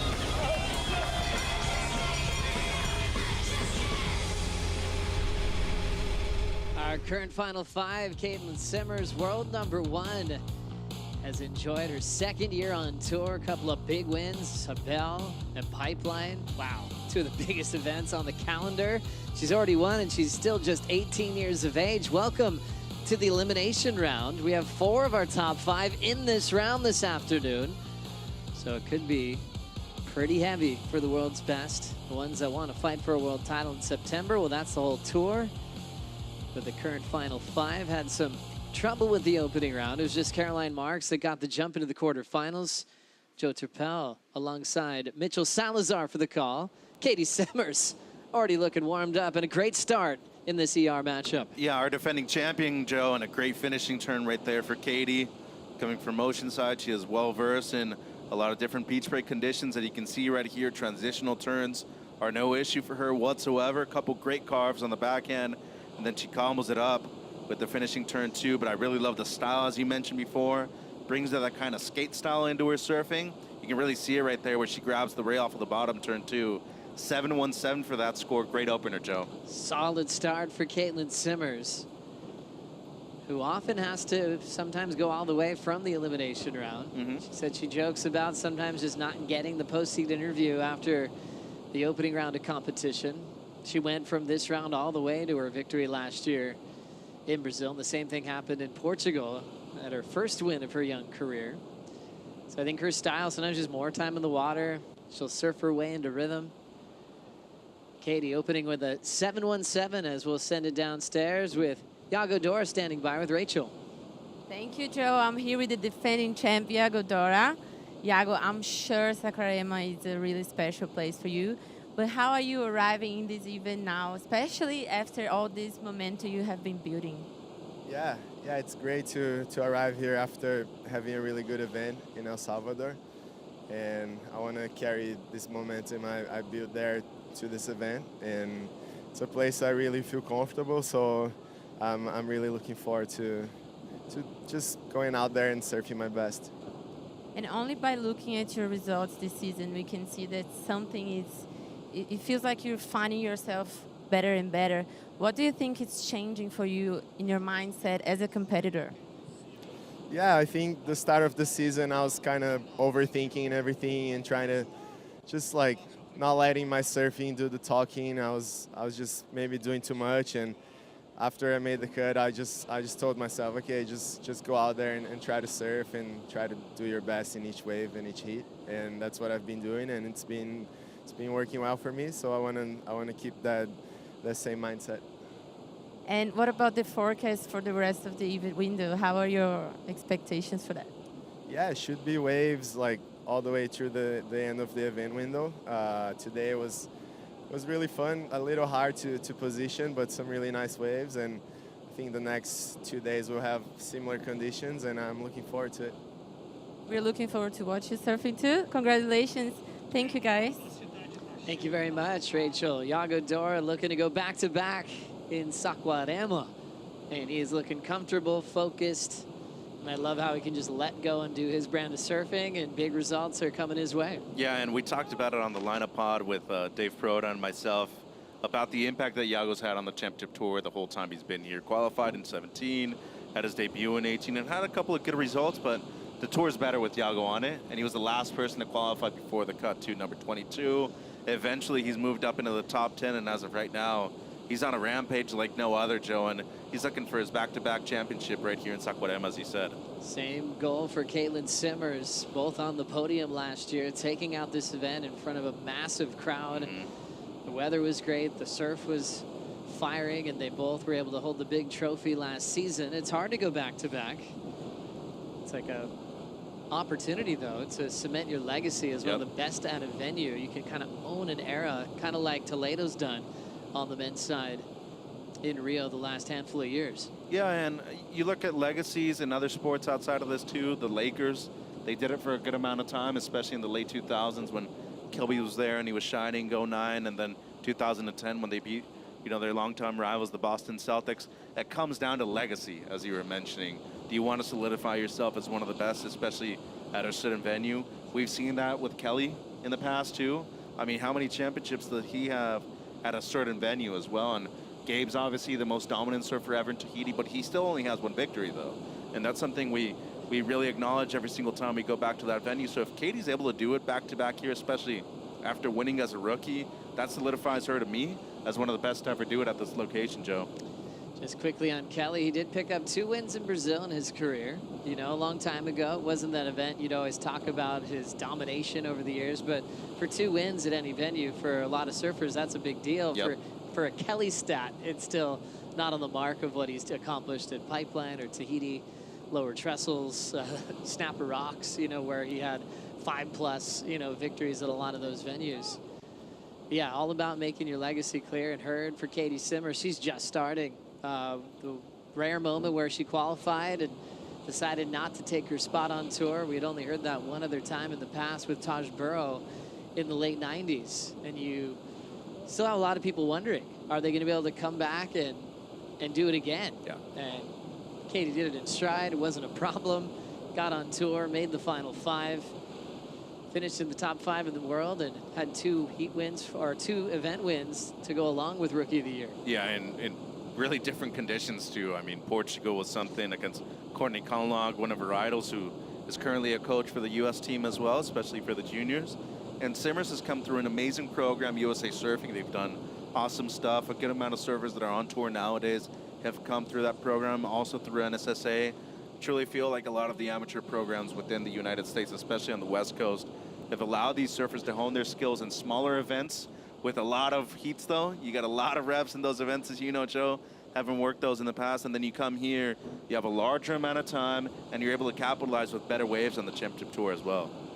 As we know, this is a big playing field. You can see the separation that we have. Yellow is #1 in the world, Katie Simmers, in the wild card, Taina Hinkle.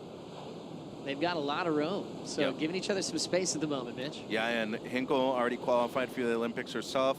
She surfed in major events before, has a couple of QS wins under her belt too, but hasn't really had the one opportunity on the Challenger Series or in the limelight like we're seeing it right now to really, you know, open things up and make sure that people remember her name. As of right now, still looking for her opening ride, Joe, but, you know, coming from Santa Catarina, it's a place with a lot of great surfers. Talk about legacy, especially in Brazil. I'd have to say that that's probably one of the locations that has the largest amount of surfers that have qualified for the CT from this country. Yeah, it's a good point. The CT was in that state for a very long time. Got to see a lot of big events go down, waves like Imbituba in the past. But there was an absence of a lot of talent on the female side from Brazil, especially during that Brazil Storm takeover. And a lot of it was just for lack of opportunity. There weren't a lot of events to really compete at in Brazil at the time for the women. We're happy that's really changed a lot in the last few years to give a platform for women like Taina to really perform on, to qualify throughout her region. So that's really cool how things have changed. I know Wiggly Dantes started putting on events in his area to support the women coming out of this country. Yeah, because Wiggly's sister's a really good surfer too, Suelen. Yeah, she rips. She did the QS for a good amount of years, but no, I agree with you. I think both Silvana Lima and Jacqueline Silva, they went through some struggles, especially financially, and they both were runner-up in the world in certain years. And I feel like as of right now, there's obviously been a huge gap between them and the newer generation, and it all comes down to Tati's success. If it weren't for her, I don't even know if we'd be having 3 females in the same event from the same country, let alone 4 with Taina's presence here too. Great to see that. Silvana Lima, one of the all-time greats that represented Brazil on the championship tour for many years, was a true rival to women like Stephanie Gilmore in the title race, especially when Steph was just getting started. It was often Silvana right there finishing runner-up in the world. Her last major win on the CT, Lower Trestles, back in 2017, was a massive comeback story. Still ripping, still loving surfing. Oh, she's still rad doing too. it her way. Yeah. Yeah, I mean, you might even see her down on the street later on this event. She's always smiling, hangs out with her wife and her dog all the time too. Like, she drives around this area quite a bit. But, you know, I think we've seen generational gaps among different parts of the world. We saw it with Australia for a while. We definitely saw it with the United States and that part of North America, and they've had a big resurgence as of late, and I think it comes down to a lot of their women too. Katie, to me, has been having the most impact out of anybody on the championship tour the last few years, and it's translated into the men doing well too. I mean, look at Crosby, look at Cole, all these guys, because they put so much attention on the country, and it's really due to Caitlin's success the last year and a half. That's right, and also the Olympics being a new thing for surfing and featured for the first time, Tokyo 2020, actually completed in 2021, but now all of a sudden careers are changing based on representing their country on a huge sporting platform. Yeah, yeah. The major contrast in waves that we're going to see in the Olympics go from Tokyo, which was a fun beach break, and the last day was contestable, but you got into Tahiti, that is a major wave. Setting this one up, Katie Simmers, nice and smooth as she wraps it in the pocket, attacks the oncoming section for a two-turn combination. And just enjoying a little bunny hop there on the inside. It looks like she's created space with that. She'll just tag it on her way in. That's that cool, calm, collected style where she's just kind of gromming out on the inside, having some fun. You might have to remind her that she's competing. Got a CT jersey on at the moment. No, but see how different the approach is in this heat in comparison to the last one? Like, you saw that there was pressure in the opening round heat. Doesn't seem like that's the case whatsoever in this one, Joe. And as of right now, she's going to have a really solid heat total. Easily going to get rid of that 0.20. And as of right now, I feel like not only is she going to put Tainan in a combination situation, with 16 minutes to go, to be able to find anything more than 12, 13 points, that is a difficult task at the moment. As Iago was saying, a lot of paddling out there, Joe. A lot of water moving throughout the day today. And Katie adapting to the conditions, sat upstairs for a long time after her opening round heat right next to her coach, Tommy Whitaker, as they were supporting Crosby Colapinto in that previous heat, as we look at Tainan getting involved here. Yeah, so had the opening wrap right there, just a setup turn. Into the lip for the second one, got hung up though, and couldn't ride out for the second one, so it's going to be incomplete on the second attempted maneuver for Hinkle. How's that style though from Simmers? Just as smooth as Tennessee whiskey, Joe, and then was able to combo it up right there with the second one. So a strong combination on the outside. I like the bunny hop though, and didn't give up on the inside. And look at this little reform right. Fit in one more after that. Solid approach there. Nice little reform moment after I thought she was already just calling it a wave, and she'll turn it into a small backup score. 3.83. 11-point total out front. Opening ride for Tainan, 2.17.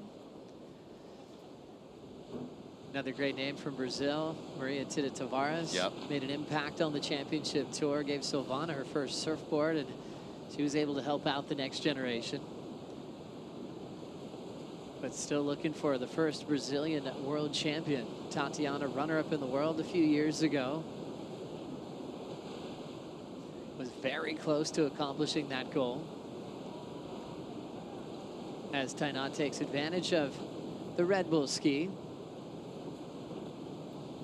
Going around out the back where she'll have some time to think about her next opportunity. Always a big platform to compete on. She's had a few reps on the CT level in the past.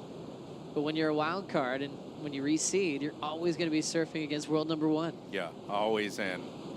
The path to stardom, Joe, starts right here. You need to beat the best in order to be the best. And in her case, she's obviously going up against a very talented surfer in Caitlin Simmers, one of the best out of this generation, if not the best. But as I said before, you want a challenge in order for you to be able to present your best surfing. And it all starts right here. You still have 14 minutes. You're not out of it. You need an excellent score to move up into first place. You need to get back into the heat pretty soon, though, because 30 minutes with the amount of paddling, the amount of water that's moving around out there, it's not a large period of time. And that's the only thing I will say about surfing. We have environmental factors that are so different than any other sport. More importantly, you also have a time constriction, too. In baseball, you have 27 outs, and it doesn't matter until you get the very last out, right? At least in basketball and in football, there is a time dynamic to it. Your strategy is only as much as you see out there in the water in the time frame that you have available to yourself, Joe. It's such an interesting thing to explain to people.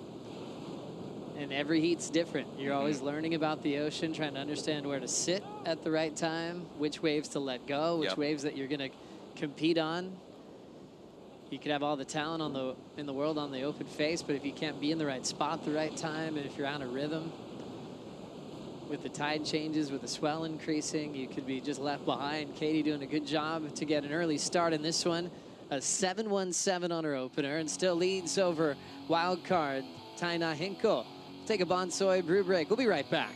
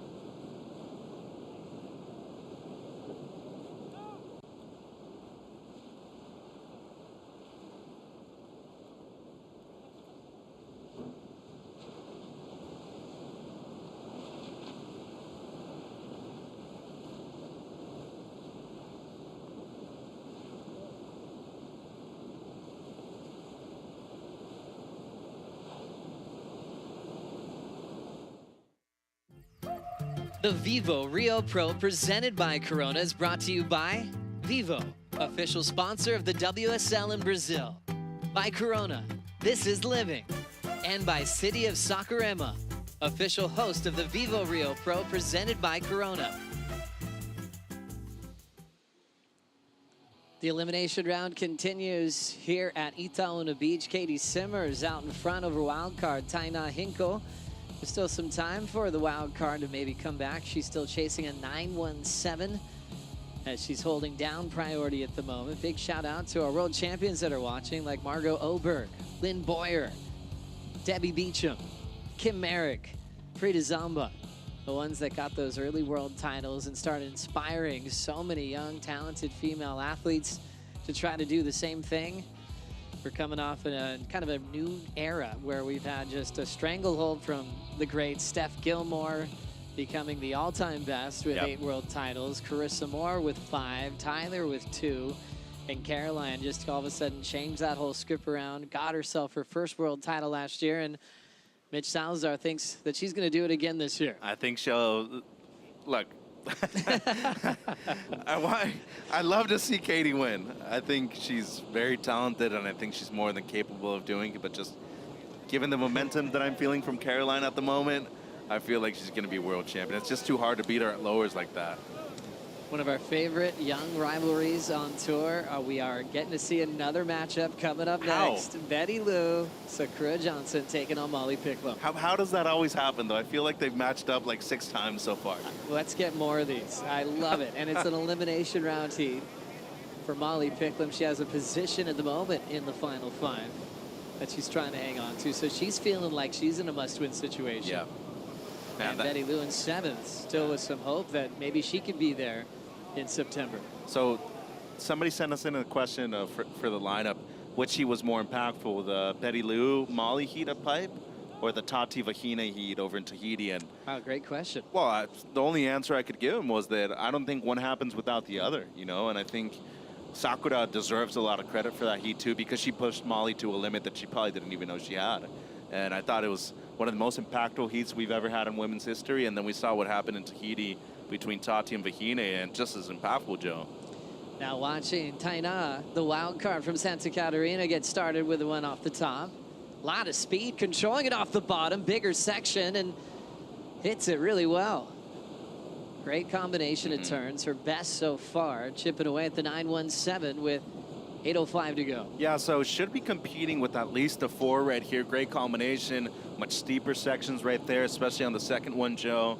Really love the composure on this wave right here from Taina. Great read on the first one, mistimed it just a little bit, recovered very well though, and timed the second one perfectly. So should be a strong combination, and in the realm of the scores that we've seen so far today, to me personally, I'm thinking at least in the 5s or 6s right here. So a bit lateral right there, mistimed it just slightly, but recovers very well and timed it beautifully right here towards the end. Bango right there on the lip, and then came down perfectly with it too, Joe. Strong combination of 2 backhand maneuvers right there for Taina. Well done for the wild card, trying to create a major upset as she's battling with world number 1. 217 was an opener and a big improvement on her second effort. Last for Katie Simmers was the 417, improved on her total slightly. Threw away the 383 that she reformed earlier. But yeah, Molly Picklum, Betty Lou coming up next. Looking forward to that. A lot on the line for the final 5 story. Also looking at Brisa Hennessy taking on Sophia Medina in heat number 3. Yeah, you mentioned earlier today how consistent Brisa has been. I mean, just as much as John, I would say. The only thing that she's lacking is a victory, but ultra consistent. She's only lost before the semis once, which is just ridiculous when you look at the talent on tour nowadays. Score comes through for Taina, Joe. It's a decent one. 5-6-7 for the wild card. Hinkle now chasing a 5-6-8. Just one wave could make a huge difference in now actually being in the heat. Katie out front with priority. But now this is totally doable for our Brazilian wild card. A 5-6-8 to advance, requiring basically a similar wave that she just got. So she should be feeling that confidence, learning a lot from the CT judges and how they scale. And for her, that'll give her some confidence knowing that she's right back in the heat. Yeah, basically needs the exact same wave over again. So just under 6 minutes to go. Katie right here only looking to improve on a 4-1-7. Got to be smart with priority, especially knowing that she does have a couple of throwaways already, Joe, and there's not that large of a gap in terms of the points between her and Caroline right now. That's what I'm saying. You get Caroline being 1 or 2 seed heading into the Lexus WSL finals. She's the most dangerous right there. And if you give her a scenario where she has a chance to lose one match and then eventually is able to close it out in match 2 or 3, she's going to be lethal. So Katie, it's imperative for her to be able to take that yellow leader's jersey into the next event over in Fiji, a wave where I think she can win at too. As we focus on the year for world number 1, Katie Simmers kicked off the season with the win in Pipeline over Molly Picklum in the final. Was able to create an upset moment for the veteran Joanne DeFay on the buzzer at Bells Beach to pick up 2 victories this season, matching what she did last year with individual event wins. Solid average placing, 4.7 at each event this year, 63.6 winning percentage. That's the best on the championship tour this year. Yeah, she's winning 2 out of 3 heats that she's surfing basically, and the max wave score, not bad either, Joe, 9.17. So she's had strong numbers, but I think the 2 wins, 2 different locations, and the major improvements that she has made in heavy water waves has really shown how good she's become in the last year and a half. So good in slabs, taking off late, her positioning in the barrel, even in free surfs over at the box in West Dodge, she loves it. You don't have to surf there if your heat's not there. And Katie's always one of those athletes that just goes over to the other side of the Bring bank. it back. Yes, you do need to. I need to see those clips, Joe, on social media. Totally. Maps to nowhere, all of that has been great. I guess what I meant was you don't have to. You know, some surfers avoid that wave their whole career. Yeah. You know, and we actually saw that with some veterans who got sent to the slab in West Oz for a heat, and they'd be like, you know what, I've never surfed here before. Yeah. So for Katie, just that's the pure love and joy for waves like that. That makes her such an exciting surfer to watch as she's completely changing the game. Oh man, it must be so cool to be able to travel with your brother to a lot of these locations too. Somebody that you love on a level like that, you know, and for her to be able to do what she's doing right now and have success, it's amazing. Taina getting this wave under priority. Throws down a backhand arc. Big section coming and attacks it nice and hard and really clean. maneuver to ride away with, only needing a 5.68 to get the lead. Man, Katie had a priority in that instance too and let it go, and maybe she was a bit too far outside. And not to say that she still can improve on the 4.17, but as soon as the lead changes and she makes it back out and applies some pressure, things will be changing drastically here, Joe. Needs a 5.68. I mean, could be thinking that this way is better than a previous one. Deeper bottom turn right there, carves it. So the first turn to me is already better. The second one maybe not as critical, but she had to push through that second section right there, and the backwash made things very difficult too. Man, I don't know, I wouldn't want to be a judge in this instance, Joe. Love this view from the sky, just to see a totally different look at this wave, but her finish was with authority. It was really clean. Hit it with some power as well. Well, this the is size big. of the wave, yeah. Exactly, the size of the wave is gonna matter, Joe, and pushes through that section, as you said. Not necessarily going under the lip as we saw in the previous one. That might be even more difficult right there, though, because the water's coming against you and you have to go up and over it and kind of push through with your fins. Yeah, I think she's gonna get the score, and I think we're gonna see a situation change right here. What a big moment for the wild card, having world number 1 against the ropes here, and the defending event champion. Ty Noggin dropped off from the Red Bull ski, still with 90 seconds to go. Katie letting that one go with priority. Oh, she's got to hustle right now too, Joe. 90 seconds, you got to be moving. You heard the crowd on the beach. You know that she probably did something good right here. Scores coming through for Taina Hinkle, 6.33, it's enough. The wild card takes the lead. World number 1 down to second with priority, now chasing a 4.83 to avoid elimination. Wow. Big moment right here, Joe. Basically needing a 5 if you're Katie. Crowd on the beach loves it. That's her family right there, traveling from Santa Catarina. Big moment for the young wild card in the event, Hinkle, with 50 seconds to go, Joe, and Simmers. Here she goes. Needs a 4.83 on this wave. Throws down her first arc, world number 1. Off the bottom, jams it nice and tight again. Going for a finishing move, backhand float to shut it down. Showing absolutely no nerves whatsoever. Where it was looking like she could have been eliminated, Katie Simmers responds to the situation at hand. Yeah, and with a lot of control right there too. That's a major part of the criteria today. Bit of a smaller wave, but did super well to keep this as dynamic as possible. The first setup carve right there. Better on the second one, pushed a bit harder, and just made sure to finish that wave off right there, Joe. Nice lip line floater. I feel like it's going to be enough to have her retake the lead. Well, she's making a theme of this year. We talked about if she did this at the buzzer and bells to win, but under pressure, where she was about to get eliminated. And that's what world champions do. That's what world champions do. They're able to respond at any given moment. Love the lip line floater right there. It was a trademark maneuver of her last year when she won her title here in Rio. Feel like this is going to be more than enough. There's the reaction from the fans that were hoping for the local from Brazil to create a major upset. Judges are taking their time. We've run out of time on the clock, but they've got time to hold the next heat and watch the replays of Katie's last combination of turns. 3 turns into the beach. What a great heat. And just kept us on our toes from start to finish.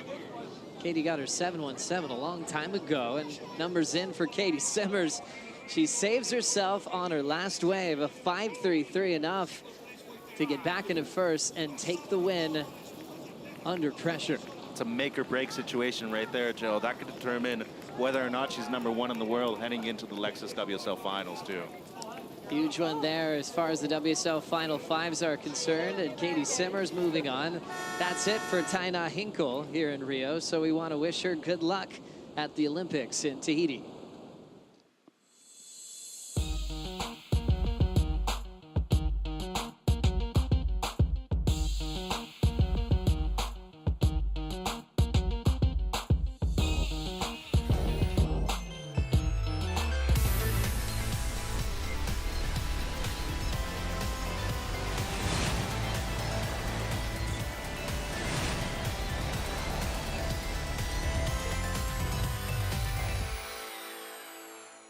to close it.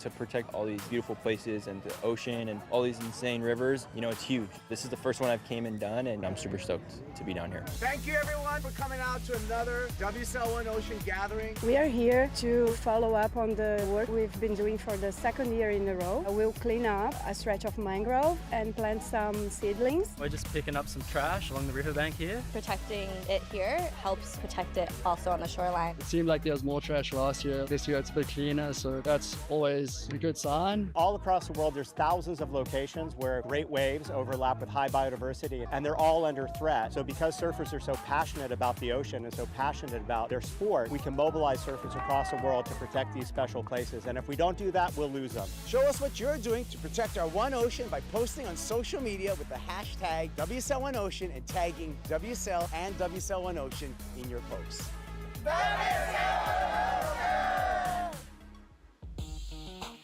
The elimination round continues here at Itaúna Beach in the town of Saquarema. Talked to some locals the other day. They said this was all a big jungle for many years. A very sleepy town. There's a little spot you can hang out and watch the surf right in the middle of the beach. And I met this guy that, you know, looks like a grandfather. Our language barrier was a little tough, but what I learned was he was one of the first guys to be right here at Saquarema. He saw the town completely change. He saw it turn into the epicenter for pro surfing on the championship tour level, and he still had a smile. He said beleza, which is one of my favorite words to say here in Brazil. He's got a pure heart, and he welcomes everybody down here each and every year. Molly's loving her time on tour, loves her time in Brazil, and loves when she gets a matchup with her good friend and one of her best rivals, Betty Lou Sakura Johnson. Here we go, Mitchell. As our fans can see, we've already got this one started with some scores on the screen, but it's still close. It's wide open. Hard to predict a winner when it comes to these two. Truly, I mean, they push each other to levels that they probably didn't even know they had. And Molly opening up already with the 6, Joe, so it's a decent score. And Sakura with the 3.67. I really like this matchup. I mean, seems like we've seen this quite a few times this year so far. Even over at the final at Sunset Beach, where Molly was able to take out her second victory. But as of right now, opening exchange going to Pickles, 6 points right here, Joe, and had the one setup carve. And a beautiful turn right there to finish that wave off, too. Really strong, precise, and with a lot of speed coming out of it, too. I mean, just the angles that she picks on the backhand, I think, are very unique. And as of right now, I'd have to consider her one of the strongest surfers on the female side of the championship tour as well. How's that, though? Under the lip snap, coming out of it with a certain angle that you don't normally see. It's really difficult to do what she was able to do right there on that 6-point ride. Well done for Molly Picklum. 6 points. Betty Lou getting involved here. Yeah, so this came in as a 3.67. It's her personal best at the moment. A couple of setup turns right there for Sakura, and coming from Oahu's North Shore, she's pretty used to a lot of the power that we're seeing in the ocean right now, Joe. Gonna be a decent opener, but by her standards, I think it's probably going to be a throwaway at the end of the heat, though. Nice technique coming off of the bottom. She did get a little hung up coming out of the third one, though. This second carve was really beautiful, pushes the water around, great technique.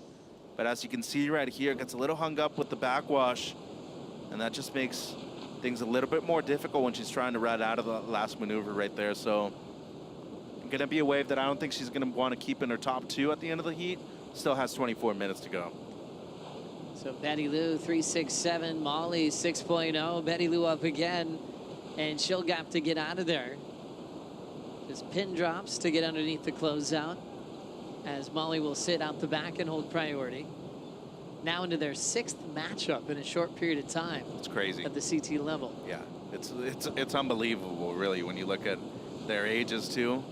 Can't really believe it, but as I said before, I think, you know, they're almost the yin and the yang of surfing right now on the female side, Joe. I did a one-on-one interview with Molly Picklum, and Betty Lou was one of the first names she brought up. This was, you know, a couple of years back now, or gosh, that was last season. Time flies. And she just said Sakura pushes her more than anybody. It's weird. It's hard to predict who's going to win because they both rip, but it's heavily favored. Obviously, with Molly being undefeated, 5 victories over Betty Lou, and that's got to feel horrible for Sakura. She's got to change things around soon. Yeah, and you know what's crazy is that the average heat score isn't that far off. Normally see this being, you know, 15 points to 12 points. It's just less than a point and a half right there in terms of the average heat score.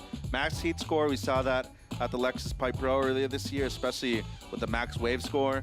Molly Picklum got the only 10 over there at that event. It's a fun one to watch. Now their 6th matchup. Let's see if Betty Lou can get her first win, as we now can catch up with world number 1 with Rachel. That's it, Joe. Let's hear from the defending champ here, Caitlin Simmers. Caitlin, how do you do that? I would swear I would love to go inside your brain right now and check how you deal with your emotions and calmly just respond like that to your opponent. Yeah, that was just a case of what are you doing? What are you doing, Caitlin? But I don't even know how it goes. You just kind of have to, like, reel yourself in and be like, I was kind of just punching myself because I was like, I blew it. Like, I had priority, and then she got that wave. And then I was like, there's so many waves out here. Like, I can get I don't forget what I needed, but I was like, I can get it. Like, you can get it on a small wave. Just do a couple backside snaps. So just found, like, a little, like, rip current left and did some turns and was just like, after the first 2, I was like, I think that might be it, but hopefully just, like, going up to that last section, like, it's pretty funny because in those situations, I'm, like, so hyper aware of, like, what I'm doing.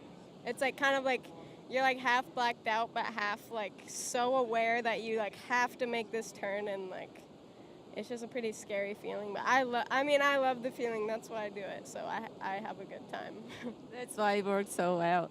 And what was the biggest difficulty in the opening round that you could see an opportunity to make a difference in this heat?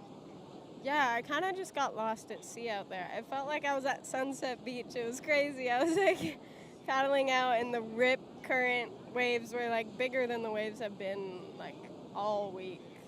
Like, I've been surfing these, like, little ankle high waves, which I love. I'm, like, a tiny person, so I love, like, small waves, but when it's like this, I'm like, oh gosh, I'm gonna get bounced around out there. So just try to, like, kind of be, like, loose to just go with the backwash, and oh gosh. Be, like, loose to just go with the backwash, and yeah. Just try to find, like, go with the backwashes and the side washes, and hopefully you can pull it together. All the washes, it was so good. It was about the experience in general, like being in Brazil, all the late days, the whole time.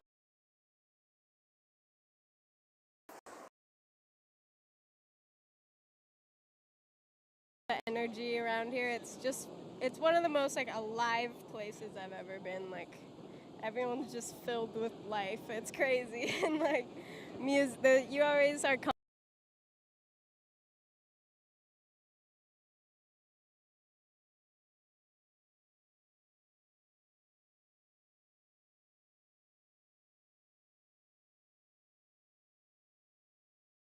and more at home, so it's been good.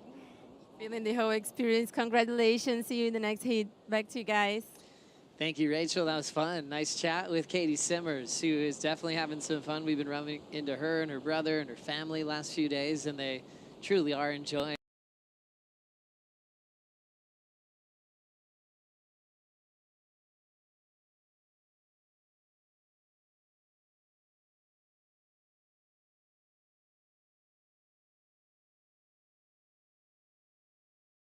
play day. And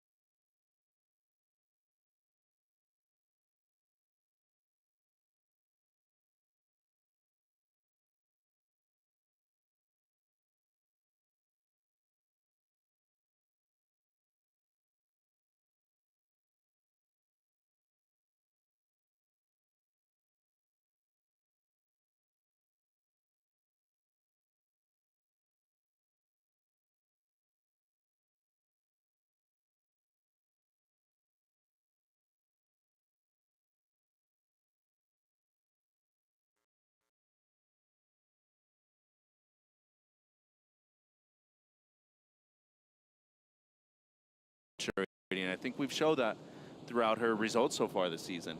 Shinobu's so cool. Betty Lou's mom rad. is just so fun to run into. Always has a smile.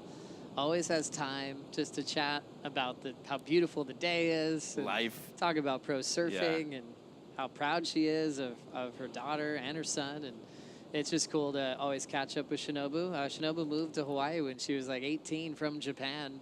Said she barely knew English. And look at now, her daughter born and raised on Oahu and one of the best surfers in the world. Hats off and congratulations to Taina, the wild English.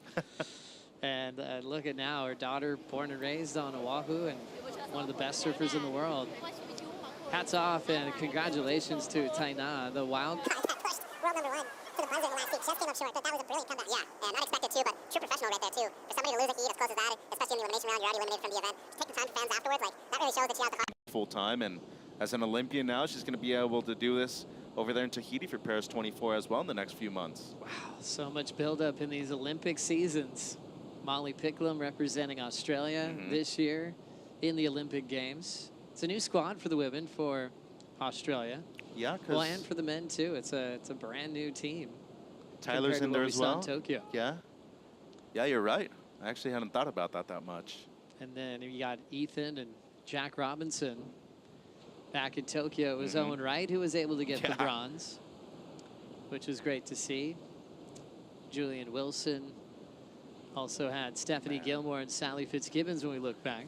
I'm having like flashbacks now. I can't think of a lot of those names being off tour now, now that you're mentioning them. Yeah, it definitely feels like a shift. We felt that at the start of the season with just all these young stories of Molly Picklum, Katie Simmers, Betty Lou, changing everything on tour. Molly still out front, looking to go 6 in a row over Betty Lou. Let's see if she can do it right after this.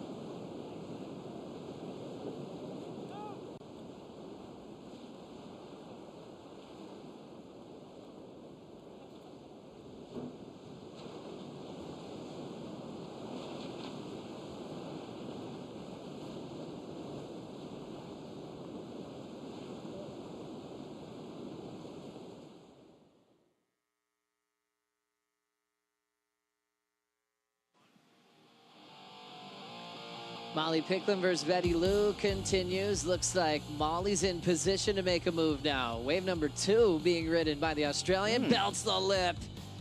Beautiful backhand snap. Well timed, well placed in the lip line, and she'll ride away nice and clean. That score will go with her 6.0 and her lead out front with 11:45 remaining in the elimination round. Let's have another look, Mitch. Yeah, she's been very efficient with the waves that she's caught so far, Joe. It's going to be a solid backup, great bottom turn right there on the backhand, and executes a beautiful top turn when she's coming out of the lip right there. So I feel like technique was on point right here, but more importantly, just eyeing the section 2 and capitalizing on the backwash opportunity right here as well. Brings it all the way down. Drop the 6 for the opening wave. I feel like this should be very close to it, even though it's just a single maneuver, Joe. Yeah, just the perfectly placed turn. Swung hard into it as well. Betty Lou also got a wave here. Yeah, Sakura seems like this is just going to be a throwaway for her. Had the one setup carve, and seems like this wave just to close out afterwards. So she's been struggling to get anything after that 3.67, and just under 11 minutes to go. You see right here, Joe. A lot of chop on this wave initially. Has the one setup, but just gets a little hung up right there and loses the majority of her speed going down the line. It's going to be another quick wave for Sakura. Sakura absolutely shreds in powerful conditions, super well-rounded, has been trying a lot of different surfboards this year. I've been enjoying that. See who she ends up signing with if she does. I've never really been opposed to a surfer at this level, riding boards from everybody on tour. Just pulling them out when the conditions demand them. And she's, had a lot of fun trying different equipment. In fact, she'll be spending the next month or so on a trip to Indonesia to ride even more surfboards, taking advantage of that downtime while the Olympians are preparing. Sophia Medina looking at the lineup. Her first appearance in the championship tour. She takes on world number 3, Brisa Hennessy, coming up next. It's a big test right there, Joe. She's able to make it through Brisa. Sky's the limit for Sophia. That's for sure. Going back to the board talk, though, I'm not opposed to it either. I think the relationship that we've seen from Jack Robinson and Erika Arakawa is a great example right there. able to balance both the sharp eyes and the Arakawas. If the shapers are cool with it, I'd say go for it, you know, but sometimes contracts get in the middle of it, and it all depends on your comfort level too, but there's times where you just find a magic board, Joe, and you don't want to get off of it either, so I understand where a lot of these surfers are coming from. Yeah, sometimes I guess those stories have just haven't been a bit underground, you know, where you look at Fanning with his amazing relationship with Darren Hanley that Molly has as well with the DHD designs. Then Mick would, you know, get a Mayhem here and there. He'd have some Tekoros in Hawaii. So it's not a new idea by any means, but sometimes it was just wasn't as announced, I suppose, because they had their deal set with their shaper. Oh, case in point right there. Town and Country, Glen Pang, one of the OGs. Yeah, been building boards for Brisa Hennessy for a long time. What a year it's been for Brees. And I guess you think about the one tough result she's had is when she blew her eardrum out in Portugal. So she was ripping before that. She was. But just the injury took her out. It wasn't her surfing. Then was able to bounce back right there. When we actually heard the whole story from that eardrum bursting in the smaller beach break conditions, she said it was actually pretty scary. Her equilibrium was messed up. She didn't know which way was up. She had to go to the hospital and deal with it.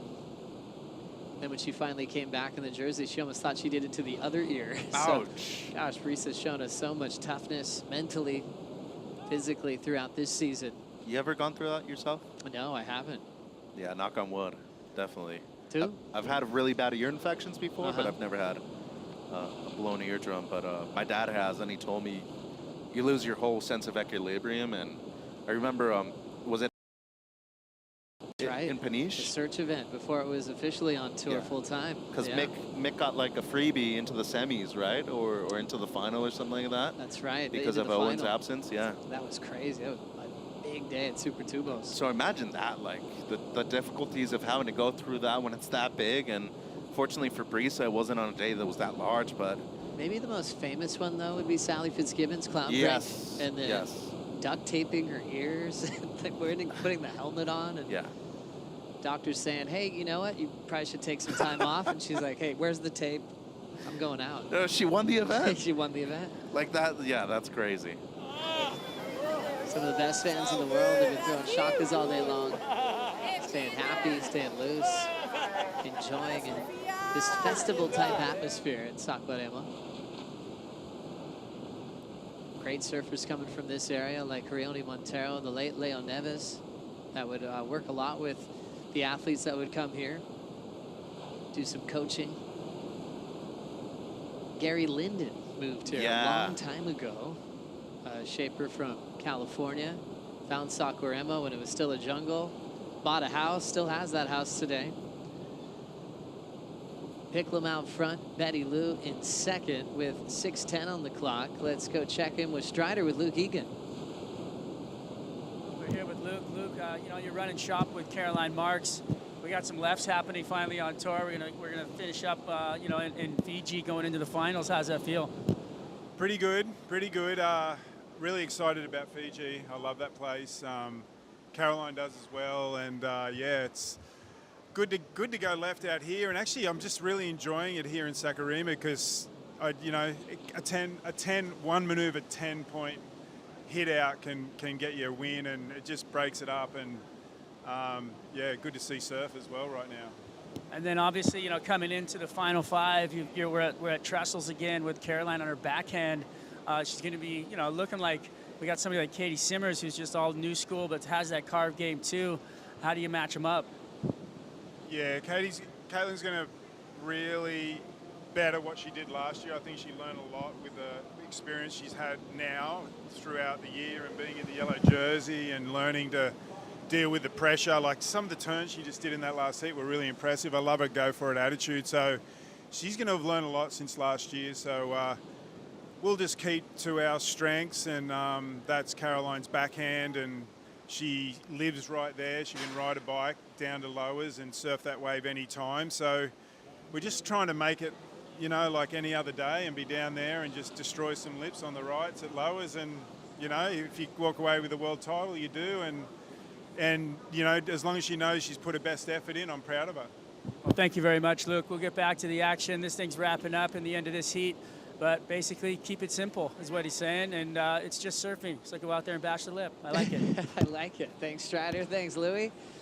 And it's an interesting conversation to have with Luke, you know, before that emotional moment. I mean, he had tears in his eyes, all the hard work he put in with Caroline Marks to officially accomplish the World Championship. And then how do you back it up? And right now you can tell they're trying to take the attention off it, keep things calm and normal, so to speak, so you can do what she does best and belt the lip line at lowers this September. As we look at Betty Lou going the distance on this left, kind of a bouncy, messy inside corner, but she'll stay on her feet, chasing down and now an 8.56. This is tough for Betty Lou. Yeah. It's looking like it could be 6 straights in Molly's favor in this rivalry. Yeah, and this seemed to be a good wave from the takeoff too, Joe. Just a little late right there to the first section, and that put her, you know, pretty much back up against the wall in the second half of this wave right here.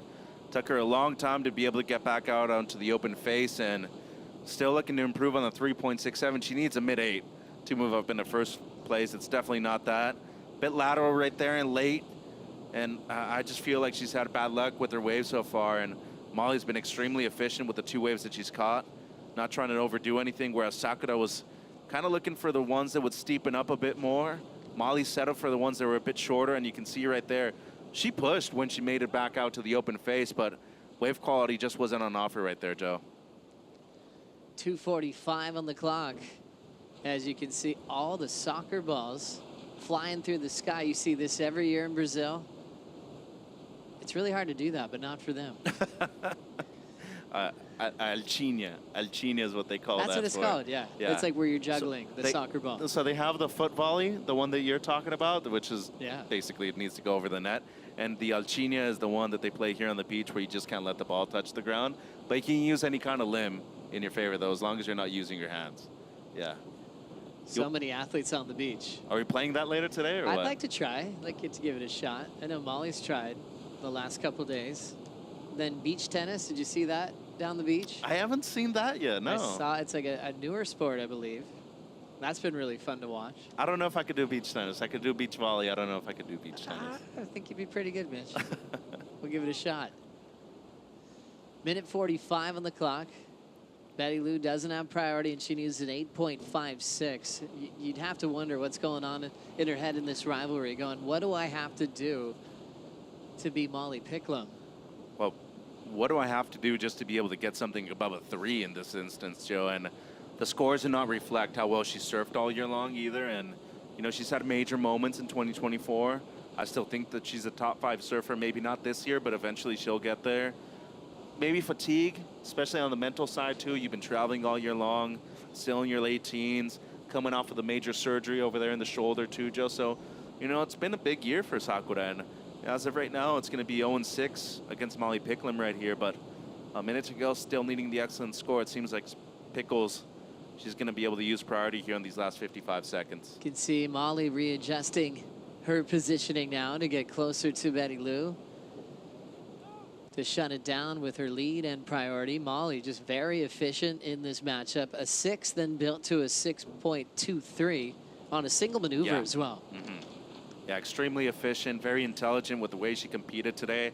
She's traveling with Kobe N right here at this event too, who's a great surfer in her own right, but as of right now, Sakura just not going to be able to get a wave in these next 25 seconds. And once again, like, she's so talented, testing out different boards. You know, from my perspective, I know Ross is probably going to give her some great advice going to Fiji. Just go out there and surf that last event. Make sure that you're on good waves and that you're enjoying yourself in the last event of the year. So now it's 7 seconds on the clock. Picklum getting the last wave. A smart heat. Well executed, using priority to shut it down with a backside hack to slide, and she'll throw away that turn.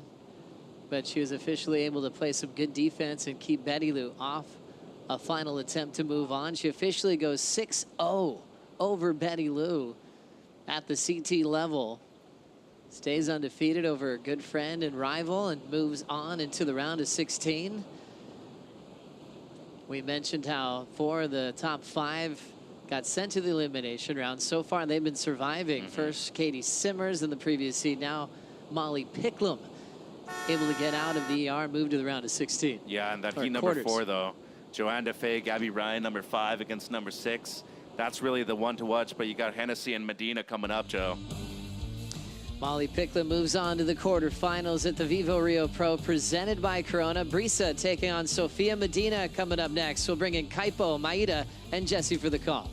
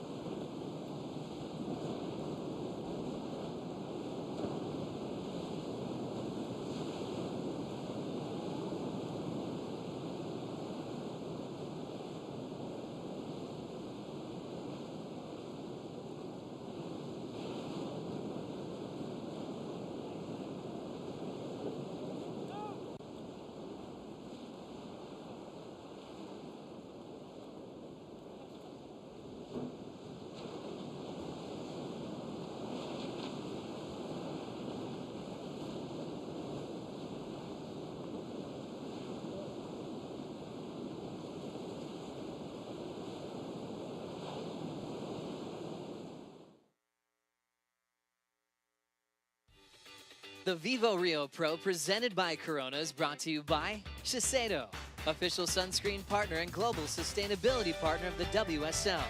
By Eventbrite, proud sponsor of women's surfing on the WSL Championship Tour. And by the state government of Rio de Janeiro, official partner of the Vivo Rio Pro, presented by Corona. Welcome back to the Vivo Rio Pro presented by Corona. Stop number 8 on the championship tour, and this is when the sprint for the final 5 happens. Big things going down in the elimination round. Katie Simmers survived the elimination round. Number 1 on the rankings. We just saw Molly Picklum get through the elimination round. Now Brisa Hennessy is going to have a challenge. Kaipo Guerrero, Maria Pops, as well as Jessie Mendez. Maida, this afternoon, there's a lot at stakes in this elimination round for these women, especially someone like Brisa Hennessy. Yeah, it's true, Kaipo. It's really important to her. Like Molly and Caitlin are already in the next round, so it's a very important heat against Sofia Medina, that is one of the favorite for the crowd. Jesse, Sofia Medina, nothing to lose in this, everything to gain, and the crowd's behind Medina as well. Totally. It's the only situation is she has no pressure as far as points or rankings, but she does have the pressure of her own self. So obviously there's all the expectations with her brother Gabriel. So everyone expects so much from her, and she can feel that. Let's see how she's going to deal with, because it's a big task. It's not easy going against Brisa, which is probably the most consistent surfer we had all year on tour. Yeah, Brisa Hennessy, ultra consistent this year, has made the finals day. Every event other than the injury that she sustained in Portugal, she's been ultra consistent. She's number 3 on the rankings coming into this event, and she's eyeing up a spot in that final 5. But to ensure that, she's got to get past Sofia Medina in this women's elimination round. And a shot here of the ever-changing bank here at Itaúna as well, Jesse. Tide's been filling in, and I've seen just the wave change a lot just in this last hour or so. Yes, of course. We did have the very low tide about 1 p.m. today, which made the waves a little bit better than we had this morning. Obviously, a little bit more curve, which helps the high-performance type of surfing, gives it a little bit more steepness to the wave. And now with the tide filling in, I saw a bunch of good waves. This is the first wave for Brisa Hennessy. Wave kind of flattening it out a little bit. She's just keeping herself patient and close to the foam, where all the source of energy is, but yeah, nothing in front of her, so she kicked out. and Sophia here on the other hand. Kind of similar, just the wave dying it out. It was kind of a TP wave with not much wall in front for her to work. She actually did have a closeout, but she pushed a little bit too much her back foot, bringing that nose in a little bit too much, and she ended up getting stuck and falling. So Sophia Medina, younger sister of three-time world champ Gabe Medina. This is her first experience on the championship tour level. She's had 3 years on the Challenger Series, Maida, and you've watched some of her development as well. Yeah, it's true. I was here when Sofia Medina won a Key West here, the Saquarema Surf Festival here in Itaúna. So, yeah, she knows this wave, and I think it's just, she's building her confidence in surfing and in the Challenger Series as well. She got a 9th on the first Challenger Series this year. So, yeah, she's been improving a lot on every each event. Well, Molly Picklum met the challenge out here in the elimination round. She's on to the quarterfinals. Molly's with Rachel. That's it, Molly. Parabéns. Now you're officially into the quarterfinals. And tell us a little bit about the tide has changed, everything has changed, but how did you leave the opening round and how did you put the effort to make it right this time? Yeah, I definitely felt like this morning it was first heat of the day and I just was getting the feet in the wax. It was a lot of lump and bump, but it felt like with the tide it kind of dropped and I felt like it became more of a precise bank and just a little knuckle off the top to sit and try and find some lefts. And there wasn't that much wave riding going on, but I'm really happy, obviously, to be through to the quarterfinals. The wave selection was on point, so you took 2 waves, one maneuver was perfect. Tell us about how comfortable do you feel here? I know you have a lot of Brazilian friends. You even speak a few Portuguese words. Yeah, I mean, I'm so happy to be here. Tô amarradona de estar aqui no Brasil. Sim. Muito bom. Do you want to tell something to your family, friends back home? Of course. I think it's like 2, 3 a.m. in the morning at home, and all my family and friends, they get up and cheer me no matter what hour. So thanks so much for staying up, guys. I'm happy I made it through, and love you all, and good night / good morning. Congratulations. Thank you so much. Back to you guys. Yeah, Molly Picklum passing a big test, getting into the quarterfinals. Pickles number 4 on the rankings coming into this event, so she wants to secure her spot for that final 5 end at Lexus WSL Finals. On the water right now, though, Jesse, what has changed in that we're seeing, I feel, less opportunity in the last couple of heats coming for the surfers? Yes, and that's going to happen with the tide getting higher. Obviously, we do have a south swell, which is not ideal for here, so it's already tricky enough for the wave to hit the right side of the bank. And with the more water, it gets a little bit flatter, the transition, so it makes it trickier for the competitors. But that being said, it's kind of a beach break, so you could turn on at any moment. And hopefully it turns on, because the beginning of this heat is probably the slowest heat we had so far as today been gone. Yeah, it feels like the opportunities are going to be farther and fewer in between, so you're going to have to accomplish on those opportunities when they come through. Brisa Hennessy with priority right now. You can see her sitting nice and close to Sofia Medina. Brisa Hennessy, just when we look at her year, Maida, semifinals back-to-back in Hawaii. Of course, she had that injury in Portugal. Then the Australian leg, I'm sorry, back-to-back semifinals again. A runner-up finish over in Tahiti. She's had such a strong year. And could this be Brisa Hennessy's year for a world title? Yeah, it's true, Kaipo. Brisa Hennessy, her surfing really suits this wave here in Saquarema, because she built her surfing most of it in Hawaii. So I really think that here is a good opportunity for her to build, to climb a little bit in the rankings and get to the WSL finals in the first spot. Well, here she goes. She finds a nice left, hooking off the top for Brisa. Single turn, patient to get back into the open face. One more slash on the backhand, and always solid, hangs on, strong stance for the finish, and will take a ride in and hang on to that Red Bull jet ski to get shuttled back out. That should be the best score so far on this replay, Jesse. Yeah, that was a beautiful wave from her. She had to manage that tricky takeoff. Nice and vertical right there. The wave was pretty critical. And then second turn, just beautiful rhythm and flow and finish it off strong. Hard to manage all that whitewash converging into each other. And yeah, she did that very well. As you see right here, beautiful turn for her. Lots of spray, lots of power. She kept herself very calm in this transition, bringing the board around and going into the closeout in a perfect time. And it was a very tricky wave to ride, and she did it well. Yeah, you can see that board. It's a Glen Pang Town and Country that she's on, and that board's really foiled. Thin nose on her boards. And that's really, you can see it in her surfing, reduces the swing weight. Talk about Sofia Medina. What can you tell us about Sofia Medina? Oh, she's a lovely lady. And I think she is really gained like body and strength.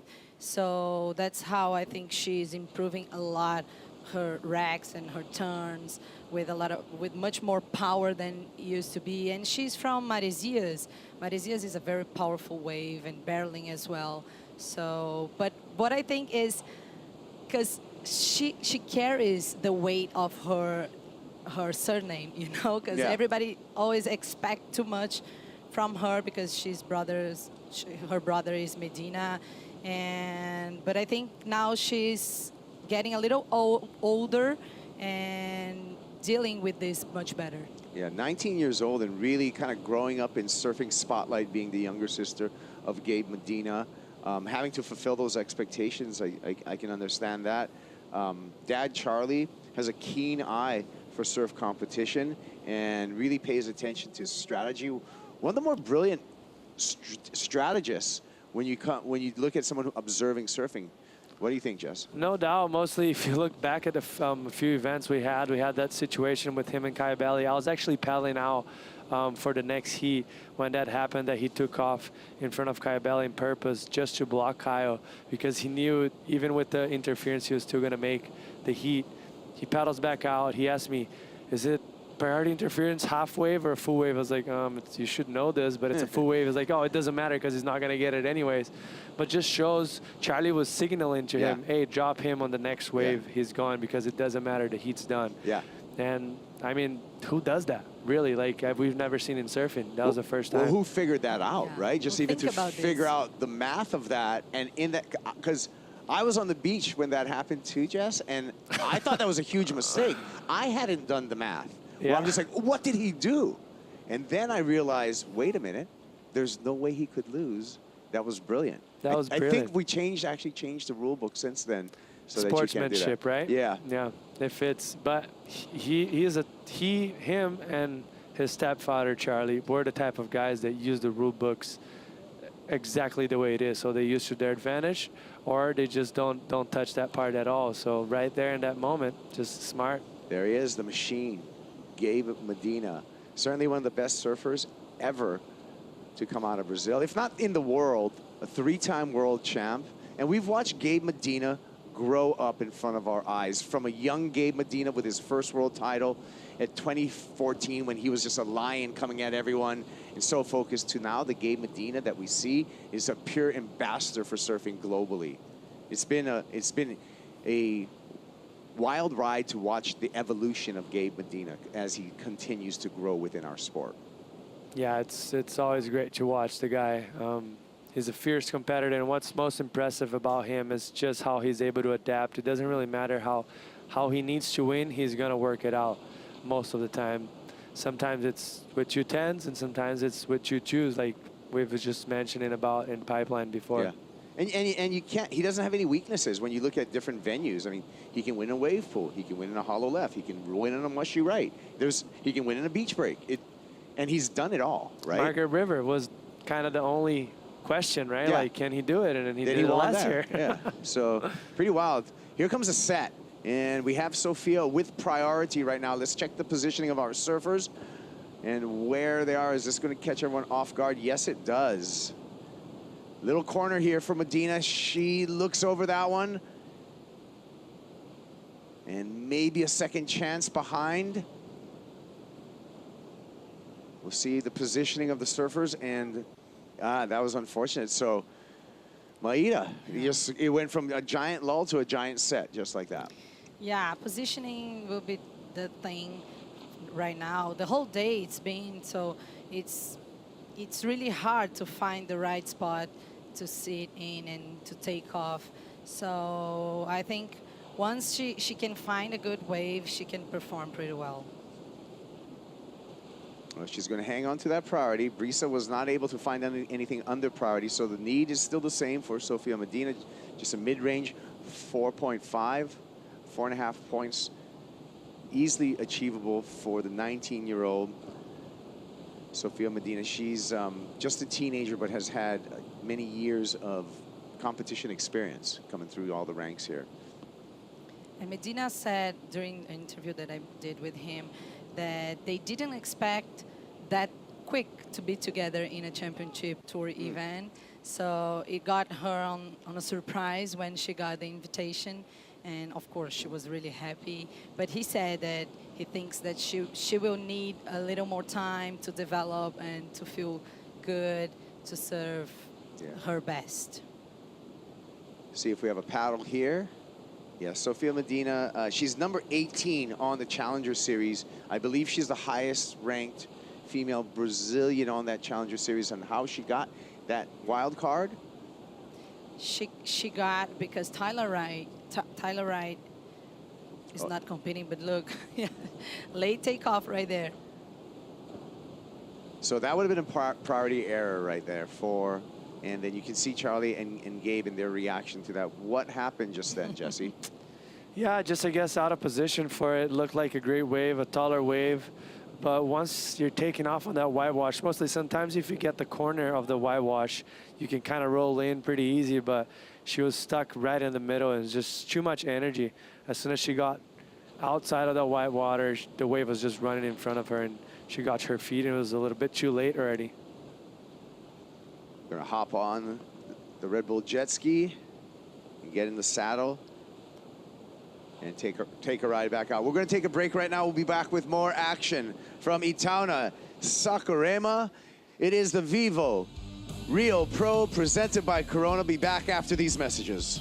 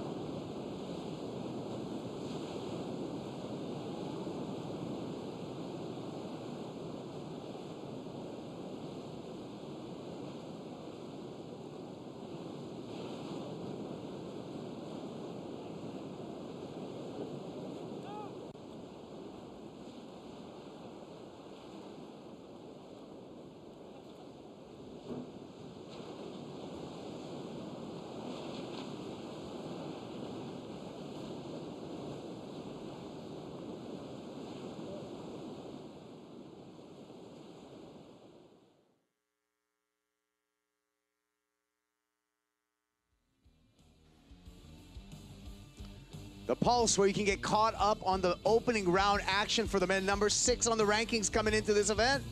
Gabe Medina did the Medina Magic. 8-point ride, 6.93 for Gabe Medina. We'll see him in the round of 16, Jesse. Yeah, this is one of probably the most complete surf we've seen it all day. So much variety, and this is another great air he did. Right there, he got a little bit cut, got stuck for a little bit. That's why that score didn't come as high as he was probably hoping for. But also Italo coming back with his back against the wall. First starting with this beautiful air, so smooth, amazing rotation. Went back, got another wave, almost got the score again, and then finished it off with this, getting his best wave of the heat. Beautiful full rotation backside. into two nice cracks off the lip. Yeah. And The buzzer Yago. beater. And Yago Dora, number 8 on the rankings coming in here. Coming off a brilliant show in El Salvador. Yago Dora coming at you with a heat win. He's going into the round of 16. So the pulse, we got Medina, Ferreira, and Dora, 8, 7, and 6, right below the cut line, all coming in hot in the opening round here at the Vivo Rio Pro, presented by Corona. There you're all caught up, and really impressive by the late charge, Maida, of the Brazilian men in this event. Yeah, it looks like they just woke up after that event in Tahiti, and they're chasing those five spots. And for sure here, this venue, it will be very important for them to do so, especially for Medina, because then after he's going to Fiji, and he's one of the favorites there as well. Yeah. This is stop number 8 of 9 stops. There's no throwaways in the back half of the year. Top 5 men, top 5 women move on to that Lexus WSL Finals. Those Lexus WSL Finals happening at Lower Trestles, September 6th to the 14th for that one-day event. Brisa Hennessy out in this elimination round. Heat number 3 up against Sofia Medina. Sofia Medina, the wild card. We saw her brother on that pulse coming in here. Brisa Hennessy has to hold steady through this heat, Jesse. She's number 3 in the rankings. Ultra important to not take a loss in the elimination round, because the 9th is the worst you can do. I know, and the second half, you can't discard any of the results, so it weighs a lot if you have a second round lost. And in this situation, you want to try and avoid as much as you can, mostly for her being so consistent all year, pretty much cracking the semifinals almost every event besides one event, and the one that she got hurt actually in the round 2, so she wasn't even able to surf it. So it's been a special year for Brisa, and she's looking solid. She's looking solid. She's been all solid on her feet, solid surfing, and great fundamentals from Brisa Hennessy. Sofia Medina, though, does have an opportunity, Maida. 4.51 is all she needs to turn this heat, and she's earned that priority back after a couple priority errors that have gone back and forth between the two surfers. Yeah, she has plenty of time to choose a wave. 4 and 51 is not that much for her, so it's just a matter of staying focused and finding a good opportunity. Yep. Focus and strike when that opportunity is presented to her. The tide turn seems like it's slowed down this way, as we talked about that at the beginning of this heat. That theme continues as the tide now has switched over. We've hit the bottom of it. Now it's coming in, and look at this wave 4. Sofia Medina lines up off the bottom, needs to crack it, and one big turn, fist pump there. Was that the 4.5? Jesse, I always got to ask you. 4.5, close. I think it's going to be just under. It was critical section. Great turn. Maybe lacked a little bit of an angle in it when she was landing. She landed a little bit flat. But she was back in the game, and the most important thing for me is just for her to build on her confidence. She capitalized on a mistake that Brisa had. Brisa already has a 5-point ride. Lost priority, and she came on this wave, and as you see right here, beautiful, attacking the lip very nicely, but as halfway through the turn, she ended up placing her board very flat, which the judges usually won't love that so much. We're going to be able to see this a little bit better here. Look, beautiful bottom turn, very vertical, but right here, see how she places the board very flat? The judges want you to come out of that turn with more transition in approach, more drive through your front foot, and not so safe. I'm saying that, just being critical, but still was a great turn, and it's going to be a great score. Charlie likes it. We're going to see what the number comes through. There was a little bit of a, she rolled up the windows a little bit out of that one. And we'll see if the judges notice that particularity, that detail. 4.51, it comes in a straight 4, so not enough, but she did lower her requirement, Marita. She just needs a 3-point ride now. Yeah, now it's way easier than it was before, but Brisa Hennessy is still with priority, 5 minutes and 30 left.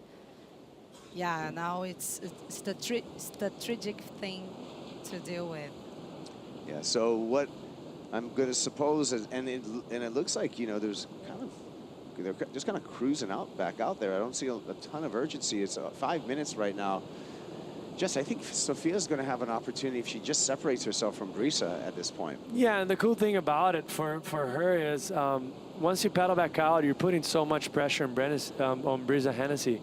She's the one that has everything to lose in this heat, and also she's leaving the door open right now. Sofia only needs a 3-point ride, so as soon as if Brisa commits another mistake, most likely Sofia is going to take this heat win. But let's see, like, she hasn't been committing much mistakes this year so far. And, you know, a surfer of her caliber, I doubt it she's going to commit another one back-to-back. You know, lost priority. Sofia got the 4-point ride, closed the gap a little bit. And once again, yeah, I think the edge is with Brisa right now with the highest score and priority, and also the experience. Yeah, the experience, the steadiness, rarely falls, Brisa Hennessy. And the clock is on her side because this 4 minutes should give her ample time and opportunity to snag one of these waves. Or she has heat control, Maida. She has priority and she does have the lead, so she could just play defense if she chooses to as well. Yeah, it's true, Kaipo. While I was walking here in the venue, I saw her. She's trained by Leandro Dora, a Brazilian, very successful trainer. And she was doing some physical trainings with another Brazilian, Goiaba, and he was making her like a breathing train. So now it's just she just have to breathe, to be smart and play the defense with this priority. Yeah, stilling your heart rate, centering yourself, and taking advantage of those breathing drills that we often see surfers do, not just for holding your breath under the water, but also for calming your overall nerves. Because, Jesse, surfing is as physical as it is. Surfing competition is probably more mental than physical. Yeah, and that's most, I guess, sports. You have competitive sports, right? And like you mentioned, putting your heart rate lower, it helps you make smarter decisions and more clear decisions. And that's what she needs right now, mostly, both of them actually.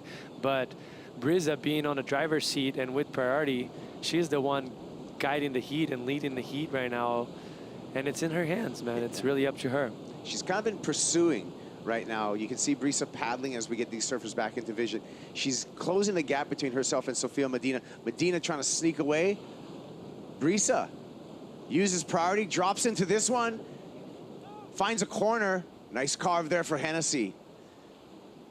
Long bottom turn, check turn off the top, quick to combo it up, but usually solid on the finish, unable to finish that ride. This opens the door for Sofia Medina. Medina now 2 minutes and 15 seconds, Jesse, and has an opportunity to take this heat.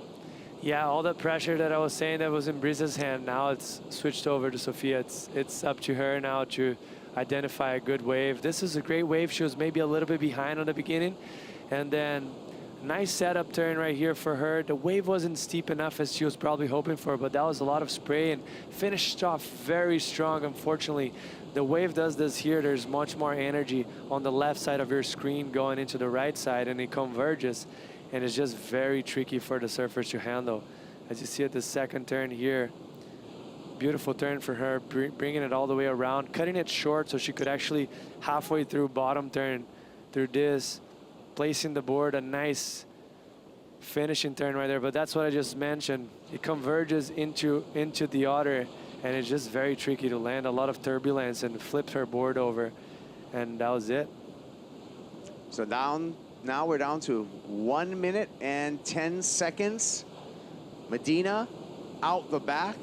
Medina with an opportunity to turn this heat. Waves coming through here. We gotta find Sofia. Where is she? Finds a corner there. Not to go with this period. I think it's only gonna be about 2 more waves hitting the sandbar.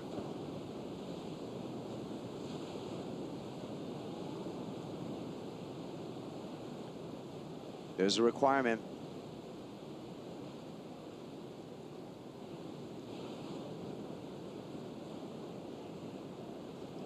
Up against the current right now. And Brisa jumps back out with just 25 seconds. Here comes a wave.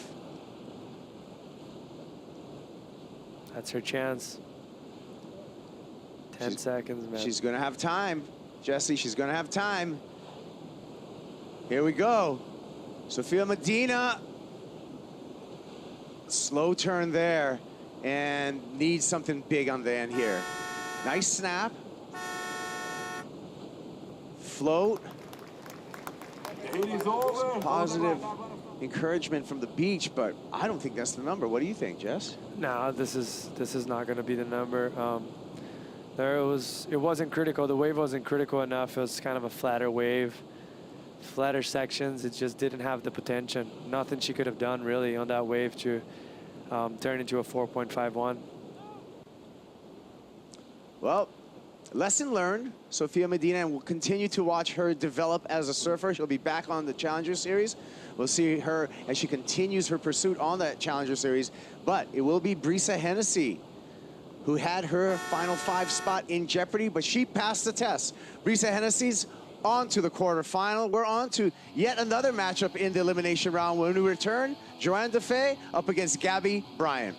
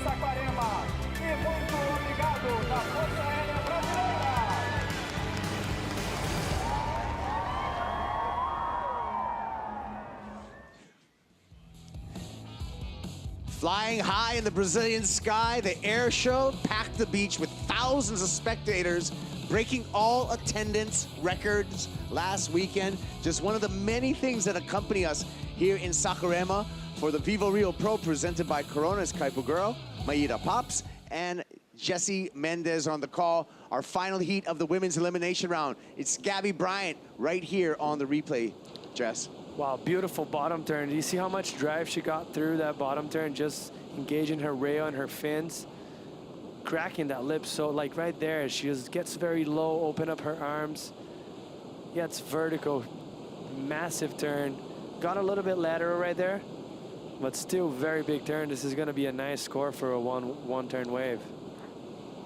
Opens up this ride, a 4.17, and a nice start for Gabriela Bryant from the island of Kauai, where she is faced off against a tour veteran in the way of Joanne Defay. Got a board change happening right now, so a little escort into the beach. What's going on here, Maida? Yeah, I think she lost her fin, and maybe she broke her board, so she gotta change it. But it was a nice big turn right there. It was worth it, wasn't it, Jesse? Yeah, sometimes that's what it takes, you know? So big, it popped the fin out right there. So we can see her coming in with a twin fin. Not a good way of the twin fin, the awkward way where you just have a trailer and one of the side fins. Well, good thing she noticed, right? Because, I mean, you can kind of feel it once you jump back into water. Even when you're paddling, it loses a bit of traction. But look at this bottom turn here. Beautiful arm, right open, bringing it all the way around. She did get a little bit too high right there. That's why she kind of stops halfway through and can't really bring the board all the way back down. But that was a critical turn, very powerful from Gabriela. Yeah, you can't really see. See, when she ejected from that, she had all three fins on the bottom of her board, okay? So there was something that happened after that fact. You can kick those FCS2 fins backwards sometimes, and they can release. That might have been the fact, but when she kicked out of that wave, all three, look, she's double checking those things. Yeah, hopefully, it seems like she was changing leashes, so she did change the boards, maybe also the buckled. I'm gonna speculate right now. You know what happens sometimes when you're getting on and off the ski with that fin that can release. If you fly backwards and hit the fin backwards while the ski is accelerating on the sled or something like that, that sometimes can pop the fin and release the fin, Jesse. Totally, 100%. And good thing she noticed before she actually was back out. So she was kind of like, maybe she had just jumped in the water and felt it, or went back in the ski and got another board. Looks like Joanne's not going to get anything until she paddles, or until she gets a ride back out. So great point in that Joanne Defay, who Gabriela's up against, has not ridden a wave. So basically, there's been no harm in the change of equipment for Gabby Bryant. So she's right back out there. There's been no advantage to Joanne Defay, other than Maida. Joanne does now have priority. Yeah, she has priority right there. She didn't serve any waves still, but she will need to find a good opportunity there. But look, Gabriela Bryan is almost there. Yeah, well, jet ski assist helps a lot. Brisa Hennessy did a great job in a clutch situation. She's on to the quarterfinals. Let's hear from Brisa. She's with Manu. Yeah, guys, I'm here with Brisa, and it was hard outside. I think that positioning is kind of the thing today. How was that for you? Congratulations. Yeah, thank you. Yeah, it was an honor to surf against Sophia. She has such a bright future. But yeah, this wave, gosh, I have so much to learn. It's so tricky, and I feel like this is definitely my biggest weakness on tour, and I'm really excited for the challenge. And yeah, so much to learn, but I'm super grateful. You did really good, and you're third in ranking right now. How important is this event for you? Yeah, it's super important. I mean, there's this event and then Fiji, and that is getting closer to the top 5. And of course, you have that in the back of your head, and I'm just trying to stay present. And I think, really think about what my goals were for this year, and that was really enjoying all the little moments and trying not to think too far ahead. I think it's really easy to really be overwhelmed with the uncertainty, and yeah, I just want to have fun and try to learn and try to figure it out. I'm just a student. Yeah, you seem to be having fun here in Saquarema. How do you like it so far? Yeah, it's beautiful. The people are amazing, and there's just like such a new and fresh and colorful energy here like I've never been before, and it's been cool to spend a couple lay days before the comp starts and get immersed with the culture and the people and some amazing reggae and all the things. What did you like the most?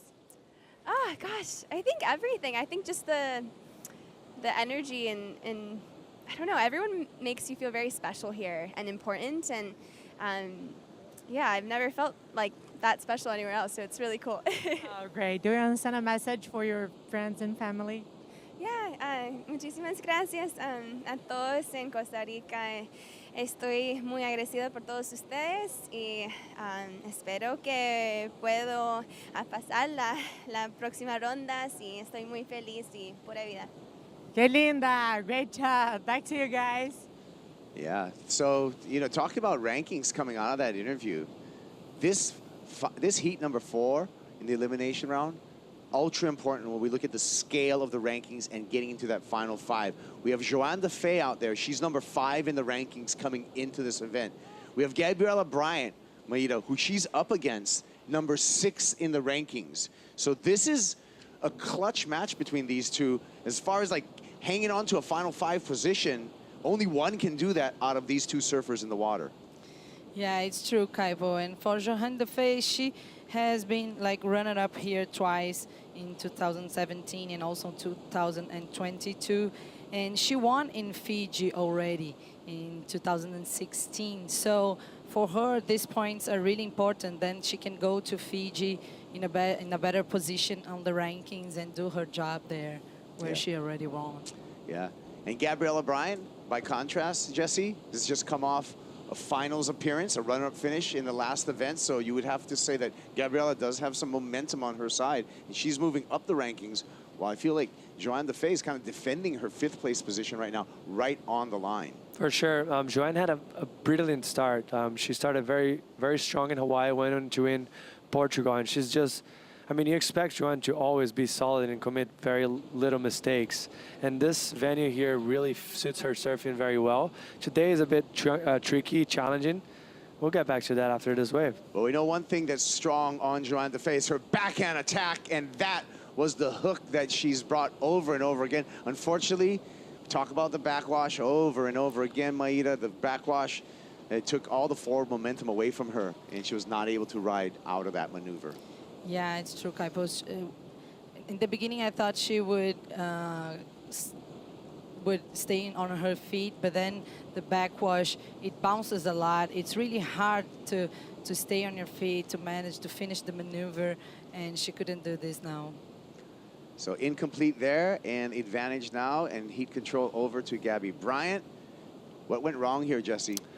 Man, it's hard to say. She went big, so that's what happens sometimes. Look how critical she was. As she was landing, the lip broke a little bit before her, and it kind of bounced off her board and make her fall forward.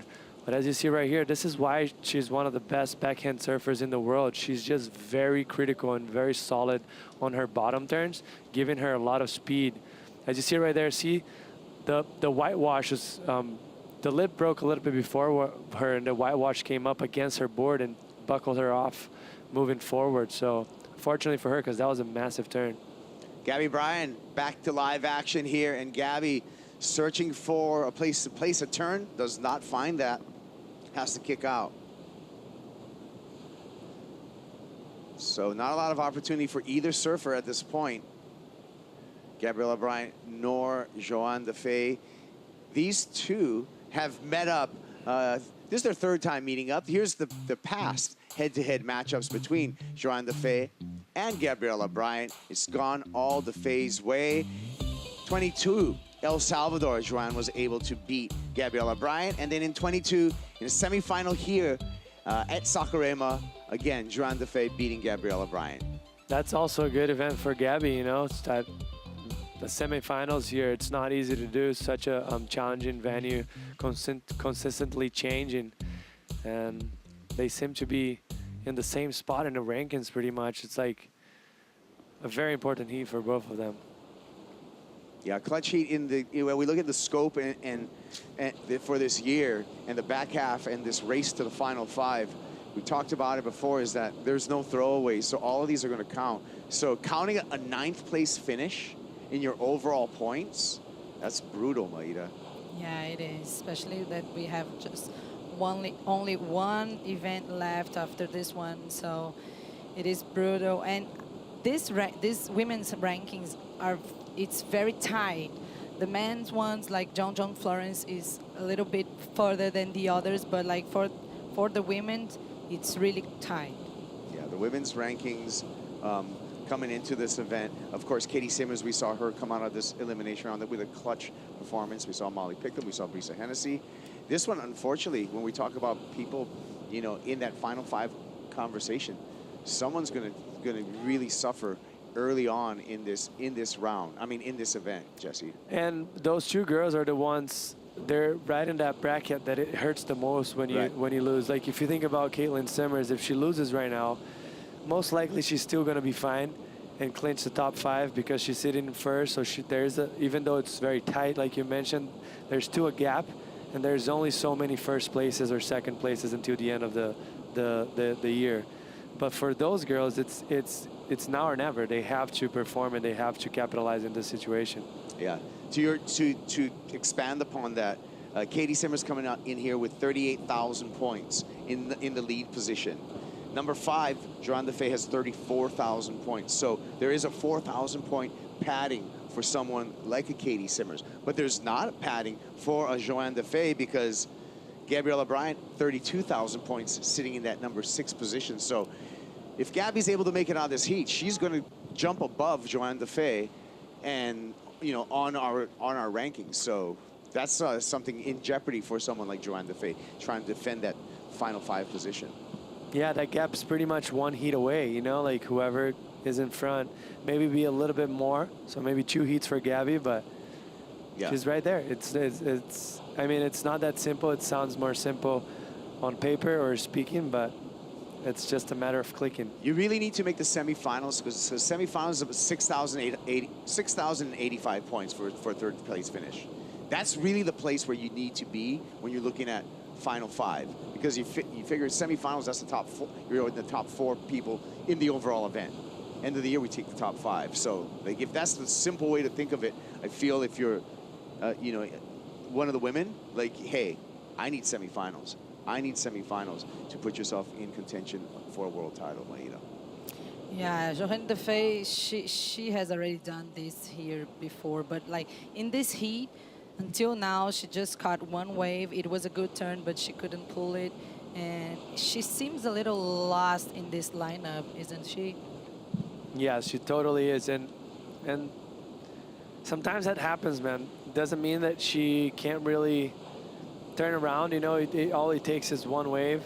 But right now, sitting in an advantage, obviously, Gabby with the 417. It's a small gap still. It's anyone's game. Let's see. Hopefully we have a lot of waves coming so they have a few opportunities to actually express themselves and put their surfing into the game. Yeah, Gabriella Bryant, we can see her right here. And she does have the priority in this heat. She does have the lead, so that's heat control. Talked about the surfer from Kilauea, Kauai. Her 3rd year on the championship tour. She already had her inaugural CT win this year at Margaret River. She made we talked about the semifinals in which she faced off against Joanne Defay. That was back in 2022. And that was, up until then, that was Gabriella's, you know, really one of her best finishes. JoJo going on to be runner-up in the event in 2022. Here we go, Joanne Defay winding off the bottom. And again, kind of overcooks that one. Yeah, that one definitely overcooked. The other one, she had to go big because the section was very big. This one, just going a little bit too lateral, and with the backwash didn't help her. Well, let's see if Gabriella Bryant can gain upon her score. She's matched up. We'll have the conclusion of the women's elimination round right after this.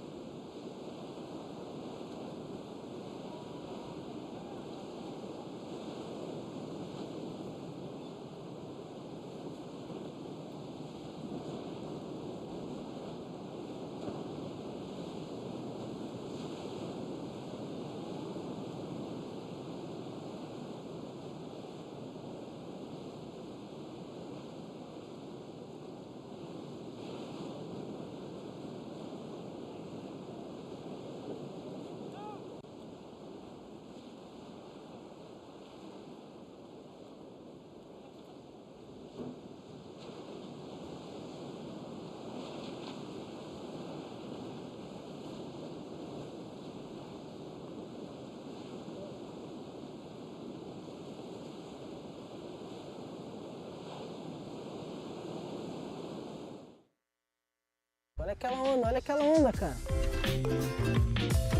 Que é isso, mano? Se não fosse essas ondas daqui, assim, esse lugar ser tão conhecido, com umas ondas fortes, poderosas e perfeitas, talvez seria apenas uma vila de pescador, assim, como várias outras que tem por aí. Essas pedras aqui, elas fazem com que sempre tenha essa corrente de retorno que vem encostada na pedra. E essa corrente faz com que o fundo aqui do ponte, que é o pico principal do Saquarema, tem a esquerda incrível que vai lá pro meio da praia e tem uma direita que vem aqui para dentro do canal. E a constância é incrível. A presença do esporte, assim, dos esportes aquáticos, né, do surf, e a qualidade das ondas transformou a cidade, né? Transformou a cidade que é a capital do surf no país, assim.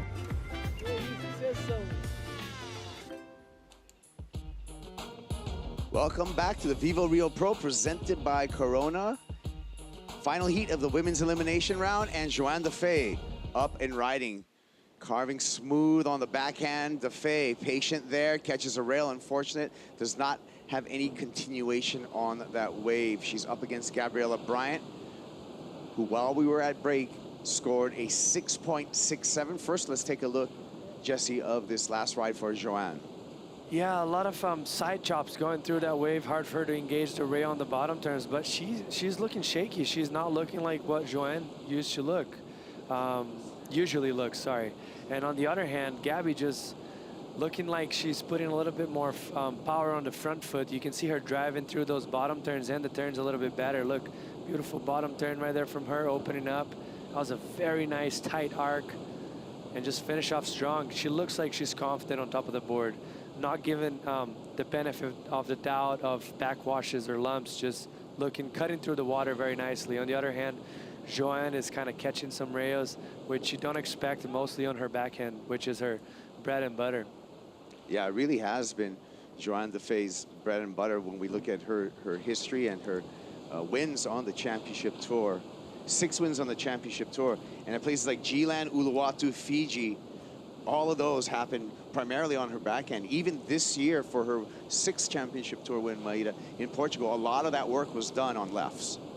Yeah, she's not really looking in tune with this wave right now, and she's one of the most experienced lady in this event. She has already done 8 events here in Rio de Janeiro, so I don't know what's going on with her, but with 7 minutes and 50 left, she really gotta find a nice wave to take an 8-point ride. Now, mind you, an equal 9th will earn you 2,610 points on your rankings. A quarterfinal finish will earn you 4,745 points. So there's over a 2,000 point differentiation between either losing in this heat or making this heat. And we'll see how that affects the rankings, our live rankings, when this heat's done. Now, of course, semifinals, that's when the real points kick in. We talked about that before, Jesse, 6,085 points for semifinals. Yeah, because you mentioned if you want to be in the top 5, you kind of want to have an average of being top 4 in every event. Once you get that 5th place, you are supposedly in the top 5, but you're also sharing that 5th place with 4 more other surfers. So, yeah, you really want to crack. And I think, in my opinion, for those girls or boys that are just outside the cut, for the top 5 final finish, they need to win an event. That's the clear focus. Like, because one of them will probably do it. So might as well be you, because if it's not you, someone's going to have a huge gap on top of you.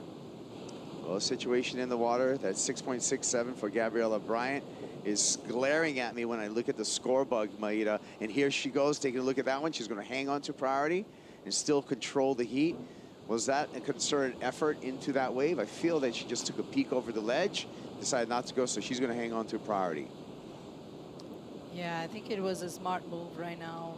We have like 6 minutes left almost, so it's better to stay with priority. Johanne DeFay has to get 8-point ride, so a smart move for Gabriella Bryant. Giant heat coming up. Joao Chianca, the local boy, Chumbinho, is going to be coming up against number 1 in the rankings, John Florence, when we get into our men's elimination round. That's a heater, Jesse. That is a heater. That's going to be great. Obviously, it's a big challenge for both of surfers because you have John coming off one of his best years of his life on tour in first place, and then you have João that knows his wave and the backwash as well, or sorry, better than anyone on tour right now because he lives here, he grew up surfing here, so it's gonna be a great battle. It's really up to who looks better and who makes the smarter decisions and is more confident. So we talked a lot about number 5 and number 6 in this heat, Gabriela Bryant up against Joanne Defay, and the scenarios. So if Joanne goes down in this heat and Gabriela does advance into the quarterfinals, both Joanne and Gabriela will be tied on points. Then to break that tie, we go back to how many heat wins you had. Based on the heat wins for the year, Joanne Defay has the advantage there, and so Gabriela Bryant would remain on the number 6 position. Now that all gets thrown out the window though, if Gabriela is able to make it into the semifinals. Yeah, many things to happen still, but for sure it wouldn't be nice for Joanne Defay to lose in this round, this previous round. They're all catching inside, Jesse. Yeah, they caught inside, and the wave before, it was a smaller wave in size, but had a great shape, probably for 2 turns. Joanne, with no priority, she had to look at it, and she decided not to go, but I saw probably a 4-point to a 5-point ride on that wave, and that would help her situation so much, because with 4 minutes left, if she would have caught that wave, she would have been back out with probably about 3 minutes, 2 minutes and a half, and needing a much smaller score than an 8-point ride, which is an excellent wave, which we've seen it 2 of those today so far. I think that was about it. Gabriel had 1 and Crosby had another 1. So I think it was a little bit, she had a good look, just maybe not clear. It wasn't clear enough for her, but obviously pretty easy to see it sitting here with the screen in front of you. Well, yeah, you're the smartest people in surfing when you're on the set watching everyone else with all the angles and stuff. But here we go, 3 minutes and 20 seconds, and holding court at the moment is Gabriela Bryant. Joanne Defay trying to escape her. You can see them both paddling up current. Current's been strong all day long, and so that's another thing that the surfers been having to battle, Maida. Yeah, the current is always something you have to deal with here in Itaúna, and trying to deal with that, and also with this swell that is not the best one here in Itaúna, and also the backwash. That's why surfers are calling very challenging conditions. Certainly challenging, and right now just a patient Joanne Defay looking to turn this heat, trying to escape kind of the peripheral vision of Gabriela Bryant, who's got a strong lead at the moment. Defay finds this one, a little peeling left, and that just tapered out so quickly. The thing looked good from the takeoff, but that wave just TP'd out, gave her no opportunity. And the problem is, if you see her in the back of on the corner of the screen right there, she's getting this wave on the head, so it's gonna slow herself down a bit and making it a little bit tricky for her to pedal back out, wasting her time, and Gabby's just smiling. She wants as much waves to come right now to keep Joanne to pedal back out. Yeah, 2-minute drill right now for Gabriela Bryant, and at the 2-minute mark, Maida, I feel this is when surfers can actually play a little bit of defense, don't even have to surf and be on the offense anymore. Yeah, but she doesn't seem that she's like paddling towards Joanne Defay.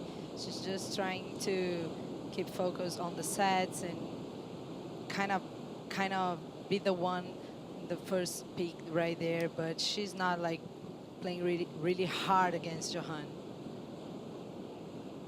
Yeah, giving him some space. Yeah. And that could be a little bit of opportunity for Joanne Defay. Pretty casual on Gabriela Bryant's part at the moment. Here comes a set. And again, both surfers are going to get caught inside on this one. So that'll just eat the clock away, which is fine for Gabriela Bryant. Another large wave coming through here. Those waves look great. Great in shape, kind of clear, but just they're a little bit too far under.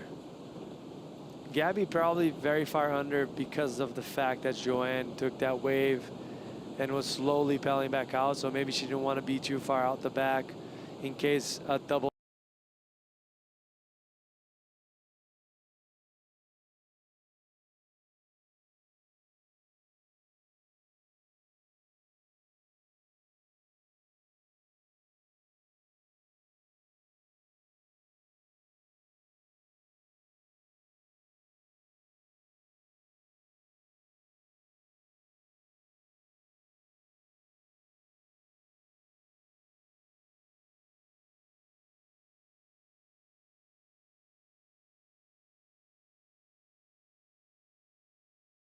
It will be Gabriella Bryant. She is going to advance into the quarterfinals, where she will have an opportunity to sneak her way into that Final Five conversation. Gabriella Bryant is moving on, and that's it for Joanne Defay here in Rio. So we want to wish her good luck at the Olympics in Tahiti.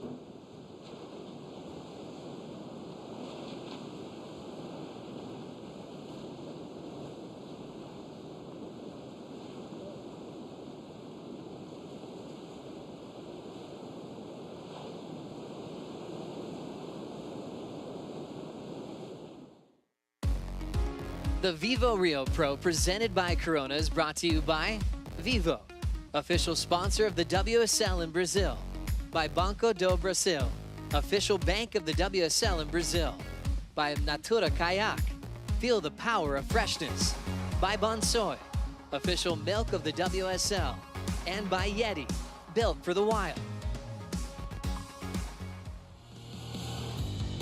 Good time to be watching pro surfing, especially if you're here locally in Saquarema. You can watch the best surfers in the lineup here at Itaúna. It's a big beach, so you can actually get in the water in between heats, walk up to the church and check out that historical landmark. They also sell churros at the bottom. Ah, you had to go churros there, didn't you? in Brazil, Neck level. I think, are the best in the world. Would you agree, Mitch? I don't know, dude. I'm No. Mexican. I'm Hey, Mexican. he's What Mexican. do you- Come on. Yeah, come on. They're pretty good. They are. Which one They're did you good. get the other day, Strider? Dulce de leche. Oh my gosh, The that was Nutella was amazing. really good too. Yeah, so make sure Too you're good. getting in the water, getting a lot of fitness, because there's a lot of fun that you can have, especially with the cuisine. This heat's a big one. John Florence, João Chianca. I mean, this is the rivalry that set off Chianca's career, even though he was losing those heats in that rookie season, and John was responsible for sending him back to the Challengers Series. He stepped up against one of the biggest names in the world at Pipeline, John's backyard, and also at Bell's Beach. Let's get this one started. World number one, John Florence, going above the lip, backside air reverse incomplete. Wow, it's glassed off too, Joe. Looks beautiful out there right now. It looks like we should be going surfing. I'm just kidding. Here we go. Replay. John Florence. Let's see what he's got. What happened here, Salazar? Well, he had the rotation on lock, it seemed. I think with the backwash, he just landed just a bit too far back out, Joe. And as you can see right there, wasn't able to make it back into the power source of the wave. But a nice attempt, though. I like that he's going for it straight off the bat, too.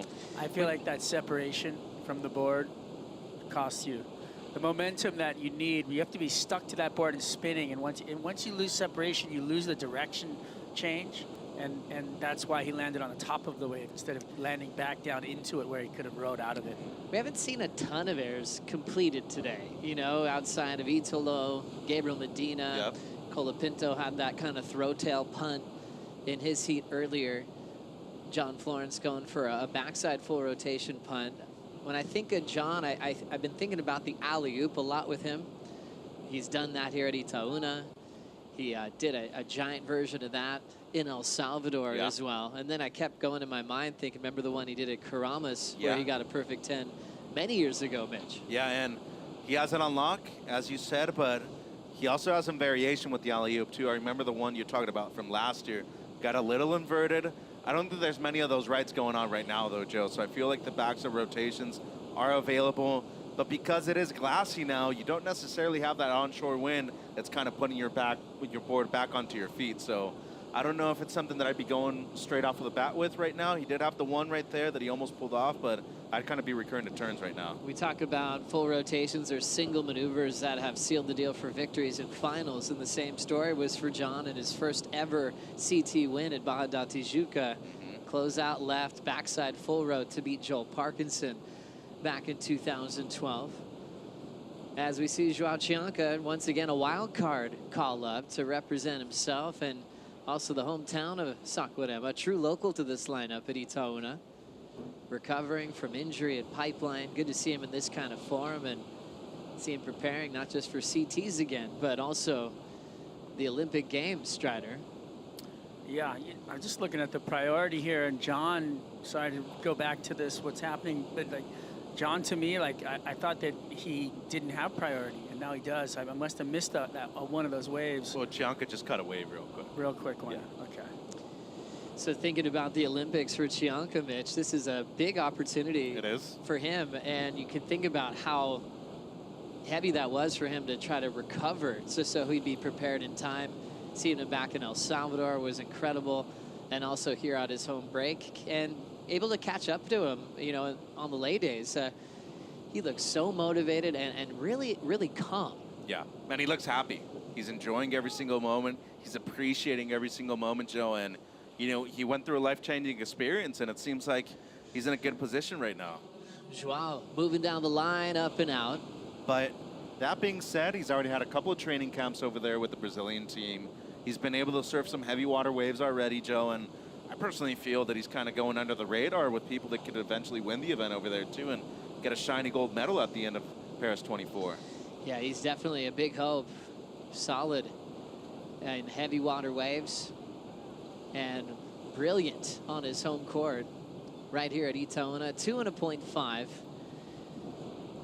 It's cool to see his movie the other night, premiering at the Corona House. Loic Wirth, one of my favorite directors, producers, cinematographers, capturing the emotional roller coaster that's been Chianca's career. When he fell off tour after losing to John twice, he honestly thought he was never going to come back. Said he had about a month grieving period, and even when he got the wild card to compete at Saquarema at this event, following falling off tour, he said he wasn't even ready yet. It was too emotional for him. I think that's what we've grown to love about Chianca, though, is he wears his heart on his sleeve. We've seen him release tears in big moments and tough moments. You know exactly how he feels. Surfs with a lot of passion and pride as well, Was. Yeah, and watching him step up to the plate at Pipeline, like you were mentioning earlier, Joe, that heat could have went either way. You know, it was that tight, and up against the best at Pipeline at that time, John Florence. I mean, that's a huge nod and a feather in your cap to still is, don't you think? To show that you are that guy. You know what I mean? It's pretty incredible. You don't think he's still the best surfer at Pipe, though?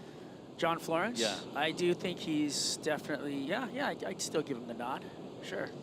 John started off with a final this year at Pipeline. Baron Mamiya ended up taking the win. Baron getting a 10 to kick off the season in that heat as we look at a nice backside hack from Florence. Out in front, wrapping cutback. And he will step out of his best wave so far. 151 gets him out in front. John obviously working hard as a businessman these days. Just signed the youngest brother to the team. As you see that first turn to get Mitch. Cool little combo here, Joe, especially when you consider how strong the first maneuver was. Fortunately for him, though, that wave just shut down afterwards. Not a lot of face to work with, but the completion on the first turn, pretty strong strides. Yeah, I think this is the John we wanted to see in the heat before this, right? He doesn't look like he's holding back. I felt like he kind of wasn't safety surfing in the other heat, but I feel like he wasn't pushing, and I feel like that is what I want to see out of John, is that little, you know, pushing the lid back. Let's catch up with the winner of the last heat. Gabrielle O'Brien is with Manu. Yeah, guys, I'm here, and well, this win was really important for you to try to be on the final 5. Now you were tied with Johan in the rankings. How do you feel about that? How do you manage your emotions in a moment like that? Congratulations. Thank you. Yeah, every heat now is super tight and super important for sure. Obviously, trying not to think too much about the rankings. There's still this event, which is very early on, and we have Tahiti too, so a lot can happen. But yeah, every heat is really good to make, and so I'm super stoked to come away with the win. Great, and now you go home and you have quarterfinals. How is your head? How do you behave? What do you do? Can you rest a little bit? Yeah, no, I'll probably go home back to our place and have a mellow night. I'm staying with a really good crew, my coach, Connor and Ryan, and it's been super fun, and we're having a good time. So just keep doing what we're doing, and yeah, it seems to be working, so I'm stoked. Just final question, are you eating some Brazilian food? Do you like it? Yeah, for sure. We've gone out a few times, and the Brazilian food is super good. The picanha is super good, and yeah, it's great vibes. Everyone here is super fun to be around. The energy is great, so we're having a great time in Brazil. Great, thank you. And you guys like picanha too, I know that. Back to you. Thank you, Manu. Yep, guilty. I think we've had Guilty. it every single day. I'm going back after It's work. hard not to order it, yeah. It's really, really good, especially with the farofa, the beans, the rice. It's incredible. The flavors are amazing. There's other things you can get. Obviously, acai came from Brazil, and that's on hand up and down the street here at Saquarema as we look at John getting this wave during that interview, Mitch. Well, he gets on the right wave, guys, and I think we're going to see an excellent score out of him, too. And, you know, good compression off of the bottom right there.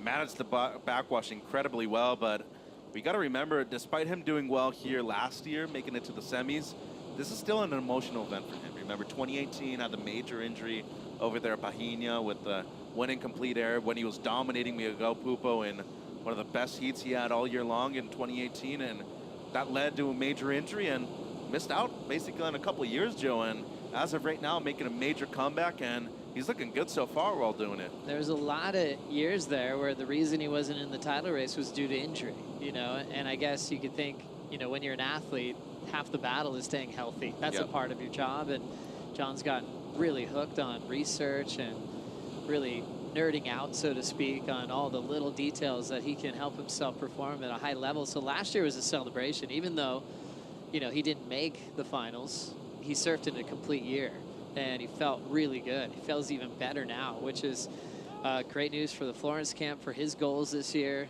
An Olympian as well for now the second time, and been chasing down a third world title. I mean, that's a special legacy to build. You know, Tom Curran, Andy Irons, Mick Fanning, Gabriel Medina. He wants to join that list as we look at the head-to-head history with these two. That all happened in João Chianca's rookie year. Pipe and bells. Giant totals. Check out the numbers. 18.86 max heat score. We have Chianca also 17.73, almost maxing out the scale on single waves as well. Wow. And now their first matchup in Rio, which is kind of nice because, you know, João got to surf against John on John's home break. Now it's time to turn things around here at Saquarema. Yeah, I think here we go. Chianca, quick whip in the pocket. Bottom turns and a big windup to throw down the snap. Just slightly missed time, but powered through to get the finish. Only needs a 4-was to take the lead, with John's last coming in at a 2.33. Yeah, you know, he looks excited. He's fast. He's such a whippy surfer when he goes through his turns. I kind of like that turn. I felt like it was straight up vertical in the lip line, which is something, you know, which is exactly where you got to place your turns for the judges to give you a nod on a score. So I like the intention. I like the speed. Those boards are looking like magic under his feet, too. He's got a recipe going on with Britt Merrick for sure. 3.43 for Joao. Stays in second. John out front with a 3.67 as his high score. Florence now whipping it in the pocket. Nice bottom turn. A big fan of spray off that Paisel. Jams the fins out, lays back, but does not recover the finish. Man, and that could be something that'll cost him in this heat too, guys. Hopefully it's not the case, but that should easily improve on a 2.33. He makes it out of that last turn, though. There's no way that he's not getting an excellent score right there. And halfway through the heat right here, Strides, it's a big opportunity for John. Finds a killer little wedge. This wave just had offers. You know, it just gave him everything he needed. And I'm sorry, just watching this replay and watching, you know, the other wave that he caught. That kid's rump is just gnarly. He has got so much power on that lower end. It is just wild. I mean, just whipping that board around. He's getting the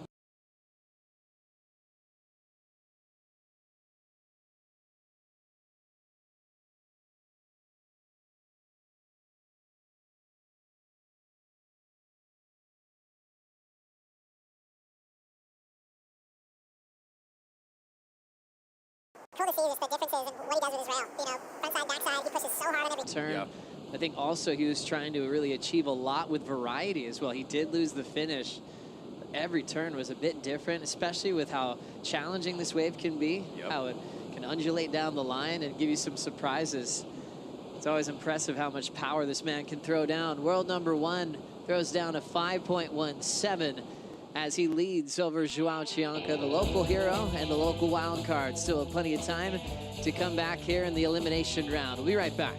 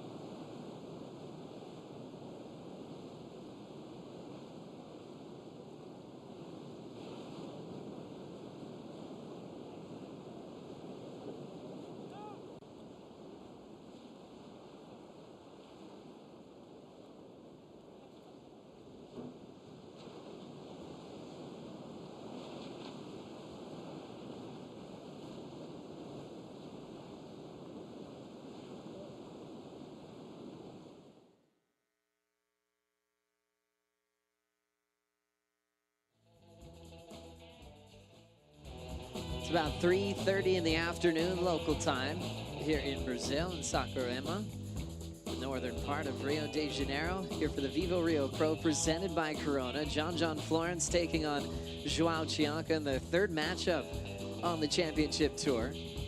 Chianca with priority, chasing down an 8.91 to take advantage of this wild card opportunity to surf his way back into form to prepare for the world title showdown. Next year, he'll be the season wild card against the top 34 at Pipeline, but also preparing for the Olympic Games as well. Who knows, maybe these guys will have a matchup. John representing the United States, head coach Shane Dorian Yeah. on the announcement recently, which was huge. Means a lot to Shane, means a lot to the competitors representing the United States. Joao Chianca getting into the frothy part of the wave, chasing down an 8.91, Mitch. Yeah, you can sense the frustration right there. The body language obviously not very positive, and Joao so far, his best wave before this one was a 3.43. Don't know if it's really going to get him out of that situation that he's in right now, Joe, but seems like Florence has so far caught fire in his most recent of waves, and 5.17, 7.17, he's looking good here. So this is the last of Joao. Comes in as a 3.17, so really just the first turn, and see right here, pretty bummed out about what that wave's doing, and it's not that he's surfing bad Strider, he just hasn't been on the right waves at the right moment either, but the local boy, I mean, he's had a couple of moments of brilliance so far in this heat, but needs to be on waves that allow maybe just a bit more of surfing. Yeah, you can see the frustration in the body language there, but it's just, you know, sometimes you have to surf your way into that. And I feel like that's what he's trying to do. The only problem is you're in a heat, you've only got 30 minutes. So you can't take too much time. And you got to find those waves earlier. Coming into the 5-minute mark, you want to be running the heat. You want to be in priority and in the lead. So apologize to our viewers out there due to technical difficulties. We don't have the 7.17 to show you. That was ridden during the break. John Florence building on his top two. Way before was the 5.17. So now for a 12.34 combined total. And then we saw Joao with that frustration, knowing that his requirement went all the way to an 8.91, with John getting that 7.17 during the break. John looking for a third event title in Brazil. Hasn't happened a lot for Hawaii in the history of this contest. But one man did it, representing Oahu. Kalani Robb winning this event back in 2000. As we see a roll in from the local wild card, Joao Chianca squares up really well in the pocket. Quickly on the open face, hooks it. He's got a nice inside corner, tries to force the tail out. It ends up losing the third maneuver. Try to do a bit too much, as you were saying right there, Joe. Try to force it, and an unforced error right there by Chianca. Was only looking to really get something in the fives to make it into a good position in the back end of this heat, and I don't know if he's going to be able to do that with his last wave right here. 3.43, his high mark so far in this heat. But once again, I mean, the miraculous comeback that he's made so far in 24, nothing short of spectacular. Still looking to go for the gold medal for Brazil in Paris 24. Most importantly, though, just getting your comfort level back, especially in a water and heavy water wave like this. It's good to see him back in a jersey against world #1, competing well so far, Joe. Yeah, definitely. It's interesting when you're out of the lineup for a while, that's one thing. But out of a jersey for a while at this level, that's a big one. The energy that it produces out of your mind, out of your performance physically, you want to be heat sharp as well, preparing for all the major events to come. So for these wildcard opportunities, it's huge for Joao Chianca as John rolls in and goes straight out. So an interesting decision there with Joao so close to the takeoff zone was. Yeah, you know, Joao didn't seem like he was bothered with being in the line of John right there. He wasn't hustling out of the wave, and John just kind of saw that maybe there wasn't a lot of opportunity and he could get back out the back and control the heat with priority. I'm surprised that he did get rewarded priority right there, though, Joe. Because, I mean, he kicked out and Joao was basically right back out in the primary takeoff zone. Yeah, I was waiting to see that decision, and it went right back to John to hold down priority. But he stopped paddling, though. So, me in that situation, you don't stop paddling until you either hear your color get yelled out by the beach announcer, or you look back and you see your color on the priority board. So, John right there gets a one-up on him with 7 minutes to go, and it's a pivotal point of the heat, too. Very important part of this elimination round. John guaranteed to be at lowers this September for the Lexus WSL Finals. It was his first time in the new format. But we still haven't decided the seating yet. And he wants to be in yellow when it comes to September. That was a decision there. Yeah, I don't know. You might have saw something I didn't there, Mitch, but Joao was definitely not outside. He was duck diving a wave, so. But John was riding a wave. Yeah, but John kicked out and was outside before he was. I don't know. So it was a good call. Agree to disagree, I guess, Joe. We've done it before. I love these debates. I still love Strider. And I love the conversation. Anything further, Mitch, or do you want to continue? No, but I would like to get into the fact that not only do I think John is a great world champion and excellent representative of the sport, I think he's done incredibly well as a businessman too, Joe. And you know, he's invested into his finances, into his company. He's brought on both of his brothers as team riders for Florence Marine X2, and the way he's been able to not only capitalize on the few opportunities that we see surfers at this level do, I think is a big role model for a lot of people to come in. I think it all started with De Souza, Taj Burrow, that kind of generation that made enough money to be able to work outside of the sport and become professionals outside of it too. Big congrats to Ivan Florence. I've just kept refreshing Instagram. Like, they've got to be announcing this soon. You know, Nathan got signed a while ago, and I kept going, it's got to happen. I ran into Ivan at Foodland. I didn't bring it up. Now it's official.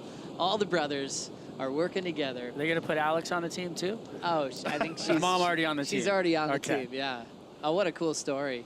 You know, you can't go anywhere in the tropics without seeing that little red flag on a jersey. Those lycras and those rash guards that they're running, those little the hooded jobs. I mean, they're pretty amazing. I ran one down in Fiji, so good job putting out some great product.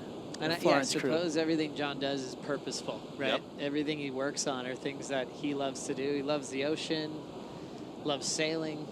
Everything he wants to add to his program is all purposeful and thoughtful, but doing what he loves the most. Being outside, being on the water, going on adventures with his brothers. And you have to have plans after your surfing career is over, too. Like, you can't do this forever, Joe, and it was a smart move on his behalf, and he did it before it got to a certain point where he was having to think about it, you know? He got to it ahead of time and made sure that he was safe and basically in a comfortable position once his surfing career was over. And as of right now, we'll be competing for his third world championship at the end of the year, and to be perfectly honest, I'm still keeping him as my pick to win the world championship too. I think at lower trestles, we haven't seen him compete there for a few years. I think he's going to be able to get number 3 later on this year. Hot take, Strider? Yeah, that's going to be an interesting one. I think it could go either way if it's head high. Once it gets a little overhead like it was in El Salvador, I think he starts to weigh in heavy on winning a world title. That's going to be exciting. Yeah, we've had a good debate so far. Gosh, I'm enjoying it. I'm trying to get another topic for you guys to discuss. 3:40 on the clock. Once again, congrats to John and his wife on having a baby boy recently, Darwin. A nod to Charles Darwin. They theorized a lot about what we know about the tides, biology, the moon, you know, how connected he is to nature. It's cool how they came up with that name. Natural selection. Couple different things. As we look at 3:10 on the clock, Chianca, no priority, needs an 8.64. Hasn't been like the matchups we saw with these two. It's a little slow. I would like to see a little bit more action, you know, more swinging for the fences, you know, a couple more knockout punches. Well, that's what we were used to in those first two events. Pipe, Bells, Joao off tour, requalified, made the finals last season. And to note, when John didn't make it, so that was the kind of year that Joao followed up in season number 2 against the best in the world. Then came the injury before the season started. And now we're supporting his comeback. Well, regardless of how you look at it, 2 incredible stories of success out there in the water right now. Injury-wise, in terms of business, what they've been able to do for themselves as professional surfers too, like great amount of success so far, and they're both really young. I mean, John's going to be 32 by the end of the year. Joao's in his early 20s. Awesome stuff, Joe. Here goes John. John Florence, 2-time champ in Brazil, lays down the wrap, hits it off the whitewater section, and then throws the fins towards the beach. Always looking to mix it up, losing the finishing move. There's a big part of John's success right there is Ross and Brandon. Ross Williams, Brandon Wasserman really take care of most of the needs for John on the road. As we see the roll in once again here, Strider, what'd you see? I saw a great opportunity right here for him to really take a massive lead but it just didn't look like he projected out over the flats enough to really get what he needed out of that last turn. But he had a couple of nice maneuvers before then, right where he needed to place them, even with this crazy bouncy neighborhood we're playing around in. It's hard to ride out of something like that unless you really project high and out into the flats. Okay, so you thought my take was pretty hot. Do you have somebody you're selecting for world champion at the end of the year? No, I just think that whoever's there coming into that final five, I don't know who it's going to be. No. But John's obviously the only one that we know is going to be there. And you asked me if I thought he was going to win, and I said, I think if it's overhead, I think there's a very good chance that he'll win a world title. If it's head high or smaller, I feel like whoever is going to be coming up against him might have the edge. And who that is, we don't know yet. So yours is forecast dependent with John. Yeah, well done. Yeah. That's a great topic. 100%. 100%. He's been the most consistent surfer all year. He's the only surfer that has more than one 10-point run. I know that he's only won one event, but there's no doubt in my mind that he's been the best surfer all year long, the most consistent On a one. serious lead on excellent scores this year as well, as we see John getting caught behind, but he's going to close this one out. He will remain undefeated over Joao Chianca, now in their third matchup. And John will be moving on into the round of 16. Tough one for the local to lose out this early in the elimination round, as he always wants to represent himself, and especially Saquarema at the CT level. But Florence looking solid. World number 1 is where he wants to be in the seeding for the Lexus WSL Finals, so he knows his job's not done yet. As we see John Florence moving on, and that's it for Joao Chianca here in Rio. We want to wish him good luck at the Olympics in Tahiti.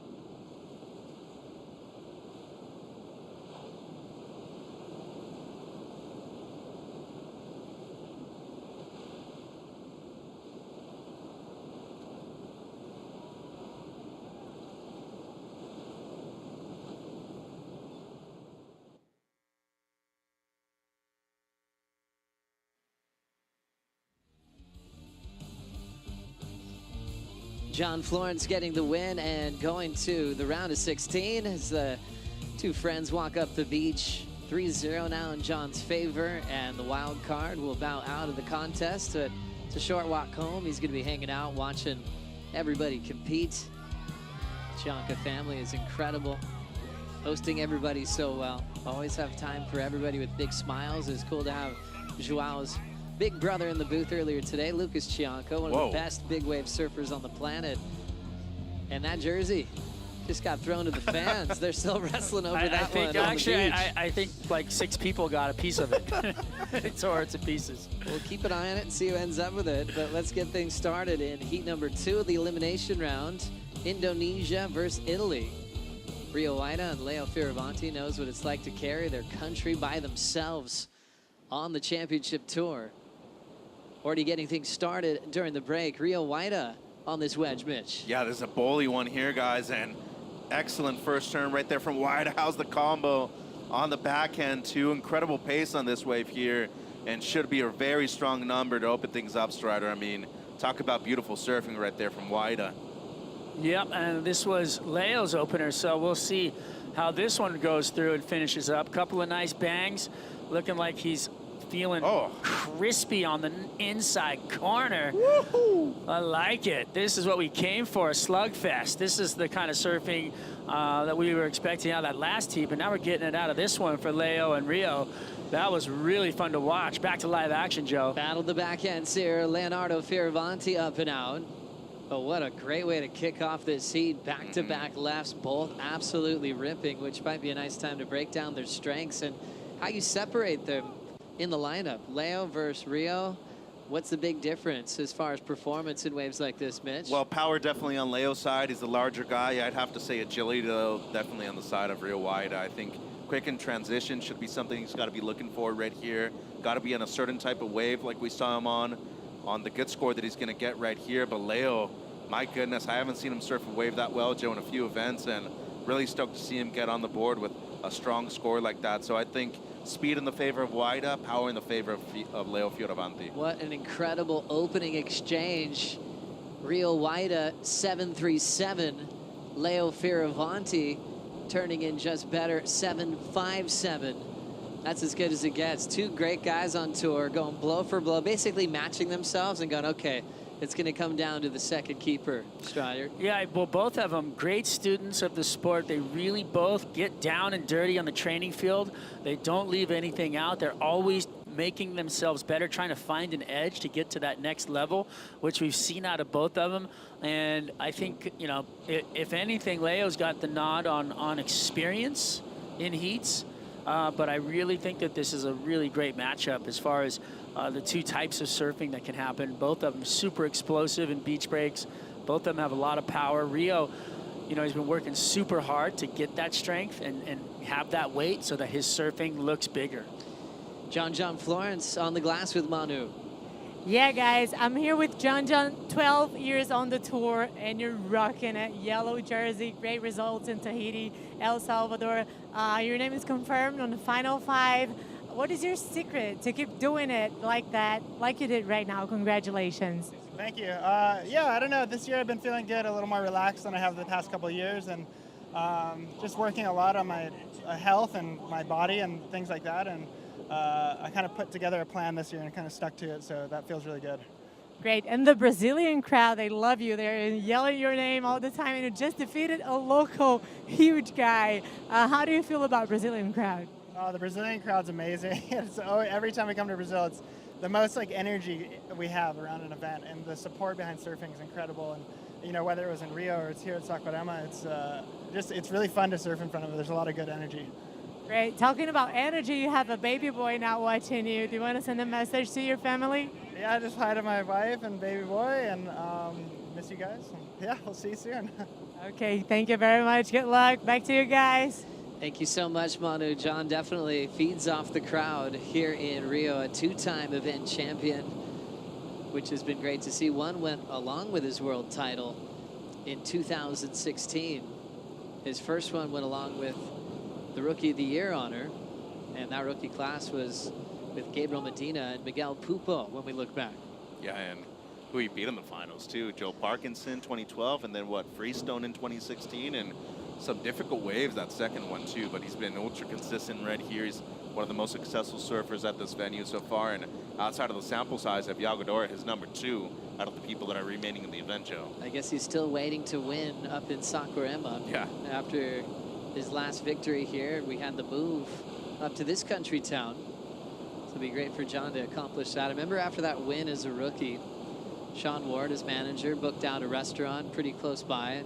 Everybody showed up to be there for John. It was like a moment I think everyone didn't want to miss out on. It was completely packed.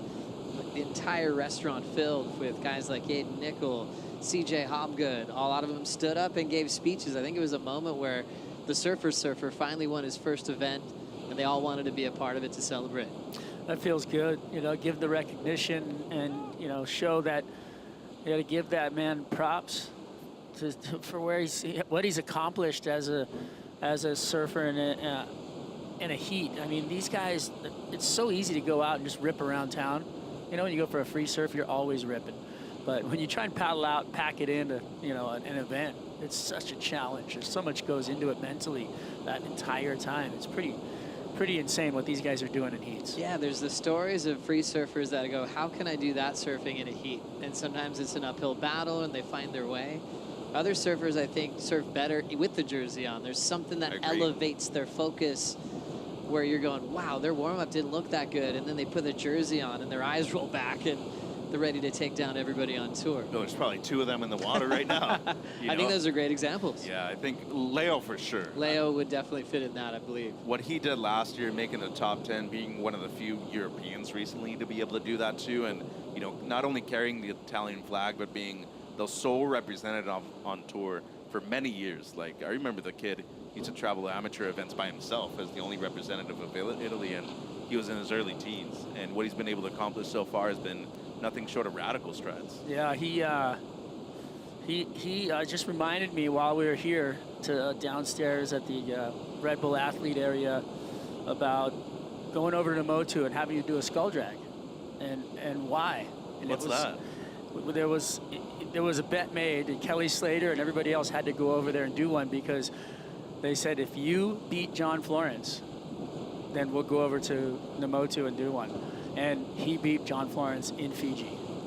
That was 2017 round 3, where a ton of giant names went down. John was one of them. Leo moved on to a great result at that event. A lot of excitement with Fabre on tour this year, which is coming at the last regular season event before we get to lowers.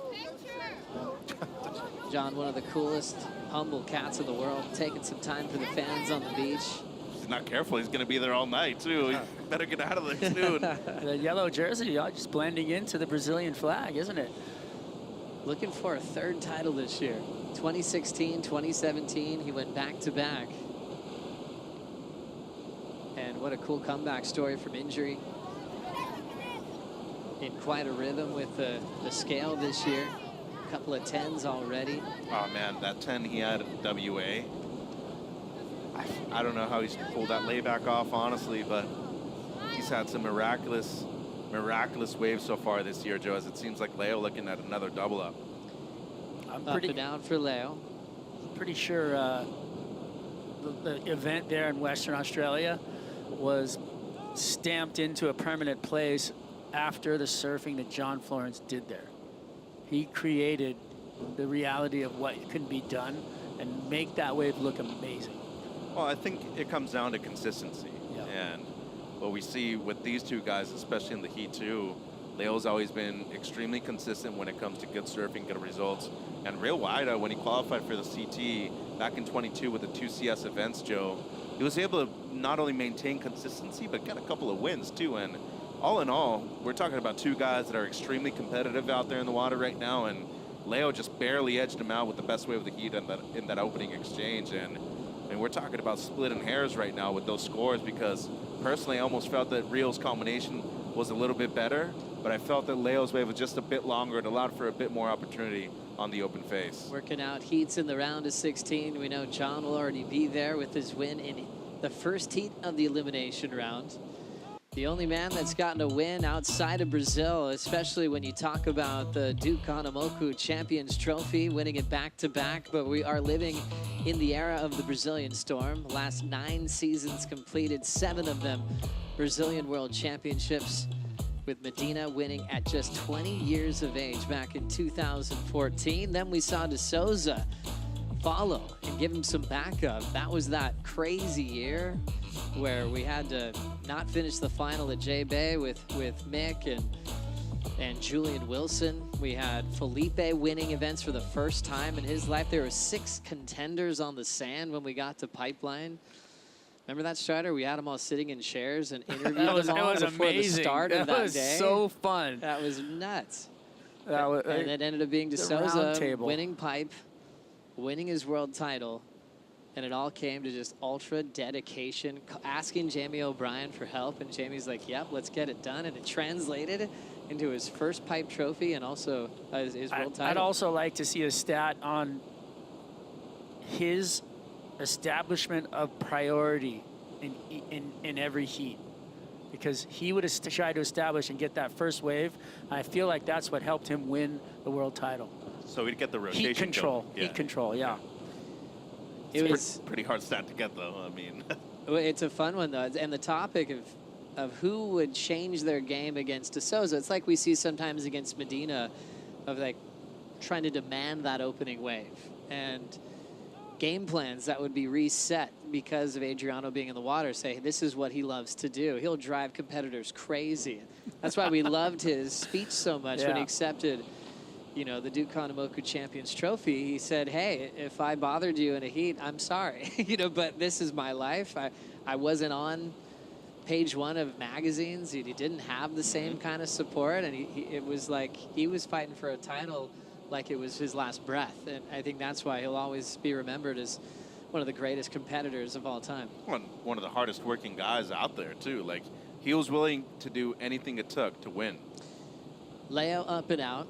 Has a bit of that spiciness. Yes, much like him. Which has been really fun to watch that relationship between De Souza now turning into a coach and spending a ton of time with Leo over the last couple of years. I believe he'll be going to the Olympics with him, too, over there in Paris. And they've developed a great relationship, as you said. But more than anything, they were on tour together for a couple of years, too. So they know each other from a competitive standpoint. And imagine you're able to get into somebody's head as an opponent. And then as a coach, like, you understand both sides of the coin right there, Joe. Rio Waida tracking down the line on the left. Big coil up, great timing on a big section. Landing softly at the bottom there. So we had a brilliant opening exchange. Things got quiet for a bit, so they almost matched each other at the start with their sevens. And now Rio lighting up that section on his backhand, doing a great job to get a lead change. Only needed a .64. So stand by for the numbers for Indonesia's Rio Waida. See how high his lead's going to go in just a moment. Single maneuver opportunity. Rio Waida will take us to a Bonsoy brew break. We'll be right back.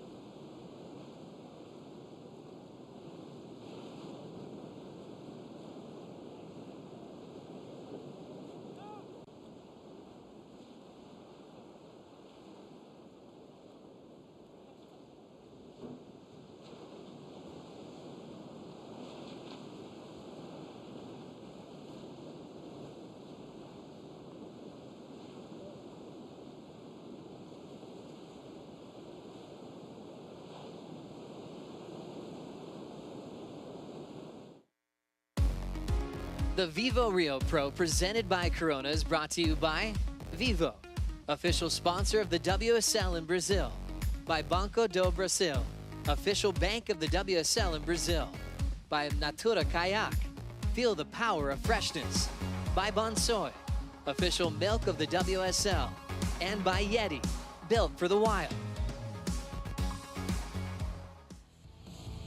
We are still in the elimination round for the men, planning on trying to finish half the round before leaving the beach today. So after 4 days off, a giant opening day of competition.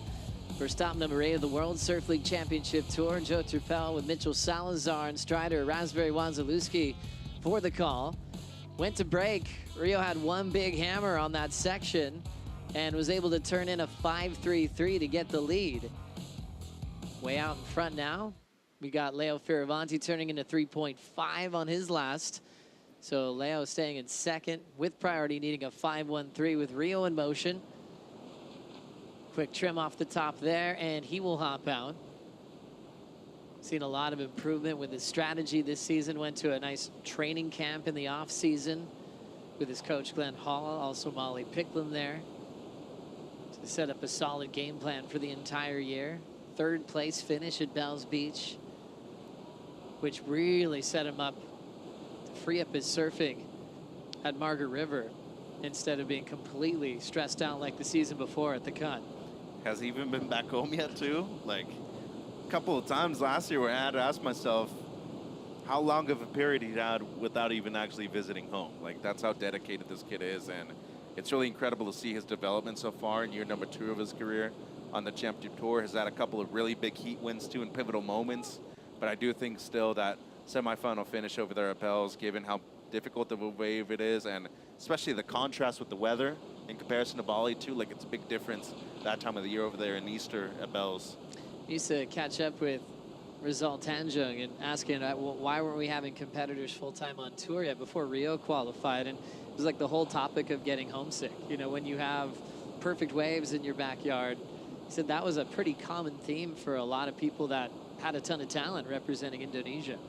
Yeah, it's funny that the island boys get homesick quick, and rightfully so. They're beautiful places, and it's so easy to just settle in and be content in those environments. That you really have to push yourself and get to another level to want more. But you can't call yourself the best in the world if you do that. And Rio acknowledged that. I mean, he wanted to be considered one of the best in the world. I respect the hell out of that, Joe. I mean, that's a guy that went out and pursued his dream, and so far he's been successful doing it, too. Doing a great job. Cool guy, super respectful.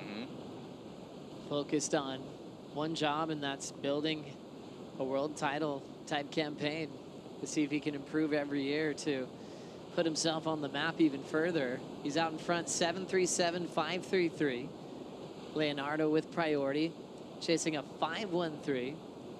Up next, we'll have Griffin Colapinto, world number 3, taking on Samuel Pupo, a dangerous wild card with a lot of success at this event. It's a tough heat. It's a bummer that Griff and Sam had to meet up this early on in the event, but that is not an easy heat by any means whatsoever. Sammy has made a final here before, just coming off of the Challenger Series win last year at the same venue. I think he's going to be a really dangerous matchup for number 3 in the world, Griff. Colapinto's had some tough results here in the past as well. An early loss here 2 years ago could have been one of the major reasons he missed out on the finals. Was able to show up there last year and finish 3rd in the world. Little wave popping up now. 8:30 to go. Leo with priority is going to let this one run through. We mentioned before, he said he's been feeling a little out of rhythm lately. Started off well with some better results at the start of the season when you focus on pipe in Portugal. That point, with his determination, how fierce he looked, how confident he looked, I made a call that he'd make the final 5. Since then, he's kind of been just struggling to find his rhythm in heats. But he's acknowledging it, he's looking at it, he's open about it, and I think he's just trying to help everything smooth out and try to get on a roll here at this event, Was. 100%. We've got some waves approaching here. I want to see some action. I'm getting excited, you know, and you see those little sets come in, you almost feel like you're in the water. Look at these bombs out the back, wow. Yeah, that's a large set.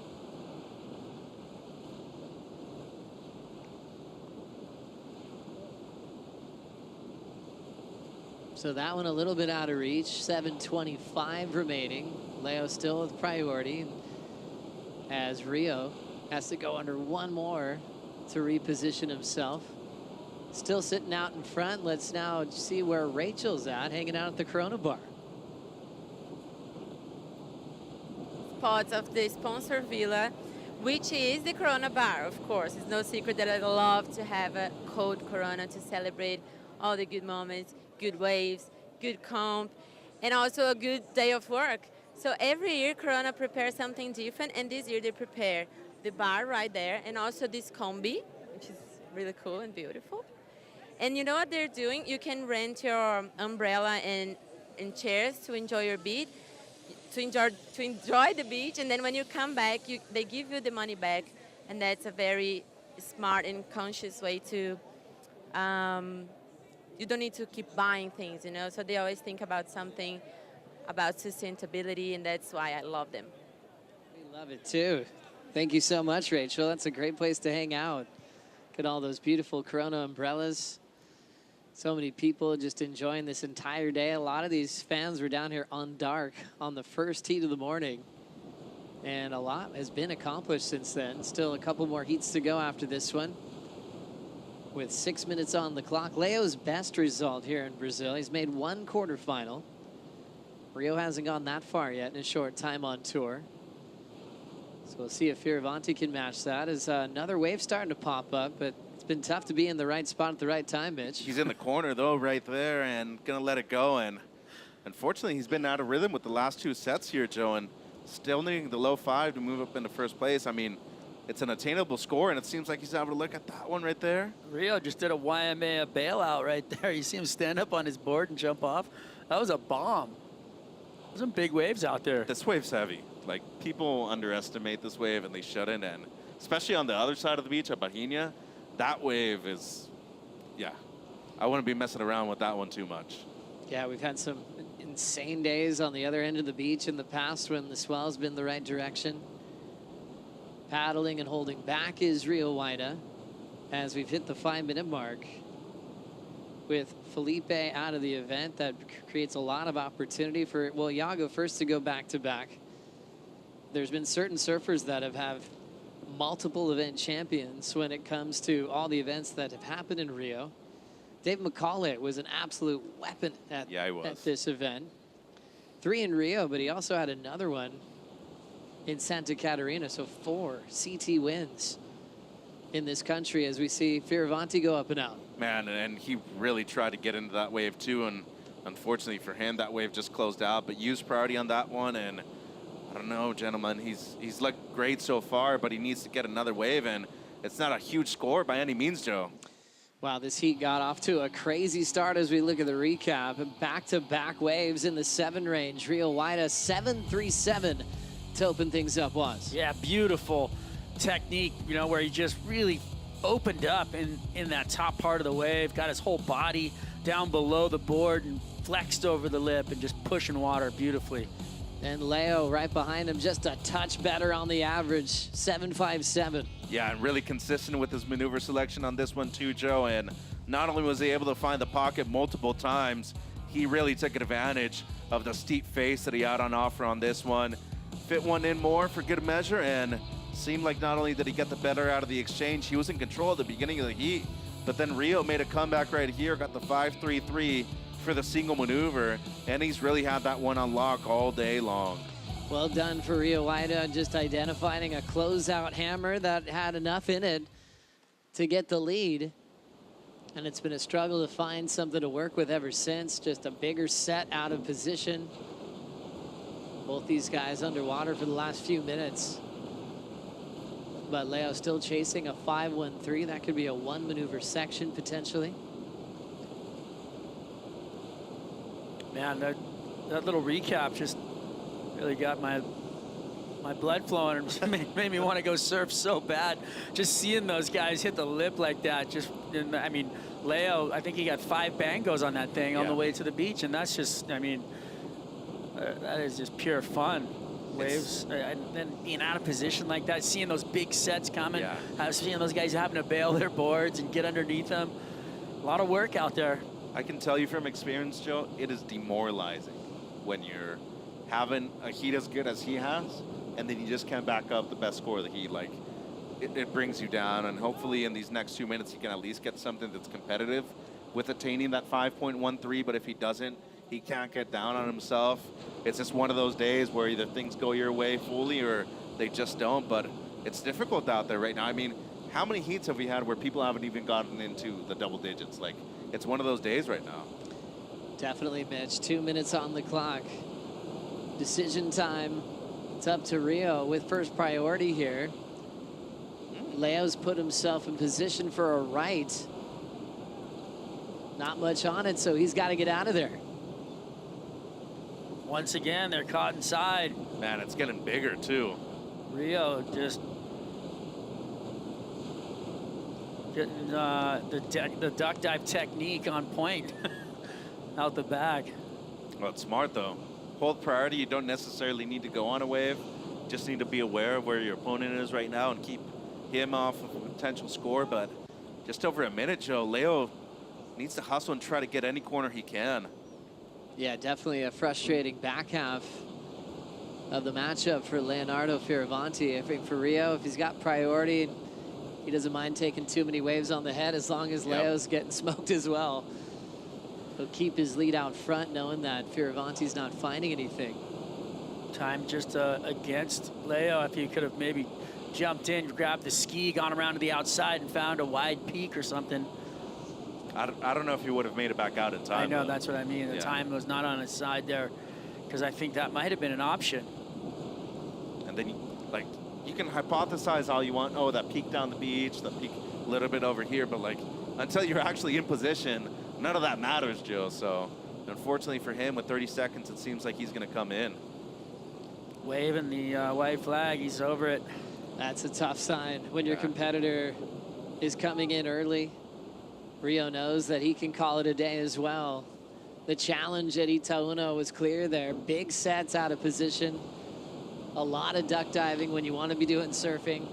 And especially after the opening exchange, I thought it was going to be raining sevens throughout the entire matchup. And that was really the biggest exchange we had. Rio's smart decision to move for a closeout hammer to take the lead. And that was it. Rest of the heat, they were duck diving. Yeah, it's a bummer for Leo, but great job to Real Wildest, surfed great, and was able to back up the 737 with the 533, as you said, and he's moving on to the round of 16, Joe. Exciting one there, as we'll have Griff and Samuel Pupo hit the lineup next, and closing out the day with Baron Mamiya and Liam O'Brien. Rio happy to be moving on now. He'll be heading into the round of 16, and that'll be it for Leonardo Fioravanti here in Rio. We want to wish him the best of luck in the Olympics in Tahiti.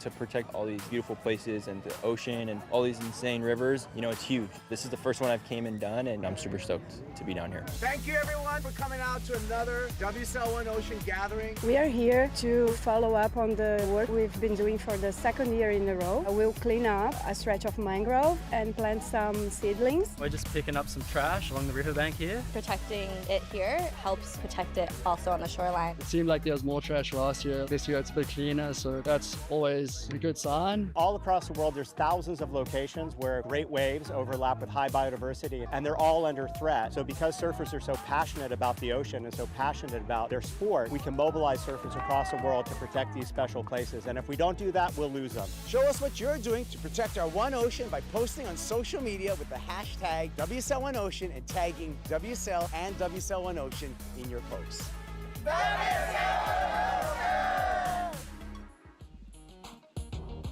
Thanks again to all the efforts from WSL One Ocean with another just great activation here up in the lagoon in Saquarema, and did a cleanup there.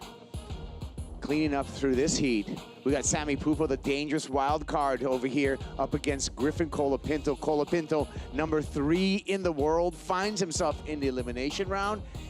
Needs to make it out of this heat if he wants to continue his path towards the final 5. Kuiper Girl with Jesse Mendez. And this is a highly contested heat from what I've seen on paper just going into this heat. I mean, obviously, you being Griffin and having someone like Sammy, I guess we'll finish after this first wave of Sammy. Nice first wrap for him right there. Beautiful release on that second turn. Just looks unreal, so fast, so confident on top of his board. And that's the problem for Griffin, because it's a wild card with World Tour experience. Yeah. It makes him that much more dangerous. He's free, but he does have the experience of putting on a jersey on the highest level, and that's what he started off pretty well right there. Nice first wrap, and you're gonna see right here, unleashes that second turn. Kind of not that critical of a section, but still somehow got that good release on the very end of it, putting a little bit of exclamation point on that turn, and then nice wrap once again. Look at his eyes, bringing it all the way back with the shoulders opening up. Board hitting the whitewash, and just finish it off, just to finish it off. Yeah, I mean, just great torque in the turns from Samuka, Samuel Pupo. Here's Griffin's last wave of left. Wow, that was a big turn right there for him. That was kind of similar to John when he had that single turn, but he fell it. In this one, he actually made it. Griffin's bottom turn on his backhand is on point, as usual. And as you see right here, getting upside down, bringing that tail, like exchanging the nose of the board, being on the top with the tail, coming out with control. This is going to be a great score for a one maneuver. Really punchy maneuver for number 99, Griffin Colapinto. Like I said, he's dropped down 1 spot after El Salvador. An unfortunate circumstance with the paddling interference had him leave El Salvador with an equal 9th. He was putting up giant numbers, even in that heat. Put in a 9.43 to battle back. Nearly made that heat, even with that interference. Griffin Colapinto, you can see 4 career CT event wins, 6 years on the championship tour, 25 years old out of San Clemente, California, and just a bright star in American surfing, Griffin Colapinto. Totally, and that was top notch. That was the best surfing he's done all year. Obviously, his back was against the wall. He had to go big because he had the interference, but I almost felt like this year he was just playing smart heats and surfing as much as he needed to in order to make the heat, but not really blowing up like we used to see him when he first got on tour. So that was very fun to watch him go huge on that heat and maybe bring that confidence back and put into more consistently, because I mean, I love to watch him when he's doing that type of stuff. Samuka, Samuel Pupo, wave number 3 here for Sammy, and the white water gets him along with that backwash. So we'll wait for that score. As we wait for that score, let's go out down to Manu with Rio Waida, who's into the round of 16. Yeah, I'm here with Rio. I love that name. It's just so cool. Rio, you did a great job out there. People at the athlete zone, they were like yelling. I think your second wave, they were like, boom! And you seem to be easy with you doing it, but it's not definitely. How was that for you? Congratulations. Thank you. First thing, I want to say thanks to all the Brazilians, to welcome me. I I've been enjoying. It's been like a lot of lay days, like 6 days lay days, and it's been beautiful, and I've been enjoying so much. You know, I feel like the best. I don't know. I feel like the best event I ever felt. You know, like enjoy the nature, enjoy the people. You know, they're super nice. So, and today finally got the comps start again. First round I got Medina, so he smashed me, so it's okay. But I got a good waves, and now the elimination I got Leo. You know, he always beat me. I think that was my first time beat Leo, so I'm really happy, and I wanna do more. You know, I've been enjoying, and I love this place. Yeah, it's definitely tough, but you're qualified to the Olympic Games. How important is a huge event like this for you to go to another huge event to prepare yourself? Yeah, it's you know, I feel like for me right now, I need to compete more. You know, I went back home after Margaret River. A lot of people, I mean, the media, you know, they asked me that, Rio, why not you just pull out all these city events and just focus on Olympic? You know, because Olympics like once in 4 years. So I was like thinking about. Of course, I was like, damn, should I just focus on Olympics because it's very important and stuff? But you know, for me right now, I'm 24, I'm still young, so I feel like I need to compete more, still learn a lot, and you know, I've been enjoying my life, you know, especially this year, it's been incredible. Last year was fun, but this year's like, I feel like 3 times better, so it's been amazing. Okay, and you said recently that when you were little, you were afraid of the ocean, and now you were a pro surfer. What did you change in your mind to be like that? A lot of people want to surf, but are not brave enough or afraid of the ocean. What did you work in your mind to be like that now? I don't know. Of course, I was afraid of ocean. I didn't want to touch the ocean when I was young, but my parents love to surf. You know, they go to the beach every day, and then what can I do? I have to spend time on the beach and play on the sand. It's kind of got bored, so I have to go in the ocean. My parents kind of pushed me to go to the ocean, and I was scared. But you know, what changed? I think I love competing. You know, first time I compete, and then I won the first event, like a Grom event, and then I felt, oh, I love this. I love the feeling of winning. You know, that's what makes me want to compete more, you know, push my level and stuff, so that's why. Great, thank you very much. Congratulations, great story. Back to you guys. Yeah, Rio Waida, we'll see him in that round of 16. We'll also see him representing Indonesia in the 2024 Paris Olympics. This happened during that interview, Samuel Pupo. Yeah, just a very tall section right there, hitting it super hard. Hard to manage with all that froth. Good surfing for him, as you see it right here. Hard to engage your rail. That's why he's keeping the board a bit flat, because there's a lot of froth, and also cutting it short that second bottom turn in order to get in up high in the lip soon enough before the wave closed out. Yeah, that was nice surfing from Sammy. So Sammy has a backup of the previous wave of a 3.33. Let's see if he betters that backup and extends his lead over Griffin Colapinto, who's been patient out the back, focusing on the lefts, holding on to priority, Griffin Colapinto. Sammy with another strategy. It looks like he's preferring to surf the rights at this tide into the rock, rather than, you can see Griffin Colapinto further down the beach on the left. Yeah, and as far as what we've seen in this heat, it's kind of working for him. His 3.33, it was actually a great wave. It was kind of going against the grain with all that water moving. It made the wave very steep. He did the first big turn, second one, pushing it a little bit too hard with the back foot and got stuck. So as he airdropped, he got stuck on the whitewash and couldn't come out clean. But he's been finding great waves with great scoring potential. On the other hand, Griffin's kind of sitting by himself on the left, which we've been seeing it all day, providing good scores for the athletes. Yeah, and if we think about Sammy's track record here in Itaúna, it's pretty good. I mean, 2022, he made the final here, right? And then last year on the Challenger Series, he took a win here right at the end of the year to end up #2 on the Challenger Series, earn his place back onto the championship tour. So he's got this wave pretty wired, which could be danger for Griffin Colapinto. Here goes Griffin, finds this left, and that left offered him nothing. Yeah, nothing, but for his advantage at this moment, they're sitting kind of far from each other. So it gives you more of an open field for you to put yourself on waves, because even he has second priority, unless Samuel moves over to the left, he's going to have the right of way anyways because he won't be by him. So he's kind of having a look there. Sometimes, you know, it's good. Like, it seems like it's a wave with the possibility of building up towards the inside, and you don't want to let that one go. So the score for Samuel Pupo, a 5.4. Combine that with a 5.67. He's got the lead over Griffin Colapinto. Colapinto, you can see in the needs columns, needs a 5.58 to move to the top here. Neutral priority and priority switches to Griffin Colapinto. Interesting priority switch there.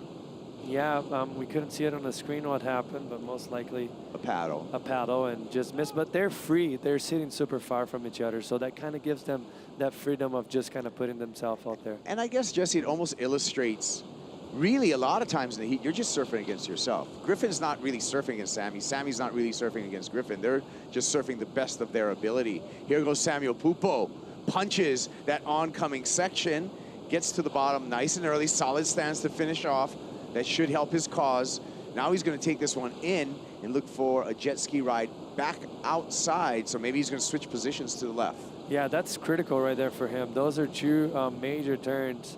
Obviously, the first one, the wave a little bit flatter, not as steep, but then the second one kind of coming in with a lot of speed from the transition from the first one into that big closeout section. Very hard to manage. That looks like it's going to be a good wave for him. So deciding to stay on the sled here on the Red Bull jet ski. Let's take a look one more time, Sammy Pupo. Yeah, roll in, a little bit of a fade right there. Finding that pocket. See, the wave wasn't so steep, but he was able to make the most of it. And this is just a big section, putting a lot of weight on the back foot, kind of doing a lip line layback. Didn't bring the nose of the board all the way around, but still was very hard to manage and was very critical. He had so much speed, and the conversion of the wave coming behind him, if he had put this turn a little bit more deeper, it would have been very tricky for him to ride out clean. So that was smart surfing from Sammy. He's gonna be looking at probably the best score of the heat. Yeah, talking about, I mean, it was in the conversation how he's got this wave pretty wired. He's had success out here. He knows how to hang on. He just hung on to a number of a 6.3. So like you thought, Jesse, best wave so far of the heat, and now he's making things more difficult for Colapinto. Griffin Colapinto needing a 6.47. So Griffin's really got to answer back and not let this heat get away from him at this moment. Yeah, that's a great point you mentioned. If you're one step ahead, it's fine. It's going to happen towards the situations of the heat, and it happens a lot. But you don't want to get that gap too far where you're kind of looking for a very massive score. Let's see what Griffin does here. Got a couple sections here for Griffin Colapinto. Punches the tail, has to survive some white water, made sure he rides clear, snap of the fingers. Means he put together a combination of maneuvers, and Griffin Colapinto may have just flipped this heat, finding a nice clean left with multiple sections to hit on the backhand. Yeah, that was a great answer. As soon as we were saying, don't let the gap get too far, and this wave was just beautifully ridden. And what I love about this wave is just the bottom turns. Look how calm he is and steady. Beautiful setup turn right there, and then that big crack, and finish it off very strong with a little bit more possessed, bringing the board under his chest, and he's frothing because he knows this is a good combination. First one here, setting up, nice wrap, and look how calm he is, like taking his time on the bottom turn, straight vertical, but also projecting down the line in order to get to this section here, which was the money turn of the wave. Getting that good release, airdrop in. The judges are really gonna like that, Kipes. And just takes a really nice lines through that wave with variety in the turns, but appropriate to clear the section, and then a little explosion at the end. Put together a great routine, so I feel that should be the highest single wave of this heat. I'm with you. I think, obviously there's 3 turns. The first one wasn't that critical, but the second and turn were very technical and nice, nice ones. Second one, a little bit more transition, but he still was able to get quite vertical for a transitional turn and exploded with some nice water into this last closeout turn, which was very impressive from him. And you can see him after the drop-off and his paddle back out to the peak. Priority sitting with Sammy Pupo, still waiting for the score for Griffin Colapinto. And the swell has certainly hung in there all day. There we go. Wow, a flat 7 for Griffin. Easy math and the lead to Griffin Colapinto. Gets right back in it. And a little bit of a deep spot there, so is not able to take off on that wave. Now he put Sammy Pupo needing a 6.21. Pupo with priority.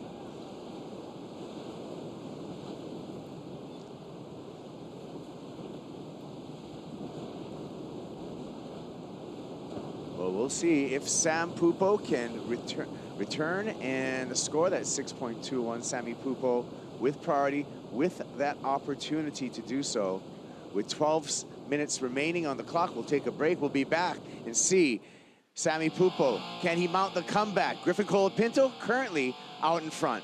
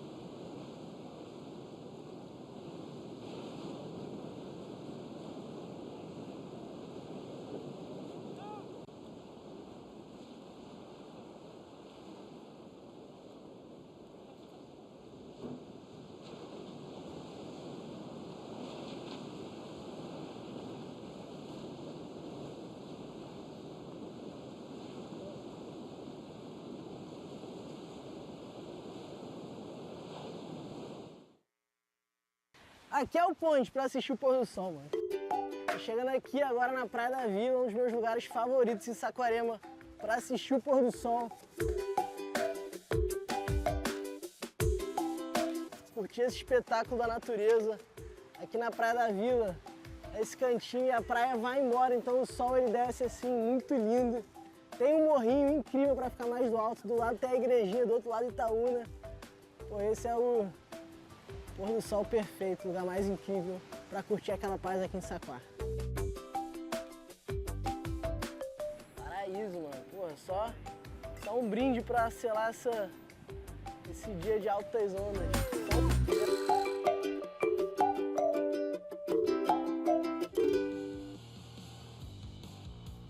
Griffin Colapinto, as we return to live action, up and riding, finds this against the grain right at Itauna, explodes through the lip, not just once, but twice. And Griffin Colapinto, who now has the lead over Samuel Pupo. Colapinto looking to better his backup score of a 5.5 Carpagro. Jesse Mendez, one more look at this from Griff. Yeah, nice torque right there from him. Great first turn. Second one, the wave was so much turbulence right there. He was able to get vertical. Very tricky to do. Nice wave for him. I don't know if it's gonna better that 5.5. We'll see. I really like that one single turn he had on the backhand. Just so critical, very technical. And the judges have seemed to reward that a lot today. One big turn, but we'll see. Yeah, when you look at the whole scope of the tour and how versatile you have to be and how adaptable you have to be, you know, coming off of a cobblestone point break, stop number 7, stop number 6, of course, hair-raising, draining barrels in Tahiti, and now, you know, you have to adjust knowing that sometimes you're gonna win a heat with just a single turn or a single air. Yes, mostly in these conditions right here with beach breaks, very tricky, hard to find big sections. So if you identify one of those, just make the most of it. And it looks like Griff's up and riding. Fades a bottom turn.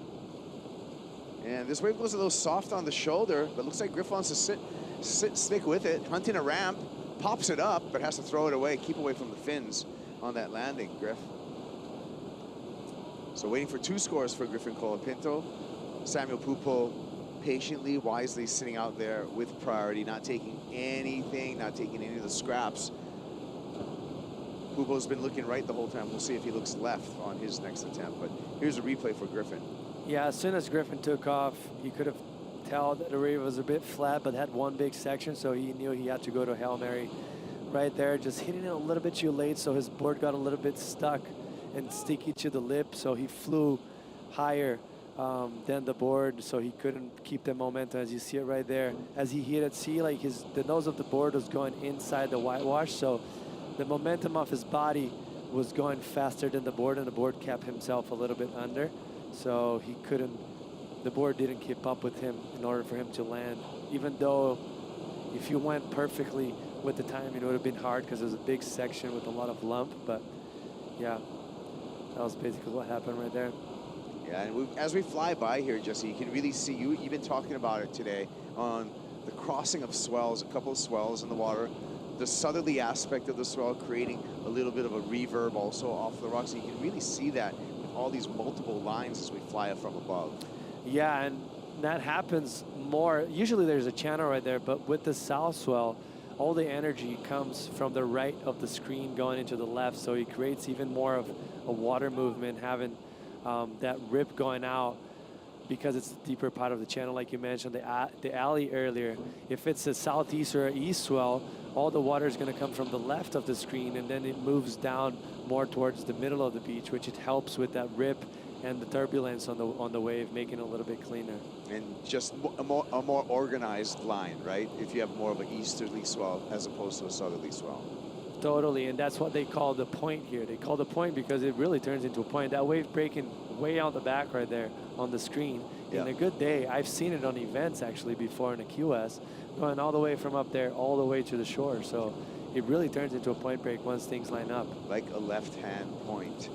Liam O'Brien, he's going to jump on the Red Bull jet ski and get a ride out in anticipation of his matchup.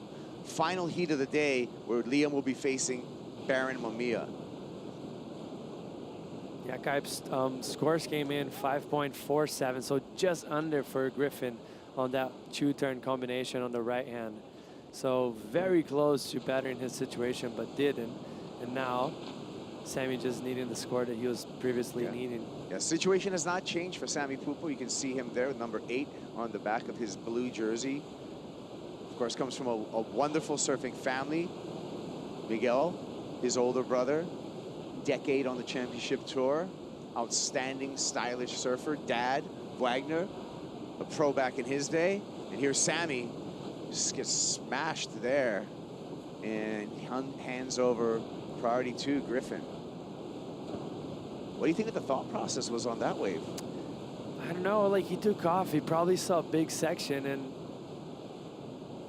I mean, he probably thought the wave was gonna hold a little bit more, but he kind of didn't back off. He came with that whitewash from almost like he rolled into it, and the wave in front of him was coming, breaking from out the back. So it was a big wave, but not that critical of a section. Kind of had to go big, and it was just kind of foamy, hard to engage. Maybe a missed opportunity there for him, like just pulling off the trigger a little bit too early, and could have been a little bit more patient, but it's easy said. From here, it's hard once you're out there.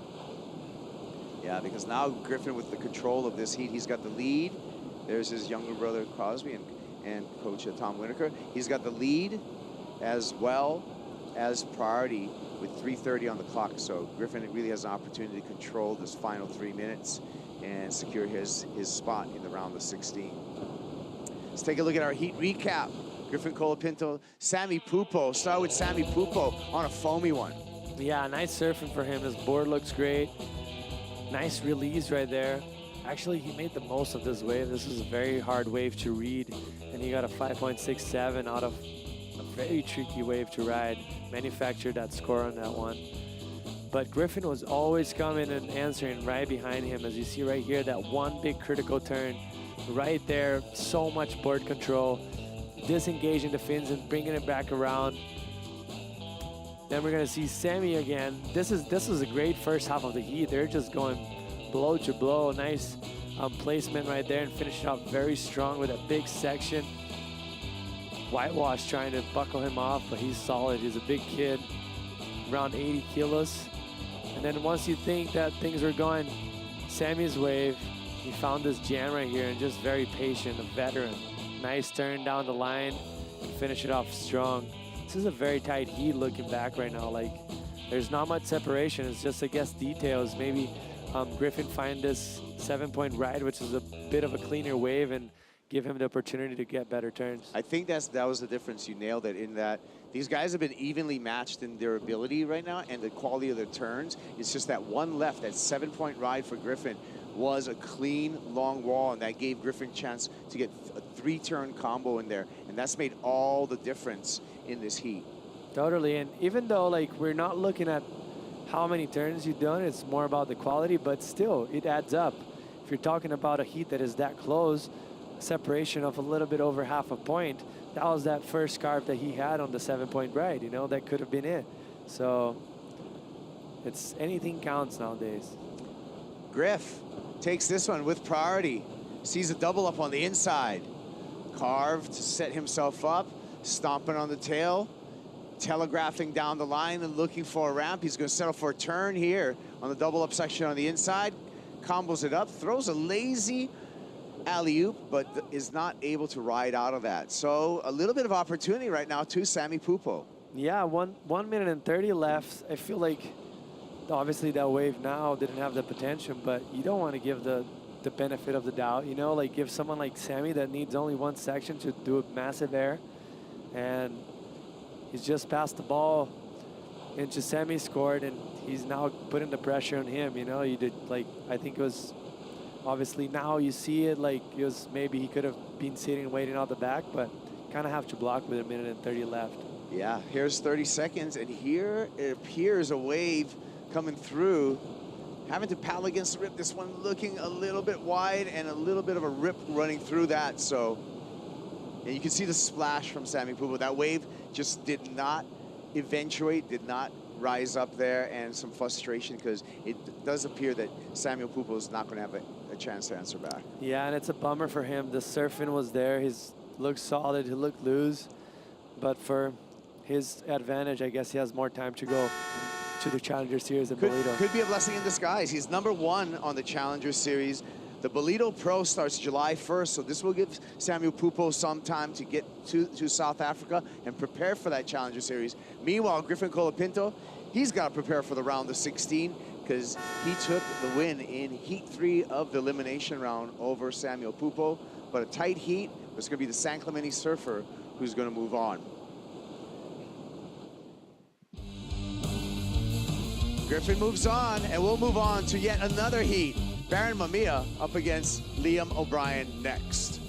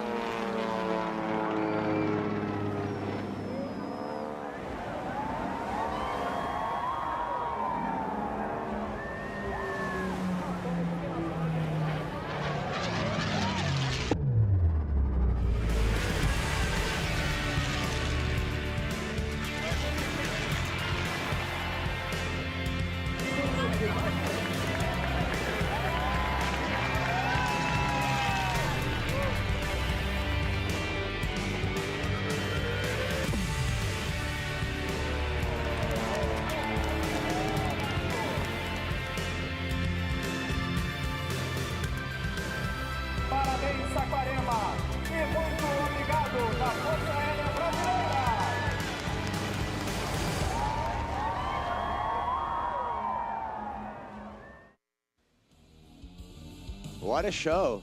The air show Saturday with sold out crowds. Beautiful sunset here in Sakurama. Last heat of the day on the water, the elimination round, heat number 4.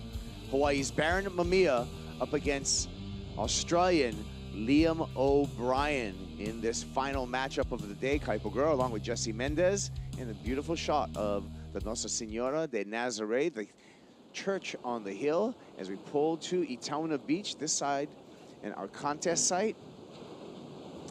26 minutes on the clock. No waves ridden as of yet between these two surfers. Open priority out in the water. Baron and Liam have matched up in the past. They've had one matchup, and Liam was able to take Baron out. That was in 23 in El Salvador, where Liam was on his way to one of his best results on the championship tour, a semifinal finish there. Baron Mamiya, the 24-year-old from the North Shore of Oahu, in 3 years on the championship tour, already has 2 championship tour wins. Both of them at home court.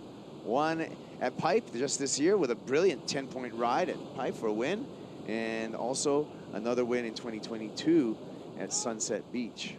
Yeah, and that's obviously, I mean, it's almost cliche to say it, but that's obviously where his strengths are, you know? Like, obviously grew up there, know the wave so well, but just how comfortable he is under such intense type of wave, mostly pipeline. He surfs that wave like no one does. Even John, like, he sits under the John with smaller boards, which is so impressive to mention because John is already a step in front of most people. And yeah, it's the evolution, right, of the regular foots at Pipe. First, I have to start with Jamie O'Brien. And then from Jamie's inspiration came John Florence. And then from John's inspiration comes Baron Mamiya and his approach when we talk about that. So great point there. We had a little shot there of Liam O'Brien. Liam O'Brien, 25 years old, from Burleigh Heads, Australia. Here we go with Baron and a calm couple of turn combos to start off. So the priority rotation will begin between Liam O'Brien and Baron Mamiya. Baron is going to have our first score. Let's take a look at it. yeah, I like the approach from him right here. He was able to keep the rail always engaged, and he actually managed to have a lot of speed and finish off pretty strong. Obviously, it's not going to be a huge score, but he's looking solid. He's looking good. As I mentioned right here, nice wrap, but didn't overpower, so he kept that speed throughout the turn and generated speed for the bottom turn and finished it off pretty strong. And that was a nice turn right there. Got a good release, solid. It looks like he's on point. You know, it wasn't any exclamation point, but everything looked good on it. Yeah. Board he's riding, a Channel Islands Pro. That's the model. He brought 2 down to the contest area, a 6.0 and a 6.1. Both are 19 inches wide. Both are 2 and 7/16, so just a little under 2.5 thick. So just an identical board, but one with just a little bit more length as we look at the DHD under the feet of Liam O'Brien here on his opening ride. Yeah, that's a little better of just as far as a wave and how critical the section was. See it right here, bigger wave, taller wave in size, a little bit of a flat section, but nice wrap, just setting up for this beautiful bottom turn and finished off very strong right there with a critical turn. This is going to be a decent score. Look at this bottom turn coming off from the foam, using that rail to really engage, using that hand to put on a rail to really engage the inside rail to cut that bottom turn short and get vertical on the lip. That was very well done from Liam. So opening score for Baron, a 4.5. We're waiting for the score for Liam O'Brien as he's got the Red Bull Jet Ski Taxi back out to the lineup. While we wait for that score, let's go to the last heat winner, Griffin Colapintos with Manu. Yeah, I'm here with Griffin, and you're number 3 right now in the world and making your way to the final 5. How important is it to win a heat like that or maybe an event like this? Congratulations. Oh, thank you. Yeah, it's extremely important and really difficult when you're coming up against someone like Sammy, who's a wild card, and he won this contest last year as a Challengers. And yeah, it's just anytime you have a Brazilian in your heat here, it's crazy because the crowd goes wild for them. So it's definitely a mental battle. Yeah, and last year I was in California for the finals, and I saw the crowd crazy about you. But here in Brazil, they also seem to like you a lot. How do you feel about that?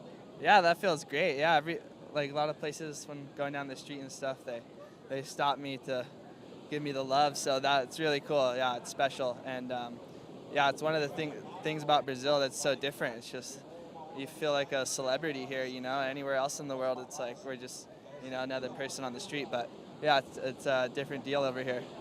Great, you deserve it. Congratulations and good luck. Back to you guys. Thank you, Griffin Colapinto. Yeah, it's the race for the final 5 at this point. This is stop number 8 of 9 before we decide upon those final 5 and the qualification for those Lexus WSL finals at lower trestles. Taking a look here at our live rankings, and the live rankings will illustrate the surfers that are still in the mix and everyone around Griffin Colapinto still in the event. So the race continues. Still really tight. Yeah, this is definitely super tight. If you look at Gabe and Jordy, there's less than 1,000 points, or even Iago right there. It's just over a little bit 1,000 points from Jordy Smith. So that's one heat away. Yeah. Whoever gets in front of this event, stays in front of this event, it's going to take that number 5 spot right now. Look at the Brazilian flags are coming in hot. 3 surfers just below the cut line, and they got their eyes on that final 5 placement. Red line indicates where you got to be right now. Jordy Smith's in the hot seat, so Jordy's got to make every heat. Yes, and also the advantage of all those 3 surfers that are just below the cut for the final 5, they're all goofy footers. Yeah. So coming into this event, obviously it's a beach break, but we have dominant lefts as we saw it today. Most waves read them with scoring potential. We're lefts. It could be a different scenario the following days, but then we go to Fiji. That's 100% a left. There's so no right there. There's no right there. So they're going to have, facing the wave advantage, which a lot of times it's crucial. Yeah.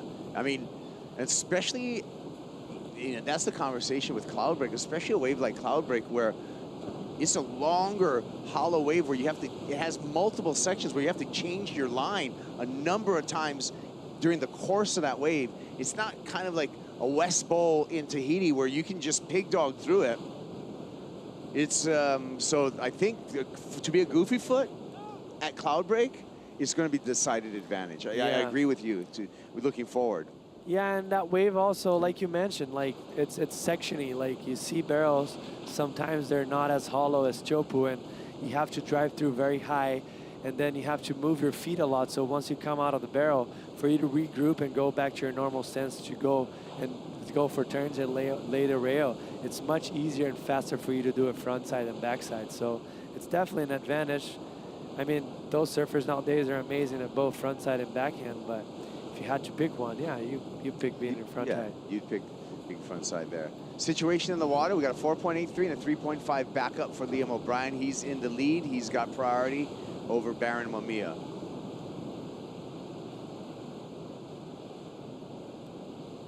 Sun setting here, and we milked everything we could possibly do. There's the lagoon. There's the Nossa Senhora de Nazaré, the church on the hill, and the beautiful town of Saquarema. Now, mind you, up there, up further in the lagoon, is where both Liam O'Brien and Baron Mamiya came over to help out with our WSL One Ocean activation. It was really cool to see the pro surfers come out, lend a hand. They helped clean up all of that estuary kind of mangrove area and help plant new mangroves, always giving back. And giving back to the crowd right here is Griffin Colapinto signing some autographs to the large crowd on the beach. Yeah, I recognize how special it is to have all this crowd here. So giving the time back to them, like he mentioned in an interview, this is the only, one of the only places that every time you get off the road, a guy with the name as big as him get noticed and just get recognized. So it's like all the hard work makes you know it's worth it being here. Yeah, and the crowd and the fans are really into it. They're really educated about surfing, and they all have their favorites and stuff, and they're not shy to come up to you and say, hey, love your work, love your surfing, you're my favorite. Get a jersey, WSLstore.com, by the way. Then you can bring it down here and have signed the number 99 Griffin Colapinto's jersey. Or 66, which is his younger brother Crosby's jersey. Either way, you got a couple of Colapintos that can sign some autographs for you.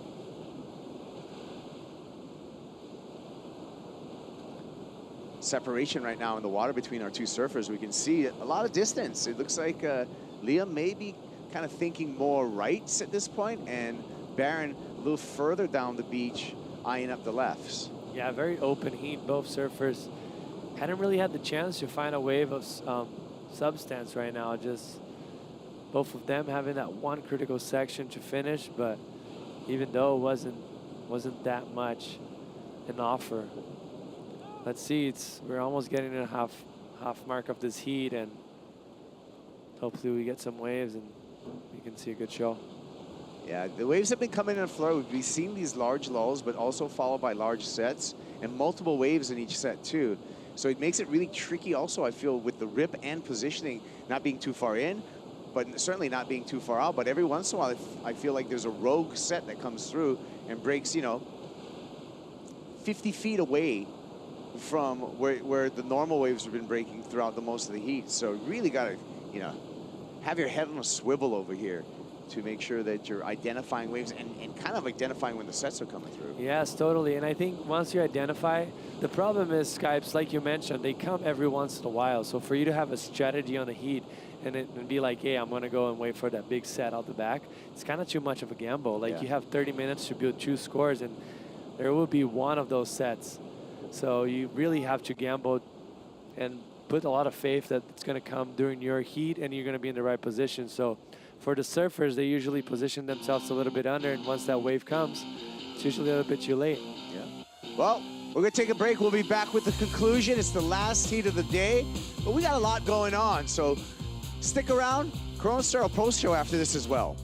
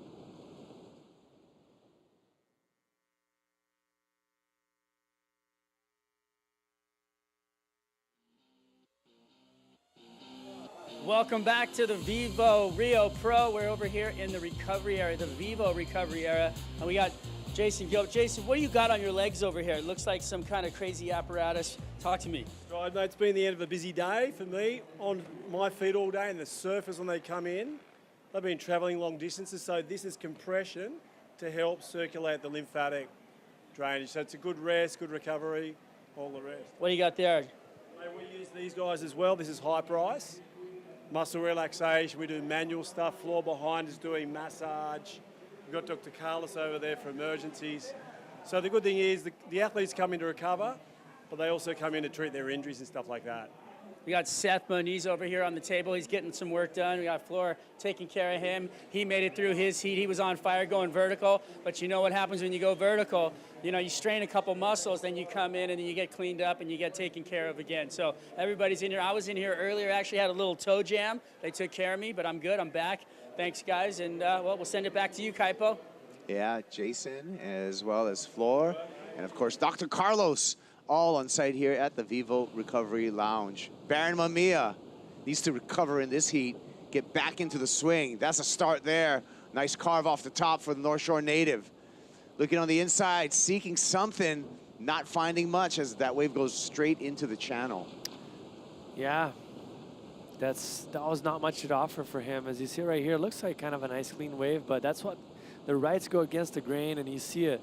Like the transitions in between the turns, it gets kind of a bit tricky. You see this wave's gonna die it out and then it pops back up again, but already heating too much of that channel and too deep of water and not getting steep enough. Yeah, wave disappears. Did get this nice carve, however, in. Yeah, that was a nice body torque, but the wave wasn't hollow enough for him to actually be able to get a good scoring potential out of that turn. And then right there, same thing. It felt like both sections were gonna provide him a good steep section, but it didn't. Sometimes that's just how it happens. You take off, it looks like a great wave, and all of a sudden you're in the channel and didn't capitalize. Yep, 2.43. Not what he needed. Baron Mamiya still chasing a 3.84 to take the lead off of Liam O'Brien. O'Brien with priority. 10.5 minutes on the clock. The water's just sloshing through this afternoon, and we are going to finish up this heat just in time for a beautiful sunset here in Saquarema.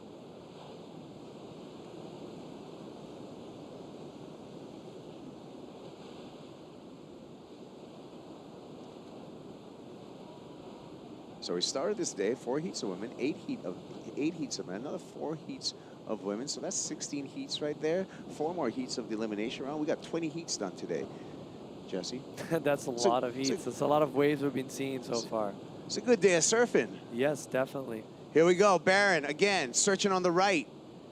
Throws it in the air, tosses it up there, has to really force the finish, does not get the finish, lands a little too high, so that's unfortunate for Baron Mamiya. Again, just needs basically a 4-point ride to turn this heat. Yeah, he does need a little score, but you know, you think like Liam up and riding is gonna better his situation. Yeah, this is gonna change it right now. O'Brien with a nice carve on the backhand, finds a clean section, meets it early, has to survive the explosion, tumbles over on his toes. So now an opportunity at the 9-minute mark for Baron Mamiya to really mount a comeback. Totally, because that was gonna be a huge score for Liam. Nice first setup turn. Actually not a setup, he went pretty critical, but then the second one was money. One of the biggest turns we've seen it all day long, just coming down with that backwash, creating even more dramatic and difficulty to the maneuver, but just on the end right there, as he was coming out of the whitewash, he got buckled off and fell over the handlebars. Unfortunately for him, because that was looking good. As you see right here, great bottom turn setting up, very calm and steady. Nice turn off the lip, and then right here, critical section for him with the backwash. Looked like he was gonna come out and he pops up in front, but that whitewash coming from the inside hit his rail and he fell forward. Unfortunately for Liam right there. So the requirement will remain the same for Baron Mamiya, but now he's got priority with 8 minutes, just needs a 4-point ride to turn the heat. Now remember, this is the last heat of the day, but we got more for you after this heat's over, because we have the Corona Cerro post-show where we go over all the highlights of today. We're gonna see Joe, Jesse, you're gonna stay in here, and Mitch is gonna join you, as well as Joe Turpel for that Corona Cerro post-show right after this heat. Thanks to Corona Cerro. Can enjoy that. Guilt-free. Corona Cerro, 0% ABV, all natural ingredients. I like mine with a lime, Jesse. Just a little. I mean, you can't complain on that, right? Mostly after a long day. With how many heats you said? We had 20 heats today? If I did my math correctly, yeah, we had 4 of the women, then 8 of the men, then 4 of the women, then 4 of the men. Yeah, you're right. You're Solid. Right. That's a lot of ways, really. Hey, we waited 6 days to get going, so. Might as well make the most. We make the most of the swell. And you all going to want to check in tomorrow as well, as we take another look at the conditions and anticipate maybe another day running here at Itauna. Fingers crossed. Looks like Liam O'Brien's tying it down a wave, really trying to scratch for that. Is he going to get it? Oh, just up and in and out. Quick one. He was a little bit far behind that A-frame, not being able to get the speed in order to go around, so he had to pull out.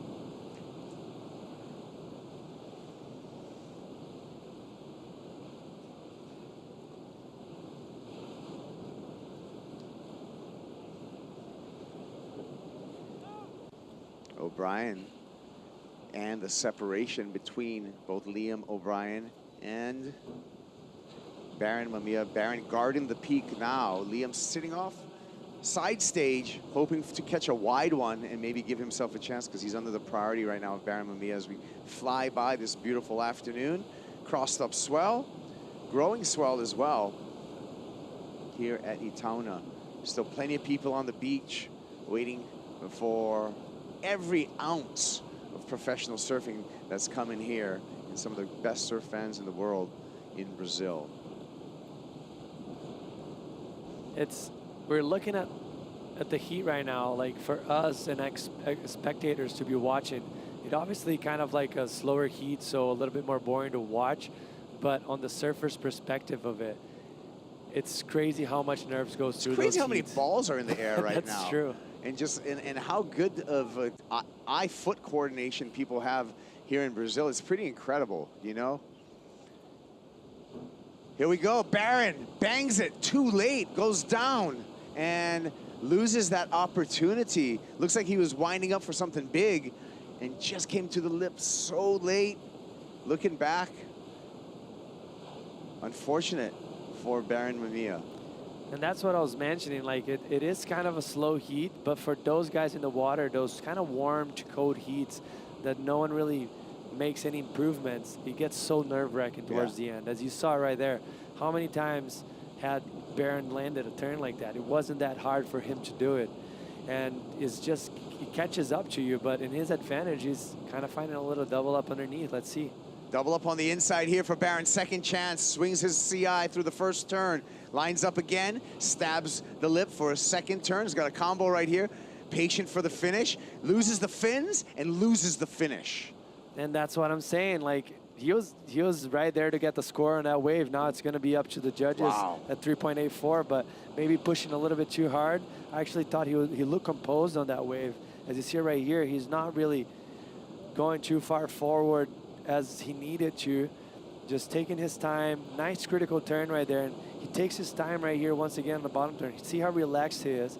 But then as soon as he hit the lip, there's a little backwash, and maybe the nerves getting up to him, you know, didn't expect that backwash to hit as hard as it did, and pushed a little too much and got stuck. And that was definitely the score for him if he had finished this last turn right there. Yeah, now it's going to be up to the judges to see if there was enough done in the first two turns. This should have been just standard Ehukai gums for Baron Mamiya. And but you know what? He's still got 2 quality turns though, and he only needs a 4-point ride. Yes, he doesn't need much. The problem is right now the time, and also Liam with first priority. Yeah, and guess what? As we come out of this replay, doesn't get it. 3-point ride, needed 3.84, so still searching for that 3.84 Baron Mamiya, but now under the cloak of Liam O'Brien and O'Brien's priority. Yeah, we do. It looks like there's a set coming, and for Baron's advantage, he's sitting quite far from Liam right now because he was paddling back out and didn't go all the way up the point.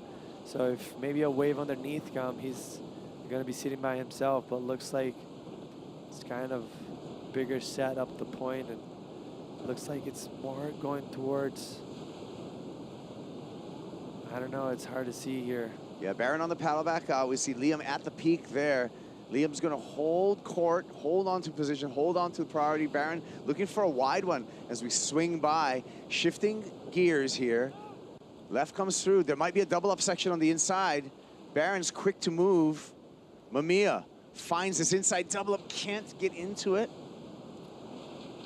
And just burning time. Yeah, a little bit too much whitewash. So that's why he probably looked at it and didn't see the scoring potential on that wave. Didn't really put the effort into paddling because of that, but he still has a big gap on Liam O'Brien, and he might, I mean, Liam is probably paddling towards him, which you already seen on the screen. He's probably just about to get very close to Baron a few seconds from now. Yeah, you would think Liam's going to close in on Baron Mamiya and not give him an opportunity to find the inside double up here and just get a 4-point ride. It's a small requirement for the Hawaiian at this point. O'Brien up and riding. He's going on the offense. Finds a nice section here. Beautiful hook off the top. finds open face again, stabs it a little late, but no problem for Liam O'Brien. Gets up there a third turn, and he will extend his lead and leave just 90 seconds for Baron Mamiya to respond. Yeah, and that was clutch because as you saw him, he kind of rolled in into that wave. See it right there, and Baron Mamiya was kind of on that peak right there, which he would have taken advantage if Liam wouldn't go. Nice first turn, a little bit safe right there, and then it finished off strong, but also like he didn't push as much as you'd see him, but that's all because of the situation of the heat. 1 minute left, he only needs to better 3.5. The nerves get to you. As you see right here, nice and vertical, but kept his board a bit flat. And then once again, you see it, he's not really getting the extension that you usually see from Liam O'Brien, but hey, the job was done. He's gonna better his situation. I'll tell you, he's gonna get the best wave of the heat. Yeah, no need to swing for the fences at this point for Liam O'Brien. Just wants to add to his heat total and secure his spot in the round of 16. And he did just that. A 5.83 checks in for O'Brien. Now, Baron Mamiya needs a 6.16. He's got 35 seconds. The wine's on the prowl, on the hunt for a wave, and nothing's coming under him right now. Yeah, just very smart from Liam. Like, as much as I would love, and everyone would love to see him go bigger, but he didn't need to. He only needs to better 3.5, and now with the 5.83, he's putting a lot of pressure on Baron, which needs a 6.16, and he hasn't got this in the last almost 30 minutes of the heat, but it looks like he's might have an opportunity here. He's got to find the corner here, and if he duck dives that one, that's going to be the end. I don't think this next wave is going to hit him on time, so the clock's going to run out for Baron Mamiya, and Baron eliminated from competition. Meanwhile, Liam O'Brien's going to move on into the round of 16. The Burley-Head local makes Australia proud. Well, all of our show is not done as of yet. We got more coming your way. It's happy hour, the Corona Sarah post show. When we return, we're going to have Joe Turpel, Jesse Mendez, and Mitchell Salazar unwrapping all of today's happenings on the Corona Sarah post show right after this.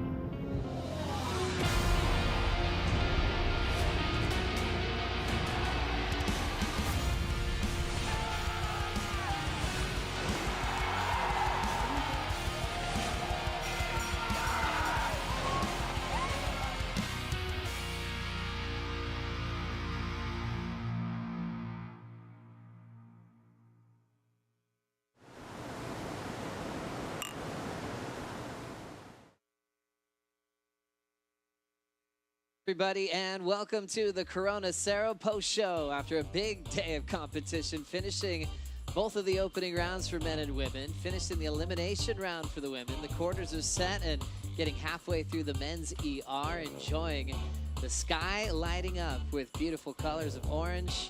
Soccer balls are still being juggled up and down the beach. Jesse, what's that called again? Auchinha. Auchinha. Yeah, it's a thing. It's not just juggling. There's a whole structure to it. How does it work? Basically, it's a 4-people game, and you try and face it both facing each other, doubles, and then you kind of attack and defense on it. Not bad. Yeah, it's Okay, fun. we still have some daylight. Maybe on the way home, Mitch, we could get things started. We did get started with a big day after 4 lay days. Yeah. We were trying to analyze the performances on the smaller days of surf, but it was more than triple the size of what we've had all week. What was your biggest takeaway of the day, Mitch? Well, I think the inconsistency with a lot of the surfers. I mean, I truly feel that a lot of the surfers, especially when we're talking about top 10 surfers, they struggled out there. I mean, a lot of them weren't able to even get into the double digits. But obviously, John's round of 16, I thought Griffin surfed extremely well in the R2, Joe. Those are 2 of the standouts to me. Jesse Mendez, biggest moments for yourself? I mean, for me, maybe the numbers didn't say that, but Iago surfing here, it's just next level. Mhm. Like the familiarity that he has with the backwash and how much speed he carries throughout, it just matches the surfing with the waves so well. Maybe he could have had bigger numbers if you would have had better waves, but the surfing was there, and I think that was a standout for me. I love it. A big moment of the day was finally getting another match with Joao Chianca and John Florence after those historical moments that they shared together at Pipeline and Bells in Joao's rookie season. It's been a couple of years since then, and now John on Joao's home court. Chianca the wild card in this one, and it was a bit one-sided. Joao really was trying to get going. That was his probably best moment of this heat, but it was all about John and really dominating from start to finish, Mitch. Yeah, he had the 717 and then backed it up with a low 5 afterwards. I thought not only was he finding the best waves of the heat, Joe, but most importantly, he was really capitalizing on the few good opportunities that there were in that first heat of the ER. But once again, he's proving why he's #1 in the world. And remember, he has a huge lead in terms of the rankings right now, and I truly feel like he's going to be one of the top 2 seeds heading into lowers. His whole goal is to get yellow and have that officially at lower trestles. He wants to be the #1 seed to have the best chance to win a third world title. Even though Chianca went down early, it was cool to see the respect they have for each other. For Joao, he's kind of on a comeback roll to form. From El Salvador to here, a lot of prep work along with his road to the Olympics as well. Yes, and it's great for him to get back in rhythm. Obviously, being at home, he has the home court advantage. He has a lot of experience out here with the backwash, but that heat and specifically didn't really go his way. It was kind of a bummer because it was kind of dominated by John the whole time. Yeah, definitely thought we'd see a little bit more local knowledge there, but wishing Joao the best when it comes to the Olympic Games. We just finished that last heat of the day on dark. Liam O'Brien getting the jump on Bear Mamiya as he's hanging out with Manu. Hi guys, I'm here and it seemed to be pretty tough and tricky out there. It was a tough heat. How was that for you in the end? You found an amazing wave. Do you feel very good? Congratulations. Yeah, thank you. Yeah, it was pretty tough. Kind of got pretty slow out there with the tide coming in. And yeah, I haven't been surfing that good over here, so I was pretty low confidence. But yeah, just went out, tried to give my best. Wasn't the prettiest heat ever, but got through, so happy with that. Yeah, as I said, it is tough. You were competing, but at the same time, do you feel like happy and blissful to be out there in this amazing sunset, amazing place? Yeah, for sure. When I was paddling out, I was like checking out the sunset. It's pretty awesome. You could see the church and the mountains all silhouetted. It was pretty cool. So yeah, even though the waves were a bit tough, it's still really nice out there and heaps of fanatical fans on the beach cheering. So it's pretty cool. So yeah, it's always a privilege to get to compete on the tour. So I was stoked to go and get a few waves. Yeah, and you seem to be having fun here in Saquarema, especially at the practice on Saturday with all the people. It's very different from all over the world. What do you like the most about Saquarema? Yeah, it's cool. It's actually like when we got here at the start, it was a really sleepy town and pretty peaceful. And then within a couple of days, it was just hectic. So it was cool to sort of see both sides of it. But yeah, it's really unique, like you said. Lots of crowd, lots of passion. And yeah, it's cool. It's something different, so it's cool to be a part of. Okay, congratulations. Get some rest. Good luck.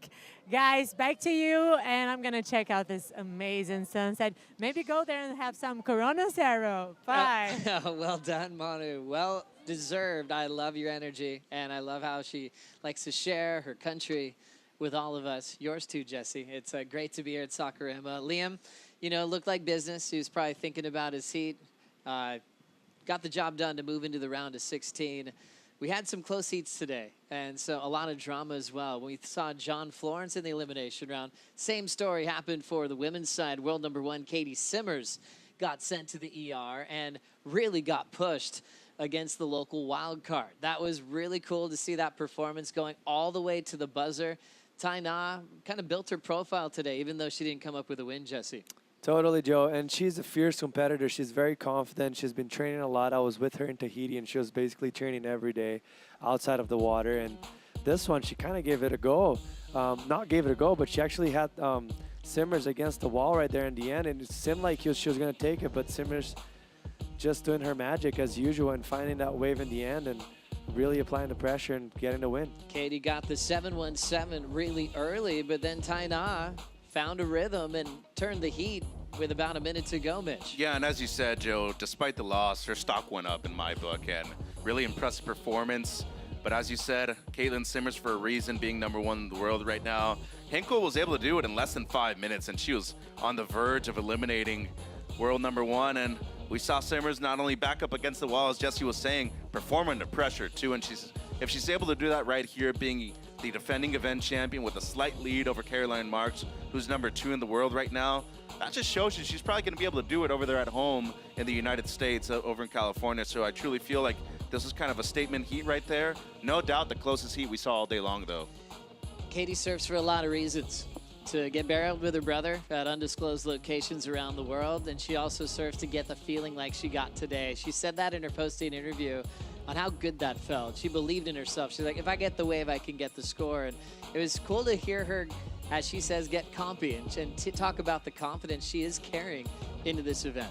Yeah, and she's not the type of person that plays defense ever. She doesn't really sit on people. And just for her to perform under pressure and just wait and believe, like you mentioned, that the wave was going to come, and she pulled it off. It's very impressive from her in such a young age. Let's check out the final bracket for the Vivo Rio Pro presented by Corona. Defending event champ Katie Simmers will take on Brazilian wildcard Luana Silva in quarter 3. Gabby Bryan just got past Joanne DeFay. That is a close position on the rankings with Gabby and Joanne. So have Molly Picklum, Hennessy, Tatiana Weston-Webb, Caroline Marks. Another great battle with Sawyer Lindblad at the top. Which heat's really popping out for you, Mitch? I like that first one, Joe. It's a rematch of the one they faced off in Portugal, which was super tight. I feel like it's going to be a nice tight one here. But remember, Sawyer won with just 2 waves ridden this morning. And first heat of the event after waiting 4 days long showed a lot of maturity on her behalf. That was one of the most dominant wins I think we saw, with confidence for Sawyer Lindblad, sending number 4 and 5 in the world into the ER. So the rookie making the cut, getting the wave of her life in Tahiti. Getting into this point of the season, she's surfing more confident than ever, Jesse. Totally, and Sawyer, I'm excited to watch her because she looked very confident in her first heat. She looked on point. Actually, might be the best performance I've saw in the first round on the women's side. And she hasn't really had much experience out here, but she looks like a veteran, and she's proven to us in great scoring heats. Always one of our favorite things that happens during the championship tour events is the WSL Rising Tides program, and we get a close look at the next generation. This is what happened right here in Brazil.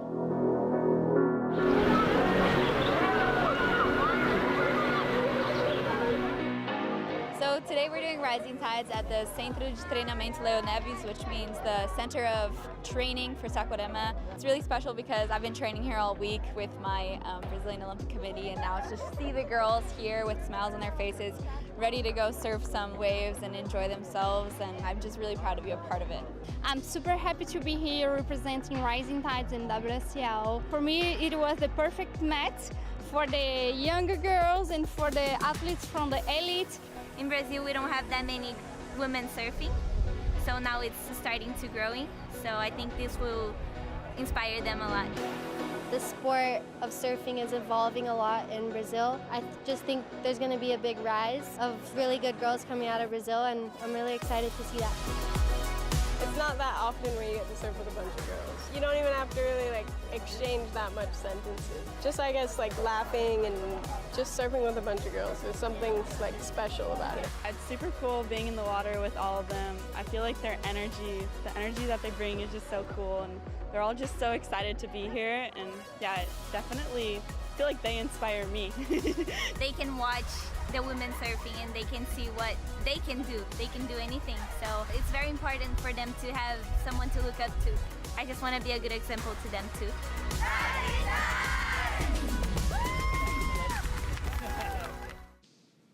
What a killer day and a killer sunset, finishing off a big day of competition here at Saquarema, which now brings us to the Natura Kayak Wave of the Day. Might be hard to beat, this powerful sunset. But yeah, we definitely saw some fireworks in the ocean as well. That Natura Kayak Wave of the Day goes to the Crosby Colapinto, 8.17 today, Jesse. That was well deserved from Crosby. When I saw that wave coming, started off pretty nice with a beautiful wrap, critical for the section how it was, and then right here just took his time in a massive closeout turn. Look how critical that was. He was upside down, under the lip, air dropped it, and came out clean. Well deserved. Most critical turn of the day so far. Did not make the heat, though. I know. Ends up losing at the end to Italo. But yeah, that was a statement made on the back end of Crosby Colapinto. But now he knows he can really get a lot from the judges on big single maneuver options as well moving forward, Mitch. Well, he did make finals day last year at the Challenger Series event, so I truly feel confident in this kid's abilities to make it far in the event, especially with the forecast we have on hand, dude. It's going to be pretty big the rest of the week. Cross versus Cole Hausman, Rookie of the Year. Do you want to pick a side at the moment? I mean, they're so close on the rankings right now, Jesse. I mean, if I have to pick one, I'll pick the right foot forward, right? It's my fellow goofy footer, and I love both surfers. They're both amazing. They're both so talented. But yeah, let's pick Cole. Here we go. Take your picks. It's just between Crosby and Cole. Let's focus on the Surfline forecast. We had to wait 4 days for today's competition, and it feels like we should be busy over the next couple of days as we focus on the maps from Surfline. Mitch, what are we seeing here? Yeah, a good amount of energy from the south, which is really what offered up a lot of the swell we saw today. But next few days are going to be a bit dicey, especially later on this weekend. We will be watching conditions. Tomorrow looks really fun, but there is a bit of wind on offer, as you see right there, onshore winds, but there is size. So there is a possibility that we do run a good amount of surfing tomorrow. Friday looks great, though, and Saturday morning, I feel like that's a potential finals day right there, Joe. A lot of options there, Jesse. Any day is looking the best for you? I mean, I think as far as consistency, probably Friday, because we're going to have a full day of offshore winds. And then, like you mentioned, Saturday morning looks great as well. But it's tricky because we only have a few hours, and then the wind comes in very strong from the southwest, which it really doesn't help here. Right, so we'll take a quick look at it in the morning. First thing, first light, to see if we're going to continue to run competition. Definitely a few days left in the waiting period to see what we'll be in store for. Saquarema, this whole venue just sucks in so much swell. I mean, when we showed up here, Jesse, you were like, yeah, it's been flat for over a week, and how quickly can things turn around for us? Yeah, it faces straight south, and during this time, most of the swell is produced from the south, and it's very deep water here right off the bat, so it's just all the energy accumulates around here in Rio de Janeiro, and mostly in Saquarema. Now it's time for the top 5 moments of the first day of competition today. Working his way to number 5 on the list of major moments is our defending event champion, Yago Dora, runner-up in El Salvador, looking to go back-to-back here at Saquarema. Look, really, really strong today, Mitch. Yeah, not only that, but as Jesse was pointing out, he threw away a couple of 6s, too, and those scores didn't reflect how well he surfed. I think they didn't necessarily reflect how well he was positioned in the lineup, too. Out of everybody that surfed today, he might have been the most comfortable surfer out there in the water, Joe. 667, 693, number 4 on the top 5. Molly Picklum advancing and staying undefeated. 6-0 over Betty Lou, Sakura Johnson today, Jesse. Man, that's crazy. You want to have that advantage right there, because that coming in for the heat, that really plays into your opponent's head. And right there, she's just showed a lot of confidence, and she was looking good. She's been having kind of a tough second half of the year, but she looked good in that one. Number 3 in the top 5, Italo, champ in Tahiti, 2019 world champ, come from behind victory on the buzzer to win his heat today, Mitch. Yeah, and I wouldn't necessarily say it's his best performance we've seen all year long. He did just enough to edge out Crosby with this wave right here. Got the rotation and fit in a couple extra maneuvers just for good measure too. Took to the air though, Joe, and was able to stick a few in order to get the heat win. You saw him adjust. He went to that famous backhand helicopter type punt, pulls it off, combo, 7.0 on the score. As we move to number 2 on the list, world number 1, triumphant, 717, looking sharp in the elimination round, Jesse. I mean, great wave selection for her right there. Finish it off with a big turn right there. I love that cutting short bottom turn with the hands on rail. But right here, this is where all the pressure comes. Back against the wall, losing in round 2, which is not great for a yellow jersey. Nice turn right there. Critical section right here. Beautiful lip line, airdrop in, and just shows how confident she is and comfortable she is under pressure. Winning the post show, the number 1 moment, watching the Medina Magic, an 8-point ride, a 6.93 along the way, Mitch. Yeah, the highest heat total of the event so far, and for good reason, Joe. The 8 right here, combination of major maneuvers. He looked precise in both his attack and his great wave selection too, but not only that, statement made right here, knowing that he hasn't won a championship tour event in his home country, Brazil, might be winning one later on this week. Is it gonna happen, Mitch? Is this the year for Medina to win in Brazil for the first time? Yes. Wow. Yeah, I love it. Feeling it. And I like the statement. Yeah, That's I a love good the call. statement. That's a great call. Obviously, Jesse picked Yago to go back-to-back. Yeah, that's my pick. Staying with Yago and feeling comfortable after today. I mean, I thought he looked the best as far as comfortable on top of the board right here. It's just a tricky place, and he looked amazing. Also, favorites on the women's side after what you saw today, Mitch. Anyone screaming at you, or do you want to watch some more heats? I'll go Sori Lindblad, actually. Wow, there's been something there. Yeah, I'm going to pick an underdog. I'm going to go Sori Lindblad. I think she takes out her first victory. That's a huge statement there. You can agree? You liking Sori's performance? I think she's doing great. I can't go past Tachi, though. That makes sense. I like that pick. And you're going to have a nice dinner later for that great pick. Tomorrow morning, we're going to come down at 7:15 local time for the call. Men's ER is on deck to finish that back half of the round. Women's quarters will be on standby. Men's round of 16 is hoping to run tomorrow as well. We'll hopefully have another giant day. For now, I think it's time to say Saúde. Saúde. How's my pronunciation there? That was perfect. Cheers, guys. Saúde. Enjoy your time wherever you are around the world. We'll leave you with the highlights of the opening day of competition. Enjoy WorldSurfLeague.com. We'll see you tomorrow at 7:15 for the call.